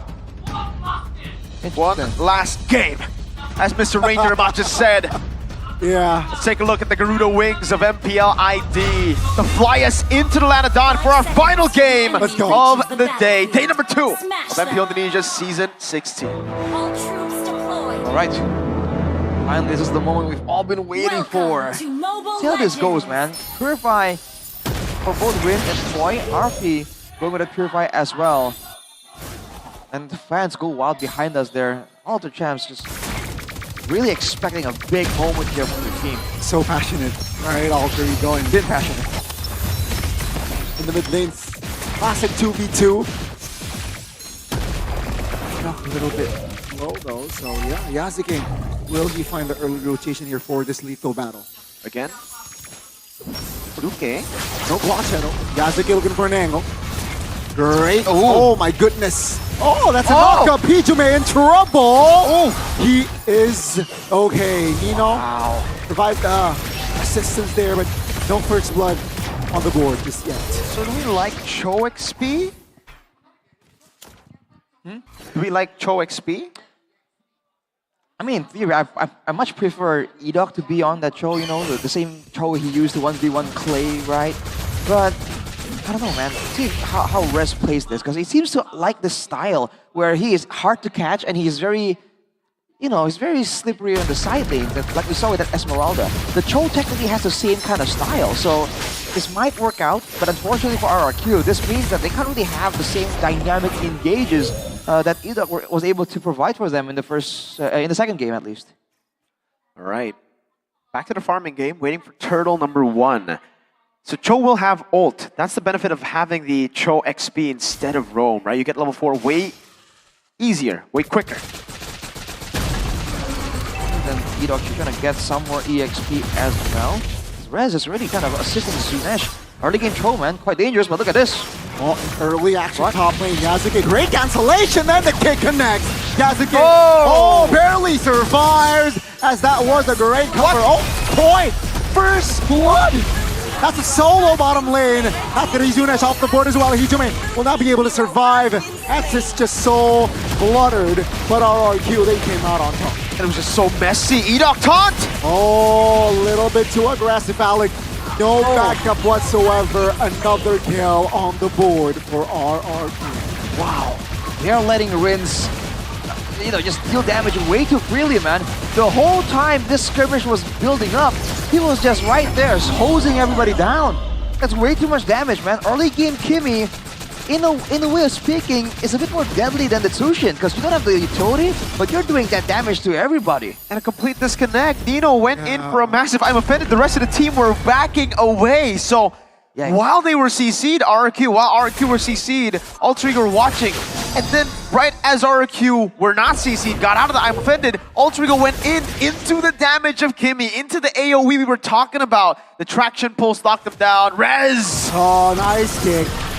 Shadow connects, and that's gonna be Shadow Kill! Locking him down. AOG in the back, and Rez looking for an angle to escape. Yasuke claims the 200 gold, but that's also Alec taken down, so that's a 2-for-1 for RRQ. Alter Ego with a draft that is just, I mean, at least the trio mid, super crazy, redonkulous meta, are getting dismantled by RRQ, who are just executing it so much better. Man, they're just in the right place at the right time, and unfortunately, some small mistakes from Alter Ego kept snowballing into massive leads for RRQ. And right now they have full control, man. This mid lane, Rins is just a bit ahead, has more threat as well. And despite having the Kalia, Alec hasn't really been able to find anything too surprising. Because Rez is a secondary engage tool now, it's looking at the old dynamic that RK used to have with Edok and Dyron. Let's take a look at the in-game equipment. War Axe for both. That's going to be incredible sustain for Alter Ego. But RQ kind of like those longer fights, especially with a 1,000 gold lead now. They should have enough, you know, with the revitalize, sustain-wise. Oh, Rez. Oh! Oh! Almost. Great cancellation there from Nino.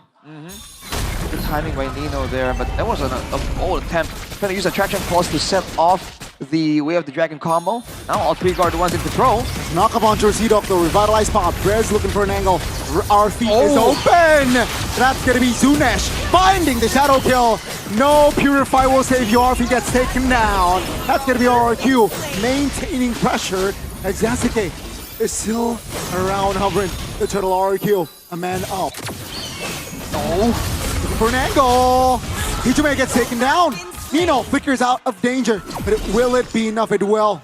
RRQ just claiming the river is ours. Yeah, it's free. Good fight. Long fight. That again. Oh, Yasuke. Great spot there. Oh, by RRQ. Great read. Rins taking the purple buff away. Dude, Rez is doing amazing on this Chode. Yeah. Aside from the actual Way of the Dragons, the pressure he's exerting onto the rest of the team of Alter Ego is so good right now. Even on a quarter HP, he's always been careful as Alec is spotting out the members of RRQ, but he's providing vision. No one's there to follow up. Nope. Nobody. There's no damage aside from the Granger right now. Hijume is too far behind too. RRQ, they're gonna just push in the mid lane and Alec? Oh, he went for Toy. That's going to be Nino though. Not be able to just back him up. Alec going down again. RRQ. They have answered a lot of the questions here Alter Ego gives, and Rez maintaining pressure here. Yeah.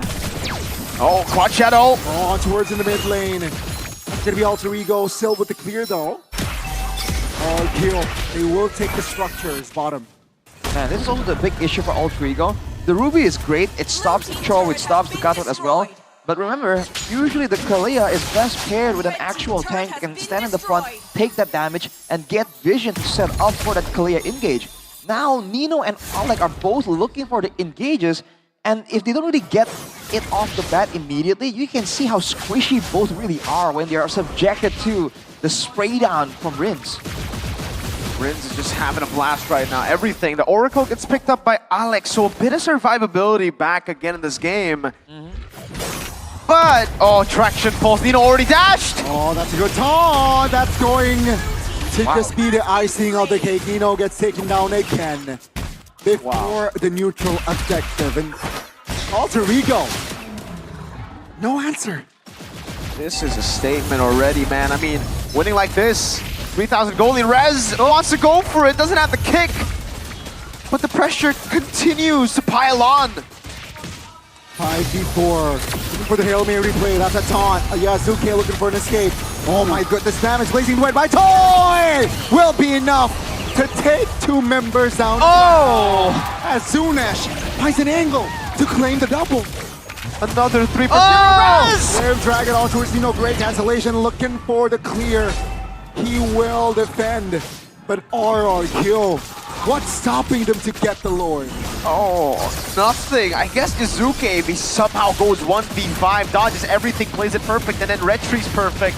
But even that might still be Rins with the pick. He goes to the purple buff, so at least he gets a trade, something on the board. But yeah, hey, Rez on the enablers doing phenomenally. So good right now, man. Again, the zone in itself, Rez, you can see the positioning as well every single time. Always an angle, but Purify available for Toy. They're too aware to allow Alec to get a moment there. Not without expending more resources. Crazy stuff, crazy stuff. Alec, oh my goodness, DPS. It's so massive. Rez, though, will be the main focus. RP finds a shutdown, important one. Yeah, they need to play with RP at all times right now. He's the main damage dealer, and it does seem like for Alter Ego, they kind of have a composition to peel back, but they've been the ones diving, leaving RP very vulnerable. Yeah.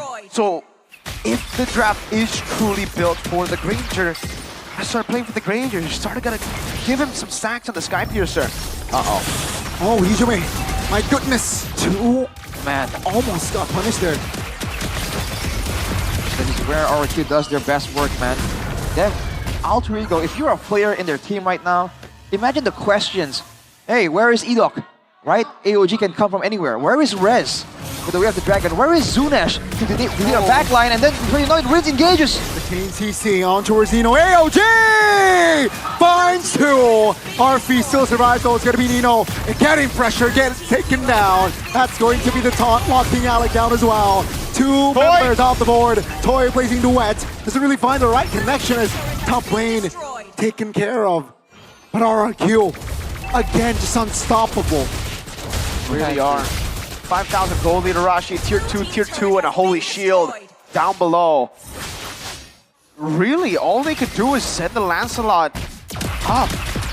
Could they possibly be waiting for Arfi's power spike? But even then, I feel it's kind of like they're outscaled, right? Like RRQ have way more damage in the late game. More damage and AoE as well, Mirko. If this is going to be a chaotic fight like we've been seeing, there's no way for Alter Ego to match the kind of AoE unless they really get like the perfect ideal I'm offended into Phantom Execution combo, something of that nature. Because otherwise, RRQ, they're just splitting around and making sure that, okay, even if they're fighting on the back foot, they're gonna make sure that they take RP out. And once that's done, Rez, Zunesh, everyone's gonna make the plays happen. Beautiful opening just to dismantle the formation. And that will be Alec going down for 20, as we will get the Lord in 15. Rez on enablers. That's an enabler right there, a pick-off hero, the Cho. So if Edok won't be getting a lot of Cho games, he can always just now rely on Rez against the Ruby. I think even Nino was surprised, right? Like, that should be a Gata XP. Sees the Rez Cho, he gets confused by it, rotates less. Look at the zone. Zoning, free. Oh, for an opening. Doesn't really find the angle just yet. That's Shadow Guild committed. Oh my goodness, Blazing Red for Toy! Hey, finds one.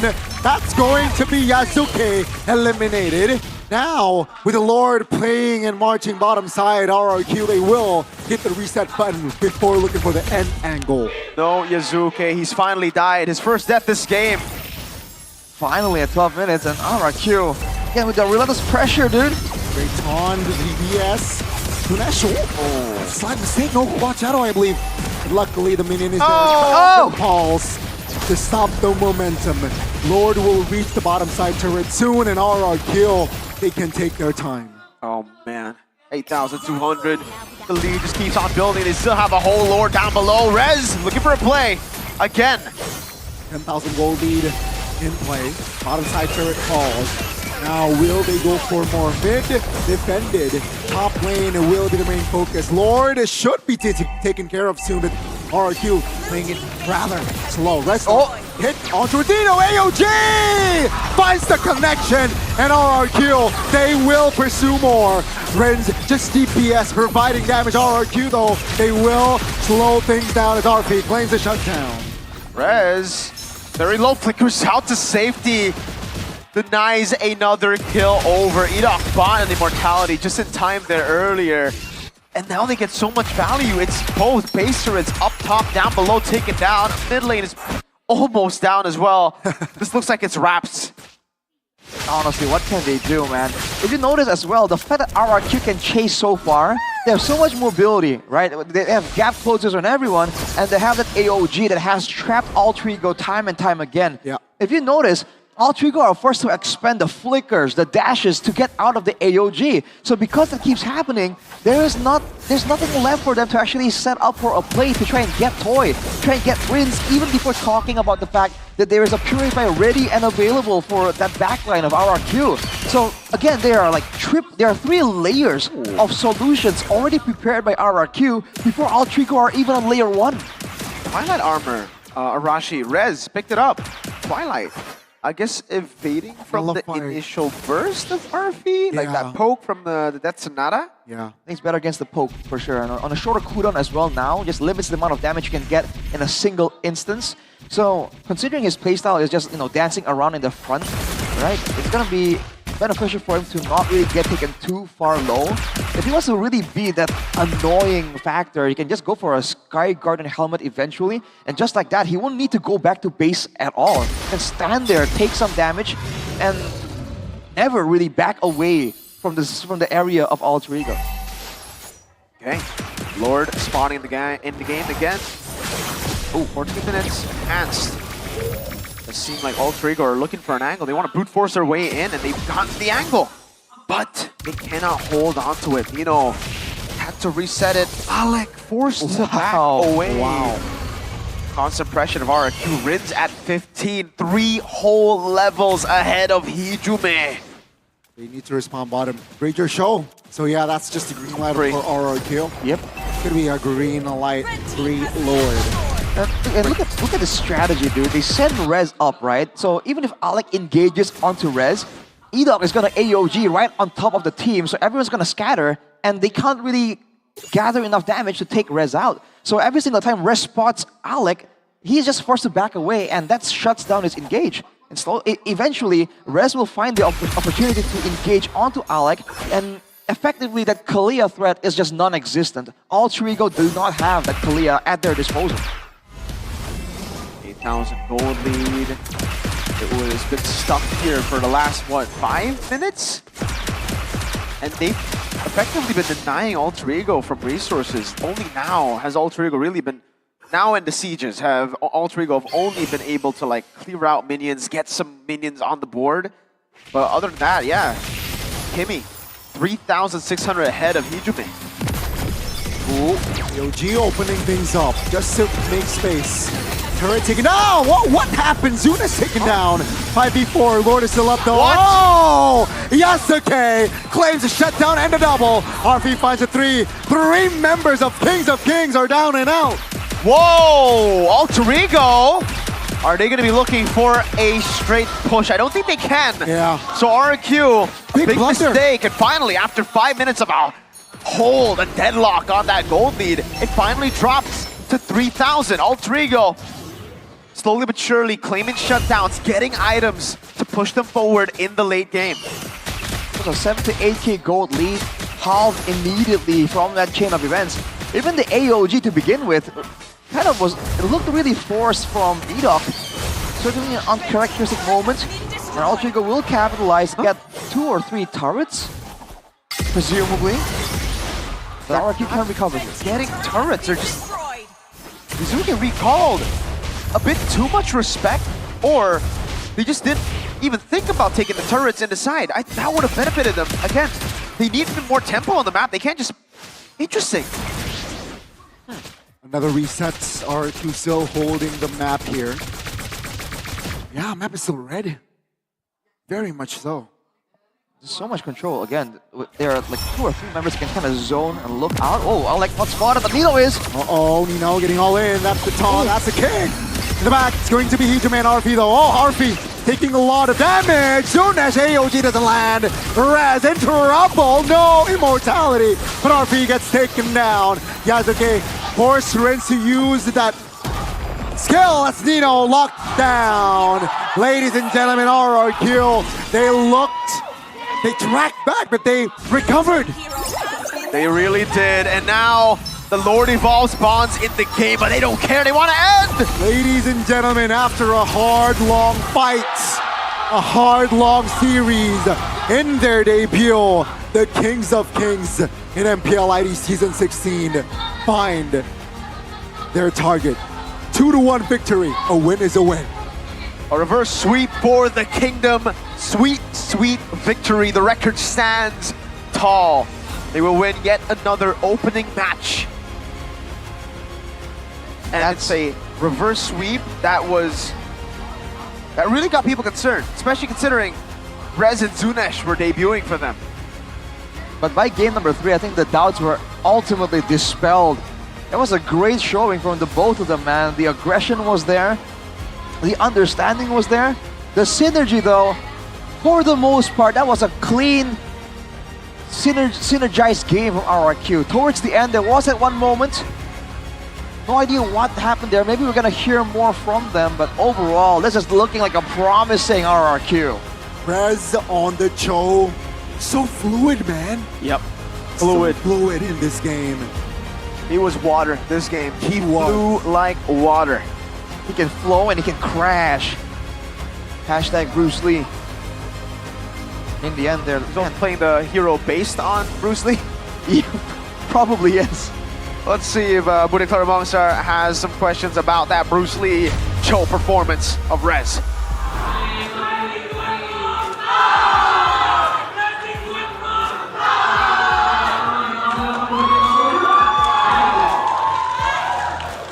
Yap, dengan sorak-sorai di MPL Arena.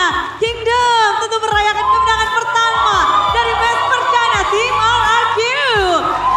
Sempat kalah di game pertama cukup telak, tapi kalian berhasil membalas dan mengakhiri series ini dengan 2-1 toy. Kembali secara prima nih kayaknya ya.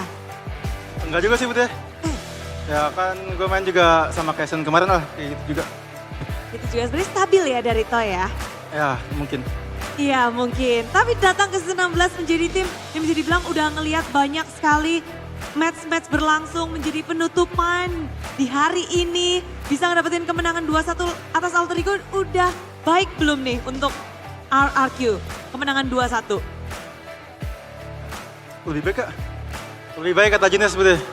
Lebih baik, soalnya di game 1 tadi kita bisa dibilang belum pemanasan lah. Belum main, makanya di game 2 game 3 kita main. Udah mulai panas, berarti apa nih? Apa yang terjadi di backstage ketika game 1 usai? Lumayan telak tuh, one-sided game dibalas dengan one-sided. Apa yang terjadi di backstage tadi? Ya nggak ada sih Bud. Mungkin apa ya? Ya game 1 kita anggap lah walaupun kalah, kita anggap sebagai pemanasan lagi sih kayaknya. Ya udah, maunya reset aja ya. Santai aja, tapi itulah dia. Salah ngomong gua. Gak apa-apa, bagus banget di sini karena riset kalian berhasil membalikan keadaan. Banyak yang dagdik-dugder dan melihat ada wajah baru dari tadi tuh ngumpet loh. Zunes. Wajib. Halo Zunes. Halo. Salam kenal. Salam kenal. Salam kenal. Boleh perkenalkan diri di sini. Zunes adalah jungler terbaru dari RRQ. Iya. Iya. Gimana main di RRQ dan di panggung MPL Zunes? Senang sih. Dan seru juga fansnya rame. Ya. Tapi merasakan panggung MPL ada groginya kah? Atau ada sesuatu? Game 1 sih tadi lumayan grogi. Game 1 lumayan Ya, grogi? lumayan grogi. Terus apa yang terjadi? Biar bisa game kedua groginya hilang, udah mulai nyaman di panggung. Paling percaya sama teman sama coach saja. Gitu. Apa yang teman-teman ucapkan atau mungkin dari kawan-kawan di backstage juga? Ya, kayak santai aja main kayak di scrim gitu. Dan kamu melakukannya? Ya. Sudah langsung dilempar mic-nya. Tapi Zunes, kita lihat juga lawanmu hari ini adalah Alter Ego player yang juga dibilang hanya sudah ada Yasuke. Melawan Alter Ego dengan Yasuke. Bagaimana kamu melihat ternyata peperangan jungler tuh gini ya di MPL? Ada nggak? Ada pikiran sesuatu? Gimana sih rasanya melawan Yasuke di MPL? Jago sih dia. Jago. Ya. Tapi ada apa dengan Lancelot ya? Lancelot hari ini kok agak ini ya? Yang pegang Lancelot malah kalah. tumbang. Iya. Ya. Kan yang main Lancelot. Kamu kan junglernya ya? Oh, apa? Udah oke aja. Gak hoki aja. Gak hoki aja, oke. Tapi oke langsung dilempar gak apa-apa. Dilempar langsung ya. Udah. Ya udah kita simpen buat nextnya ya. Bude tandain. Tapi Rins, hari ini bermain kembali dan ternyata trio mid yang udah kita bahas ternyata ada perombakan. Gimana sih RRQ untuk mempersiapkan adanya perubahan di season 16 khususnya untuk Rins? Apa boleh? Ada perubahan nih dari RRQ mempersiapkan diri dengan spare time yang cukup sempit juga kan. Setelah MSC lalu kembali ke MPL season 16 ada perubahan dari trio mid-nya, jungler berubah dan juga EXP. Gimana sih persiapan dari RRQ? Mungkin perubahan itu apa ya? Mungkin kayak ngasih kita hawa baru lah ya. Kayak biar pokoknya itu perubahan dari coaching staff lah. Yang terbaik dari tim gimana gitu. Jadi apakah ini masih bisa berubah-ubah? Masih bisa. Masih bisa berubah-ubah. Jadi masih lagi ajang percobaan juga berarti ya untuk menjajalkan. Karena sekarang line up juga bertambah. Berarti akan ada perubahan-perubahan yang terjadi kah?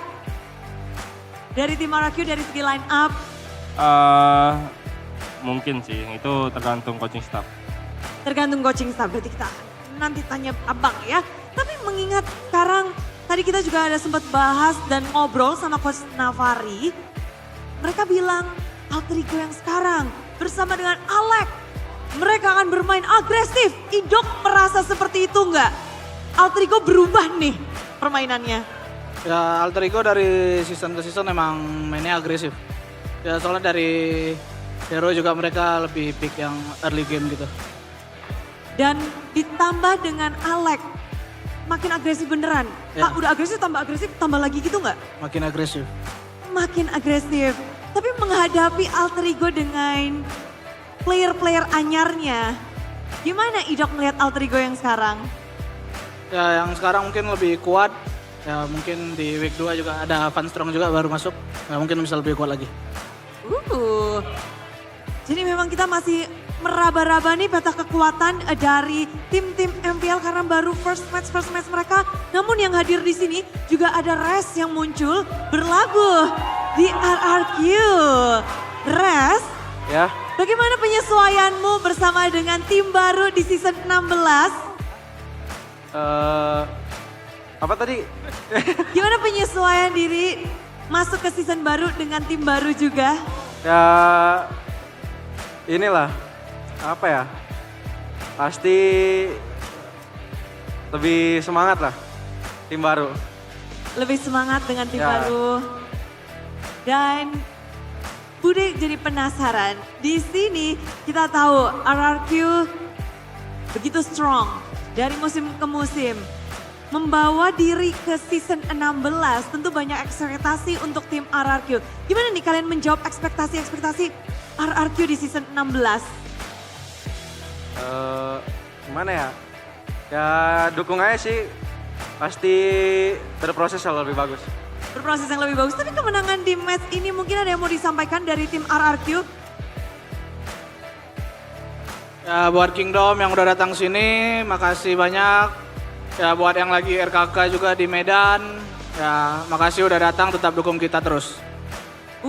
Tetap dukung dan untuk mengabadikan momen kemenangan pertama dari tim RRQ, Bude minta selfie ya, izin ya. Izin ya Kingdom, jangan iri. Tapi Bude mau foto kalian dulu. 1, 2, 3. Dan Bude juga bisa nih ya. Bude akan foto bareng bersama mereka. Dan pakai layar yang di sini. Wah, kayak ya. Stay Kingdom. Yeay, asik. Thank you banget. Ini di sini bisa kelihatan hasilnya. Wih, mukanya serius-serius. Tapi inilah dia. Saatnya Kingdom merayakan kemenangan pertama dari tim RRQ. Thank you.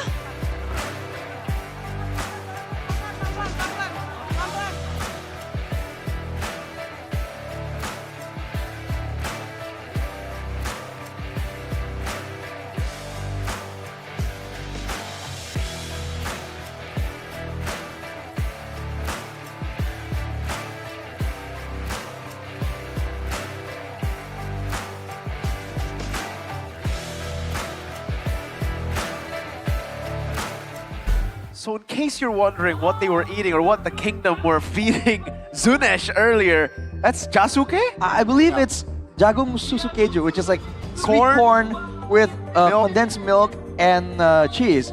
We call it, short form is jasuke. Might be a reference to. Yeah, so they munched on yasuke, right? Yeah, I think that's it. Okay. They mentioned yasuke and then they eat jasuke. Wow, they're proper demons. Dang, they're clip farming. Yeah, either that or what's it called? Anyways, in the interview, we did get to hear Zunesh's thoughts on playing an MPL for the first time. Froggy in game number 1, nervous, got off the nerves, or really just got over it real quick in game number 2 and game number 3. Trusted their coaching staff. Rez feeling good as well in his new home. He's had a lot of new homes from Pajajaran to Onyx to Dewa to now RRQ, and it does feel like, maybe it's too early to say it fits, but at least it didn't fail, right? Right. Game 2, Game 3, Game 1 was, we don't talk about it. Arashi, what was so special about game number 3? How were they able to execute so well? Again, just layers upon layers here. It comes back down to the draft, of course, but the fact that the team was able to execute so cleanly. There were moments here where it really could have went south for RRQ, right? They were taking risks. This wasn't a, passive play from RRQ. They were taking those risks, and it doesn't even matter, right? The coordination and synergy is definitely there. That's why it's so promising. Really, the MVP. Whoa. The camera's dancing around. Are you the MVP? OTM. Rins? Of course. It's the boy holding the Zuke. Yes, Get him. Our player of the game, MVP, presented by official tournament smartphone Samsung Galaxy Z series. It's Edok! Edok indeed. Oh boy. In game number 2, we were hyping up his Kalea. Now on game number 3, we said Rez is the one engaging. Edok, not so much. More assistance. And usually that doesn't really work out well. Edok is usually the main engaged tool, right? He doesn't really like being passive. But here, you can see, when he's assisting with Rez, with the engages, the AOGs, dude, here it doesn't really land, but it zones Nino away, technically. So it's always put in the right spot, not necessarily to get a full-on multi-person combo, but to be the most troublesome for Altrigo to deal with. Like right there, Yasuke gets zoned away from the rest of his team after that, after that engage, kind of divides the team apart as well. And so the coordination between Rez and Edok, like we mentioned, is just so good. And of course, if Rez is busy, it's not like Edok himself can't really find opportunities to go for a cheeky little taunt.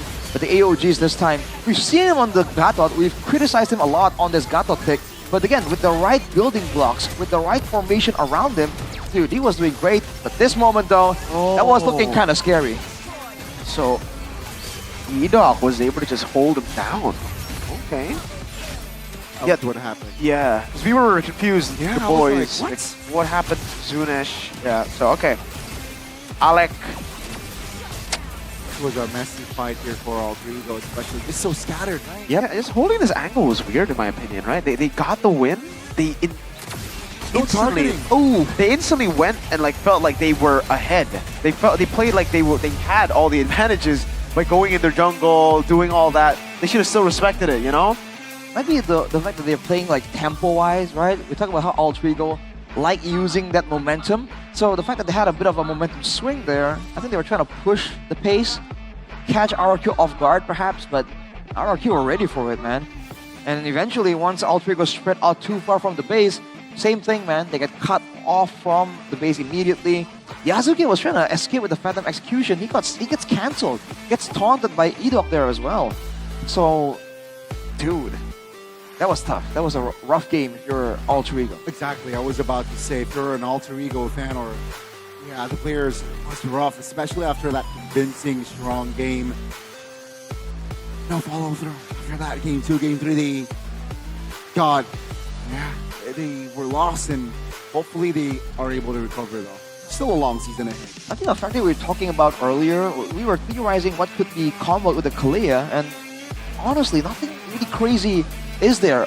It's not available, so Alter Ego, all of their Tsunami Slams didn't really work out. Wonder if that's actually the idea from RRQ, right? Hey, look at all of these, cool picks. Yeah, just cool, but they weren't really able to execute it properly. Let's see, or hear rather, both see and hear the visual of RQ and audio of RQ communicating against that composition. Let's throw it over right now. Rash, take it over. Boom. Mid kanan bisa ya. Ruby ada blinker. Lego nih. Itu, boy. Gua ada kolam, gua. Balikin. Balikin, gas. Masuk. Tarik Ruby. Ruby. Lancar kuatan. Granger Bati. Lancar dulu. Santai. Lancar. Double dia susun kiting pelan-pelan. Dat lancar guys. Aman. Coba lagi. Ya, baik. Maju lagi. Bareng. Ini Lego. Mati dah nih. Nice. Ruby ada blinker. 720. Satu lagi. Gua reset ya. Gua open kanan nih. Ayo. Gua ada one juga nih. Gua ada press sih. Ke sini nih. Ya nih. Di front gua aja. Ruby. Kalian di belakangnya. Ruby guys. Blinker. Aman. Angkat. Targetnya boy. Sini. Bola pada Granger. Granger one. Mati. Gua break guys. Lancar. Tata dia guys. Santai. Orang baru. Breaker ya. Breaker Juksin. Lancar. Bisa kan ya? Kalem game kita. Clean comms from Captain Rins, but Ida also way more vocal now. Back then it was always just kind of like Rins as the main boy, shot calling. Now it's a mix. We heard a lot from all of them. They're all kind of like very vocal, except for Rez and Zunesh. Even Toy was talking. I mean, they're the newcomers, right? Yeah, maybe. So I think the mid and the roam, Just follow the calls. Yeah. Beli Kapitan. It's gonna take some time. anchors, so to speak. But yeah, one thing that stood out was that Arfi was denied, dude. We talked about how Arfi might be the win condition. If he isn't getting deleted by Zunesh, right? He's just getting chased down by Edok, dude, as well as everyone else. Goni was exclaiming like, "Dang, dude, I thought he was gonna make it out," but everyone just found ways to get to him. Yeah, a lot of resources. I thought resources were spent, but no, there were more resources. But wait, there's more. Exactly. But wait. Boom, bang, bada bing. It just kept on coming on them. And speaking of alter ego, let's listen from them. Caster, kembali bersama Alisa, kalau sudah di backstage. Bersama Coach juga, pasti kita akan interview dan tanya-tanya dikit. Halo Coach Tik. Gimana nih melihat performance AE yang tadi di game 1 sudah tampil luar biasa, mendapatkan game point, tapi sayangnya game 2 dan game 3 nih harus kalah nih dari RRQ. Kayaknya kita hype-nya agak menggebu-gebu aja. Jadi kayak kita udah berekspektasi buat game 2-3-nya bakal sama, ternyata enggak. Jadi kayak hype-nya pas di game 2-nya udah segitu, terus tiba-tiba pas udah mulai game 3-nya kayak kalah, kita mulai nurun gitu. Kayak gitu sih. Oke, jadi euforianya sudah tinggi, tapi sayang sekali di game kedua dan ketiga ini belum berhasil. Tapi kalau kamu melihat performance dari player baru RRQ, ada Yusuke dan juga Alex nih seperti apa nih? Buat Yasuke sama Alek, karena aku juga dari MDL kan sama mereka berdua. Sebenarnya mereka yang stabil aja gitu. Cuman ini mungkin kayak first stage buat Yasuke-nya gitu kan, kayak di MPL. Jadi mungkin ini kayak quote-unquote kayak ini udah dia nyicipin aja sih, kayak nyicipin ternyata di MPL tuh kayak gini, kayak gitu sih. Oke, kalau dari AS sendiri sudah menemukan player baru dari RRQ juga, apakah coach sendiri expect mereka akan menurunkan player baru, yaitu di sini ada Res dan juga Zunes? Sebenarnya kalau udah expect sih, karena beberapa hal yang berseliweran di sosmed gitu lah, kayak gitulah. Jadi kayak kita udah expect ya janggalnya udah pasti bakal si Zunes yang main. Tapi kalau XP-nya kita literally baru tahu tadi, jadi kayak gitu. Oke, dan kira-kira apa nih evaluasi yang dipersiapkan untuk next match-nya? Paling buat next match-nya kita coba buat riset dulu ya. Yang penting itu kita riset dulu. Nanti paling buat evaluasi kurang lebihnya kayak gimana ya nanti kita di GH. Paling ya lihat besok sih, lihat besok kayak gimana. Apakah bakal ada roster baru nih? Let's see. Let's see. Oke, kita akan tunggu surprise-nya ya Coach ya. Thank you so much dan good luck untuk reset besok. Ya, sama-sama. Pastinya untuk Alter Champs jangan lupa dukung terus tim kesayangan kalian karena perjalanan season 16 masih panjang dan kita akan kembalikan lagi ke para caster. Silakan caster, take it over. Thank you so much, Sticks. They were not aware. They didn't know Rez was going to be playing. They knew about Zunesh. They had a feeling. But Rez, no clue. They thought it was still gonna be Dyron. Turns out it's not. It's Rez, and they were caught off guard by it, maybe by the picks as well. That's why they were like, Cho XP? You know, right? Yeah, I thought it was gonna be Cho Roman. We all thought that was going to be the case. Man. But it wasn't. Rez was able to He went like this. subvert our expectations. Woo, woo, woo. They got a 2-1 because of that. So, Alter Ego need to... Yeah, Game 1 looked so good that Game 2 and Game 3 was like very underwhelming. It felt very anticlimactic in a way because we were expecting a banger for Game 3, you know? Yeah. Game 1, solid. Game 2, RQ adjustments, amazing. Game 3 should have been like a bang, same level play, especially with the drafts. But no, we weren't able to keep it calm and composed. They had too many things going back and forth. Oh, God. Oh, let's take a look at the standings for regular season. Wow. Week 1, day number 2 as of yet. Remember, things can change and will change. Onyx, number 1, 4-0, perfect record. Evo's, number 2.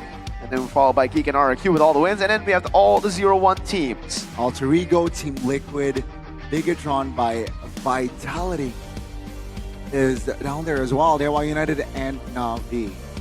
Only the first week, but yeah, the red zone. Not looking to trigger for Mirko. See a bit of a grimace there. What? It's day 1. It's day 1 though. It is. For Bigatron, it's day 1. Week 1. Tomorrow is day 2 for Bigatron. They'll be going up against Na'Vi. Ooh. That's a tough one. Wow. The red zone battle. Whoa, that's actually true. Red zone battle. Dewa will also be going up against Alter Ego tomorrow. Okay. And speaking of tomorrow's schedule, I think we're going to be getting tomorrow's schedule very, very soon here. Yeah, Big Fam, they've broken their record of always losing their first match, but have stuck to the record of always playing full game series. Yeah. And here it is for tomorrow's schedule. BTR take on Na'Vi. Ooh. Big Fam versus RRQ already. Woo. And then Alter Ego versus Dewa.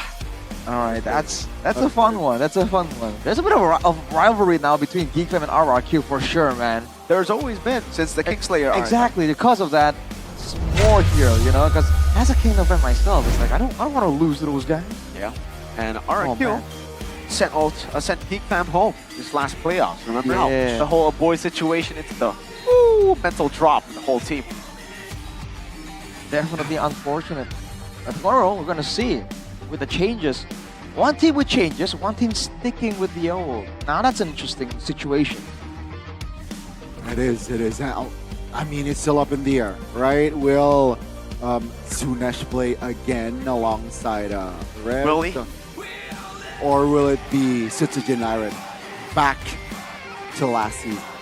Let's take a look at the Superfans pick though. After that, Alter Ego going above 12.76%. I believe that was GeekFam earlier today. Onyx, RRQ, and then GeekFam. So Onyx are still standing strong. RRQ, they're coming close though. Look at that. They're getting closer and closer. Uh-oh.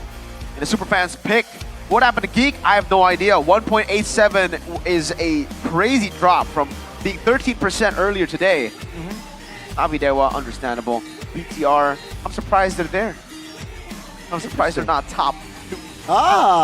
Best team. Top 2, Top 2. Yeah, man. Top 2. Celebrating Superfans pick, obviously. All-Star trophy, though. SC. You gotta appreciate it. SC.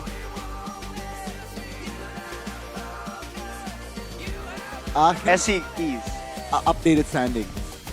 Sure, we'll talk about that later. Let's check it out. Superfan standings. All right, who do you think is number 1 Superfan standings? Either me or Troopers. Me or Rush, I think. RQ or Onyx. All right, the Kingdom or the Sonics or the Troopers.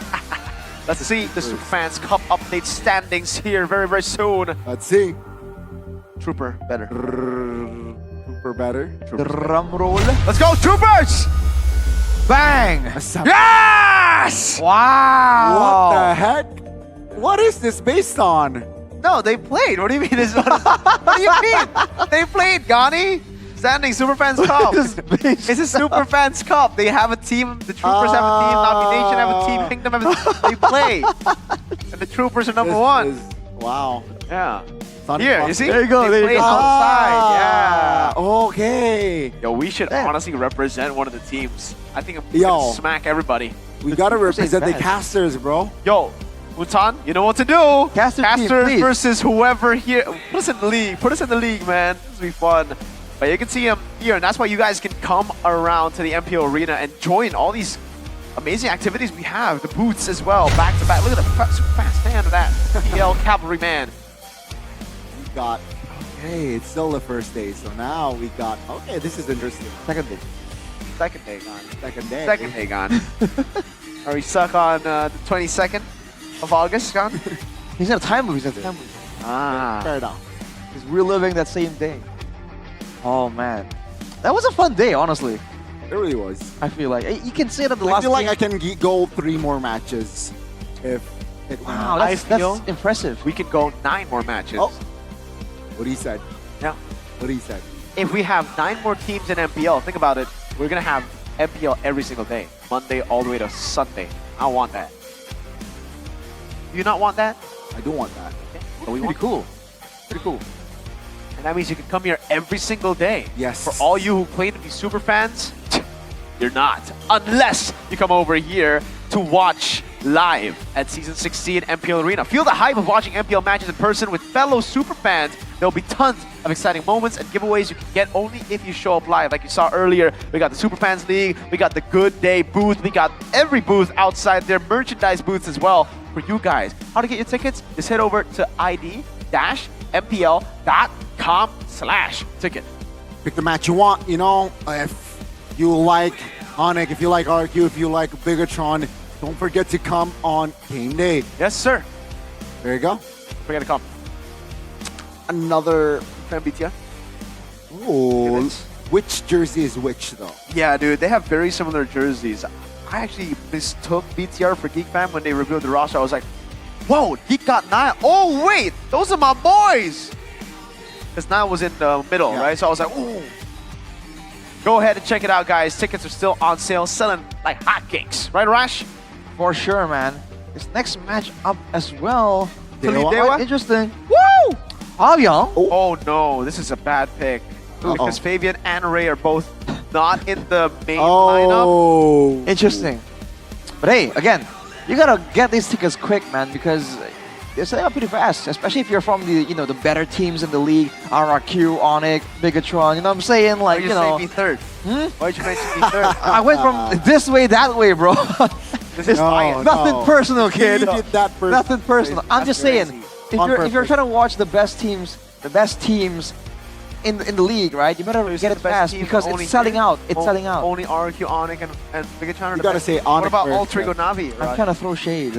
Oh, so the 2 teams here, shade has been thrown to you. Navi, Alter Ego, Evos, you too. But you have a chance to beat BTR here live Sunday, August 31st. Get your tickets now. id-mpl.com/ticket. We're gonna create a catchphrase for the ticket. What is this? I'm just, Ooh, it's a dance move, you know, Rashi? I'm just dancing too. It's the MSC 2022-3. Whoa, whoa, whoa. That's the song right there. I wasn't there for that, but You can feel the vibe. that's pretty funny. This is Navi RQ. That's X Magic against Rins. Rinzet. Wow. All good mid laners have S. Rins. So we have Sans. Super Rins, Yes. Sanji, Sirins, Sir Rins. Soreno, Saboy. All the good players. And the jungle, it's always K. Kyrie. King Kong. What, Ken? Koba Zane. Koba Zane. Who the heck? Well, and Kyle. dude, I think we've been on stage for a bit too long here. We're Yes. getting off track. All good gold laners have M. Ladies and gentlemen, it's been Miracle. Mirko, Goni, and Rashi. We'll be signing out soon, but don't forget that tomorrow there's still one more day to wrap up the week. 3 more amazing matches. 3 more amazing matches. I thought it was going to say 3 more days, and I was going to be like, no, can't, what? No, 3 more matches, though. That's true. Who's going to win? Who's going to be #1 in the standings by tomorrow? Will Onyx hold on to their lead? Probably, because we don't really have anyone else who can actually take that 4-0 spot right now. Bude, take it away. It's over for us. MPL ID S16, we own this. Woo! Hari hari yang kedua di minggu yang pertama MPL Indonesia season 16 telah berakhir. Perjuangan dari setiap tim bisa kita saksikan. Tayangan perdana di match pembukaan tiap tim pun sudah kita saksikan bersama-sama. Bagaimana mereka berjuang untuk membuktikan diri dan juga menjawab semua tanda tanya besar yang kita ingin berikan di MPL season 16. Dan ternyata kita bisa melihat bahwa perlawanan semakin keras. Kemarin memang semuanya 2-0 tapi hari ini 2-1 di 2 match dan kita akan melanjutkan perjalanan pertarungan mereka di hari esok. Di minggu yang pertama belum usai, masih akan ada 3 match yang berlangsung esok hari. Jadi jangan sampai kelewatan dan hari ini yang sudah memberikan suara dan semangatnya Bude mengucapkan terima kasih. Dan khususnya kepada para sponsor dan partner karena MPL Indonesia Season 16 powered by Munton. Supported by PBSI, presented by Official Turnamen Smartphone, Samsung Galaxy, Official e-wallet, GoPay, Official Coffee, Good Day, dan partner ini sports. Ada Simpati, Dunia Games, Gamesmack, dan juga Good Time. Bersama dengan advertiser Kacang Sukro dan Yoritos. Dan tak lupa supplier kita, Head and Shoulder, UBS Gold, Royal Guard, dan juga Imaginary. Banyak yang telah menyaksikan MPL Season 16 di hari yang kedua. Namun Bude yakin di hari yang ketiga akan semakin pecah. Dan hari ini kita harus berpisah. Di malam minggu ini kita akan bertemu di hari yang cerah esok hari, di hari Minggu. Dan Bude akan menunggu kalian. So, thank you for watching and see you tomorrow di hari yang ketiga MPL Indonesia Season 16. We own this!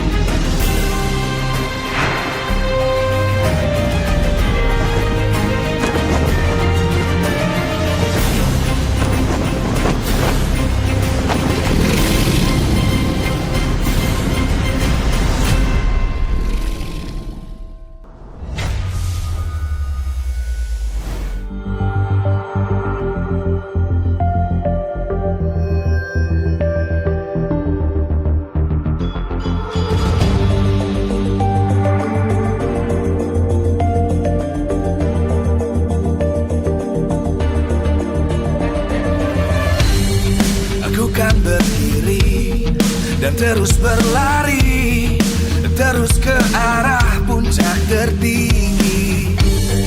Ku takkan